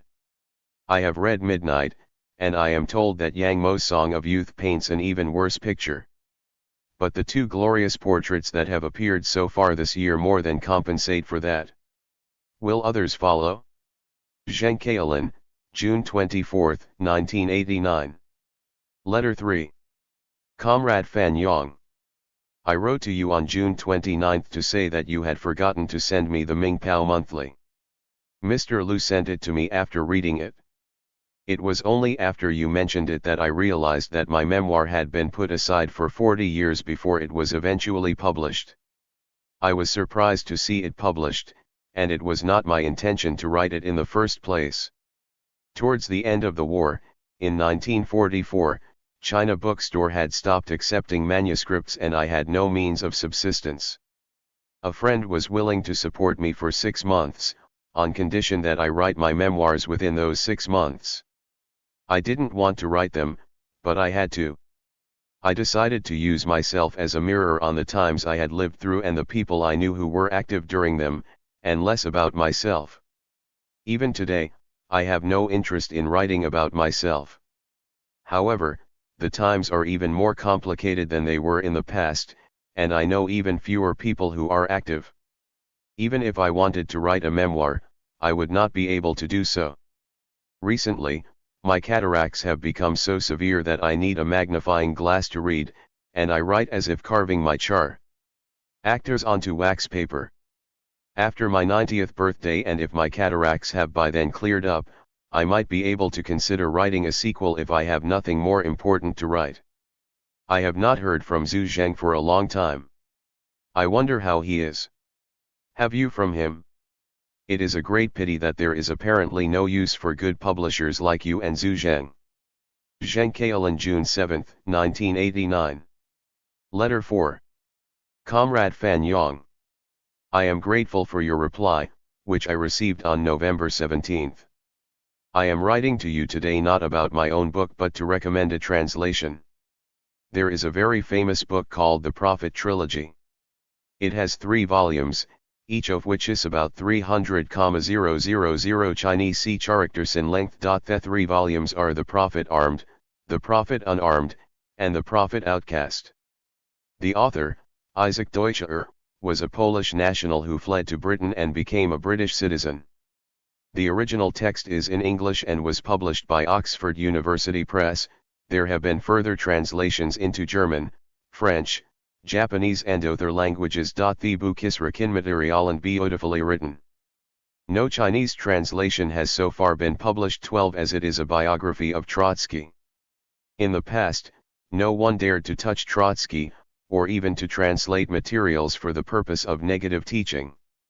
However, since the rehabilitations ordered by the Supreme Court of the Soviet Union in 1988, it is time for China to take a different view of Trotsky.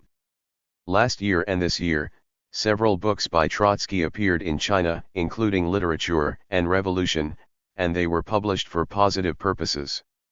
I have some old friends who started translating this million-character masterpiece a few years ago, and they have just finished it and are in the process of checking it.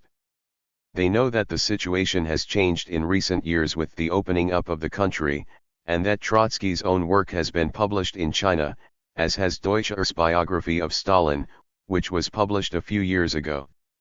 They therefore entrusted me with the job of trying to find a publisher for their translation. I thought of you, so I am writing today to ask you to introduce this translation to the People's Publishing House. The translator have given me a copy of the 3 prefaces, and I hereby forward to you, to give you a taste of the contents of the book. Since the reform and opening up, publishers have brought out a number of works translated from foreign languages, on practical and historical issues. This has helped give domestic readers a small insight into the general state of mind overseas. I think the experts and scholars responsible for the selection of such materials will be familiar with this work by Deutscher. My friends say that if the People's Publishing House accepts this translation for publication, its experts are welcome to check the translation against the original to suggest improvements. My friends can always send the original English text together with the translation. Today is New Year's Eve, 1992, and tomorrow will be 1993. I with my old and ailing body wish you a long and healthy life. Zhengkailin December 31, 1992. Letter 5. Comrade Fan Yong. I received a letter from you today. Thank you for your interest in the publication of my memoirs and of the resurrection of the gods, which were both published thanks to you. In a market economy, the publishing business is naturally about economic issues, but for the sake of culture and the revolution, there are times when economy can be left out of account. I have also been in charge of publishing in my early life. This contradiction is not difficult to resolve. My humble work, Remembering Yin Quan, was intended to be published as a separate volume, so it was not included in my reminiscences. However, it is similar in nature to the essays in reminiscences, so it could easily be combined with them. Reminiscences is a collection of essays. The essays are for the publisher to choose from, they need not all be published. I would like to use the title Thinking of the Past to avoid confusion with my memoirs. There might be another more suitable title. Ilivith final decision. Publisher. In naturally hope that the publisher will accept the manuscript. A few days ago the Changshu Chukyobai Memorial Hall published Chukyobai Studies No. 5, which included a long article of mine, written 7 years ago and not published until now. The Memorial Hall only gave me 2 copies, both of which I have given away, so I cannot send you one. I have sent money to the Memorial Hall to buy more copies and will send one to you when I receive it. I am very happy to have this long article published. I hope that all the other essays will also be published in the future. Wishing you a happy new year. Zhengkailin March 13, 1993. Letter 6. Comrade Fan Yong. I sincerely thank you for your interest in me. Without your help, my reminiscences would never have been published. I hear that the volume has sold well and has been welcomed by readers. I have compiled a collection of 15 essays over the past 2 days, and I am sending you a copy of the table of contents. The title of the book is The Painted Tower is Still in Love with the Red Sunset, which is meant to express nostalgia. It is based on 2 lines from a poem of mine, Old friends have passed away like flowing water, but the painted tower is still in love with the red sunset. This line was used as the title for an interview with me that was published in People's Daily by the man who wrote the TV series about Chukyobai. Zhengkailin July 10, 1996. Letter 7. Comrade Fan Yong. When I think of you, I cannot but be grateful for the kindness you have shown me.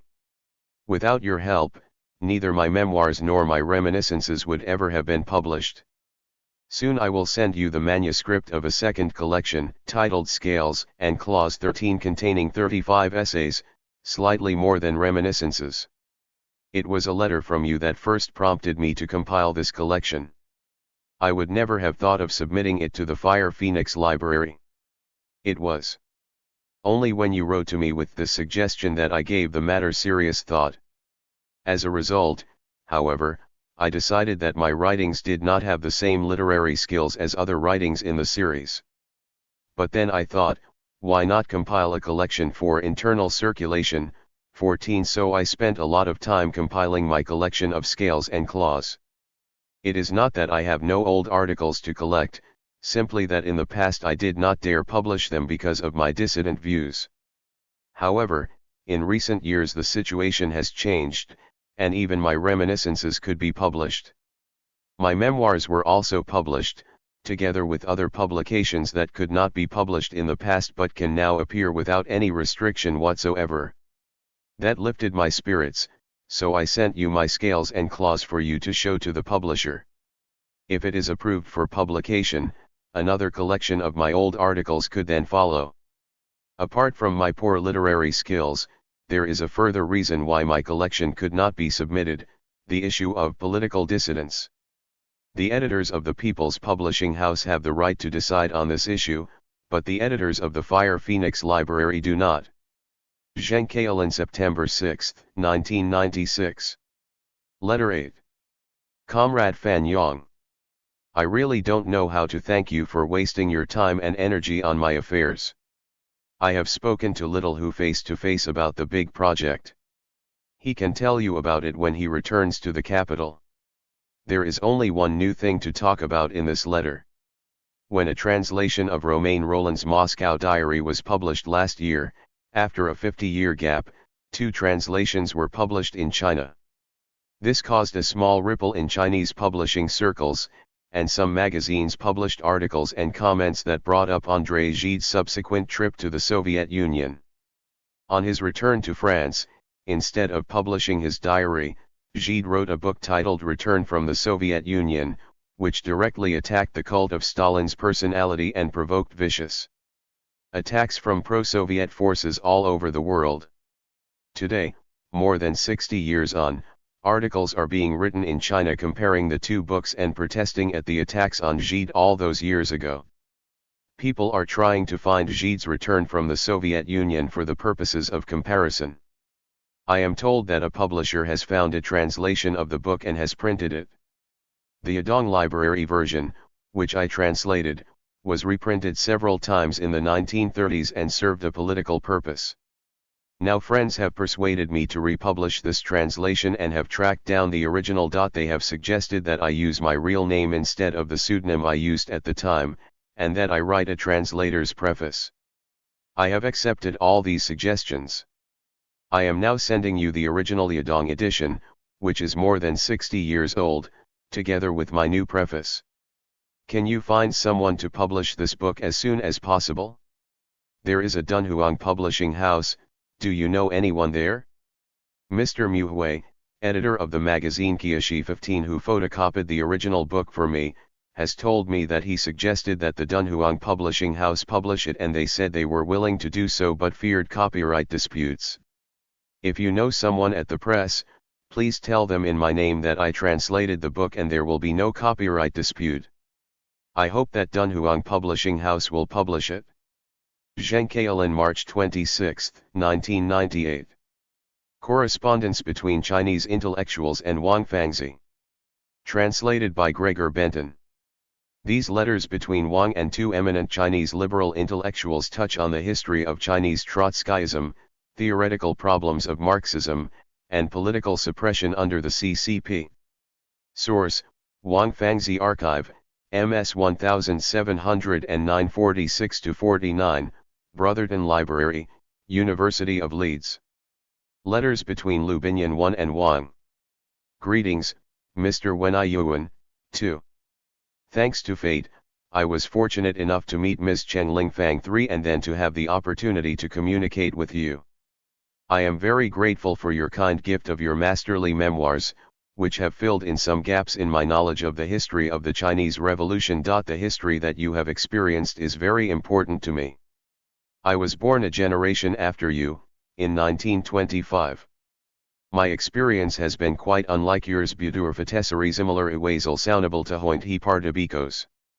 My political views did not coincide with those of Mao Zedong's group, and I was twice expelled from the party in the course of 30 years. If you are interested, you can look up my autobiography, which was recently published in Taipei. Ms. Chen will pass it on to you. In my haste to write it, I forgot to include the horrific massacre of revolutionaries in Shandong in 1941-1942, in the guise of a purge of Trotskyists in the CCP. In Harbin in 1941, the Japanese carried out numerous arrests and destroyed the CCP's underground organization. Some party members and young progressive intellectuals then decided to go within the Pass 4 to restore party connections. In the area of Dezhou in Shandong they started working for the anti-Japanese base. However, they were soon suspected of being spies or Trotskyists. 2 reviews failed to confirm this and they resumed their work. At the time, however, the Japanese were on the attack and the local government was forced to move elsewhere. Thinking that these might be harboring a grudge, they deliberately exposed them during the transfer and killed some. 2 couples have already been identified, the men were shot and the women buried alive. I learned about this in 1984, when I attended a ceremony in Shandong for the reinterment of the couple's ashes. It is said that the purges in Shandong were brutal, and that as many as 500,000 to 600,000 people died. 5 You must have heard of the case of the transfer of hundreds of underground party members and students to the hills outside Xiamen on the eve of the liberation of the city. The history of the CCP changes year by year, and is entirely lacking in authenticity. Your autobiography is of great value in that respect. If someone were to write a book about the despicable ways in which the Maoists have dealt with the opposition over Thedekads, it would have a big impact. For 40 years now, the CCP has kept a tight grip on the people's minds, and the process of their awakening has been slow. Last year's pro-democracy movement proved once again that the people's illusions in the CCP leadership have not yet been dispelled. So it is essential to expose the true face of the CCP by all means possible. I wonder if you or your friends have any intention of writing such a book. Of course there are difficulties. It is not easy to acquire information in China. However, things are changing. Last year Dai Qing, a woman writer, published a book called The Death of Wang Shiwei. 6. In short, this work needs to be done urgently, while the older generation is still alive. Please take care of yourself. I wish you good health and a long life.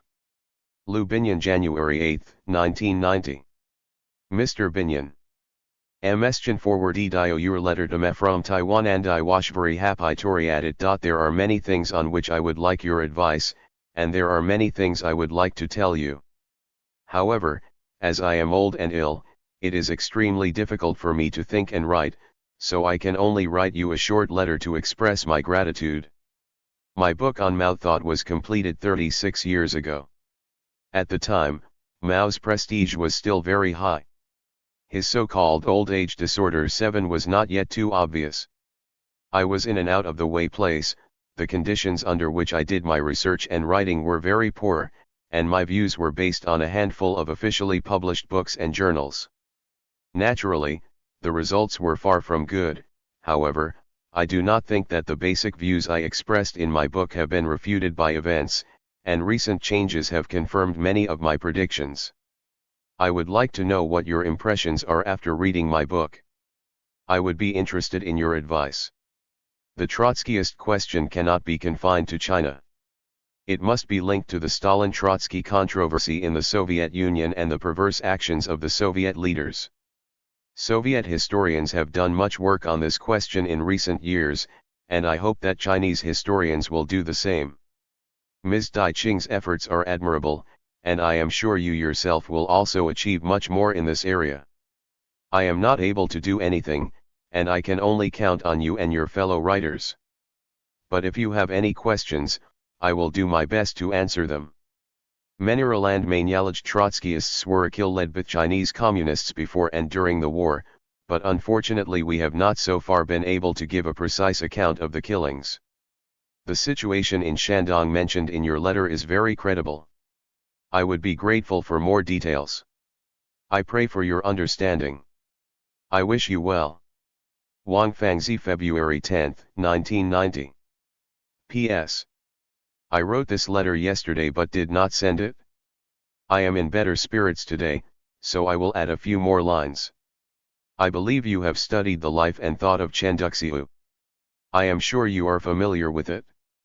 In recent years, CCP historians seem to be taking a great interest in him. I am in possession of 2 chronologies of his life, and I hear that a third is about to appear. A biography of Chen has also recently appeared in Taiwan. Some 17 or 18 years ago, in Hong Kong, a Chinese scholar teaching at an American university published a chronology of Chen Duxiu's life. With the rise of the pro-democracy movement in China and around the world, I believe that this Chen Duxiu research fever will continue to grow. Chen Duxiu's De and Sai became the 2 main watchwords of China's new thinking and of the revolutionary movement that followed. In his later years, Chen insisted that without democracy, there can be no socialism, and no workers' state aid, and this formulation will certainly serve as a clear platform for Chinese and foreign pro-democracy movements in future years. At present, some pro-democracy activists are demanding only democracy, and some even put democracy and socialism in complete opposition to each other, which I think is wrong. They should learn from Mr. Duxiu. I wonder what your view is. I have not yet received your autobiography. I will read it carefully as soon as I receive it. Thank you in advance. Ihavial soskadafrend in Hong Kong to send us mesmal books, among them the memoirs of Zheng Keilin. Please excuse the ragged handwriting, my hands are too weak to write. February 11, 1990. Mr. Fangzi. I am delighted to have received your letter of February 11, it took less than 10 days to get here. I regret that I was unable to see you in Leeds last year when I was in the UK for a conference in Edinburgh. But there will surely be another opportunity to visit the UK at some future date. Today, I looked through all the notebooks that my daughter brought with her from China, but unfortunately the one in which I wrote about my trip to Zayazhuang in Shandong in 1984 was not among them, so I can only recount briefly and from memory what happened. A group of party members and progressive intellectuals decided to go south of the pass to find the party organization. In 1941, some 24 young men and women slipped through the Japanese blockade and reached the anti-Japanese base in Shandong. I learned the truth about what happened to two couples. They arrived to work in the area now known as Dezhou, where the secretary of the local party committee at the time was Guanfeng.9. These young people were suspected by the local cadres because of their unusual attire and behavior, and because they interspersed their speech with foreign words. The two couples were isolated and interrogated, but nothing was found to be out of place, so they were released and resumed their work. At this point, the Japanese attacked the area and the communists were forced onto the retreat. The retreat took place mainly at night, and often passed through enemy-held territory or close to Japanese watchtowers. This posed a problem. What if the two couples resented the interrogation to which they had been subjected and started shouting or otherwise exposing the fugitives to enemy sentries? There was no other option than to eliminate them. The two men were shot and the two women were burned alive. One couple's two young children were also thrown into the pit to be buried alive with their mother, but onlookers and grassroots cadres intervened to drag them free. The girl was adopted by a young woman. The boy was later sent to Tianjin and adopted by an intellectual named Wang, a party sympathizer who for years had been infiltrating intellectuals into the base areas. When the boy grew up, his adoptive father told him about the death of his parents, and he was determined to find out the truth. During the Cultural Revolution, he campaigned long and hard in many places to find witnesses, and in 1984 he was finally able to secure the approval of the CCP to rehabilitate his parents and have their ashes interred in a ceremony in Zayazhuang. Several relatives from his mother's side and comrades from his parents' underground days in Harbin came to Zayazhuang to attend the ceremony. I had attended a reading group on the periphery of the underground run by the party in 1939, but I was too young to have known his parents. Even so, I was invited. All but one of the 24 or so people who slipped through into the base that year were killed. Even more tragic was the Xiamen underground incident. As you already know, on the eve of liberation in 1949, the Provincial Committee of the Fujian Underground received a secret report that a large number of Trotskyists had infiltrated the Xiamen underground. But how could they be investigated in enemy-occupied areas? So it was decided on the pretext of concentration of forces to transfer hundreds of underground members and university students to the mountains outside Xiamen, where they were executed en masse, just days before the liberation of Xiamen. I think in your memoirs you wrote about another big purge of Trotskyists in the early 1950s. 10 I was working at the China Youth Daily in Beijing when, in March 1951, a young editor sitting opposite me, Ding Fon, was suddenly arrested on the grounds that he had joined a Trotskyist organization in Anhui. A few years later, he was found not to have been a Trotskyist and was released, but he was unable to get work in Beijing and was sent to Xinjiang, where he continued his career. According to Dai Qing, Wang Shiwei's wife and son are still alive, and a decision was made in 1987 to rehabilitate Wang. From what I hear, someone is already collecting information about the history of the Chinese Trotskyists, especially the Chinese purge of the Trotskyists. I have heard that 500,000 people were killed in the Trotskyist purges in Shandong alone, I don't know if that makes sense. I have read only a few excerpts from Mao Zedong thought. It is very rare to have had such profound insights more than 40 years ago. I will have to read and study it carefully. I have not yet received the book in Hong Kong, but I would like to express my gratitude to you in advance. I hope you will cherish your health and bestow on the Chinese people as much spiritual wealth as possible. Binyan, February 26, 1990. Letters between Gaofang 11 and Wang. Dear Mr. Wang, I have taken the liberty of writing to you out of the blue, please forgive me. I graduated from Fuzhou Sino-British Middle School, a well-known church school, in 1946, and then went to Shanghai and managed to get a place at Peking University. Since 1950, I have been teaching the history of the international communist movement at Renmin University in Beijing. I was long influenced by Soviet Stalinism and therefore viewed the Trotskyists as heretics, but since the 1980s my views have changed greatly as a result of wider reading. I have bought and read the memoirs of Xuangshan and of Zheng Keilin, which have both come out in China. In the course of the last 6 months, during a visit to my children and grandchildren in the United States, I borrowed from a friend a copy of Pioneer, published by Xinmiao Press in Hong Kong, and I have been in contact with Mr. Lin's Hiliang. 12 I have also bought a number of Trotsky's books published by Xinmiao, as well as the revised edition of Xuangshan's Mem.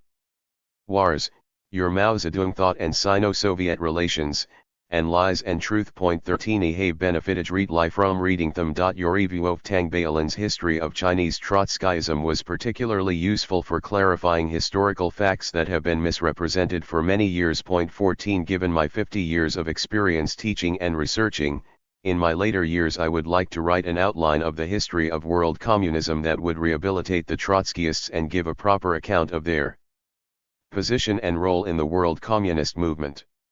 I hope to receive your guidance and assistance in this regard.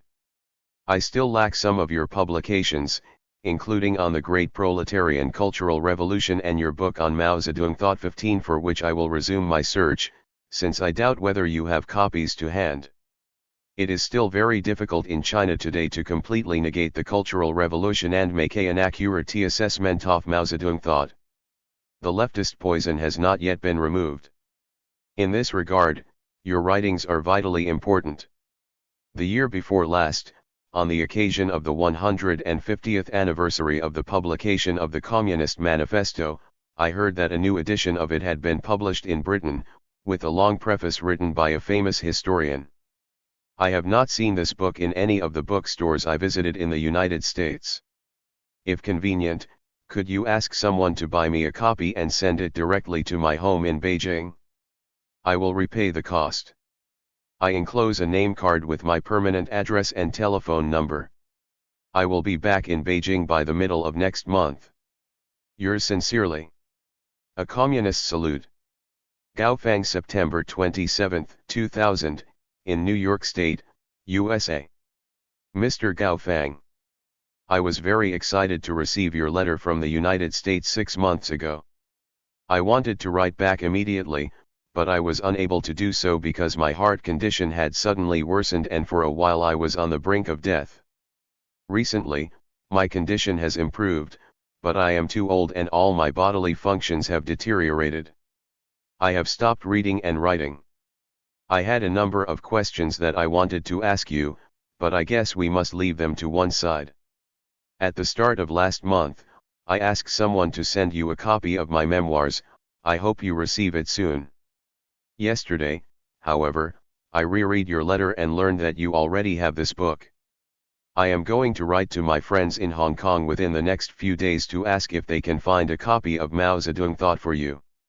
If so, I will have it sent to you. I would very much like to hear your criticisms. In your letter to my friends in Hong Kong, you mentioned the debate I had with Mr. Tang Bailin a few years ago about his book History of Chinese Trotskyism, and I am grateful to you for your praise.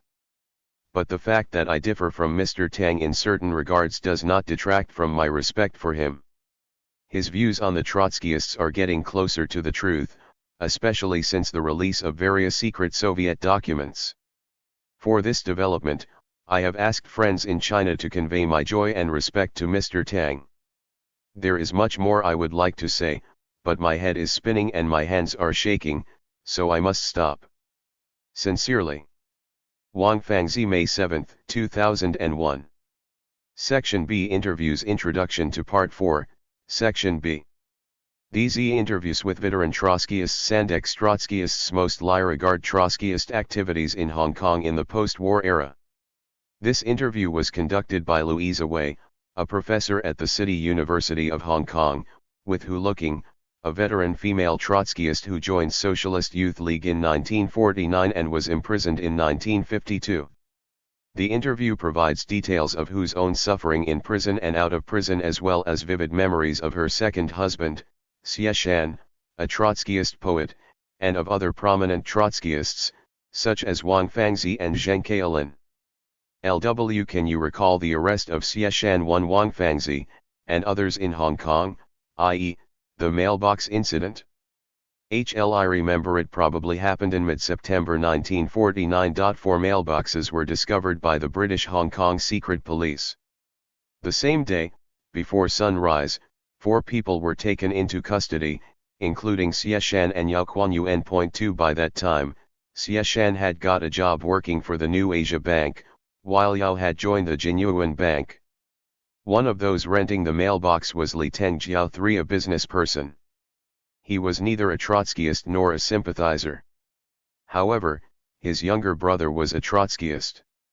So through his brother, Yao asked him to help receive official documents of the Fourth International, using his mailbox.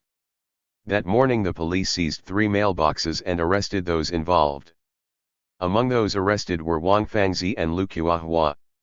They were living together with Xie Shan in a dormitory provided by Xie's Bank. 4 Under interrogation, Lu Qiahua was the first to confess. He said, "One of the boxesmen but those documents didn't belong to him." After thinking for a while, Wang Fangzi, who was unemployed at the time, decided to take full responsibility. He told the police that all the documents belonged to him and had nothing to do with anyone else. In the end, the police let Lu go but deported Yao, Xie, and Wang to Macau. Lu was lucky and dodged the bullet. As a matter of fact, Lu was the actual recipient of the 5 documents. Yao was a really nice person. He was not in the least resentful. He later recalled as follows, "The Hong Kong government was really ruthless. We were found guilty of a crime just for receiving a few letters from the outside world." He later returned to the mainland and got a job managing a cinema in Guangzhou. LW How long were Xie Shan and the others kept in prison? A few months. They were not released until late November. Wang Fangzi had a photo taken of himself on which he wrote the exact date of his deportation to Macau, November 21, while Xie Shan was deported a day later. Xie and Lai stayed in Macau for a high length and went back to the mainland. LW So how and when did you find out about Xie Shan? I first met Xie in prison. I didn't know him before that. However, I had heard about him. When he was detained in Hong Kong, a foreign agent interrogated Wang Fangzi, Lu Qiahua, Yao Kuan-Yuan, and Xie Shan. During the interrogation, Xie spoke English to the agent. He said, "You people always talk about democracy. Why are we criminalized simply for receiving letters from abroad?" The foreigner smiled. Without a word, he smashed Xie to the floor, sending his glasses flying. At the time, Xie was not actually a member of the Trotskyist organization, merely a sympathizer. He'd rented the mailbox to help out a Trotskyist leader. LW Was that Peng Shuzi? Yes. Xie showed a lot of interest in Peng's lectures when he was in Shanghai. Later, when Peng Shuzi moved briefly to Hong Kong, Peng asked Xie to receive letters on Peng's behalf. Xie did not have a mailbox at the time, so he rented one for Peng's correspondence. He said the rented mailbox was not for his personal use but for Peng's. However, he took full responsibility for it. His action touched the hearts of those who got to know of it, including Wang Fangzi and Lu Qiahua. Spread quickly among the Hong Kong Trotskyists, and it later came to our ears in Guangzhou. I go to hear about Xieshan. Later, we were gathered together in a Guangzhou prison, after which we were transferred to Wuhan. I was among the first prisoners sent to Wuhan. Luo Liping and her husband 5 were in the second group. Luo and I were locked up in the same cell. When I met her, she began talking about the other. For example, she told me Xieshan's Hong Kong story, much of which I had heard about before. Luo had lived in Hong Kong for a while and was acquainted with Xieshan. In 1956, the government organized a study tour for us. At the time, the Trotskyist prisoners were kept together. There were more than 20 of us, 4 female prisoners and about 20 men. Once on the tour bus, Luo Liping pointed to a tall, thin man and told me him Xieshan. It didn't know him at the time. According to government regulations, the prisoners were not allowed to talk, so we just smiled at each other. In 1957, I was released from prison. The others who had been sentenced to 5 years imprisonment were also released. So I went back to Guangzhou.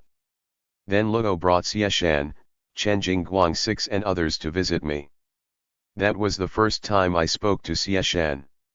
I was unable to find a job in Guangzhou, and at the same time I had to attend a study group run by the police station. The cadres from the police department came to my home quite often, asking about my current situation and disturbing my life. So I concluded that since I was living in constant fear in Guangzhou, perhaps to the detriment of Xieshan and others, it would better if I went elsewhere to seek a living. Later, through Li Suyi's 7 personal connections, I went back to Wuhan and got a job as a garment worker in a clothing cooperative where Li was working.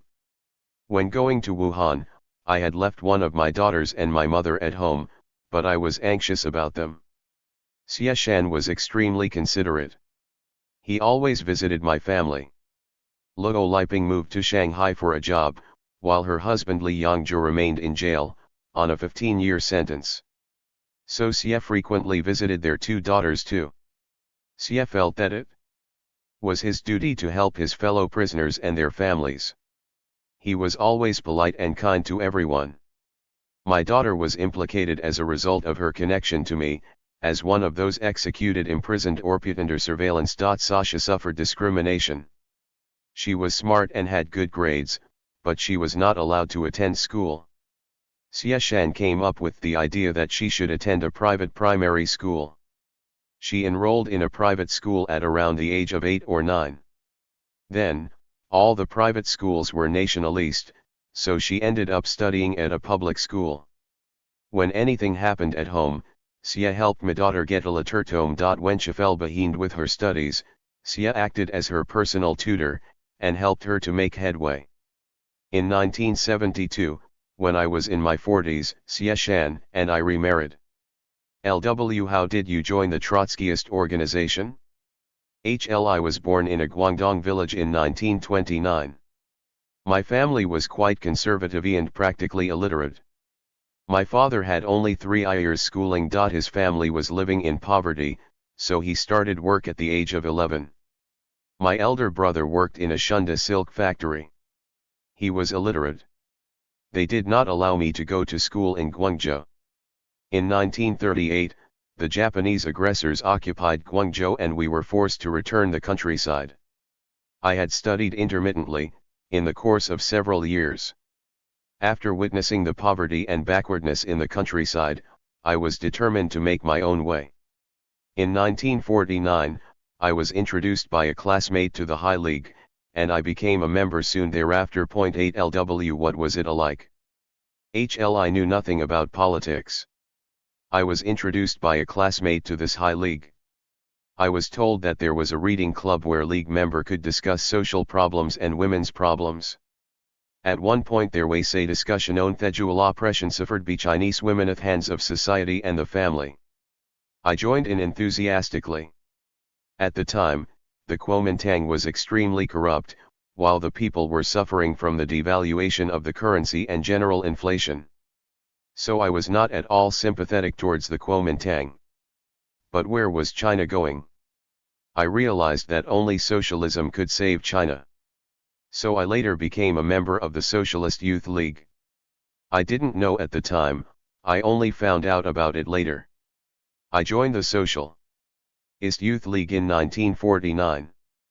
Because of my involvement, I was arrested on December 22, 1952. The Socialist Youth League was a Trotskyist group and High League was one of its front organizations. LW, did you know that it was a Trotskyist group when you joined? HL, no. I just thought that China should follow a socialist path. That was the reason I joined the Socialist Youth League. It was spontaneous. LW, were all the members of the High League arrested? Or people from the Socialist Youth League? HL, no, tell off them. But many were caught for participating in Trotskyist activities. A few Trotskyist sympathizers were also caught. LW, did all this happen in Guangzhou in 1952? HL, yes, in Guangzhou. LW, how many people were arrested?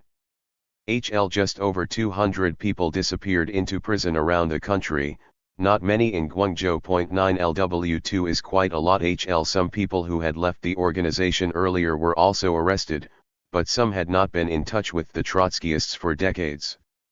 So this roundup did not only aim at the Trotskyists who were still politically active. The roundup of the Trotskyists was deliberately planned. Our cases had been under investigation for a year. LW, who was responsible for the roundup? The Public Security Bureau? HL, yes, the Public Security Bureau. The roundup was a direct instruction from the central government, not local authorities. The roundup was a unified action organized from above. It was over within just one day, December 22, 1952, the winter solstice. Later, under the direct leadership of a task force assigned by the central government, arrangements were made for our prisoners to receive visits and undergo study. All our confessions were taken away. Whether we should be released or further detained was decided by the central government. Local authorities had no say in it. If we Trotskyists wanted to make a complaint or suggest something, our message would be directly delivered to the central government, not to local authorities. Everything was under direct control from above. LW, when were you convicted? HL, on March 25, 1954, after being held for more than a year in the Guangzhou detention center. I was sentenced by a military tribunal, organized by the Guangzhou Military Commission, to 10 years in prison. On March 27, I was taken from Guangzhou by train, but I was not told where I was going. After a journey of more than 30 hours, the train finally arrived in Wuhan in Hubei province. At first, we Trotskyist prisoners were assembled in Hubei. Then 4 female prisoners were allocated to a garment factory while a Zento abercantile factory, except for one who was sent to a print shop. We were all subjected to re-education by labor. In the garment factory, our female prisoners made PLA military uniforms for soldiers, and sometimes we made clothing for cotters. LW, what were the charges? HL, counter-revolution, as a Trotskyist. I didn't exactly gather the specific charges against me, but what I heard that I was accused of being an active participant in the Trotskyist bandit organization. There was nothing about my involvement in stealing state economic intelligence or collusion with imperialism.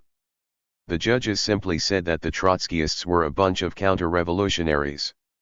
They emphasized that if you were not among the revolutionary masses, you were by definition a counter-revolutionary. LW, so you were in your early 20s when you were jailed. How long were you in prison? HL, more than 4 years. I was released in March 1957.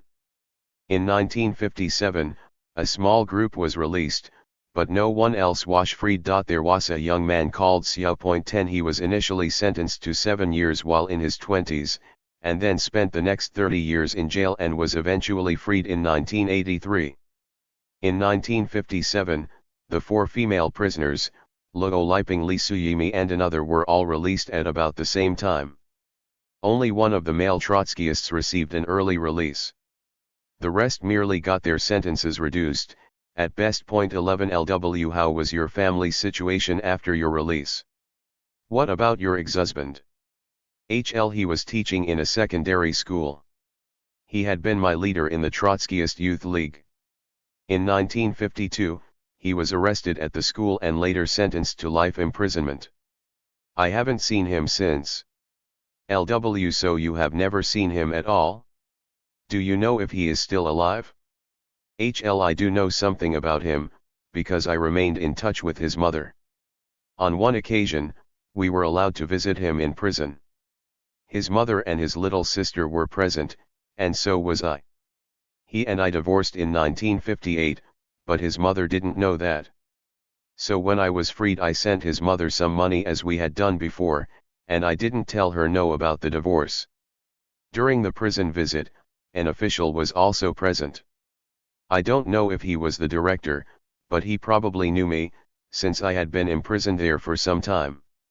The official told me not to see each other again now that we were divorced. Then he took my ex-husband's mother and sister inside for a visit, but not me. So I never saw him ever again.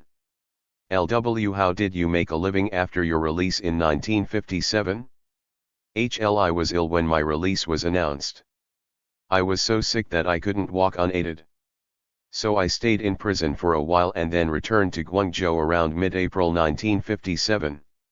However, the Guangzhou government did not assign me a job and it was difficult for me to get one on my own.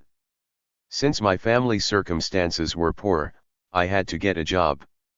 So I went to the police station and asked for a job allocation, but they said that the authorities had told them not to assign me a job for the time being, which meant that I shouldn't count on it. Unable to get a job, I was under enormous stress. In the end, I went back to Wuhan and got a job in a clothing cooperative with Li Suyi's help. LW Can you tell us something about the friendship between Xie Shan and Wang Fangzi after the 1949 mailbox incident? HL After their deportation to Macau, they lived in the same place for a few months. They became close friends and liked to chat about things, past and present.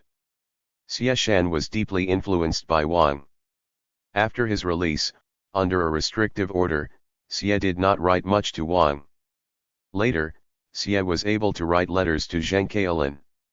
Their letters originally arrived within a week, but later they had to be censored and took more than 10 more days to arrive. So Xie gave up his weekly correspondence with Zheng and did not even dare to write to Wang. The only way he could reach Wang was to pass on a few messages via Zheng. I began to write to Wang, since I had nothing to fear. Not via Zheng but directly, if I had anything to discuss or to ask him about. Back then, Zheng's health was quite poor. His calligraphy looked like a mess of tadpoles, so few people were able to read it. There was no point in me bothering him further. LW What impressed you most about Wang Fangzi in what you heard from Xie? HL What impressed me most was his headaches and vertigo. He had had these physical problems for ages. I knew that he had been arrested and imprisoned several times under the Kuomintang, and had suffered serious torture during his imprisonment. So I guessed that his illness was the result of being given electric shocks. He wasn't even aware of the consequences at the time, because he was young and thought that it didn't matter. However, as he got older, the symptoms worsened. Zheng Keilin was unable to extend his fingers as a result of electric shocks, so his fingers were deformed. I suppose Wang's headaches were also symptoms of electrocution.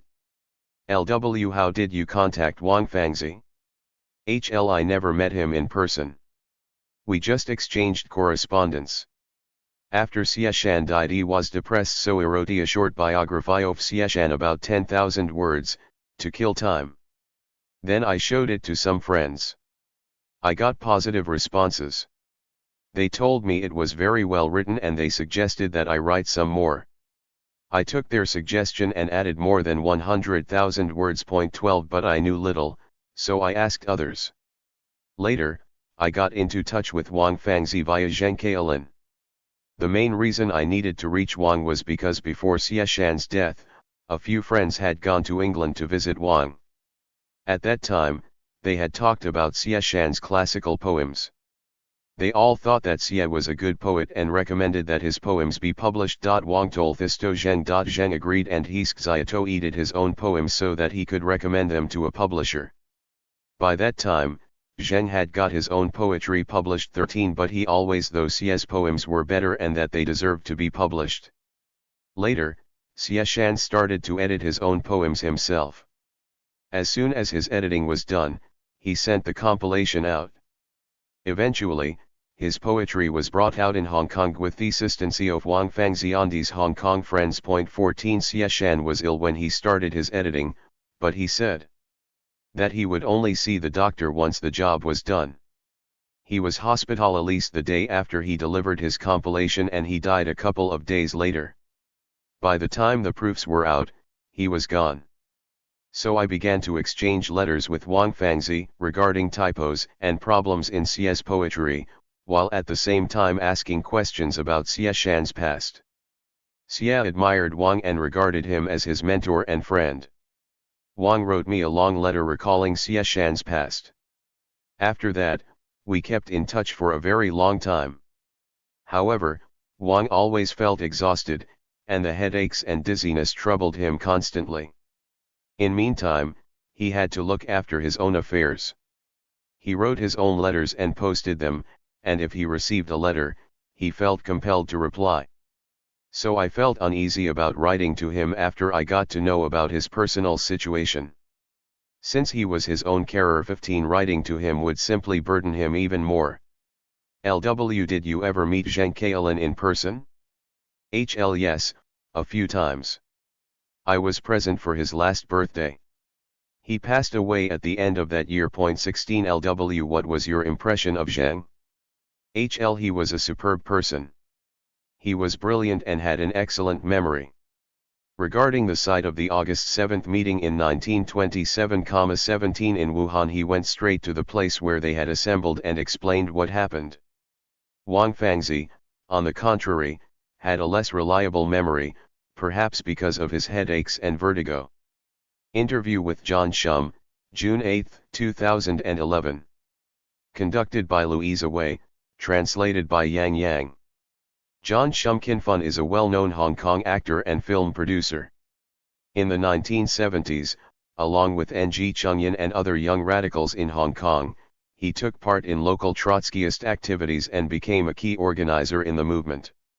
In the late 1970s and the early 1980s, he tired off the fights within Trotskyist circles and devoted himself to the film industry. This interview, conducted by Louisa Wei, describes Shum's experience as a Trotskyist. LW, how did you first get in touch with Peng Shuzi? JS, I did a lot of research on the communist movement in China in the years 1924 to 1927, from the start of the Kuomintang CCP collaboration to its collapse. In 1972, in Paris, I got an opportunity to visit Peng Shuzi and his wife Chen Bilin, both of whom were elderly. At the time, we read a lot, but the most important book was Harold Isaacs's Tragedy of the Chinese Revolution. 1 The other things worried said that Trotsky was right and Stalin was wrong. So we were naturally attracted to Trotsky's position. We also read Trotsky's Permanent Revolution and his other theoretical writings, but that's another story. From a research point of view, when I was doing my study on the 1924 to 1927 Chinese Revolution, I was very lucky to be able to consult Peng about that period of history. I spent many hours in his home discussing the history of the Chinese Revolution in the 1920s. He had been at the center of the CCP and a member of the party's Central Committee, so his knowledge was extensive. Talking with such a senior insider of the revolution, we were mere students, undergoing history lessons. LW, so were you and Ng Chungyan studying in France at the time, or were you doing something else there? JS, it was more likely a study tour than actual studying abroad in. We wanted to gain political experience from our foreign comrades. Why France?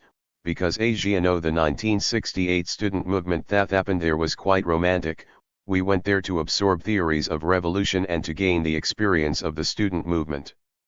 LW, had you and Ng participated in the Hong Kong student movement before going to France?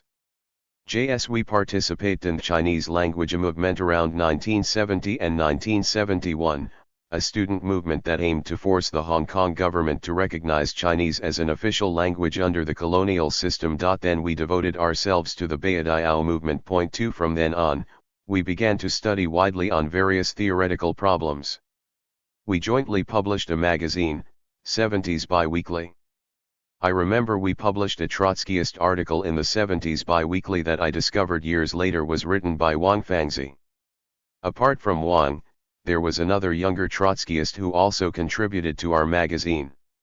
This young Trotskyist, Xiang Qing, was in fact not young at all. He was in his 50s at the time, having joined the Chinese Trotskyists in the 1940s. The Trotskyists approached with their articles. When we read the theoretical articles they had written, we were impressed. It did not occur to us that such articles could have been written by some old men. Wang Fangzi was then in his 60s. I discussed with NG how to respond to these Trotskyist articles. In those days, we were ideologically inclined towards anarchism but were critical of capitalism, so we also studied Marxism, anarchism, and the Second International. Those Trotskyist articles were theoretically important. How did we reply?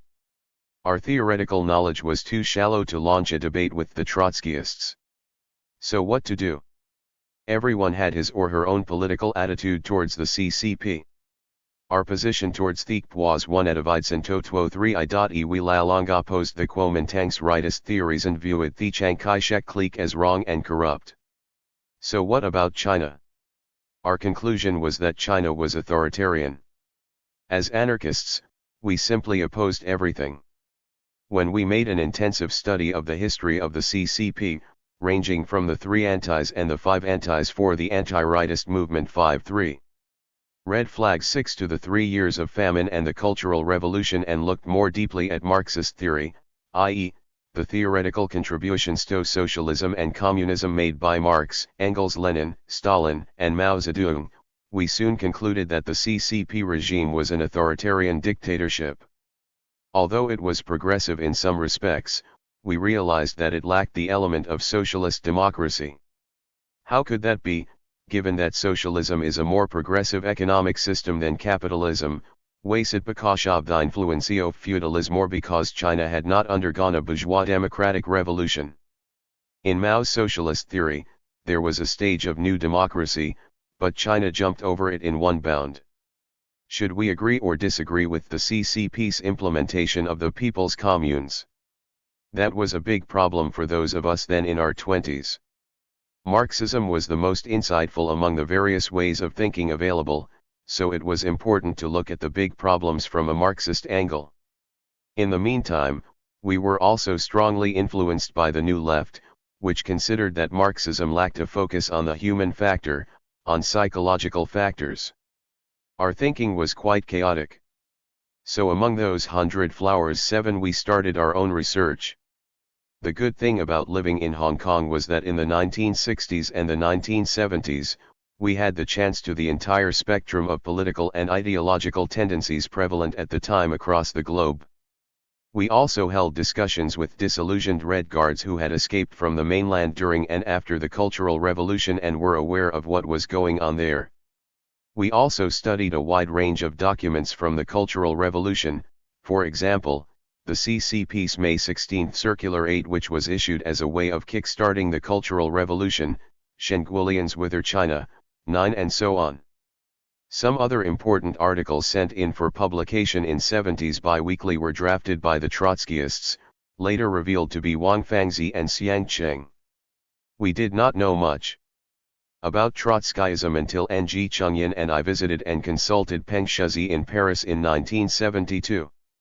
From Peng, we learned about the theoretical basis of Trotskyism. From then on, we started to study the history of the Communist Party of the Soviet Union, regarding the Stalin-Trotsky dispute and the one-party dictatorship. Then we turned to problems regarding China, and made an intensive study of the various political campaigns launched by the CCP in the years following the establishment of the PRC. These included the counter-revolutionary movement that began in 1952, the 3 antis and the 5 antis, and the political persecution of the so-called Hufeng counter-revolutionary clique 10, which we found problematic.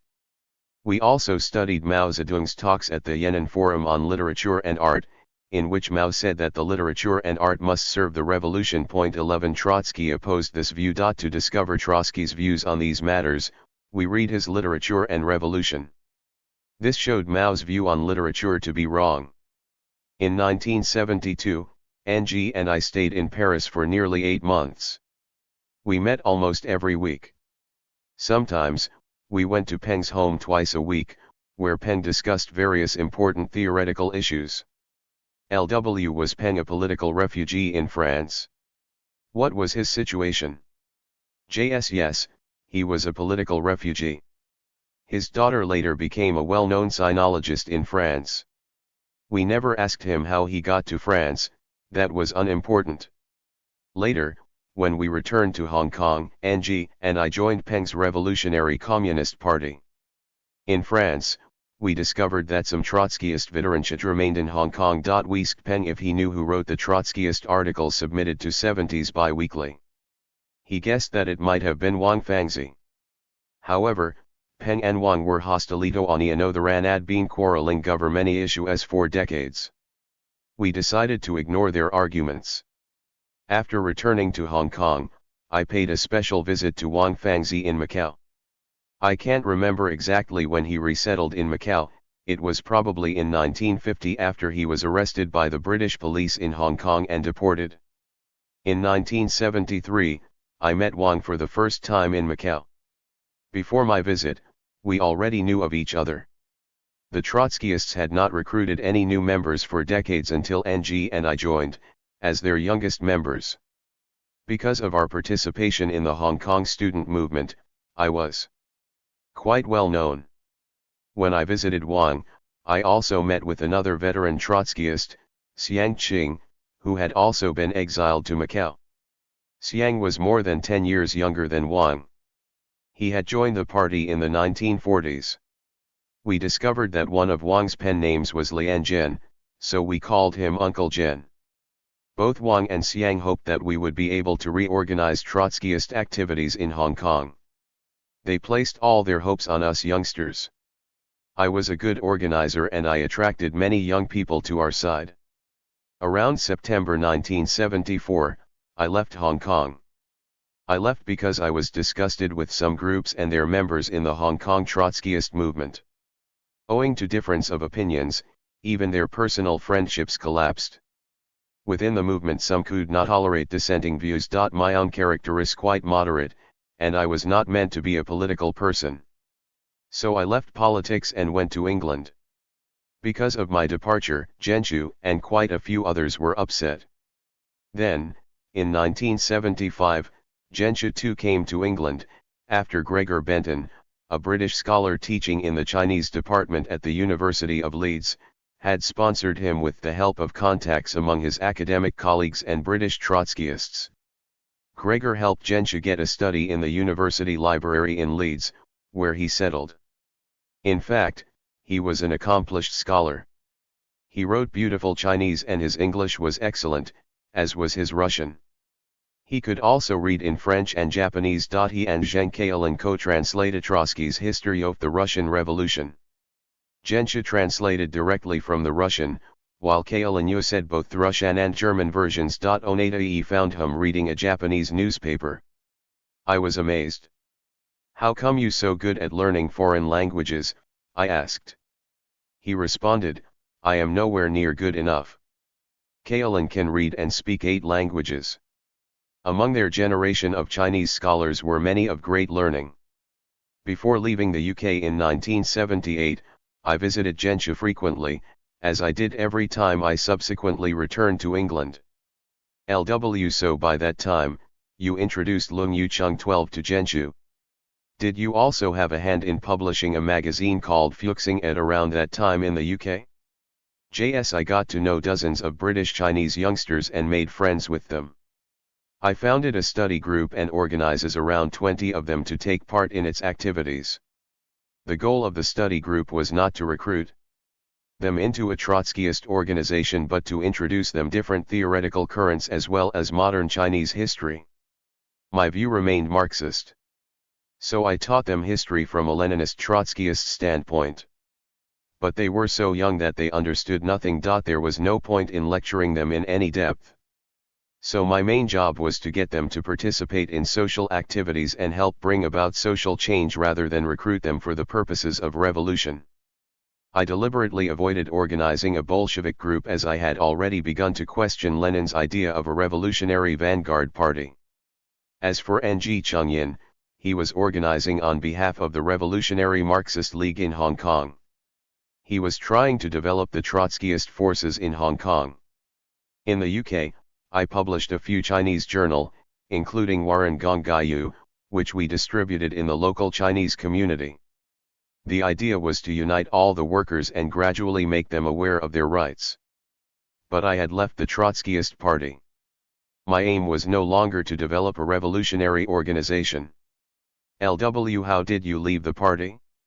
Did you have to inform someone that you wanted to leave, or did you just leave without telling anyone? JS: No, I didn't have to tell anyone. My position in the RML was rather special. I was the Shilapay, the man who has real power. No one in the organization had anything against me, nor could they, since I was never aggressive and would hurt no one.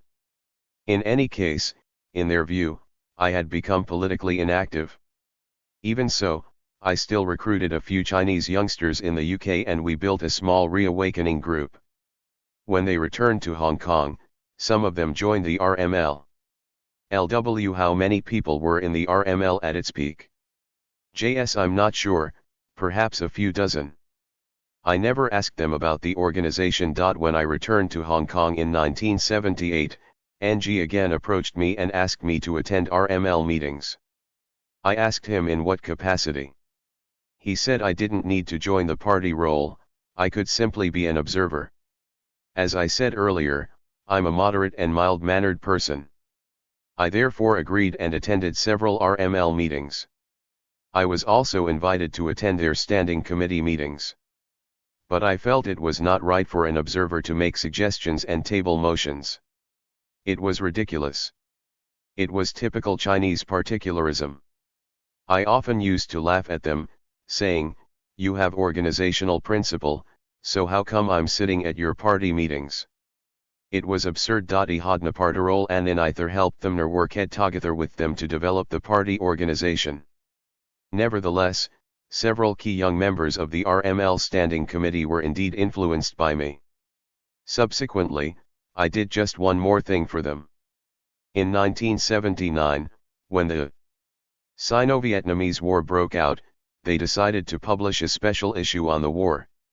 NG asked me to edit the special issue, which I did. LW, I'm particularly curious about the activities of Thermlin Hong Kong. Was it an open political organization?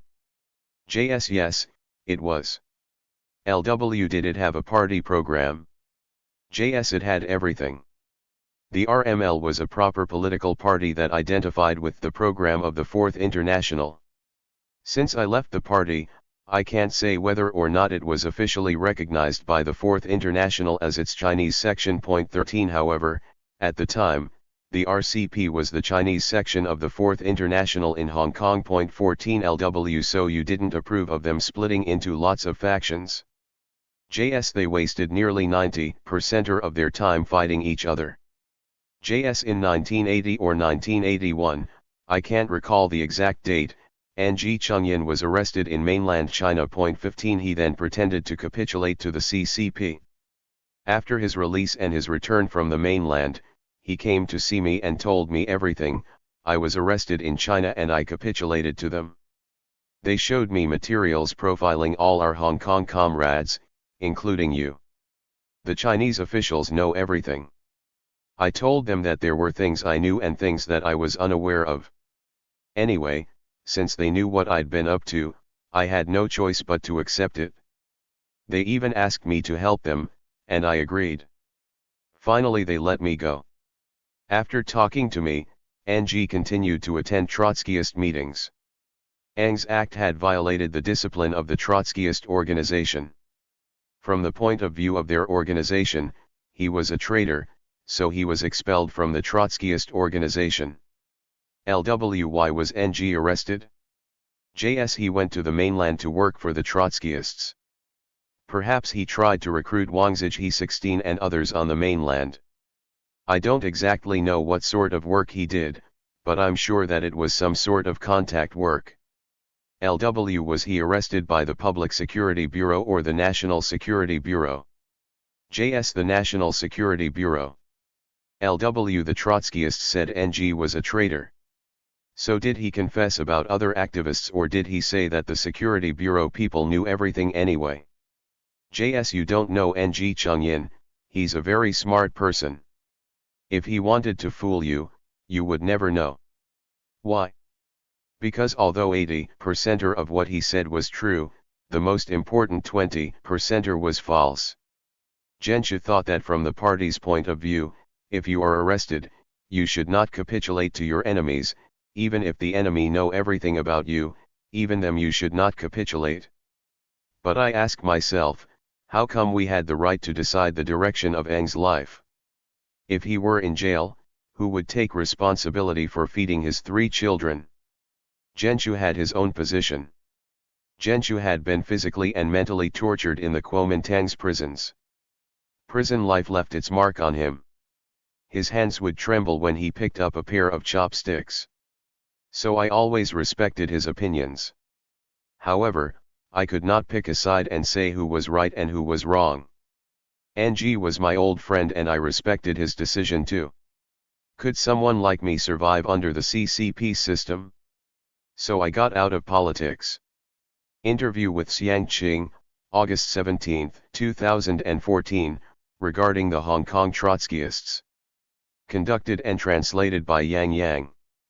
This interview with Xiang Qing, a veteran Trotskyist leader, describes the Trotskyist movement in Hong Kong and its internal debates in the 1950s and the 1970s. 1.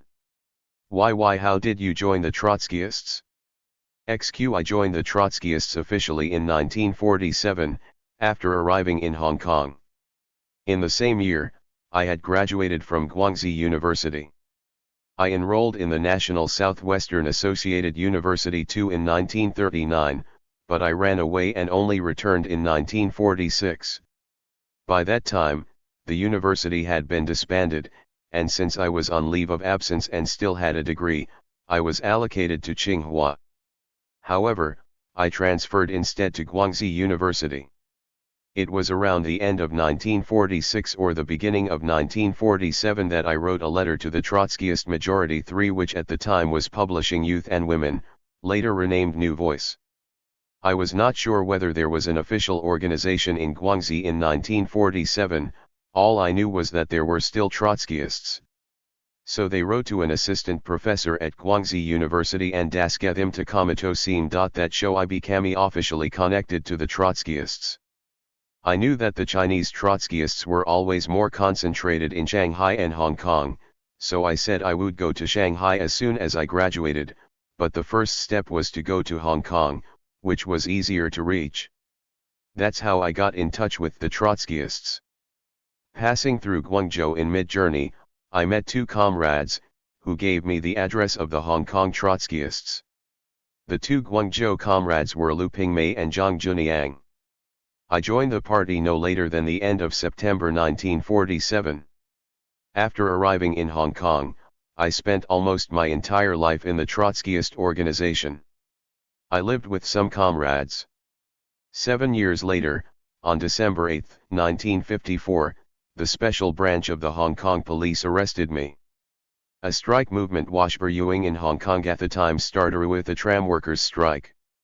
The communist-led trade union, Hong Kong, and Kowloon Federation of Trade Unions, was making a lot of noise but was slow to take concrete action. In my own estimation, the Hong Kong government were worried, since most of the previous big struggles in Hong Kong had been led by the Chinese Communist Party. Each time, they would arrest 1 or 2 leaders of the struggle and deport them, but this was not very effective, given the existence of various behind-the-scenes organizations. They didn't want to fight the open leaders, they wanted to arrest the people behind the scenes. As a result, they found me. I had a very special lifestyle. I lived in a wooden shack with very little furniture, with some big bags and lots of books. Soon after reaching Hong Kong, I got married. My wife went to work every day to teach. I had no specific job and spent a lot of time at home. The special branch was scouting round for clues and spotted me as a suspicious person. I learned afterwards that they had been following me for quite a time. They ransacked the house and found a lot of documents, from which they soon realized that I was not a communist but a Trotskyist. So I guessed that they were actually trying to catch the CCP leaders but arrested me by accident. However, they were keen to crack down on the Trotskyists as well. They dithered for a couple of months after arresting me on December 8, and finally they deported me to Macau on February 19, 1955. In 1949, Wang Fangzi and part of the majority faction were deported by the British Hong Kong government, mostly to Macau. I lived in Macau for a number of years. It was not until late 1959 that an old comrade introduced me to Wang Fangzi, but after that he and I were in regular contact and very close. By 1968, Hong Kong and Macau were heavily affected by China's Cultural Revolution. There was a major anti-Portuguese revolt in Macau and major incidents in Hong Kong. As a result of this change in circumstances, both Wang Fangzi and I felt that although Macau was still nominally under Portuguese rule, the CCP was in fact in full control. After the mass movement, the Macau government fully accepted the CCP's demands. First of all, it expelled all public Kuomintang representatives and cracked down on rightist groups. Flying the Kuomintang flag was banned. So we feared for our safety in Macau.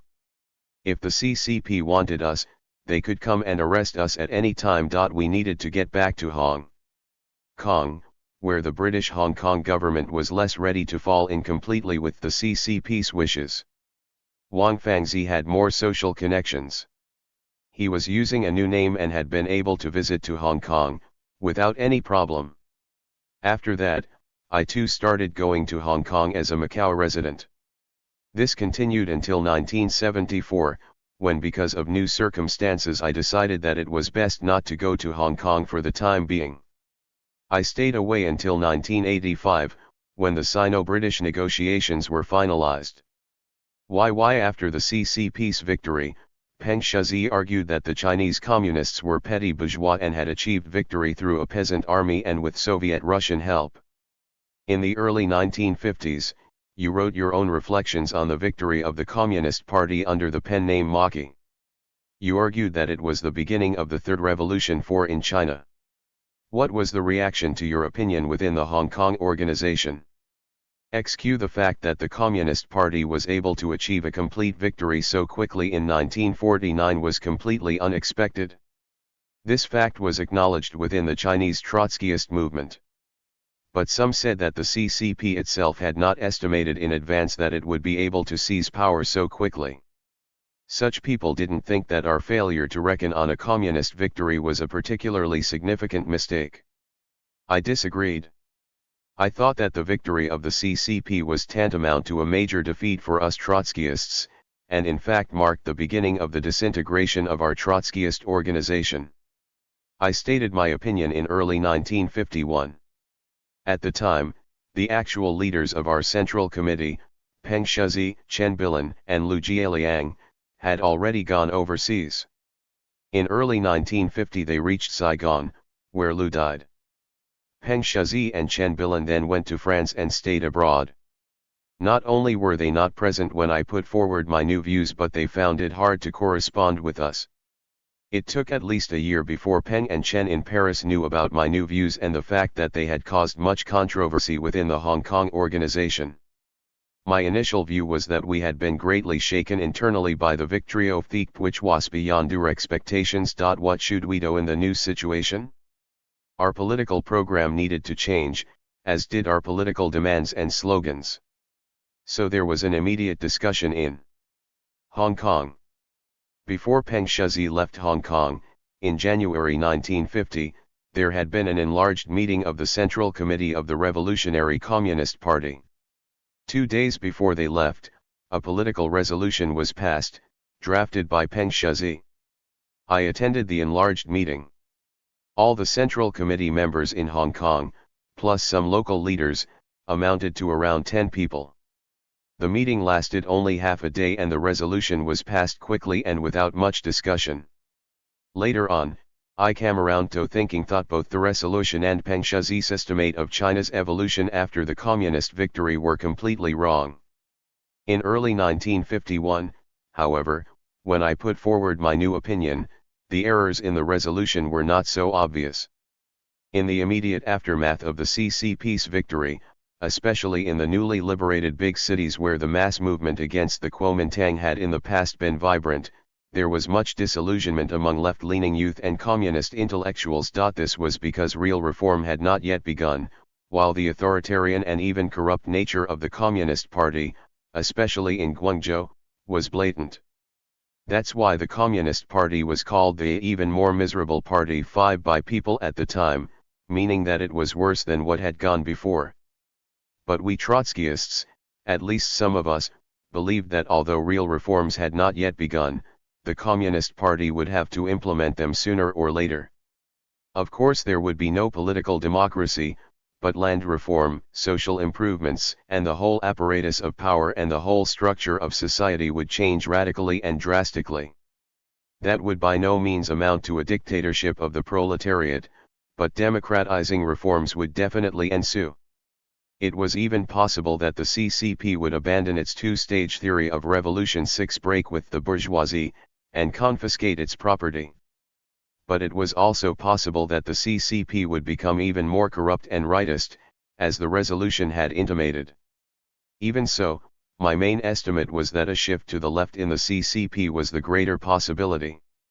I argued that the beginning of reform in the CCP would be the first stage in the evolution we'd been fighting for in the course of so many years. We were already thinking about how to revise our program. I was entrusted with the task of writing out views that had already been largely settled. But I felt that we could not just put forward a program of work but needed to give a clear estimate of the current situation in China. If I were to attempt this myself, it would have to be my personal opinion, for it was not something that had already been discussed. The more I thought about it, the more I realized that it was not a simple matter. I knew from the newspapers and the radio that partial reforms were already underway. I therefore wrote a new opinion arguing that our view of the situation had simply been wrong. The reforms being carried out by the CCP were an initial step in the Third Revolution, the beginning of permanent revolution. And it was very likely that a continuous development from democratic to proletarian revolution would be achieved at the hands of the CCP. So I wrote out my new view of the situation, while leaving out what had already been discussed and decided. The discussion had started right after Peng Shuzi and the others' departure. In the summer of 1950, I was commissioned to write a conclusion to the discussion. I thought I would be able to write it up in a few days at most, but the more I thought about it, the harder it became, so I kept putting it off until the beginning of 1951. It was Chinese New Year. My wife had gone back to Guangzhou, for travel was still easy and controls were loose. I went to the home of Zhen Yu.7. I often stayed at his house, where most of our meetings happened. Sometimes I stayed overnight. So that's where I did my writing.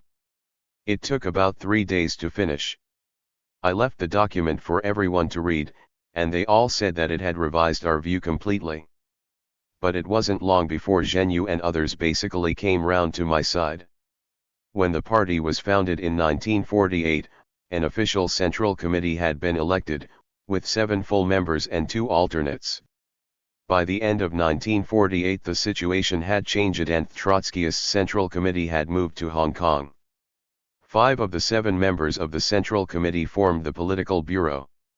They were 4 members of the older generation and the Zhen Yu, a Cantonese. Only 3 members of the Political Committee went south from Shanghai in 1948. They did not include Ying Quan, who argued very strongly with them before they left. At the time, the CCP's mill Italy victory was not yet complete, but Ying Quan already felt that it would soon come about. He argued that we had not understood the situation earlier, and that we should now recognize it for what it was. We had kept on about fighting for a National Assembly 8, but all that was now out of date, and we should clearly support Thiep's victory over the Kuomintang, and even welcome the arrival in the cities of the People's Liberation Army. The other three adamantly opposed this viewpoint. So Ying Quan fell out with them. The three who came to Hong Kong said at the extended meeting held before they left Hong Kong that Ying Quan had abandoned his responsibilities as a member of the Central Committee by not moving to Hong Kong with the rest of leadership, so now they had no choice other than to find a replacement for him, Bulletin K. At the same time, it was decided to abolish the original political committee and to establish two permanent organs, the Central Committee and the Political Bureau, consisting of Peng, Liu, and Chen, plus an organizational bureau. The latter remained in Hong Kong and consisted of the three Central Committee members who had remained in Hong Kong, Zhen Yu, Diane, and Bulletin K.9. However, the Hong Kong-based organizational bureau was not accessible to lower echelons of the Hong Kong organization, only to bodies outside Hong Kong, which led it directly. The organizational bureau's activities in Hong Kong were performed under the Baroudname of Guangdong Provincial Committee. This provincial committee consisted of Bulletin K. Diane and myself, appointed by the enlarged conference. So there were only 4 people in these two bodies. Some of the things done in Hong Kong in the name of the provincial committee were done by these 3 members, while others were done by the organizational bureau. This made things very complicated. When a new programme of action was discussed, a summary had to be written for the record, and I was entrusted with writing it, but actually it was decided by these 4 people. After I had written out my views, I showed them to the 3 people in the organizational bureau. They were shocked at first, but they quickly came around to accepting what I had written. However, the organizational bureau had no public face in Hong Kong, so this new opinion could not be published in its name. Nor could it be published in the name of the provincial committee, as was the custom, since it was a discussion of the national situation. We therefore decided to use the name of a non-existent organization, the editorial board of the central organ. The newly published opinions basically reflected my ideas, but not on every point. Everyone agreed that further nationalizations were highly likely. But what was the class nature of the CCP regime? It used to be pretty much accepted by the Trotskyists that the CCP had effectively been a peasant party since 1927, when it left the cities to wage a peasant war. Now it could no longer be described as a peasant party. For me, it was a centrist party built on the basis of the peasant class and the working class and representing the common interests of both these classes. Centrist mean swinging between revolution and reform. But they disagreed with the name, arguing that the CCP was still a petty bourgeois party, though it could not beset the tight space as main lipiacent. Its mass base was, quantitatively speaking, gradually increasing its worker component. As a result, a discussion document was put forward in the name of the editorial board of the party newspaper. This document was unanimously agreed by the organizational bureau, and Peng Shuzi and the others did not even know about it. 10 There were some comrades in Hong Kong newly arrived from Shanghai, cotters who had moved to Hong Kong along with the Central Committee. They firmly opposed this discussion paper, saying that it went completely against the Chinese Trotskyist tradition.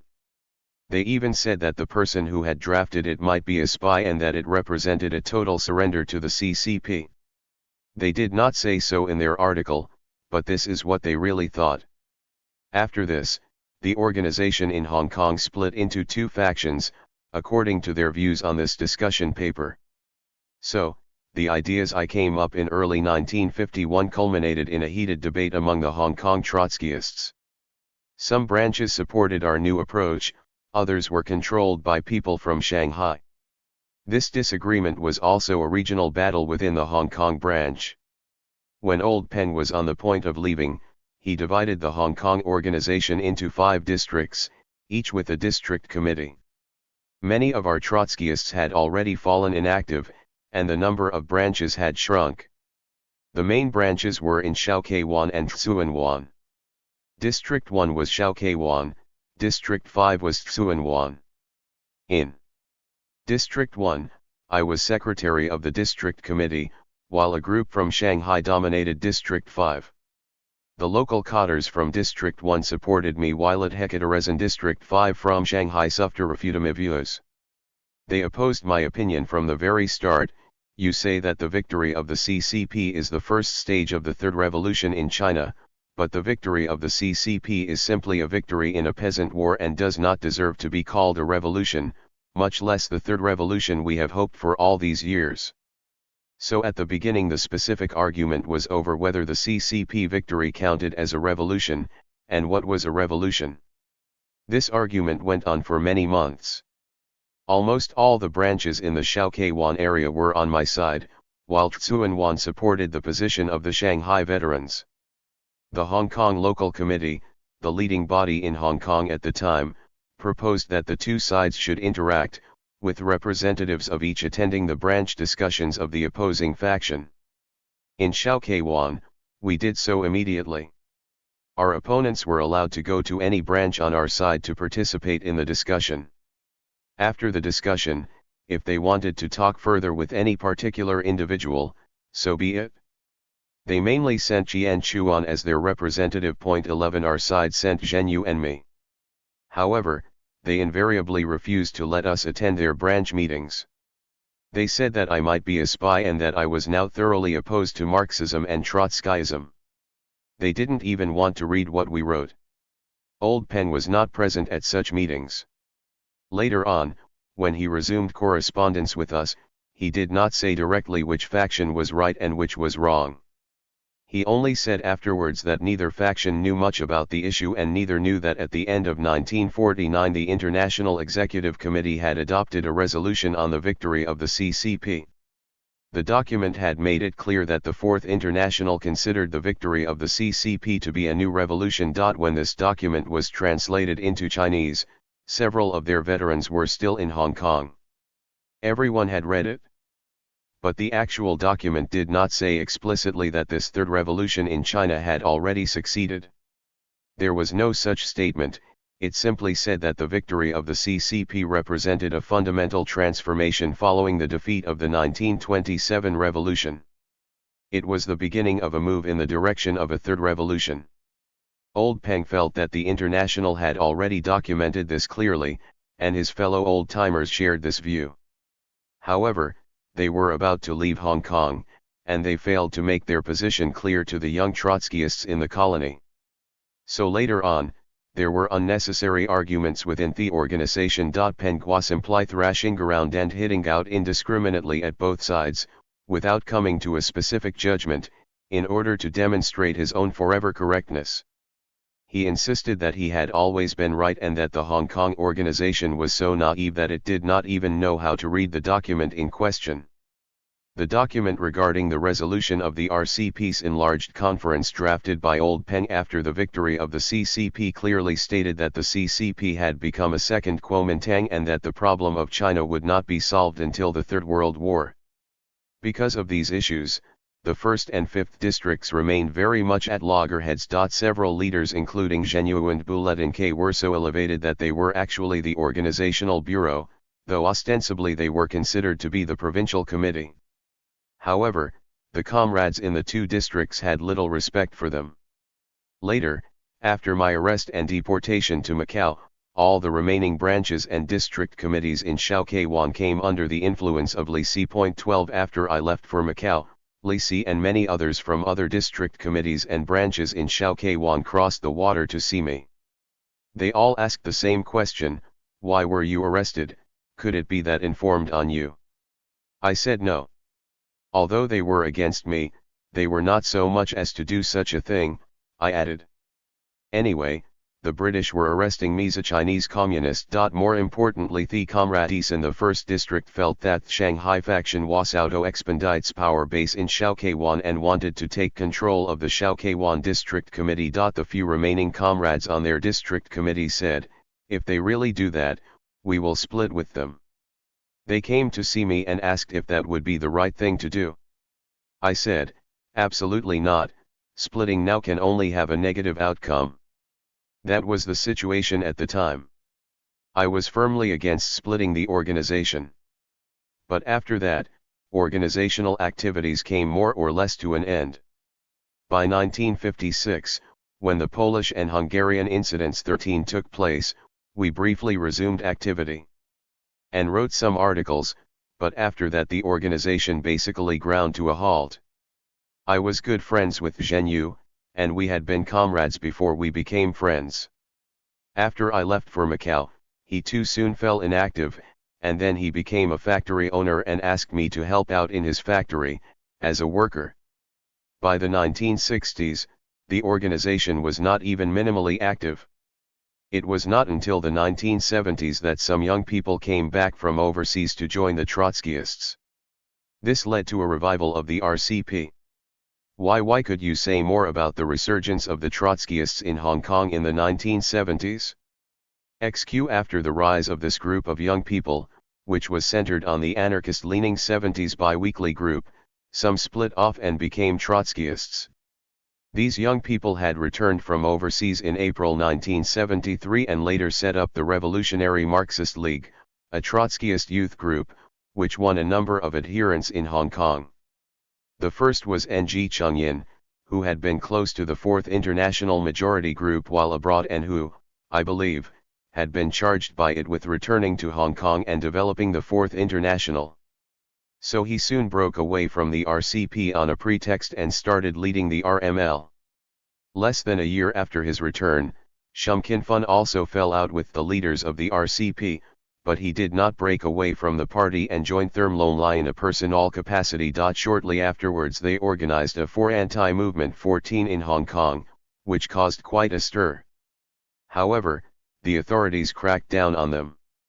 They forced Sham Kin Fun into a highly precarious situation. After his release from prison, he was unable to find a job, apparently because of pressure from the government. He had some relatives in the police force, and was later told that as long as he was out to cause trouble, he would remain jobless. So he was forced to leave Hong Kong. After the Four Antis, he went overseas. Later, he gathered together a few people in Britain and started up the Fuxing Group. He also joined the Hong Kong Trotskyists' Great Unity Group. Great Unity was an organization centered on the RML. At the time, all the Trotskyists were united in one organization, except for a very small number of the RCP's most stubborn supporters. The newcomers to the Trotskyist movement starting in 1970 shade initially joined overseas and then returned to Hong Kong.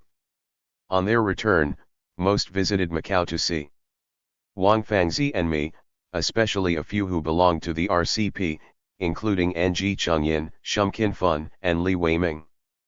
But Ng Chungyin soon abandoned the RCP. Before Shum Kin Fun returned from overseas, Peng Shizi told him, "When you go back to Hong Kong, not only should you report to the Hong Kong Trotskyist organization, you should also visit Xiangqing in Macau." So he came to see me within a few days of his return to Hong Kong. Wang Fangzi was still in Macau, and when all these young people came, they always met with me and Wang Fangzi. Mostly they came to my house, because it was bigger and therefore more convenient. Shum and I were the closest, both to each other and in our views. Soon afterwards, Shum fell out with John Kaitha Li drove THIRD. All the young rebel members of THIRD were close to me. In the end, when they decided to declare Great Unity, they first came to talk it over with me. In the 1970s, the young Trotskyists and the older generation of the RCP differed markedly. The young people believed that they should conduct open activities in Hong Kong, but the RCP insisted on the principle of secrecy, and still operates in secret even today. But they were known to everyone, so there was actually no secret whatsoever. When people visited them, they were always extremely wary and did not want to talk or meet with anyone. After unification, the Fourth International sensed a new atmosphere in Hong Kong. Unfortunately, the Youth-centered Unity Wastushalawan soon split. There were two organizations within the United RML, one was the RML itself, at the party level, and the other was the Young Socialist Group, represented by Olung Yu. The split started with the relationship between the party and the group. Most of the young socialists were students, but their ideological levels varied greatly. O and his youth group were more focused on theory, so they organized study sessions with students who were starting to get into politics. But the RML was less focused on theory. Their student background was even more evident, but they refused to focus on book learning and felt that this was a bad intellectual habit. Things came to a head when Olungyu and his group approached some secondary school students who were about to graduate and organized study classes with them. They discussed youth issues including social questions, how to study, love relationships, etc. They hadn't yet directly discussed politics. However, some comrades directly attacked them. At a meeting to review the work of the RML, they were publicly accused of being a small group. As a result, things escalated. O and his group refused to back down, and O came to tell me what had happened. It seemed to me a serious matter and I feared a split. It was already obvious that attacking O in this way was intentional. Moreover, when the meeting was about to be adjourned, it was officially announced that this was a matter for discussion inside the party and should not be disclosed more widely. This was bureaucracy of the worst kind. However, as soon as the meeting finished, O told a female member of the Young Socialists. I suggested to O that he acknowledge his mistake. In theory, the commitment to secrecy was wrong. In terms of discipline, the RML should not have made such a decision. However, now that it had been made, it should be observed. I told Urhesh who'd stay and argue with them, internally. But the mistake was in fact justifiable, for the original decision was itself unreasonable. As a result, the group split into two factions and the rebel elements were expelled. Some would say that this was sectarianism. In a Marxist revolutionary group, in strictly organizational terms, a faction is entirely legitimate, as a union of the politically like-minded. People who have different opinions within the party and who unite and speak and act as a group are a faction. The difference between a faction and a party is that a faction cannot go against the party's officially adopted political and organizational decisions, and cannot come into conflict with it in terms of its actions. Within the party, however, members of a faction can raise objections, and they can do so collectively. Everyone has this right, and each faction has the right to ask the organization to communicate its views to other parts of the party. There should be complete freedom of expression and of the dissemination of opinions internally. Why some people say that the Trotskyists are a party grouped around a journal. What do you think of this? Many people feel that this is a characteristic of Trotskyism, or even its greatest weakness, that the Trotskyists do nothing but churn out publications. All they do is talk. But this is not the case. Ever since the days of Marx and Engels, Marxists' main tangible work has been to write and publish articles and views. This has always been a central part of their work. Of course, there is much commentary in our publications. However, we should not only be commenting, we should also be pointing out what to do, and make our own specific demands and appeals.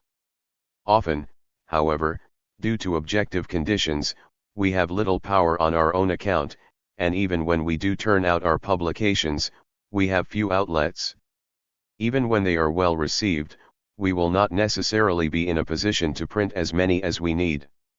The ruling class and other groups whose views differ from ours oppress and exclude us, principally, of course, the Stalinists and various forces close to them in different countries. On the one hand, there was this external pressure. On the other hand, we have never really had a party of any size anywhere in the world. We once had a big party in Sri Lanka, but most members eventually abandoned Trotskyist positions. Orthodox Trotskyism has never grown into a large party.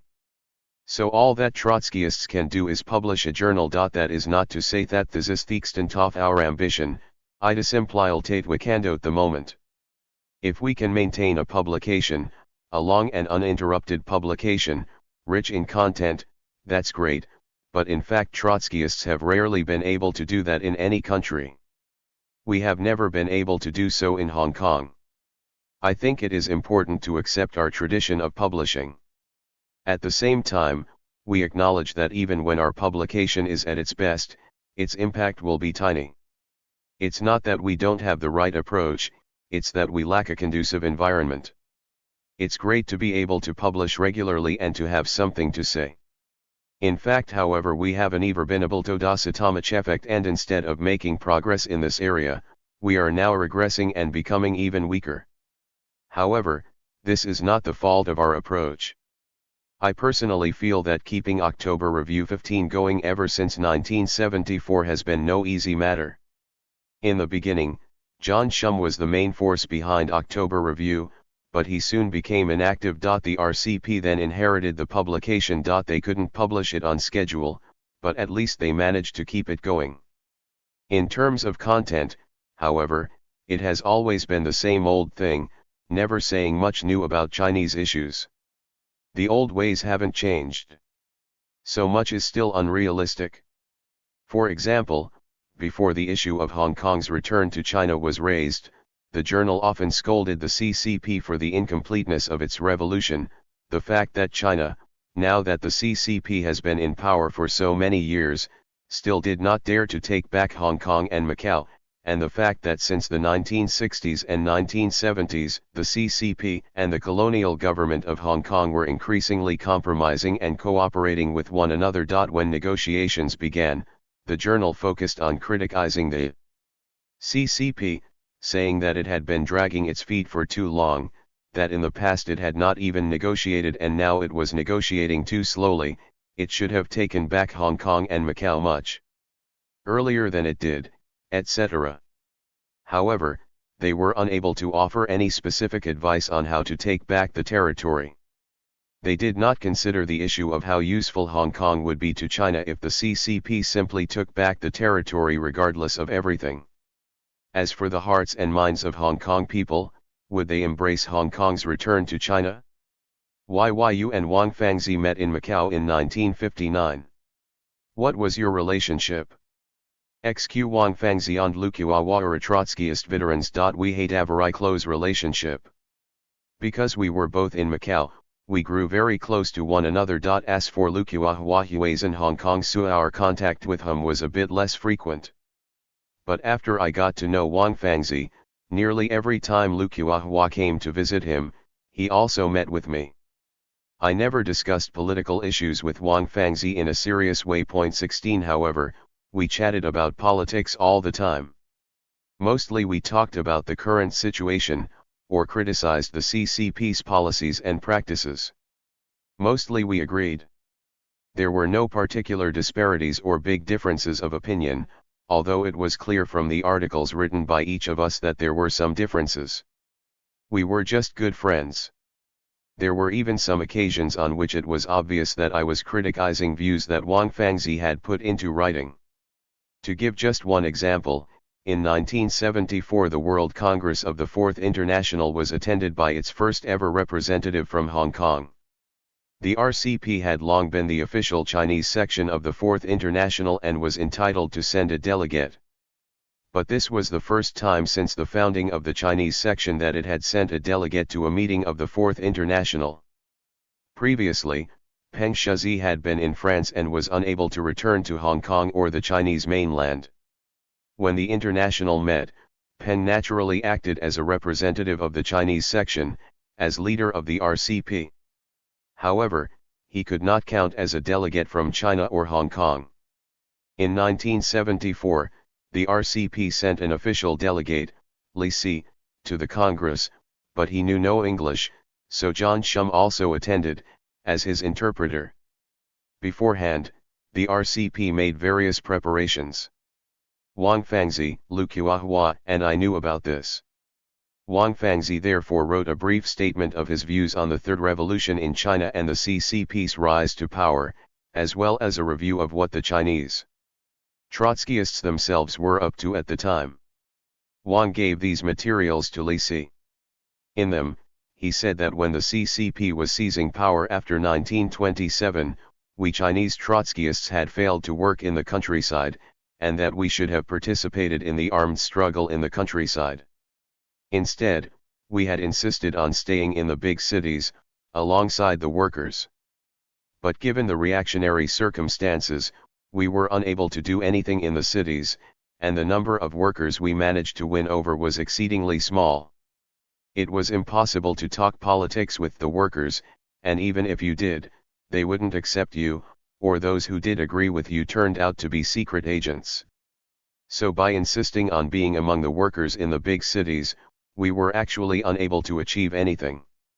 Wang's argument was that if we had been like the CCP and, rather than insisting on staying in the cities, had gone instead into the countryside, we might have developed more successfully, and it might have turned out easier to develop our forces in the smaller cities.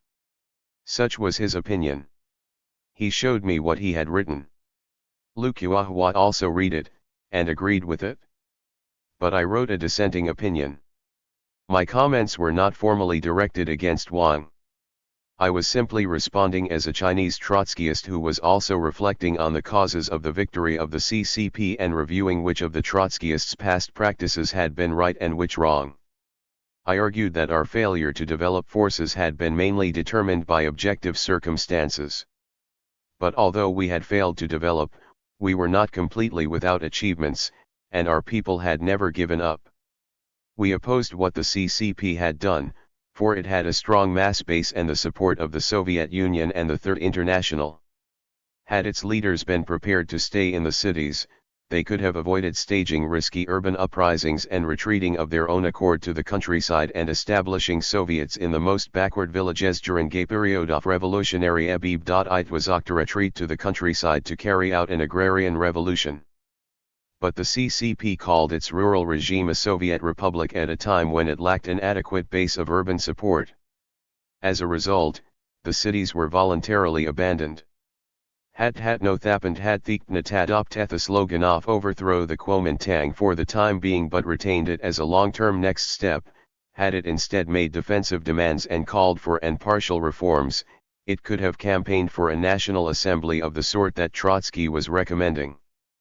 But instead the CCP, despite its relative strength, refused to countenance such a line and descended into adventurism. This line led inevitably to failure, and 10 years later, in 1937, it was abandoned. But at what cost? If the leaders of the CCP had accepted Trotsky's advice and insisted on a defensive, partial struggle in the cities, they could have successfully held out. Our failures were due to objective difficulties, theirs, to subjective errors. Wang Fangzi Sopinyan lakad realism. He was arguing that if we had known earlier, we could have done the same thing, but if so, what would have been the point in being a Trotskyist? There would have been no difference between us and the CCP. He also said that while it was not easy to go down to the countryside, it was less difficult to enter the small towns.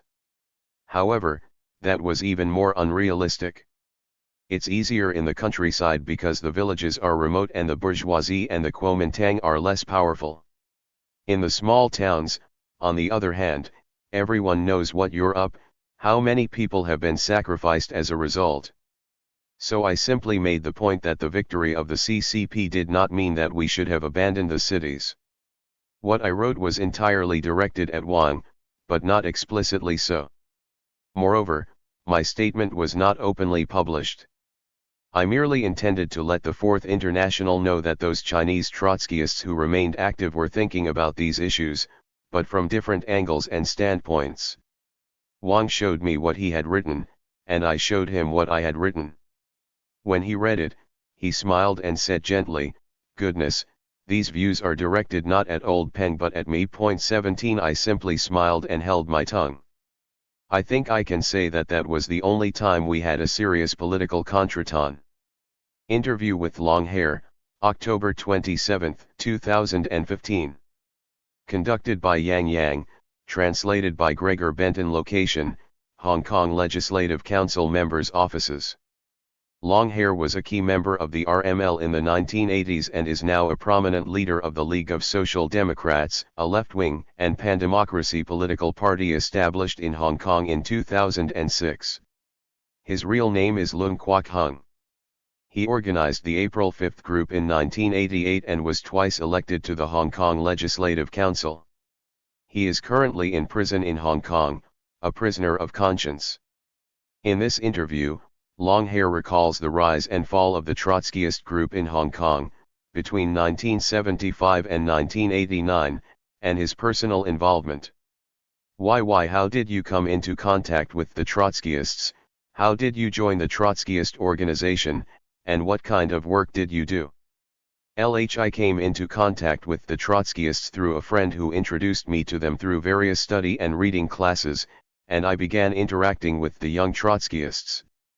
In the course of our exchanges and discussions I gained more comprehensive understanding of some of the theories, ideas, and history of the Trotskyists. In 1975 or 1976, I joined the Young Socialist Group. At that time, the division of labor in the organization was somewhat unclear and we did not have many members. Everyone had to do what they could, such as write articles, hold meetings, and go out onto the streets to campaign. This was good training for us. How many people were in Hong Kong's Trotskyist organization at that time? 100 at the most.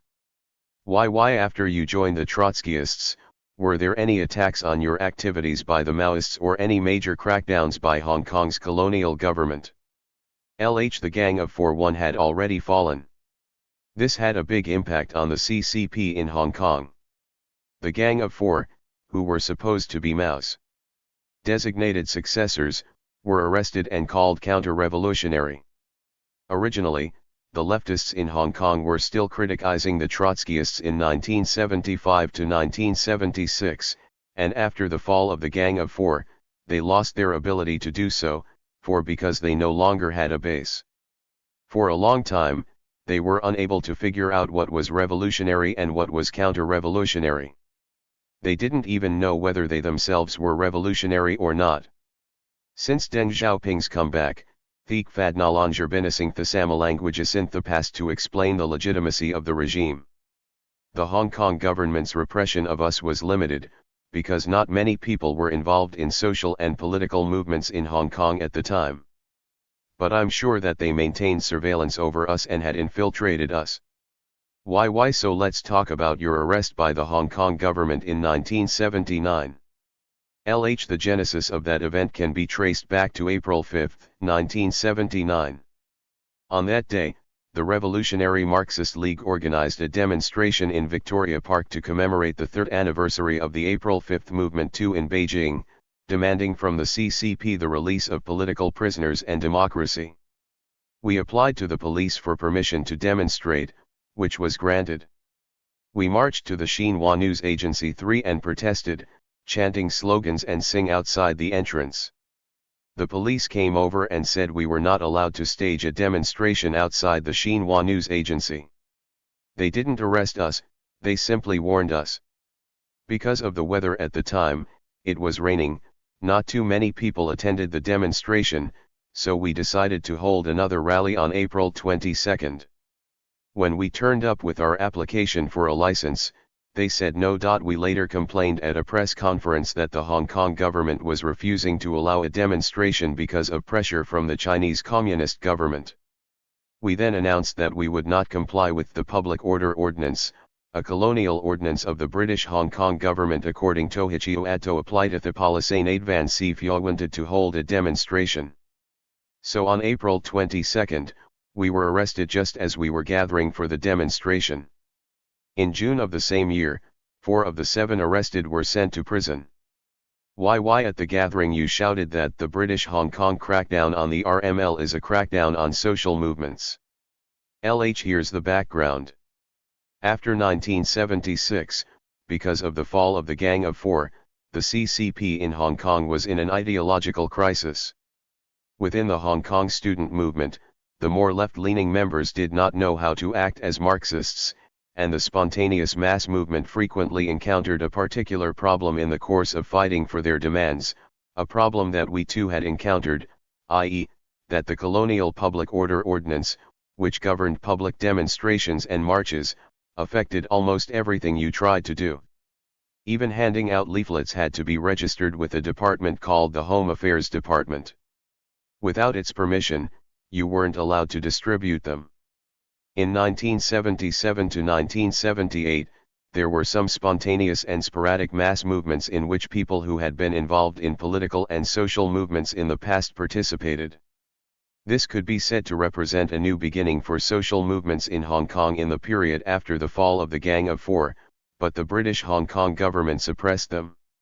Even before our arrest, other movements were suppressed by the colonial authorities. These included the Golden Jubilee Secondary School incident in 1978. Some pupils and teachers started raising questions about the management of the school, and the education department felt that the actual aim was to organize a student movement. In the process of struggling for the abolition of the Golden Jubilee Secondary School, a mass movement of a sort was created, and it had a profound impact.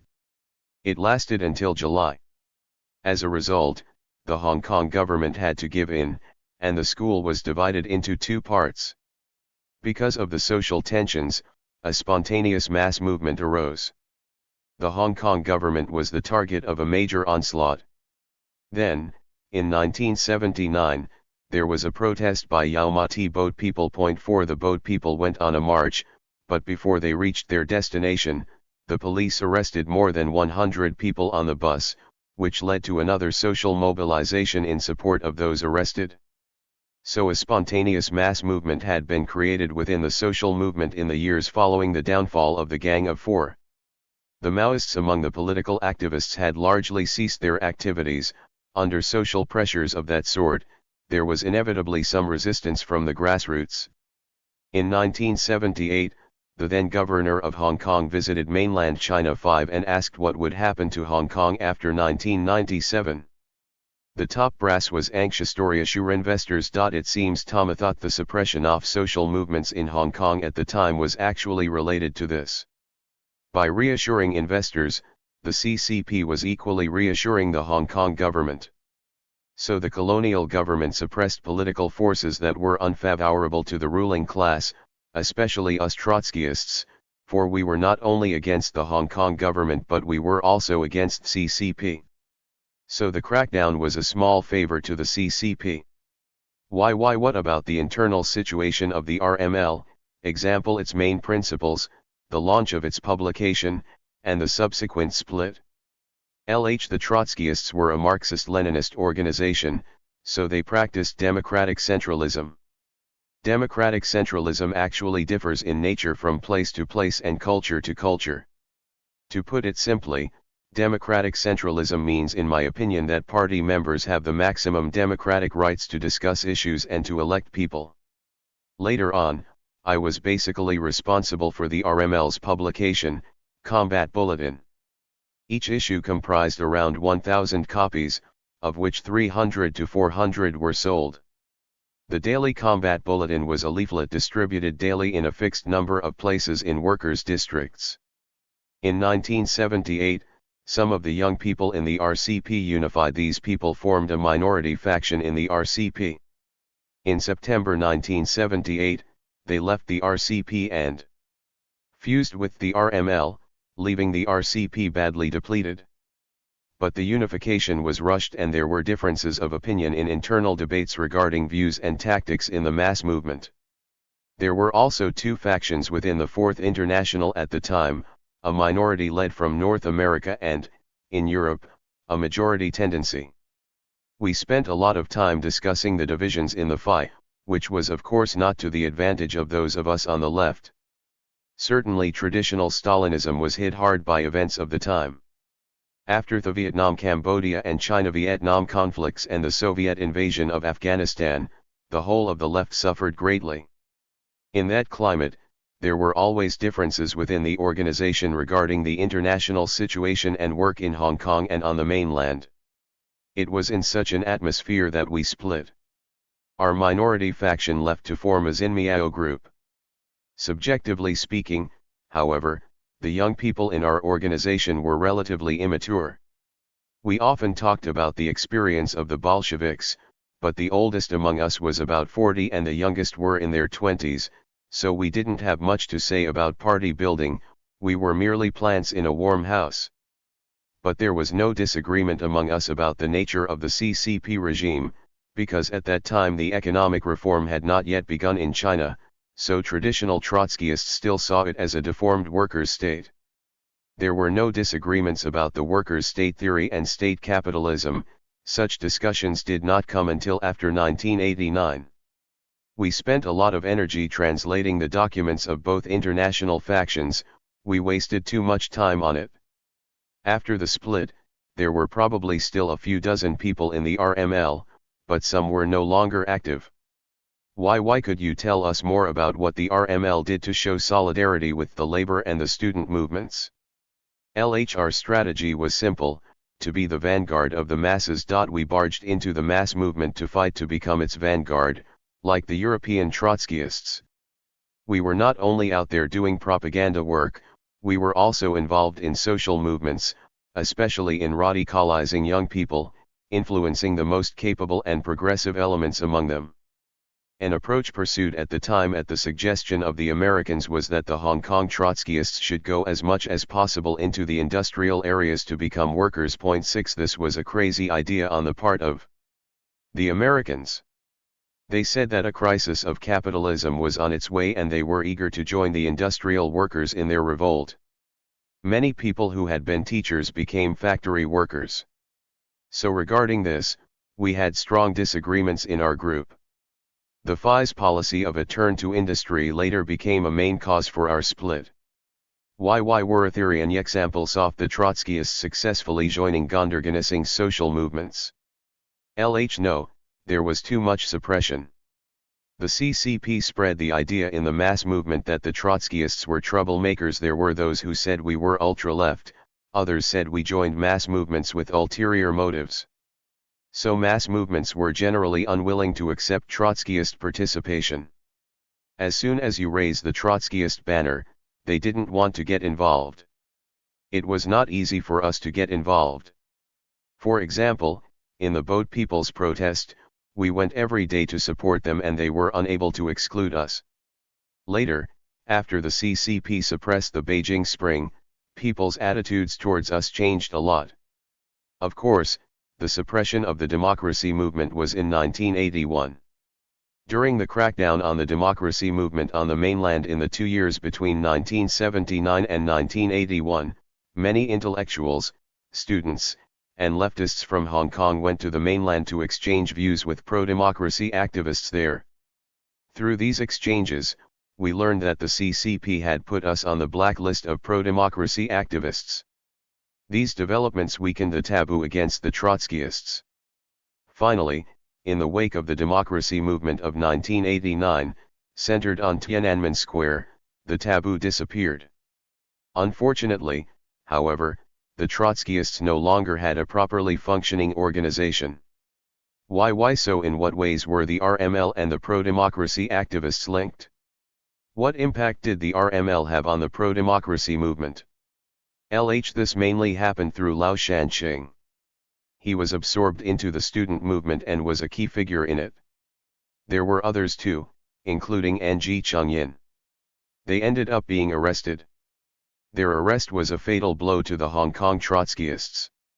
After all, although the Trotskyist movement in Hong Kong faced certain risks, compared to the movement on the mainland, the political risk we faced was minimal compared to theirs.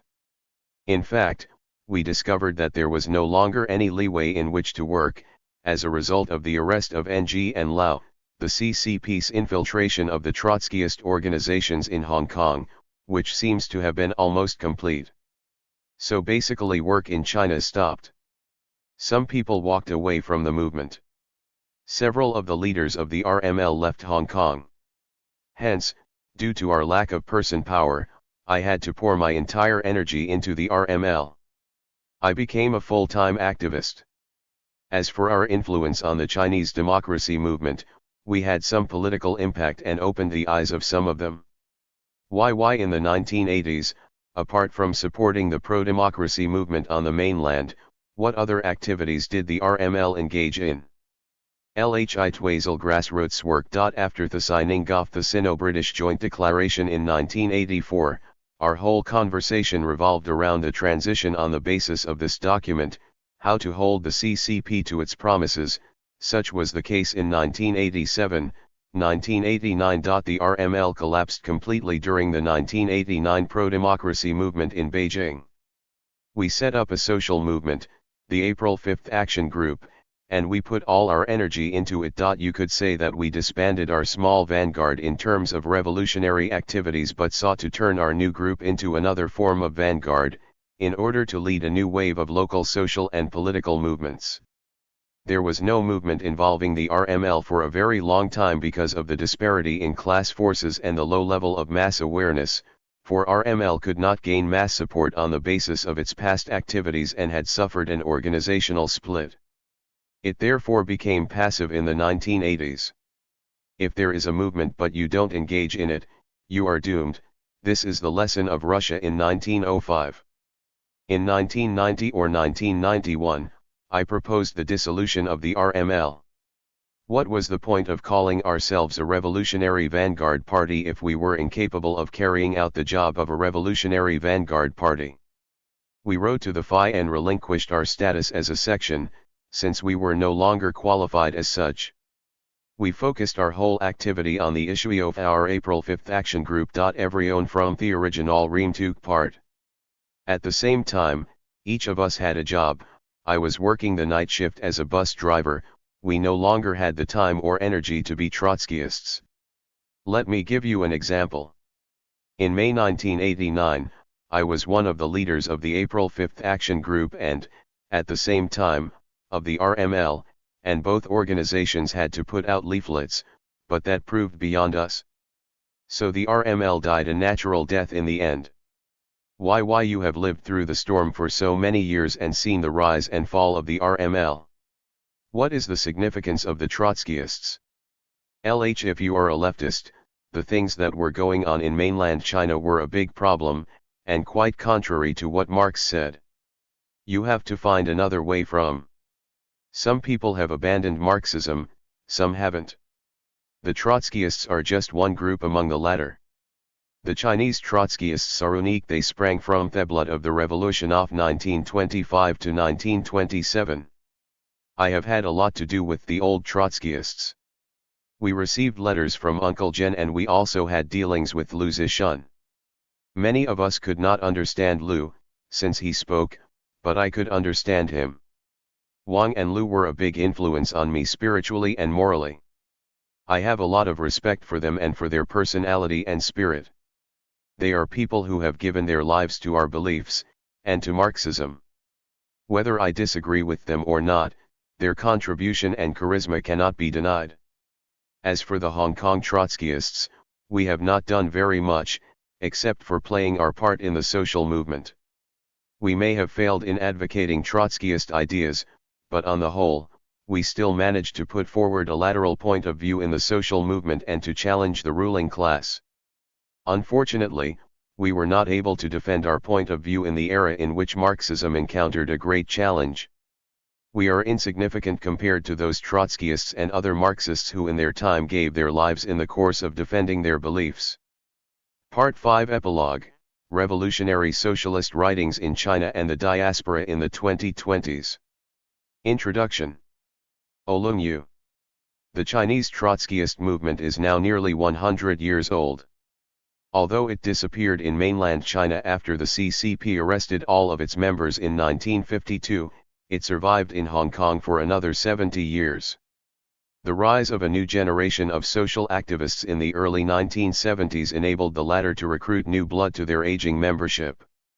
This coincided with the beginning of the economic take-off of free market Hong Kong. Due to the economic setting, combined with the colonial government's political repression and socialism's loss of credibility, the Hong Kong Trotskyists never had a chance to develop into an influential movement, despite being active in the social movement. They were already lucky enough to be able to conduct political activity openly. Hong Kong played a role like that of Shanghai in its days as an international concession. On top of being a practical colony of the foreign powers, it also provided a small space for opponents of the Kuomintang regime. However, after the 2019 Hong Kong revolt, Beijing abruptly ended the city's autonomous status. That time when Hong Kong was the last place on China to house all kinds of political dissent is now gone. The political survival of the handful of leftists there now hangs in the balance. Hong Kong's tragedy coincides with China's lockdown during the 3 COVID years. However, Beijing's lockdown has been quite different from that in other parts of the world. People were literally locked up in their homes, buildings, and neighborhoods to comply with the authorities' zero COVID strategy, without regard for whether the neighborhoods concerned had enough supplies or for whether their illnesses were properly treated. On top of this, the regime imposed forced COVID testing and forced quarantine in places that were not safe from infection. The great early 20th century Chinese writer Lu Xun once called China an iron house under reactionary rule, where those inside might soon suffocate. Today, China is a 2.0 version of the same iron house. On August 8, 2022, the CCP announced that its 20th Congress would be held on October 16. Many people were deeply disappointed by the news. They had not wanted Xi Jinping to get a third term. Then a sudden incident, a single spark to start a prairie fire, threw the party's plans into disarray. On October 13, a man called Peng Zais, who hung banners from the Sitong Bridge in Beijing demanding the end of zero COVID, freedom, and, last but not least, the removal of Xi Jinping, who was preparing the party's 20th Congress at the time. No one would have believed that his lone act could have any consequence other than his arrest. What we did not know at the time of his arrest was that 5 weeks later, the anger of workers at Zhengzhou Foxconn Weisel Sazeto explode. Gens who washaven ga COVID outbreak and new restrictions were being imposed. These were further tightened after 2 weeks to the point that workers, most of them migrants, were forced to clash with the security guards in order to be able to flee the plant and go back to their hometowns or villages. This was followed by fighting with the police. Similar open resistance to the lockdown broke out in many cities but was not reported in the official media. A fire in Urumqi on November 24, which killed 10 people because of the lockup, further escalated the protests, which spread to more than 20 cities and more than 200 universities. The protests, sometimes violent, forced the local authorities to retreat. On December 7, the National Health Commission announced 10 measures to ease the restrictions, and soon the lockdown was lifted. The resistance, known as the AA4 movement, was the first time since the crackdown on China's 1989 democratic movement that massive protests had forced the party state to retreat. The party state had spent decades depoliticizing the public by instilling fear about anything related to politics, especially protests. It wanted to turn people into economic animals who have no rights, except to work hard and make money. Yet in just 2 weeks the CCP's lock-up politicized the public to the extent that thousands protested for freedom. The whole saga and the people's victory has helped to discredit Xi Jinping and his gangs and strengthen the position of those officials who disagreed with him. Above all, however, it strengthened the confidence of the people, as citizens, not slaves. On top of this, the AA4 movement awakened a new generation. The protests subsided when the authorities seemed to back down. Chinese students and citizens are beginning to ask embarrassing questions about politics. Not just the Foxconn workers but students were to the for into a week-long protests. Chinese students in New York and London staged protests in solidarity with Peng Zais, who on the October 29, before the national wave of protests began in China. After the Urumqi fire they held protests at 328 universities all over the world, even after the domestic protests had subsided. On December 10, they protested against Foxconn's biggest client Apple in New York, Seattle, London, and Sydney. The freer environment at most universities outside China enabled politicized students to continue political discussions without fear of arrest. The AA4 movement is the first light at the end of a long tunnel, for it awakened a generation born at the turn of the century. Perhaps a new page in Chinese history has been turned. Small numbers of Chinese and ethnic Chinese Trotskyists have been working with other leftists in China or diaspora from the very start. The 5 articles included in this chapter reflect the ongoing discussion and the work that is being done. They all stress the importance of workers' struggles in this broad resistance. Soon after Peng's own person protest, Olungyu commented in his 1MN show Disrupted by a Nobody that Xi's victory symbolizes the fact that CCP is now entirely in the hands of a reactionary clique, the second Red Generation, offspring of party veterans, and its cronies. It is no accident that the Congress passed a resolution on the party constitution that called on the party to pass down its red genes. This represents a further consolidation of the trend for red generations to become a hereditary aristocracy in need of an emperor without a crown. Yethi's victory of the party's pre-modern political culture, embodied in Xi, is the best recipe for making big mistakes. Regarding the pandemic, the national lockdown was meant to buy time for the invention and mass production of an effective vaccine, and to earn the trust of the public, two endeavors in which Xi failed miserably. Managing a modern society without causing unnecessary pain and imposing sacrifices is much more difficult to achieve than the party's strategy of simply imposing controls, but this is something of which Xi has shown himself to be wholly ignorant. He and his second Red Generation continue to see themselves as omniscient and infallible. Precisely because of this, China is now entering a very dangerous period. Ruo Yan's courage at Sitong Bridge fully acknowledges the limitations of Peng Zhehu's liberal program. However, Ruo Yan stresses that Peng's key demands are a crucial step that must be amplified with left in the short term, to oppose Xi's attempt to rule beyond term limits through the mobilization of a popular mass movement.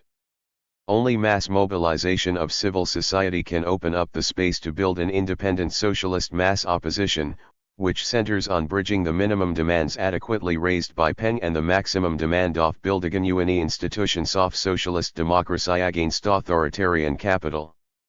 Ruo Yan praises Peng for having recognized that the struggles of workers during the pandemic and the need for their voices to be heard in pushing for a more democratic system of representation and socialists could further build on Peng's document to directly introduce demands that center on broadening workers' independent power such as Scalen further right to form independent unions and other organs of dual power, which presses against the limits of liberal constitutionalism.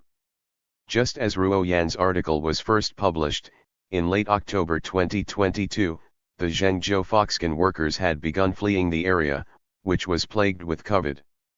At the time of his arrest, loose network of Trotskyists worked with other leftists among the Chinese diaspora and local organizations to launch protests online and on the streets against Apple and to express their solidarity with Zhengzhou's Foxconn workers. 1. The Lawson article published in this chapter, based on an earlier statement posted on a Hong Kong leftist website, listed a series of demands that were mainly immediate in character, guided by a popular democratic aspiration. Yet its last demand concerning the right to strike and calling for workers' self-organization was simultaneously a tribute to the role of Foxconn workers in the broader A4 movement. Their struggle was in many senses the vanguard of the resistance, and recognition of the role of the working class in social transformations. The statement by some revolutionary communists in China concedes that a lockdown is a new way of controlling the pandemic, but it stresses thought lockdowns should be conducted in a democratic way, by supporting the popular campaign for grassroots participation in pandemic control decision-making and forming autonomous pandemic control committees to negotiate with local governments. Not so the regime, which continues its top-down policy and ignores people's basic human rights. The health, lives, livelihoods, rights, and freedoms of the masses become fodder for the enrichment and self-aggrandizement of the bureaucracy. The people were not only deprived of any decision-making power related to these measures, but even the basic channels of dialogue with the bureaucracy were blocked. Julian Yin's article also has an explicitly socialist perspective, but seeks a different audience. It attempts a dialogue with the Western left, by trying to convince it of the need for solidarity with the Chinese people's struggle. It also calls for attention to the actual situation of the Chinese labor and student diaspora. Socialists in the Chinese diaspora often participate in more informal or non-public spaces, including political broadcasters and organizations lacking in ideological cohesion and even chat groups. We should support such initiatives and beware of treating them as recruiting grounds or trying to take them over. Much of the Western left, while defending the progressive elements of liberal democracy, aim to go beyond it towards socialism. Yet Julian Yin points out that the people in China are coalescing around a demand for the restoration of basic democratic rights, which we must amplify.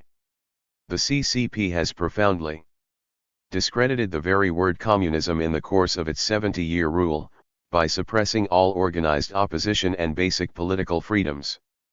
Many Chinese today are confused about the distinction between left and right and between the CCP's version of socialism and the authentic tradition of Marx's socialism, or incline towards liberalism because of its growing visibility. Liberals too have been unable to organize in China, but they are allowed to exist as individuals. The same is not true for leftists and labor activists. This has grave consequences. There has been no continuity between episodes of the rise and fall of popular democratic or labor movements. Every new generation has to begin again from scratch. This is why so many people are confused about politics in general and about the distinction between left and right, making it hard for them to connect to international politics, except in some cases for a vague feeling of connection to Trump or Putin. Julian Yin also targets Western leftists loath to support Chinese protesters because of Washington's hostility to Beijing and the notion that anti-US imperialism overrides everything. He rightly insists that the tensions between the US and China are no excuse for socialists in the US to abandon solidarity and engagement with communities resisting authoritarianism. He further challenges some leftists borrowing the old slogan "the main enemy is at home" to promote the latter's call for indifference to international solidarity campaigns for Chinese protesters. Actually, this old slogan was never intended to mean "don't bother about other countries, just fight your own US government." Julian Yin went on to argue that in today's world the need for international solidarity is even clearer, especially during the Chinese protests, when the triangular collusion between Apple, the Taiwanese company Foxconn, and the Chinese government guaranteed the global production and sale of iPhones, a perfect example of how Western capitalism is supported by the barracks-like factory regime in China. In today's super-globalist world, the main enemy is the least bound by national borders. Non-Chinese socialists cannot fight against Western corporations without promoting solidarity with the Chinese workers. For the first time since the Tiananmen massacre in 1989, the struggle from below has forced the party to retreat. In some respects, however, the victory was Pyrrhic. The party jumped from extreme lockdown to extreme opening up, but with virtually no preparation, triggering millions of COVID cases and a very high death toll. Even so, the tragedy has added to the general discredit of the party, by exposing its impotence and incompetence. Previously, the CCP condemned those who promoted the recent lying flat craze, i.e., opting out of the struggle for career success, consumer fulfillment, and unrelenting competition, a movement of passive resistance to the official China dream, which promotes conformity and following the party line. Now critics condemn the party itself being lying flat by opening up with minimum prior preparation. The 3 decades since 1989 in China have witnessed a degree of depoliticization unprecedented in contemporary China, but the blank paper movement has put an end to it.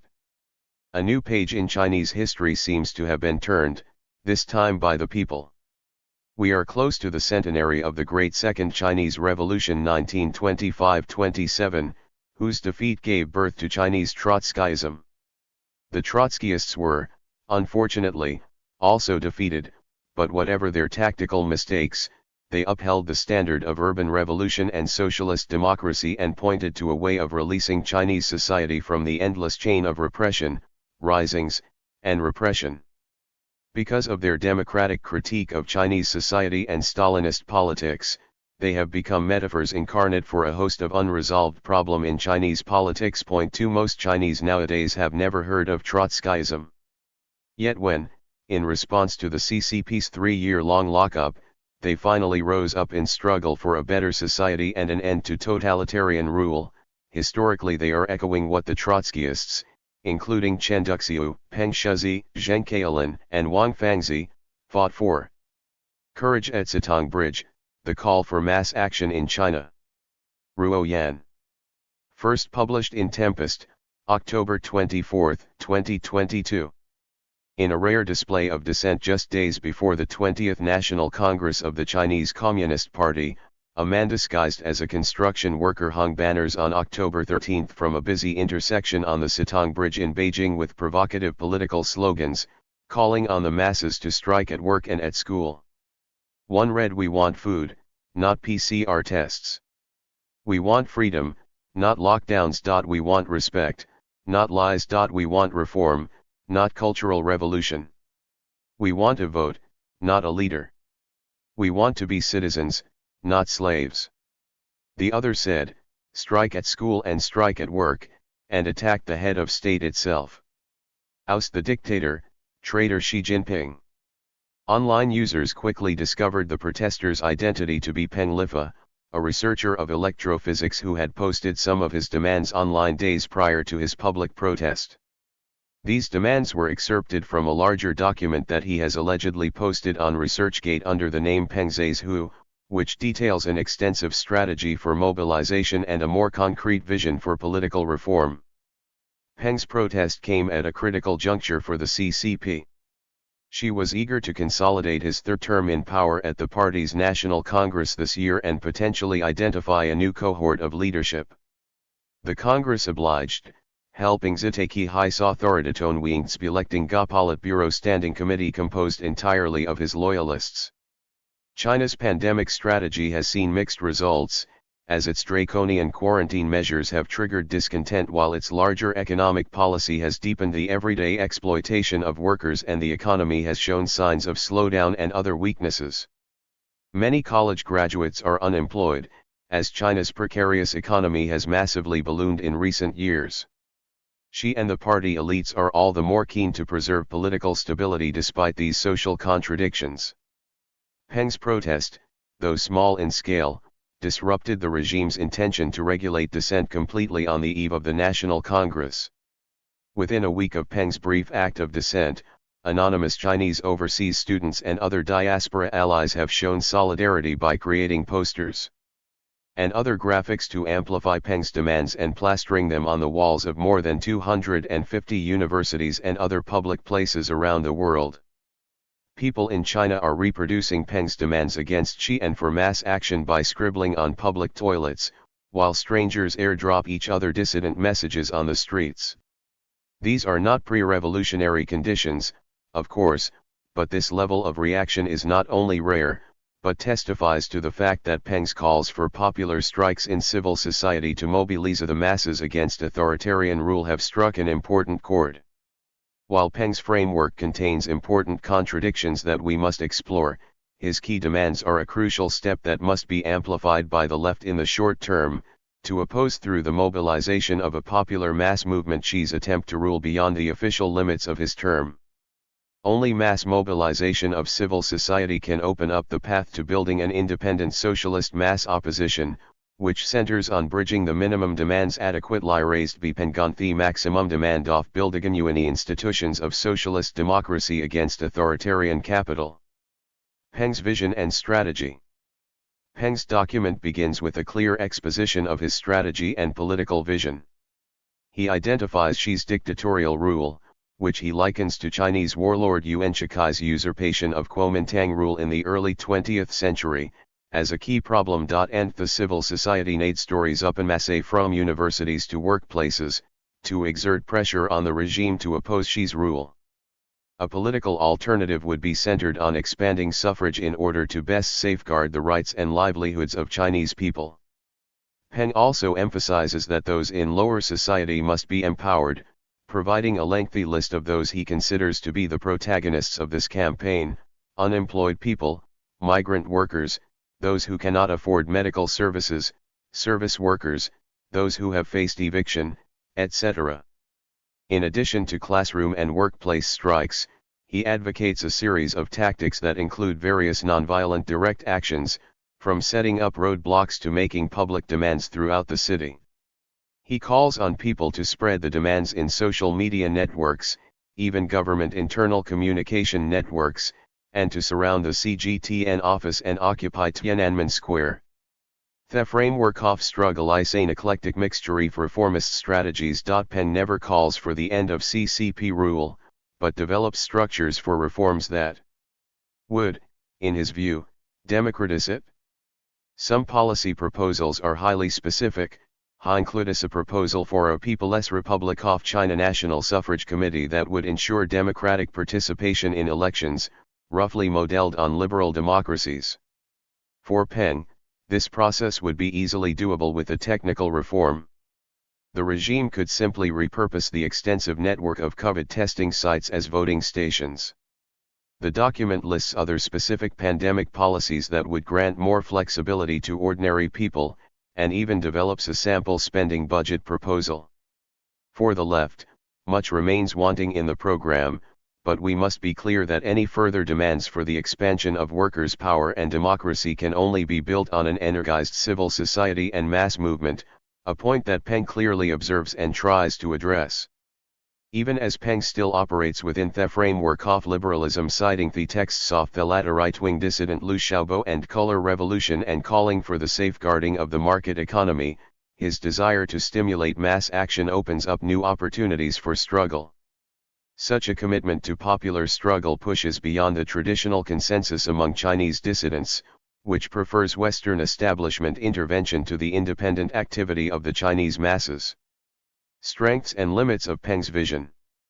As such, we must clearly amplify the strengths and identify the weaknesses in Peng's text. While the document's political framework is limited and fragmented, calling for policies that might even be endorsed by liberal reformers loyal to the party, it recognizes the struggles of workers during the pandemic and the need for their voices to be heard in pushing for a more democratic system of representation. Directly criticizing Xi's unaccountable leadership even within the degenerated rule of law under the CCP provides an effective rallying point to begin stirring the discontents of the Chinese people into mass action. The demand may seem rather basic, but we must remember how far removed Chinese society has been from experiencing any form of mass organization on a national scale. Socialist demands are nothing more than a maximization of the masses' capacity for collective self-determination to build democratic institutions, so our demands for further revolutionary transformation must emerge from and chime with a broader mass movement resisting the most basic violations of the rule of law. Peng's vision of democracy leaves the class hierarchy of Chinese society, as structured by the CCP, fundamentally untouched. In other words, it identifies 1116 Ruo. The core issues of Chinese society only in part, so it can only offer an ineffectual political solution in the long run. The authoritarian and bureaucratic structure of the CCP is powered by capital accumulation. In other words, the political organization of society is built upon a strict division of labor and an autocratic surveillance infrastructure designed to reinforce one another. Genuine democratic representation cannot exist within the mold of CCP governance, and electoral reforms without changes to the political power of the ruling class would miss the point, that under the logic of market economics, people cannot be empowered to collectively plan and reorganize society along the principles of freedom and self-determination, and to actually prioritize the needs and well-being of the community over profit. Peng's technocratic solution to maximizing democracy by repurposing the extensive networks of COVID testing reveals two crucial things. He rightly suggests that China's current level of modernization and productive capacity already makes a highly developed system of democratic governance possible on a mass scale. On the other hand, what he does not grasp is that genuine democracy cannot emerge as a technical reform in a system built to sideline the needs of the laboring masses for the benefits of the ruling class. Nonetheless, Peng's proposal that all sectors of civil society must be mobilized to bring about change opens the way for the masses to organize in support of these more radical demands. From that point of view, we must ask further questions. How ought we to create connections between these forces in civil society in order to build a successful movement? Which forces should lead and what kinds of political program is needed to deepen the movement? What forms of institutions and organizations are necessary to coordinate and ensure space for democratic assembly and debate on larger strategic questions between different sectors of the movement? At the center of Peng's strategy is his call for a national strike from the workplace to the classroom. This targeting of the country's productive capacities reflects the growing awareness of Chinese workers' power in an economy that is more proletarianist than ever before. Youth unemployment soared to a record 20% of the workforce in July, and the last few years under the pandemic have seen a massive expansion of the precarious economy. Whereas workers and students during the Tiananmen movement of 1989 created only a tepid and uneasy alliance, Peng readily draws links between the two. To strike at work and at school have become two sides of the same strategy. As a key site of social reproduction of labor, the school is integrally linked to the country's productive capacities, such that student and workers' strikes should be seen in the same continuum of struggle against the commodity economy. The quick response of Chinese overseas students to echo and build on Peng's demands internationally across cities and university campuses further testifies to the potential of youth and student power to help develop an independent mass opposition with the Chinese working class. But Peng's version of this strategy is in need of a more rigorous programmatic vision of revolution, in which political power would be seized by workers set to reorganize the way in which China's production relations are structured. Contrast Peng's demonstrations of Beijing's Workers' Autonomous Federation workers in 1989, the WAF's pamphlets at the time accused the CCP of hijacking the people's authority to manage their own economic resources, and demanded that the CCP must cede power to the workers to determine the course of the country's productive industries. 1. In other words, genuine democracy must entail the working class seizing power, beyond calling for technocratic adjustments that leave the core of society's economic structure untouched. And such a kind of proletarian dictatorship does not centurion particularly of any kind but instead, in the words of some Tiananmen workers themselves in an interview with Hong Kong Trotskyist publication October Review, must be based on an adequate democratic structure and legal system. 2. In contrast, Peng's deference to color revolution as a strategic framework within which to mobilize the masses reveals the narrowness of China's political horizon. The Tiananmen workers never got their chance to concretely realize their vision of political democracy. The CCP has always been keen to prevent the emergence from the masses of any alternative programs for socialist democracy. Reducing people's political options to mere variants of a false dichotomy, liberal demands for Western intervention or Western-style bourgeois democracies, or a reformist opposition operating loyally within the party, has worked in the party's favor. Peng's manifesto does not provide us with a fully coherent third path, but paves the way for something like it to emerge by emboldening the self-activity of the masses. He hesitates to call for any radical action against the authority of the party itself, while drawing unevenly from Western color revolution methods and preserving the logic of market accumulation. Peng's document nonetheless is a first step forward, and now we must build upon it to keep catalyzing opportunities for mass action and to practice collective organization and achieve programmatic clarity. Only then can we see RE 8 new modes of struggle in a society with few opportunities to practice mass mobilization and organization on a national scale. Building the movement we need to effectively build on Peng's dissent requires developing a cohort of Chinese workers and students as organizers in their community, locally and in the diaspora, to energize mass engagement to collectively propose new programs for socialist democracy. This core of organizers should not rush into party building or other forms of militant action that would guarantee a prompt government clampdown. Instead, they should cultivate the working class's political consciousness by bringing together politically advanced members of their community to synthesize the lessons of different local, national, or diaspora struggles. We must not mistake Peng's protest and the growing discontent of Chinese workers as a sign that the time is already ripe for an immediate revolutionary struggle.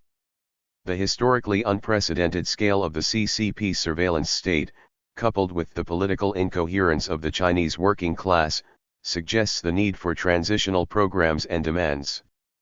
Working class forces are in a similar situation today as they were at the time of the decimation of the Chinese communists by the Kuomintang in the late 1920s, a terrain of growing social contradictions but hardly conducive to organizing.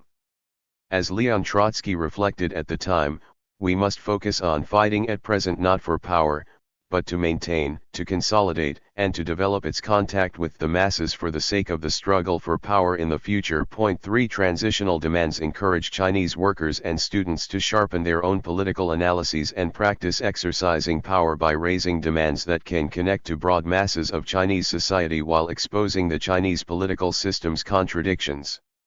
This can include pressing beyond Peng's demands to articulate the need for fully elected local and national assemblies for decision-making, democratically representing workers and other dispossessed elements of Chinese society, including the full right to self-determination for Uyghurs, Tibetans, Hong Kongers, and other ethnic groups.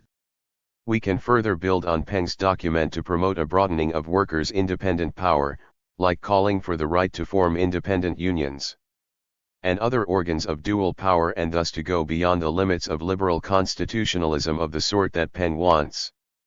Peng's program for mass action to restore some of basic democratic freedoms can make way for socialists to promote transitional demands that allow the masses to learn through their own experience the extension of their own freedom, up against the restrictive institutions of bourgeois democracy. Point 4. Such a nucleus of socialist organizers would not seek to centralize different sectors of society into one organization, but exists simply to crystallize the political consciousness of the masses in a process of continuous organization. Point 5. Again, we must look to the lessons of the past.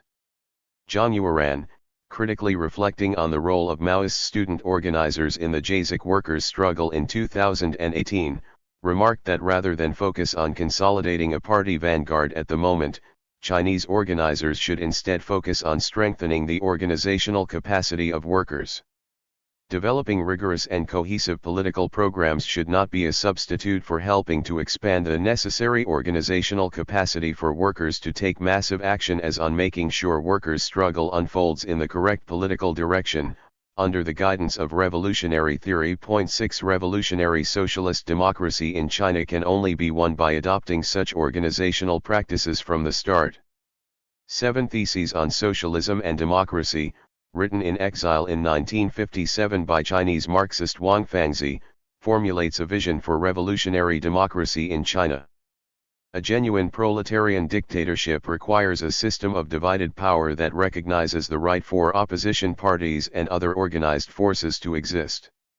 Workers' power would not be centralized in one party, let alone one party state, and must under no circumstances replace the political power democratically elected by the toilers as a whole. This would entail an end to the present system in the communist countries, where government is a facade behind which secretaries of the party branches assume command. The ruling party's strategic policies must first be discussed and approved by an empowered parliament that includes opposition parties and factions, and only then should they be implemented by government. Point 7. This is no utopian program for implementation only after the revolution, but a reality that would dialectically emerge from the practice and organizational strength of everyday people's struggle in response to the forces of authoritarian capital. In other words, we must build a revolutionary nucleus of organizers to push for socialist perspectives in the movement, not in place of but alongside empowering other independent mass organizations in coalition with only another. These would include workers' organizations, LGBTQ+ student groups, feminist collectives, and diaspora groups. In that way, a genuine socialist program for change would model the very institutions and practices of democracy that we wish to build on the road to revolution. And so, the task today is to promote the mass mobilization that Peng demands. As Students for Hong Kong urged in their recent statement, we must create more spaces for independent assembly and discussion, to continue spreading this fire of liberty. Diaspora activists have a big role to play in this, especially by creating organizations that would be too risky to build in the mainland. We can keep promoting exchange and coalition building, in the hope of building a base in civil society that might eventually mobilize on an even wider scale than Peng imagines. One-man show disrupted by a nobody, on the 20th Congress of the CCP. Olung Yu. First published on Anti-Capitalist Resistance website, October 25, 2022. In the course of just 1 month, workers, students, and residents would rise up in their thousands in more than 20 cities to protest against the inhumane zero-COVID lockdown policy. Xi Jinping officially got his third term, which further consolidates his absolute power over the party and the nation. The list of the newly elected members of the Central Committee shows that his supporters dominate the body. Dramatically, halfway through of the last day of the Congress, Hu Jintao, the former president of the country, was seen unwillingly led away to the exit of the hall, leaving many observers puzzled. The BBC reported that the two most likely reasons for his departure are either part of China's power politics on full display, with a leader representing a former time being symbolically removed, or that Hu Jintao has serious health problems. However, if he was led away at the end because of ill health, why did this happen so suddenly? Why in front of the cameras? Was it an emergency? On October 24, a further news update showed that before Hu Jintao was led away, his files were taken from him by Li Jianshu, a former member of the Standing Committee of the Politburo. When Hu tried to take back his files, Xi Jinping called someone to his side and spoke with him. Hu was then escorted away. Reform from above always a myth. Certain liberal and neoliberal dissidents, in China or abroad, have spoken of a struggle between a reformist faction and a conservative faction within the CCP and hoped for change from the former. But their reliance on this or that party leader, example Hu Jintao, has led only to disappointment. After Xi Jinping took power in 2012, some critics continued to seek salvation in Premier Li Keqiang, but Li showed no signs of resisting Xi. In August, the Taiwan newspaper United Daily News reported that Xi would get his third term as president of the country and also as chairman of its military commission, but at the same time Li would be promoted to the post of party secretary. This report again raised hope, but it too soon led to disappointment. Since 1989, when Beijing was the scene of turmoil and demonstrations by hundreds of thousands of people, there has been no evidence of serious political factions forming within the party leadership. Such factions presuppose a coherent ideology and agreement on basic principles, but cliques have formed not around principles but around individual leaders, so despite some differences in approaches, political factions have so far not emerged. The three most powerful cliques since 1989 have grouped around a succession of top leaders, Jiang Zemin, Hu Jintao, and Xi Jinping. It seems, however, that have no serious differences and are united on at least one point of principle, that the party must tighten its hold on the nation, even if some contenders might, at one time or another, opt for a slightly more dovish approach than others. Whereas Xi's two predecessors might, in practice, tolerate individual dissidents, Xi himself took a more hawkish approach and banned dissent more generally. Despite small differences, all three leaders have agreed on the need to prevent an organized opposition from emerging, actually or potentially. This is the first prerequisite of their Orwellian state. Xi's red gene and his blue blood cronies. 11 Third term do signify anu development. Congress passed a resolution on the party constitution with an amendment specifying that developing fighting spirit, strengthening fighting ability, be added to the constitution. The resolution further elaborated, adding this point will encourage the whole party's historical self-confidence, and help pass down its red genes. The need to pass down red genes has been emphasized times in the past 10 years by the party or by Xi himself. Its present reiteration marks a dangerous trend, for Xi has now finally consolidated his third term, signifying that the second red generation now complete power in the party and are building an autocracy around Xi. Xi began his first term under worse conditions than his predecessors. Both Jiang Zemin and Hu Jintao were each appointed by a powerful existing leader, Chen Yun and Deng Xiaoping. That earned both Jiang and CCP-style legitimacy, the blessing of Chen and Deng. Xi, in contrast, was selected as Hu's successor by 400 top party leaders in 2007, by which time both Deng and Chen were long since dead. According to a reporter on the Japanese newspaper Asahi Shimbun, Hu had tried to get Li Keqiang chosen as top leader but he was sabotaged by Jiang Zemin, who managed to rally enough votes for Xi instead. Jiang's success was based on Xi's special advantage over Li. Xi is a member of the second red generation, of red seedlings, while Li is not.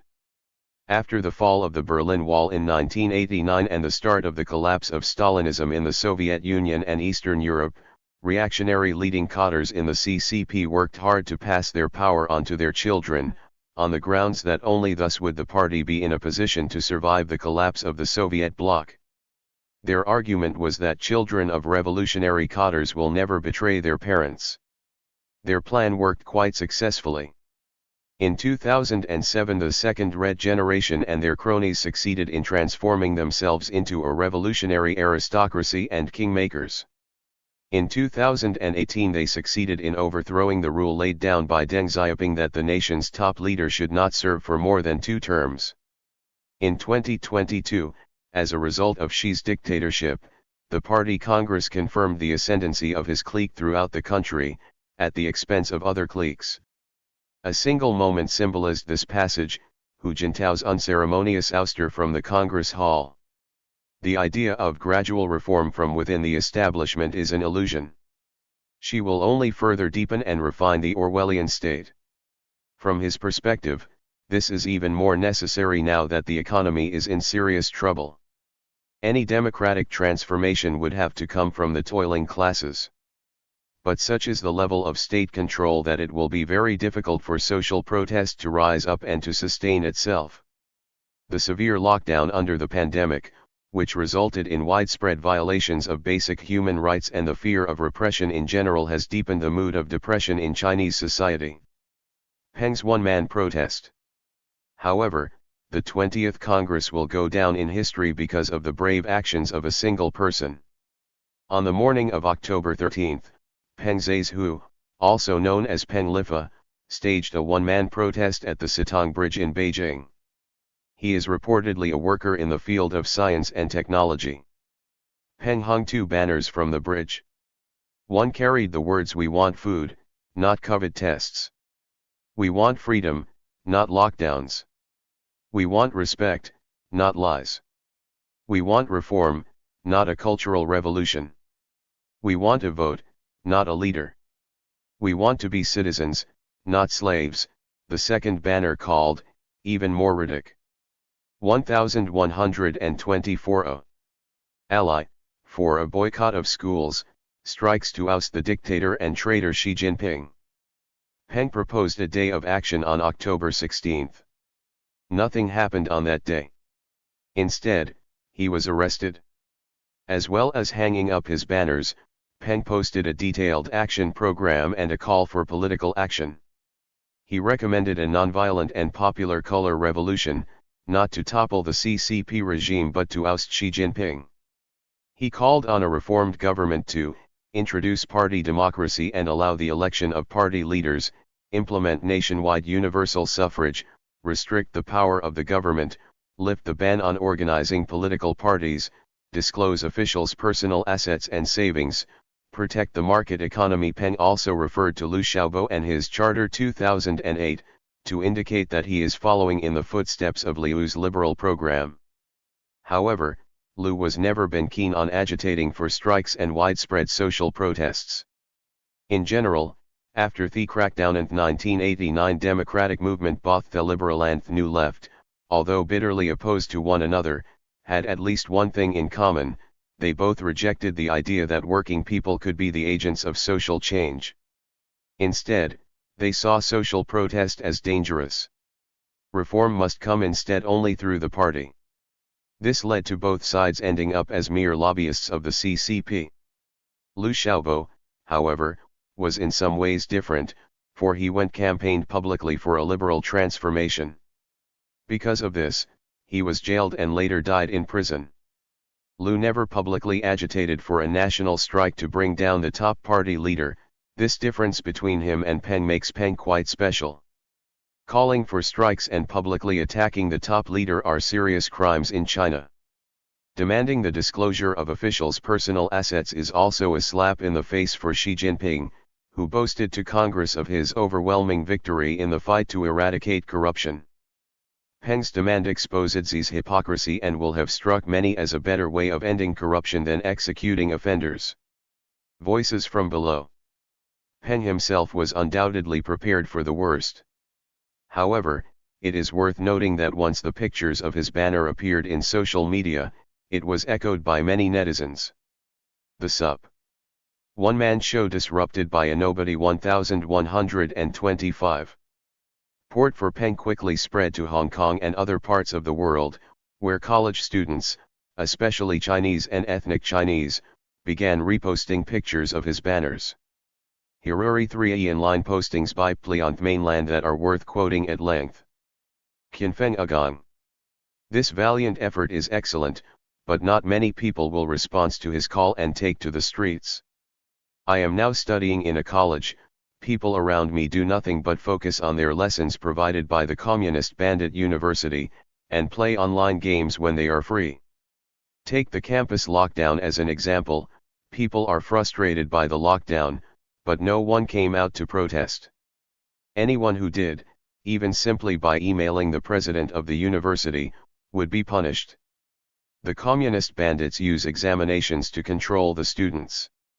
If people break campus rules, campus authorities can punish them. I'm not interested in the curriculum, and I hate the repressive management. If ever people mobilize against the authorities, I will come out to support them. Pia Eliashe. Peng is not the first person to demand freedom. Several months ago, the authorities came under attack by internet provocateurs in Shanghai, Zhejiang, Yiwu, and Wuhan. They were all eventually brought under control, but they will not be the last. The economic downturn is speeding up. Those willing to resist should do so. Those not brave enough to resist can at least tangping, refuse to comply, decline to consume or work hard, and refuse to get married and have children, in order to accelerate the collapse of this rotten society. Femi Idabayazai. I despair of people like Li Keqiang and Wang Yang. We were crazy to hope for anything from anyone in the Communist Party. Anyone wants change must shed blood to achieve it. My previous idea was stupid, a joke. A reactionary clique promoting modernization. She boasts of his success in controlling the pandemic and vows to continue his zero-COVID policy. It is true that COVID is under control. The party is good at delivering results if by results you mean imposing control. It has been perfecting its tools of social and political control ever since 1949, and it has now upgraded to a 21st century digital version. Yet it also faces a dilemma. Its commitment to industrialization and modernization allows it to tighten its grip on the country and enrich itself as a result. But the same process is raising China's cultural level, empowering people to communicate instantly over great distances, making a greater number of people increasingly aware of the crimes committed by the party. Since the COVID lockdown, even the middle class is beginning to question the party's legitimacy. Another problem is that the party's modernization project is led by a ruling clique strongly imbued with elements of China's pre-modern political culture, an arrogant leader who requires slavish conformity from those under him. This is an obvious recipe for big mistakes. Take the lockdown. Xi's success in 2021 has long turned sour. Lockdown can only be a first step in dealing with a pandemic. It is at best a way to buy time for the invention and mass production of an effective vaccine and to earn the trust of the public. In these two endeavors she failed miserably. Managing a modern society without unnecessary pain and at the least possible social cost is much more complicated than imposing control, but she is good only at the latter. His excesses during lockdown have resulted in a backlash in the form of widespread discontent. No wonder that Peng's call for food, not PCR tests, won so many hearts. With more and more countries opening up after vaccinating their populations, China is still behind closed doors. The domestically produced vaccine does not work well, and people do not trust the party. Even if Beijing chooses to open up in future, such a step might further endanger people's health. On the other hand, to carry on with zero COVID will deliver further heavy blows to the economy. But Xi and his second red generation continue to believe in their own omniscience. Precisely because of this, China is now entering the most dangerous period. Copyright Chinese and Hong Kong socialists, 2025 doi 10.1163/9789004709942_095. From Urumqi to Shanghai, demands from Chinese and Hong Kong socialists, a letter on strategy and solidarity with Uyghur struggle. Chinese and Hong Kong socialists. Published in Lausanne on November 28, 2022. Lauzanne's note: this is an expanded version of a letter written by Chinese and Hong Kong socialists on the mainland and overseas on the night of November 26, 2022, when protests first erupted. The abridged Chinese version first appeared in Borderless Movement on November 27. This version has been revised through the weekend as events developed. On Thursday, November 24, 2022, a fire broke out in a residential building in Urumqi, the capital of China's Xinjiang Uyghur Autonomous Region. 1 The fire killed mostly Uyghur victims and injured many more. These numbers are said to be underreported, and the tragedy was a result of China's failed pandemic policy, which has severely restricted the movements of everyday citizens and denied their access to basic necessities for prolonged periods of time. While these policies have affected millions of Chinese citizens, Uyghurs and other ethnic minorities in the Xinjiang region have long suffered from heightened repression, up to and including mass internment and extreme surveillance by the Chinese government. Xinjiang has also seen the most stringent lockdown policies implemented, with many unable to leave their homes for more than 100 days.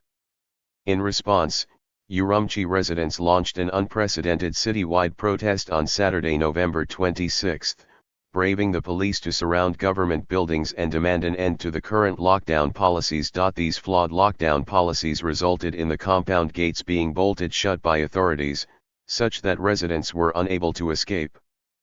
Protests of different kinds spread across major cities throughout the night.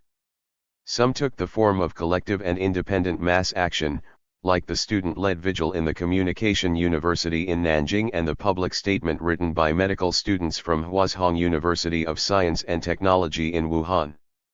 Citizens of Shanghai took to the streets to escalate their action further, chanting slogans like "Down with the CCP," "Down with Xi Jinping."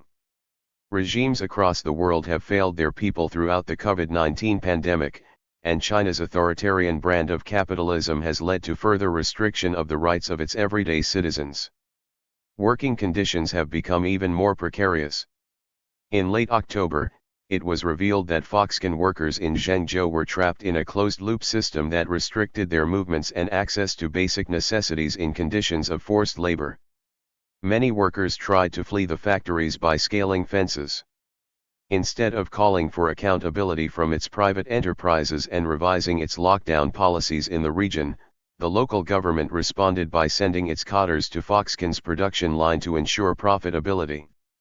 Last week, newly hired Foxconn workers staged a small revolt protesting their conditions, and the local government sent hundreds of hazmat-suited police to aid Foxconn in repressing the workers.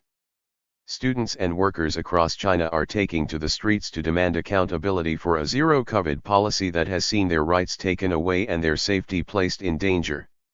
Once again, the people of Xinjiang have had to bear the brunt of China's repressive policies in the horrific Urumqi fire. But now the region with some of the country's most marginal east has become the spark for what is possibly the largest-scale mobilization in Chinese society in years. More urgently than ever, Han Chinese residents of Xinjiang and in other regions of China must continue to center the struggle of Uyghurs and oppressed minorities and fight alongside them. We demand accountability for the victims of the Urumqi fire, and call for radical systemic change. Demands: 1. Abolish the current lockdowns that forcibly detain people in their homes, denying them of access to basic needs. 2.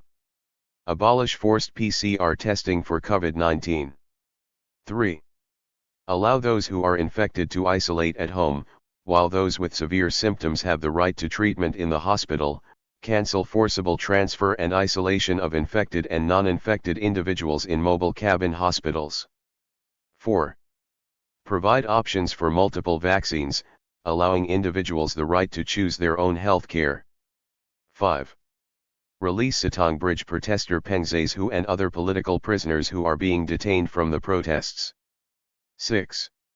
Call for nationwide mourning of the deaths of those caused by irresponsible lockdown measures. 7. Ensure the resignation of bureaucrats responsible for pandemic mismanagement. 8. Pandemic control measures must be informed by medical experts and conducted democratically amongst the people. 9. Safeguard the rights of people to the freedom of speech, assembly, organization, and protest. 10. Support independent workers' power in and beyond these protests, abolish anti-worker practices like the 996 work schedule and strengthen labor law protections, including protecting workers' right to strike and self-organization so they can participate more extensively in politic life. Strategies. 1. If anyone is threatened by the police, others should stand up to support them. 2. We should not stop others from chanting more radical slogans, but try to prioritize positive and concrete demands for systemic change. 3. Changes in the political authorities within the system would not be useful unless we thoroughly democratize the system itself. 4. Avoid the risky tactic of long-term occupation of streets and town squares, adopt be-water-style mobilization to prevent authorities from too easily clamping down on protesters. 5. Beyond protesting, strengthen mutual aid and self-organization among communities and workplaces. 1130 From Urumqi to Shanghai. People in China today are beginning to mobilize around Sitong Bridge protester Peng Zhehu's call for mass action across to demand democracy, not more force at protesting. We do not know how this movement will develop, but we continue encouraging independent mass organization by students, workers, and other marginalist groups in the mainland and abroad, including Hong Kongers, Taiwanese, Uyghurs and Tibetans, to continue building a long-term strategic program for democratic struggle in China.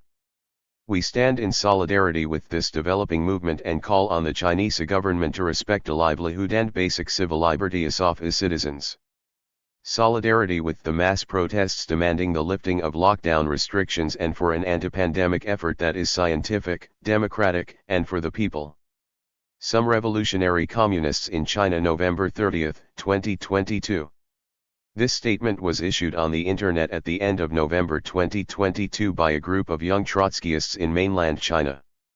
To evade surveillance and suppression by the Chinese Communist authorities, it was published under the name of some Chinese revolutionary communists.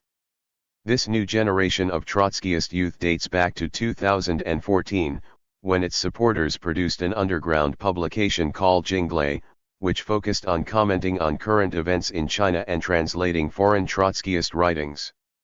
Its supporters subscribe to the basic positions of the Fourth International but have not joined any organization. However, they support eco-socialism and socialist feminism. Due to real political dangers, they had to stop bringing out their publications starting in 2019, but they still maintain basic Trotskyist positions. This statement shows that this group of young people criticize the bureaucratic policy of lockdown, while at the same time refusing to fall into the anti-communist positions supported by some Chinese Democrats or to endorse the policy of herd immunity advocated by the extreme right enthusiast. Instead, they advocate a policy of epidemic prevention based on science, democracy, and conformity with the interests of the people. This introduction was provided by Lam Chi Leung. Since mid-November 2022, many mass protests demanding the lifting of lockdown restrictions have taken place in mainland China. On November 14, tenants in Guangzhou's Haizhou protested against lockdown measures. On 22 November 23, Foxconn workers in Zhengzhou protested demanding freedom of movement, subsidies, and the implementation of promised reforms. On November 24, a fire broke out in an apartment building in Urumqi, but the rescue of fire engines was delayed by fences blocking the road, which eventually led to the death of 10 people and the injury of 9 others. Subsequently, there were protests in Urumqi, Shanghai, Beijing, Chengdu, Wuhan, Lanzhou, Tsinghua University, the Communication University of Nanjing, and other universities to mourn the victims of the Urumqi fire and oppose the lockdown measures, and the protests are still ongoing. Protesters chanted slogans such as "We don't want lockdowns and we want freedom, end the lockdown." Freedom of speech. Freedom of the press, democracy, and the rule of law, and even physically tore down iron sheeting and fencing in place as part of lockdown measures. Many residents of urban communities mobilized to enter into collective negotiations with neighborhood committees for the lifting of lockdown restrictions on their communities and neighborhoods. These protests shattered the inactivity and passivity that had characterized the political and social movements of the past decade, tearing a gaping hole through the impenetrable web of the regime's surveillance and control. The ramping up of lockdown controls and tightening of pandemic surveillance seem to indicate that the Chinese state is taking the fight against the pandemic seriously, in stark contrast to the regime's severe suppression of pandemic-related rumors at the beginning of the pandemic in January 2020. However, the other it is off the same coin, that of the regime's bureaucratic dictatorship. Under a bureaucratic dictatorship, the measure even officials' competencies the efficiency with which they can suppress dissenting speech. The be-all and end-all of the bureaucracy is the maintenance of its own power. The health, lives, livelihoods, rights, and freedoms of the masses become fodder for the enrichment and self-aggrandizement of the bureaucracy. The entirety of the pandemic prevention and control measures were carried out from the top down, and the people were entirely deprived of any decision-making power related to these measures, but even the basic channels of dialogue with the bureaucracy were blocked. Regardless of any adjustments in policy, the regime has constantly lied and suppressed speech since the beginning of the pandemic. The cogs of the bureaucracy have ground many lives to dust. Whistleblower Dr. Li Wenliang died after contracting the disease he had attempted to warn his colleagues about. More than 20 people died in a car accident en route to a quarantine camp in Guizhou. The fire in Urumqi consumed 10 more lives. Residents in Sichuan were prevented from escaping their homes during an earthquake. This is not to mention the many people who were prevented from accessing essential medical care due to the lockdowns, with some paying for it with their lives. It is of course not the rich, but the working class and the grassroots who have borne the brunt of the severe lockdown measures. They include airport janitors, who are especially vulnerable to infection, and the information revealed by the tracking and tracing of many infected people evinces their harsh working and living conditions, which have been exacerbated by the lockdown. To date, the harsh lockdown measures have exacerbated the hardships brought by the already depressed economy, leading to the massive unemployment of workers, the bankruptcy of small traders, and vast quantities of unharvested agricultural products rotting in the fields. On the other hand, collusion between the bureaucracy and business continues, especially with some connected families monopolizing industries such as nucleic acid testing to make a fortune, aided and abetted by bureaucratic decree. Although entire swathes of the economy are suffering, the production and profitability of some big enterprises are still protected by bureaucratic power. The fencing off of entire districts, the stringent implementation of universal nucleic acid testing, and the construction of warehouse-style quarantine camps have all contributed to a serious waste of various resources, and in places have even facilitated the spread of the pandemic. Draconian containment measures shut down many social service agencies, increased the burden of housework on women, and have made many women and children more vulnerable to domestic violence. During the beginning of the pandemic, due to the high rate of severe illness and mortality caused by the new coronavirus and the absence of a vaccine and proven treatment protocols, we believed that it was necessary, the point of being an obligation, for the people to accept certain physical quarantine and lockdown measures to protect the health of workers, farmers, the vulnerable and the grassroots. However, we oppose the strengthening of state or bureaucratic power for this purpose. In many countries, right-wing and far-right governments have promoted herd immunity without regard for the health and lives of workers and the underprivileged, resulting in the rapid spread of the pandemic throughout the world. Today, however, the threat posed by the Omicron variant has significantly lessened, yet the government continues to ramp up increasingly draconian pandemic control measures in disregard of basic scientific principles, simply to strengthen and maintain the stranglehold of the bureaucracy over society. Some local governments have relaxed their control measures under the pressure of mass movements, but these results are the result of people's spontaneous protests, not of government wisdom or benevolence.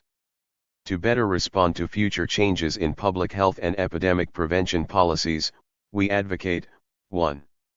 Democratization of pandemic control decision-making. We support the popular campaign for grassroots participation in pandemic control decision-making, as exemplified by residents' collective negotiations with neighborhood committee Storlich's lockdown measures while protecting the infected in Beijing and other places. Community residents, workers, employees, students, and rural farmers can spontaneously form autonomous pandemic control committees to negotiate with local governments, neighborhood committees, village committees, etc. to decide on current and future epidemic control and prevention initiatives in various living and working places, and to decide on various economic and governance issues related to pandemic control and hygiene. In addition, the government should seek to holistically gauge the people's opinion on pandemic control policy, based on their own interests, to inform pandemic control policy without completely ignore the people's will and rights. 2. The release of all those who have been arrested, and the cessation of all censorship and any action to suppress protests. We support the slogan of "We don't want lockdowns and we want freedom" and demand the implementation of the rights to freedom of speech, procession, and assembly. We demand the disclosure of information on nucleic acid testing, the number of deaths, the number of ventilators, the number of ICU beds and the extent to which they are occupied by COVID-infected patients, the number of positive antigen and nucleic acid tests, the age and gender distribution of the sick, the extent of the pandemic's spread in residential areas, workplaces and schools, the state's financial expenditure on nucleic acid and vaccines, etc. We demand the severe punishment of the crony capitalists and corrupt bureaucrats who have caused casualties due to their autocratic management of the lockdown. At the same time, we call on the public to protest rationally and not to engage in violent clashes with the police. 3. The abolition of the draconian lockdown and collective quarantine measures, which should be replaced by voluntary home-based quarantine of infected people, with the government bearing the cost of home quarantine. Rent and mortgage payments should be frozen for the lockdown areas, or should be waived for future periods based on the duration of the previous lockdown. Women's self-help activities against domestic violence should be supported. To reduce the spread of various infectious diseases, more investment should be made in education and public transportation to achieve small class sizes and easy and convenient public transportation. 4. The intensive investment into and development of public health care. To cope with the inevitable uptick of COVID infections following the loosening of pandemic control restrictions, the unvaccinated should be encouraged to get vaccinated as soon as possible. The extremely wasteful universal nucleic acid testing campaigns should be stopped. The huge amount of money currently spent on nucleic acid testing and lockdown and control measures should not be diverted to other uses, but should be invested entirely in the medical sector and vaccine development and popularization. Medical investment should be gradually increased according to economic development and people's needs. The government should have as its goals the strengthening of preventative measures against various infectious diseases, the construction of new and accessible healthcare facilities ranging from small community clinics to large public hospitals, the training of many new medical students and healthcare workers, and the widespread promotion of basic medical and hygiene knowledge throughout society. In order to be able to respond more effectively to public health crises like the COVID-19 pandemic, we need to demand an end to the crony capitalist commodification and marketization of healthcare and establish a high-quality, free medical care system for all. 5. Give subsidies to unemployed workers and those who have no income because of the lockdowns and other pandemic control measures. Comprehensively improve the working conditions of workers, including improving sanitary conditions in the workplace, banning overtime work without reducing monthly income, and providing accessible health care by established community clinics in industrial areas. We demand that workers and employees who are put into mandatory quarantine be compensated for their lost wages. Workers should have the right to establish autonomous trade unions and participate in corporate decision-making and oppose the actions of some companies that prioritize the continuation of production and the pursuit of profit above workers' rights, well-being or concerns about their health and safety. Finally, workers must be guaranteed their right to sick leave and resignation at will. 6. The indiscriminate hunting and killing of wild animals must be stopped. There is a high probability that COVID-19 is transmitted from wild animals to humans, a consequence of the serious encroachment of capitalism on natural territories. We demand that the protection of wildlife be strengthened, that the encroachment of capitalist and bureaucratic interests on nature reserves cease, and that the current industrial farming methods, which are likely to lead to the spread of mutated and powerful diseases among animals, be ended and replaced by more ecological and environmentally friendly farming. We believe that only a socialist democracy emancipated from the bureaucratic class monopoly on power and the profit-seeking behavior of capital can truly give rise to a people's campaign against the pandemic, a healthcare system that belongs to the people, and a life that belongs to the individual. Socialists should support the popular resistance in China. Julian Yin, November 30, 2022. The current protests in China signal of the largest mass mobilization in the country since the Tiananmen movement of 1989.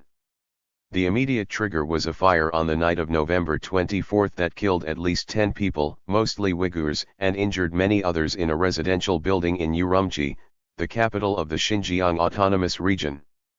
The tragedy occurred because firefighters could not reach the building in time. This was a consequence of Xinjiang's lockdown regime, which has trapped many residents in their homes for more than 100 days, one of the most stringent lockdowns in the country. Discontent with China's lockdown policy has been simmering for a long time.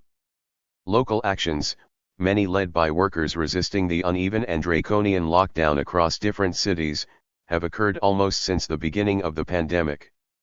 In October, a lone protester appeared at a busy intersection in Beijing with banners, calling for Chinese citizens to engage in mass action, strikes at school and work, to create pressure for an end to forced lockdowns and an expansion of democratic rights. Just days before the current protests, Zhengzhou's Foxconn workers, many denied access to basic necessities and working in forced labor conditions due to a combination of Foxconn's labor practices and regional lockdown guidelines, protested against management. The hallmark of dissent in China, however, is that localist efforts are usually not allowed to consolidate into anything like an independent movement, one that could articulate connections between social issues and build organization across sectors or regions. Until this past weekend, the incident at Urumqi catalyzed citywide protests, autonomously and anonymously coordinated with the help of social media. This triggered a nerve in other Chinese cities, whose residents have long resented the lockdown measures, and in overseas communities, which quickly called for vigils for the victims in Urumqi. Practically overnight, protests and civil disobedience spread across China. The political content of these protests remained highly inchoate, but one thing is clear: this rare moment represents a shift in the political consciousness of the Chinese people. 1138 yen. People are engaging in independent action nationwide to change the material conditions in one of the two largest capitalist superpowers in the global economy, so socialists must extend their solidarity. Our key task is to amplify and synthesize the best of the demands emerging in China, build overseas solidarity, and echo the protesters' call for basic democratic rights, while at the same time calling for socialist democracy. This is a critical moment for socialists to help deepen the calls for systemic reform on the ground and to explain the capitalist nature of Chinese authoritarianism. What's happening in these protests? Due to the absence of independent political organizations, Chinese citizens are accustomed to expressing dissent anonymously through social media channels like Weibo and Telegram. Many local wildcat actions have been organized in this way. The past weekend saw this method of organizing spread on an unprecedented scale and tested its limits. Countless new public and anonymous discussion groups formed to coordinate protests and demands. Opposition to the lockdown united the country, but many other aspects of the nascent movement continue to be debated. Anonymous activists on the streets, in group chats, in the comment section of live streams, and in the diaspora are constantly debating strategy and tactics. Should the deaths at Urumqi be politicized? Should we call simply for reforms to the lockdown regime or demand more radical change to the political system? In Beijing, some protesters are demanding a democratic, free, and open communist party, while others in Shanghai are calling for the overthrow of the party state. Urumqi protests began with activists surrounding government buildings to demand accountability. By Saturday night, students began organizing themselves on campuses. One of the first and largest gatherings was at a university in Nanjing, and medical students in Wuhan released one of the first organized public statements in support of the protests. The key demand for an end to lockdown should not be confused with far-right COVID denialism in the West. Most protesters are not against pandemic control in itself. The demands target the Chinese government's particular brand of lockdown. There is no evidence of widespread COVID denialism as a factor in the protests. Most protesters wear masks, and many discussions focus on the need for a more responsible and accountable approach towards pandemic control. Currently, there is no mechanism for democratic input into how such policies should be developed and implemented. In many cases, measures have been implemented to the detriment of citizens' health. China's lockdown has been highly uneven and mismanaged, aimed at constraining citizens' movements without providing access to basic necessities. Great numbers of people, some uninfected, have been forced by the police to congregate in large makeshift hospitals, a move much criticized by medical authorities. As the Urumqi tragedy shows, local governments implement ill-planned lockdowns while state agencies neglect to provide accurate data on case counts and deaths. Many citizens have been trapped in their homes and must rely on online mutual aid and friendship networks for daily necessities. The recent Foxconn incident shows that the fundamental logic of these lockdowns is not to protect people's well-being but to strengthen control over the working population, in order to maintain the productive capacity of China's capitalist industries. Foxconn employs a closed-loop system, approved by local government, to trap workers in the factory complex in the name of pandemic control. Workers are forced to work more intensively and for longer hours to satisfy the production quota for Apple's new iPhones. Many lack adequate housing and even access to 3 meals a day. Some have had infected personal belongings thrown away when they themselves are put in isolation. When crowds of workers broke out recently from the factory complex and fled on foot, the local government sent party cotters to act as scabs and keep Foxconn's production line going. When newly hired workers protested, the local government dispatched hundreds of riot police to help Foxconn suppress them. The state response to these struggles foreshadowed today's nationwide repression. Reports of police attacking and detaining protesters in Shanghai, where demands calling for the overthrow of Xi Jinping and the Chinese government first surfaced, spread quickly. Within minutes, new Telegram group chats started building solidarity campaigns. Some of these groups began discussing political strategy beyond the city. Attempts at censorship and repression continue to spread. Plainclothes state agents have been spotted in the protests. Workers in some state-owned enterprises have reported that management has forbidden them to like or reshare news of the protests online. China's surveillance regime, strengthened by the contact tracing technologies that have emerged as part of pandemic control, has allowed state authorities to track down protesters. The global reach of online technologies has allowed overseas communities to respond rapidly. Vigils have been organized across the world. People are debating what demands and actions to pursue, and some discussions have erupted into conflict.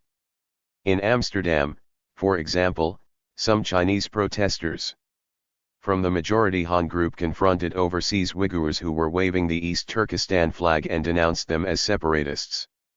However, other Han Chinese supported the Uyghurs' presence at the gathering. Such incidents reveal the political diversity of the protests, which became the occasion for ethnic and overseas Chinese in the diaspora to engage in frank debate about political change in China. What can socialists do? There are no publicly organized independent socialist organizations in China. The state has always infiltrated and repressed underground movements, especially on the left. Local protests, including wildcat strikes, are often tolerated, but Rank-and-File-Organizers and left-wing militants are quietly disappeared and silenced with coal deficiency. In 1952 the Chinese Communist Party rounded up the entire Trotskyist movement under bogus charges. Many died in prison. Others remained imprisoned for decades. More recently, Maoist student radicals were heavily suppressed after their solidarity mobilization with workers at the Jazig factory in Shenzhen. Obviously, there are many opportunities for sympathizers outside China to express solidarity, but socialist organizations abroad must think more creatively, and more cautiously, about how to conduct international solidarity actions. Socialists in the Chinese diaspora often participate in informal or non-public spaces, or in so-called broad tent organizations. Formal exchanges between socialist organizations are important, but authoritarian rule calls for flexibility. Socialists should not be dogmatic about organizational forms but should adapt to conditions in order to sustain the longer-term goal of learning from the people and changing reality. A key location of mass political activity is the numerous group chats promoted by the @Citizens Daily account on social media such as Telegram. Other progressive overseas Chinese and other diaspora activists interested in Chinasuas organization relatively new platforms like Not Your Little Pink Dove and Crane Collective, and Students for Hong Kong. Socialists should support these initiatives, but without using them as a base on which to recruit members for their organizations or trying to take them over. We must learn from these activists' experiences and defend their autonomy.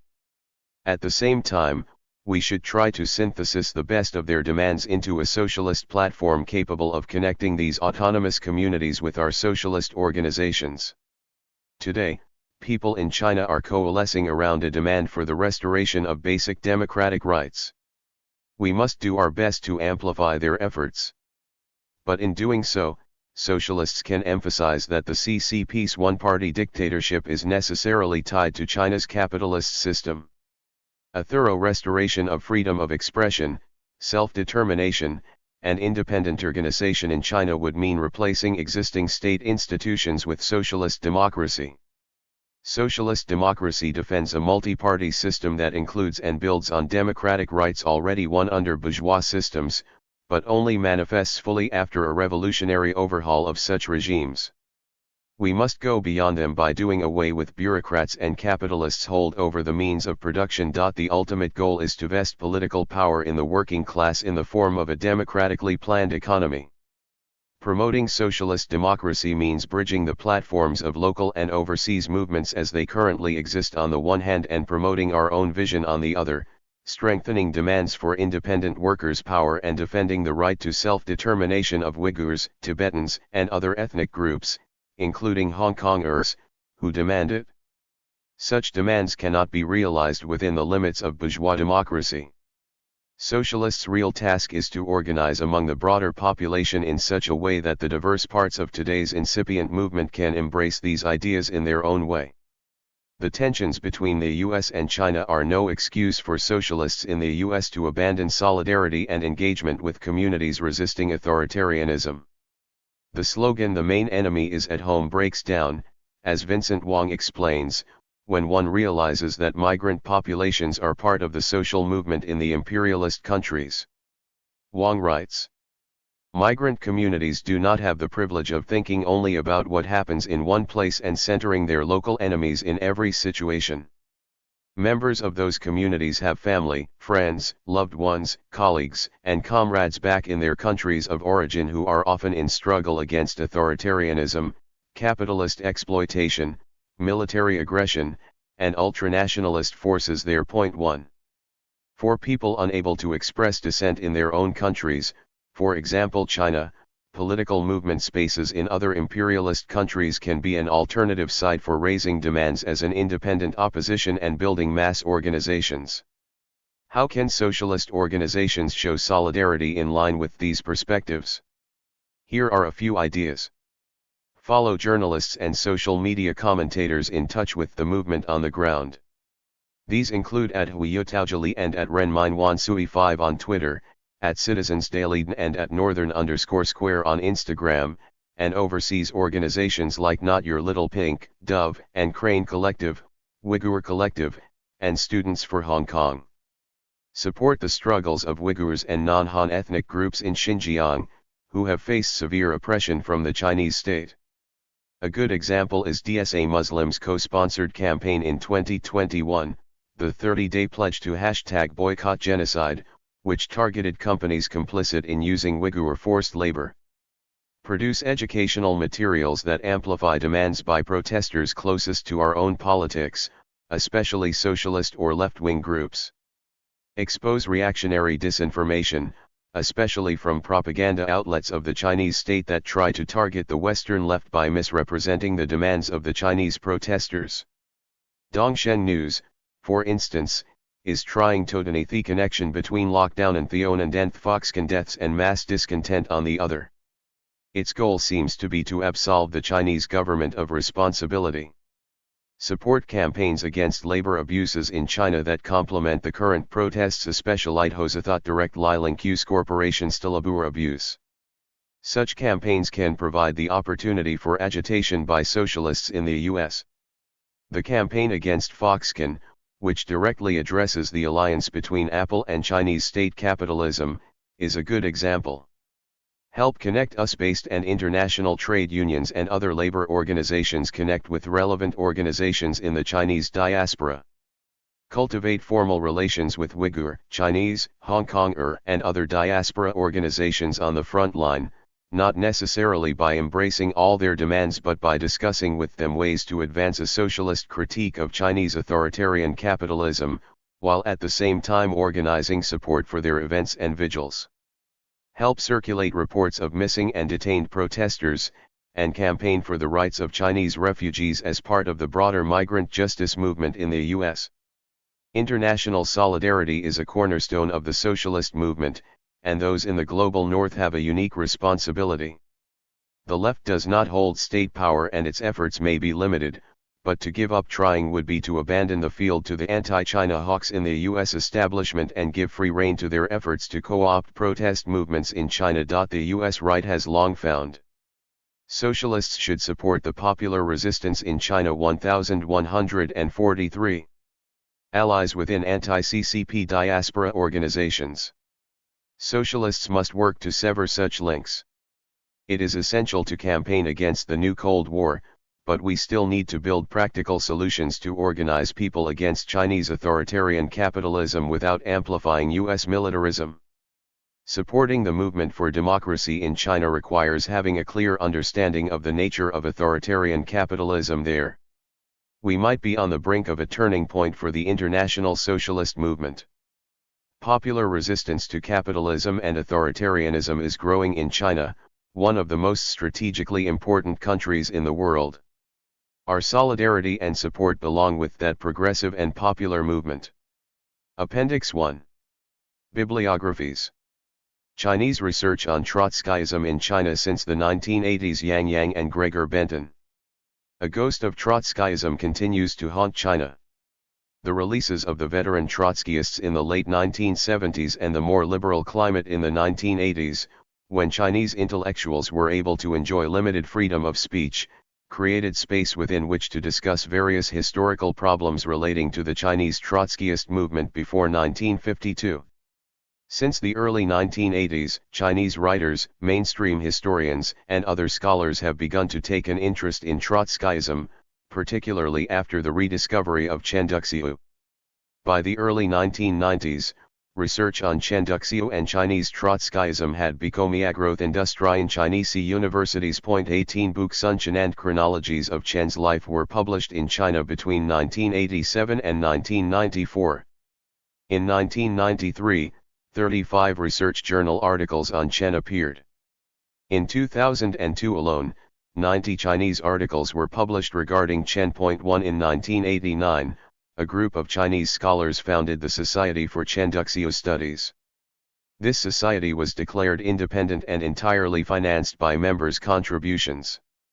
In October 1993, it decided to publish a research bulletin, called Chenduxiu Yanjiu Dongda, under the editorship of Tang Bailin, a mainstream party historiographer, who has played a key role in the study of Chinese Trotskyism in China. From its very first issue, Chen's relationship to Trotskyism occupied a foremost place in the discussion, in which many surviving veteran Trotskyists, including Wang Fangzi and Zheng Keilin, joined. The discussion surrounding whether Chen's embracing of Trotskyism was a false step in his political career was intense. Dongda became a quarterly research journal in 1999 and a bi-monthly in 2003.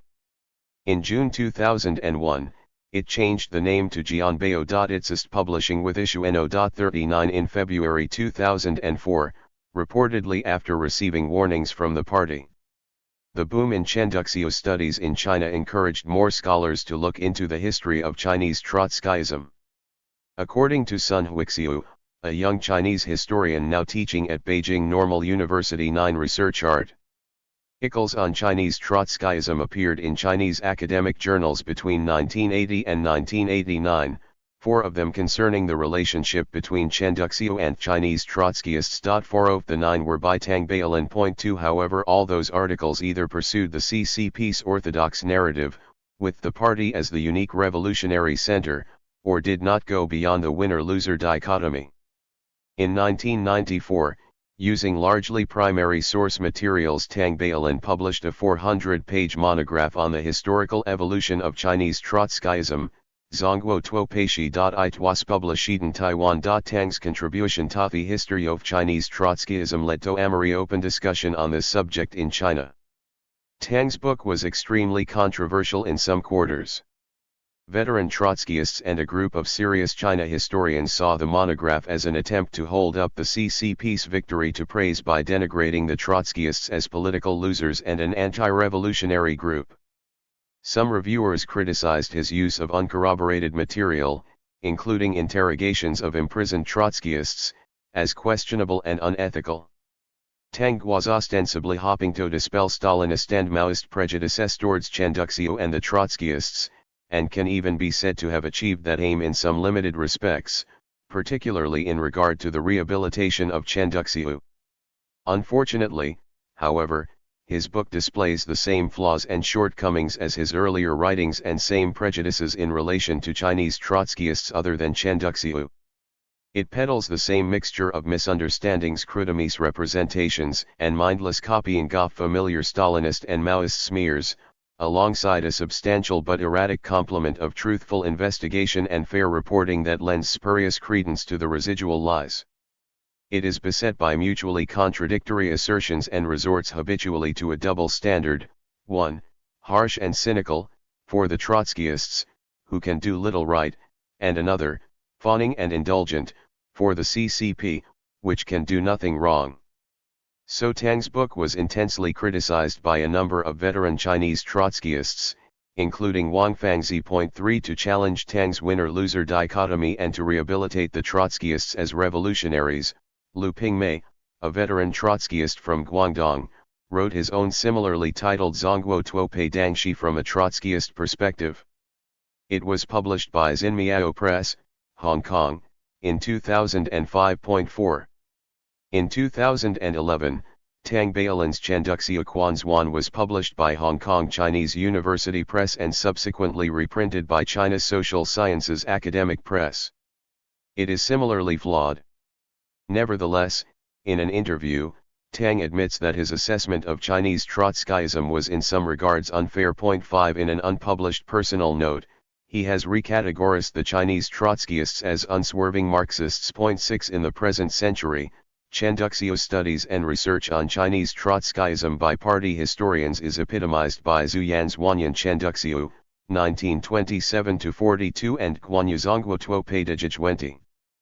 But neither volume goes beyond the limitations that characterized the discussions in the 1980s and 1990s.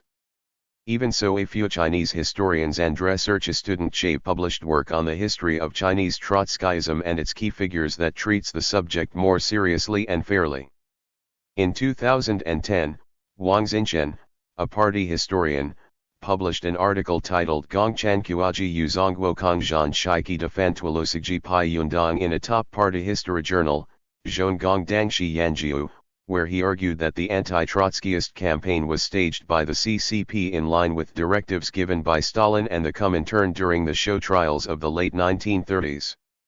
The anti-Trotskyist line was ruthlessly implemented by the hardliners Wang Ming and Kang Sheng. Because of Stalin's interference, individual Trotskyists were not allowed to join the complete anti-Japan United Front. A handful of younger Chinese historians have begun to look into the early formation and political activities of the Chinese Trotskyists in the Soviet Union, using Russian primary sources. In 2004 and 2021 two articles appeared, Zhangzia's Zongguo Lu Susweiwen Tuolosigji Fondipe Shimo and Sun Huixiu's Ma Sik de Zongguo Li Ugjiushan Tuope Yanjiu, 1926, 30. The former presented a brief history of the rise and fall of the first generation of Chinese Trotskyists while studying in the Soviet Union, the latter focused on their organization and activities in Moscow. The two articles were partly based on the author's PhD dissertations.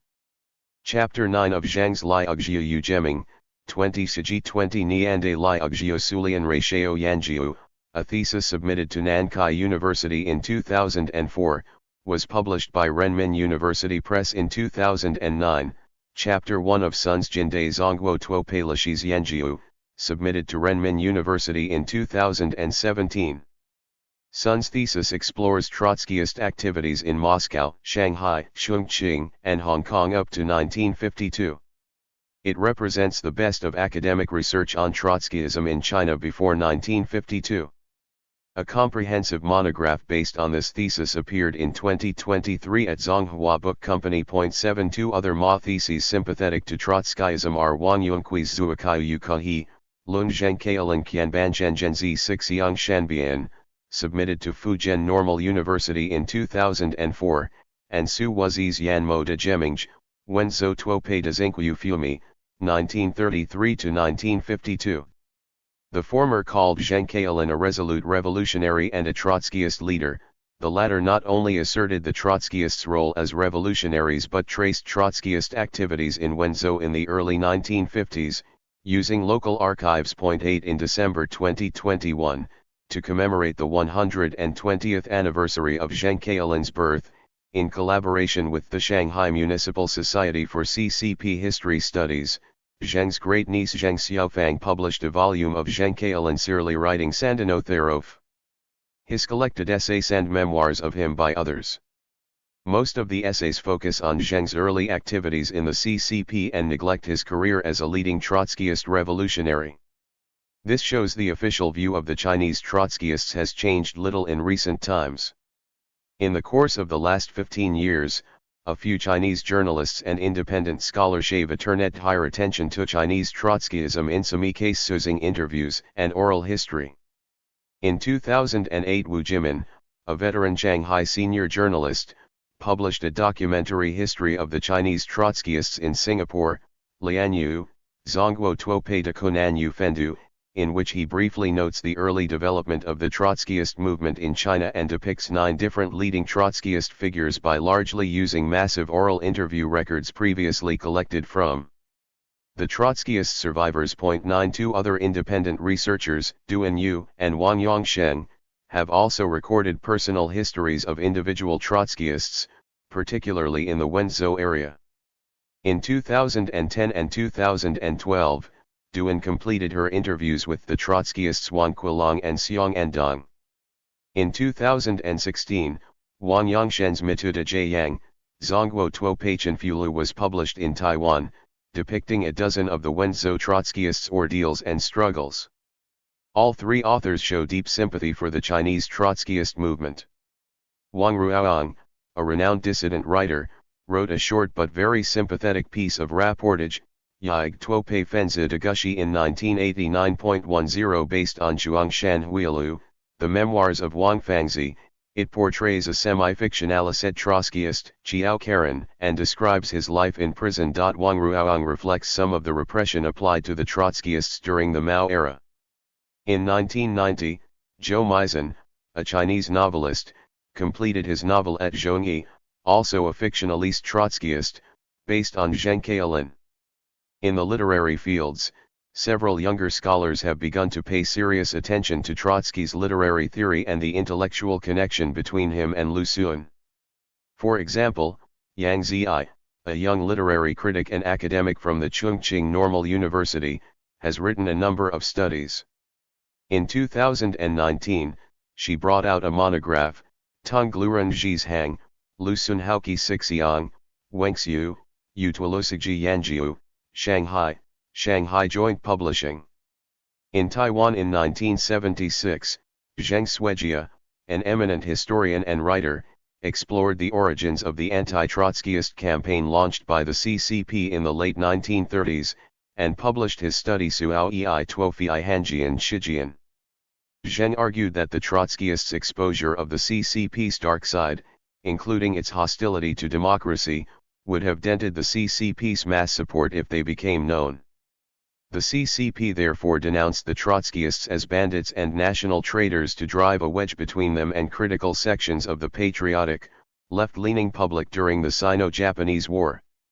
More recently, some Taiwanese graduate 8 students have begun studying the history of Trotskyism in modern China. Cheng Kuntang's Ma dissertation, Huangmo de Geming's-Hilu, Zongguo Tuope de Bujuan Geming Glunyu Geming Chuez, 1925–1952, submitted to National Taiwan University in 2008, re-examines Trotskyism as a special strand of political thought in Chinese intellectual history. In 2021, Lau Pik Ka, herself from Hong Kong, submitted an Ma thesis on Hong Kong's left-wing political activities in the 1970s, Kongji Xianggang Kishi Niande Shenhua, Huoheng Niande Shi Yundong de Sixiang, Kingan Yuzuzi to Taiwan's National Central University. It investigates the ideological conversion of a small group of Hong Kong anarchist youths from the 70s bi-weekly collective to Trotskyism and the polemic between the Trotskyists and the Maoists in 1974. Several writings by Chinese Trotskyists have been published in mainland China and Hong Kong.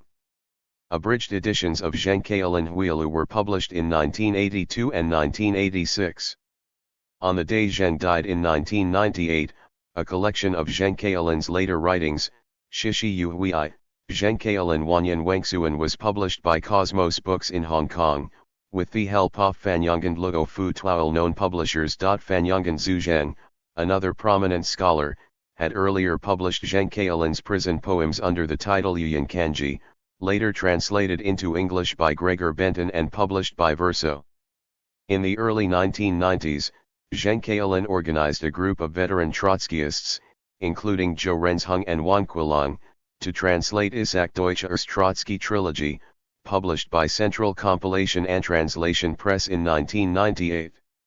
In 2004, an abridged version of Zheng's collected writings, edited by Fan Yong, was published under the name Zheng Keilin Huilu by Dongfang Press. In the same year, Wang Fangzi's memoir, Shuangshan Huiyula, was also published by Dongfang Press. In Hong Kong, Cosmos Books published 3 other memoirs by Chinese Trotskyists who looking Shirensiyeshan headed Tuope Panjuman, Chen Bilan's Zaokai Zhonggong Yu Tuope, Wad Geming Shenja Hui, and Peng Shizi's Peng Shizi Huilu, and a volume of Chen Duxiu's later writings in his later years. October Bookshop, a Hong Kong Trotskyist press, published 4 volumes of Peng Shizi's collected works, while in 2018, Hong Kong City University Press brought out a 3-volume of Wang Fangzi's collected writings edited by Zhu Zheng. In 2019, City University Press also published Louisa Wei Xiu's Wang Fangzi, Tashan Zishi Yu Liu Fang's Hilu. 3 archives housing Chinese Trotskyist materials will be central to any future efforts to write a fuller history of the movement. In 1992, Peng Shizi and Chen Bilan's personal papers were acquired by the Hoover Institution Library and Archives at Stanford University. In 2002, after the death of Wang Fangzi in Leeds, all his available manuscripts in Chinese were bequeathed, together with many of Zheng Keilin's papers in Wang's possession, to the special collections in the Brotherton Library at the University of Leeds, set up earlier by Wang with the help of Gregor Benton. In 2021, Materials relating to the Hong Kong and Chinese Trotskyist movement was donated by Olungyu to the International Institute of Social History in Amsterdam, where it is curated by Yves Vermage and his colleagues.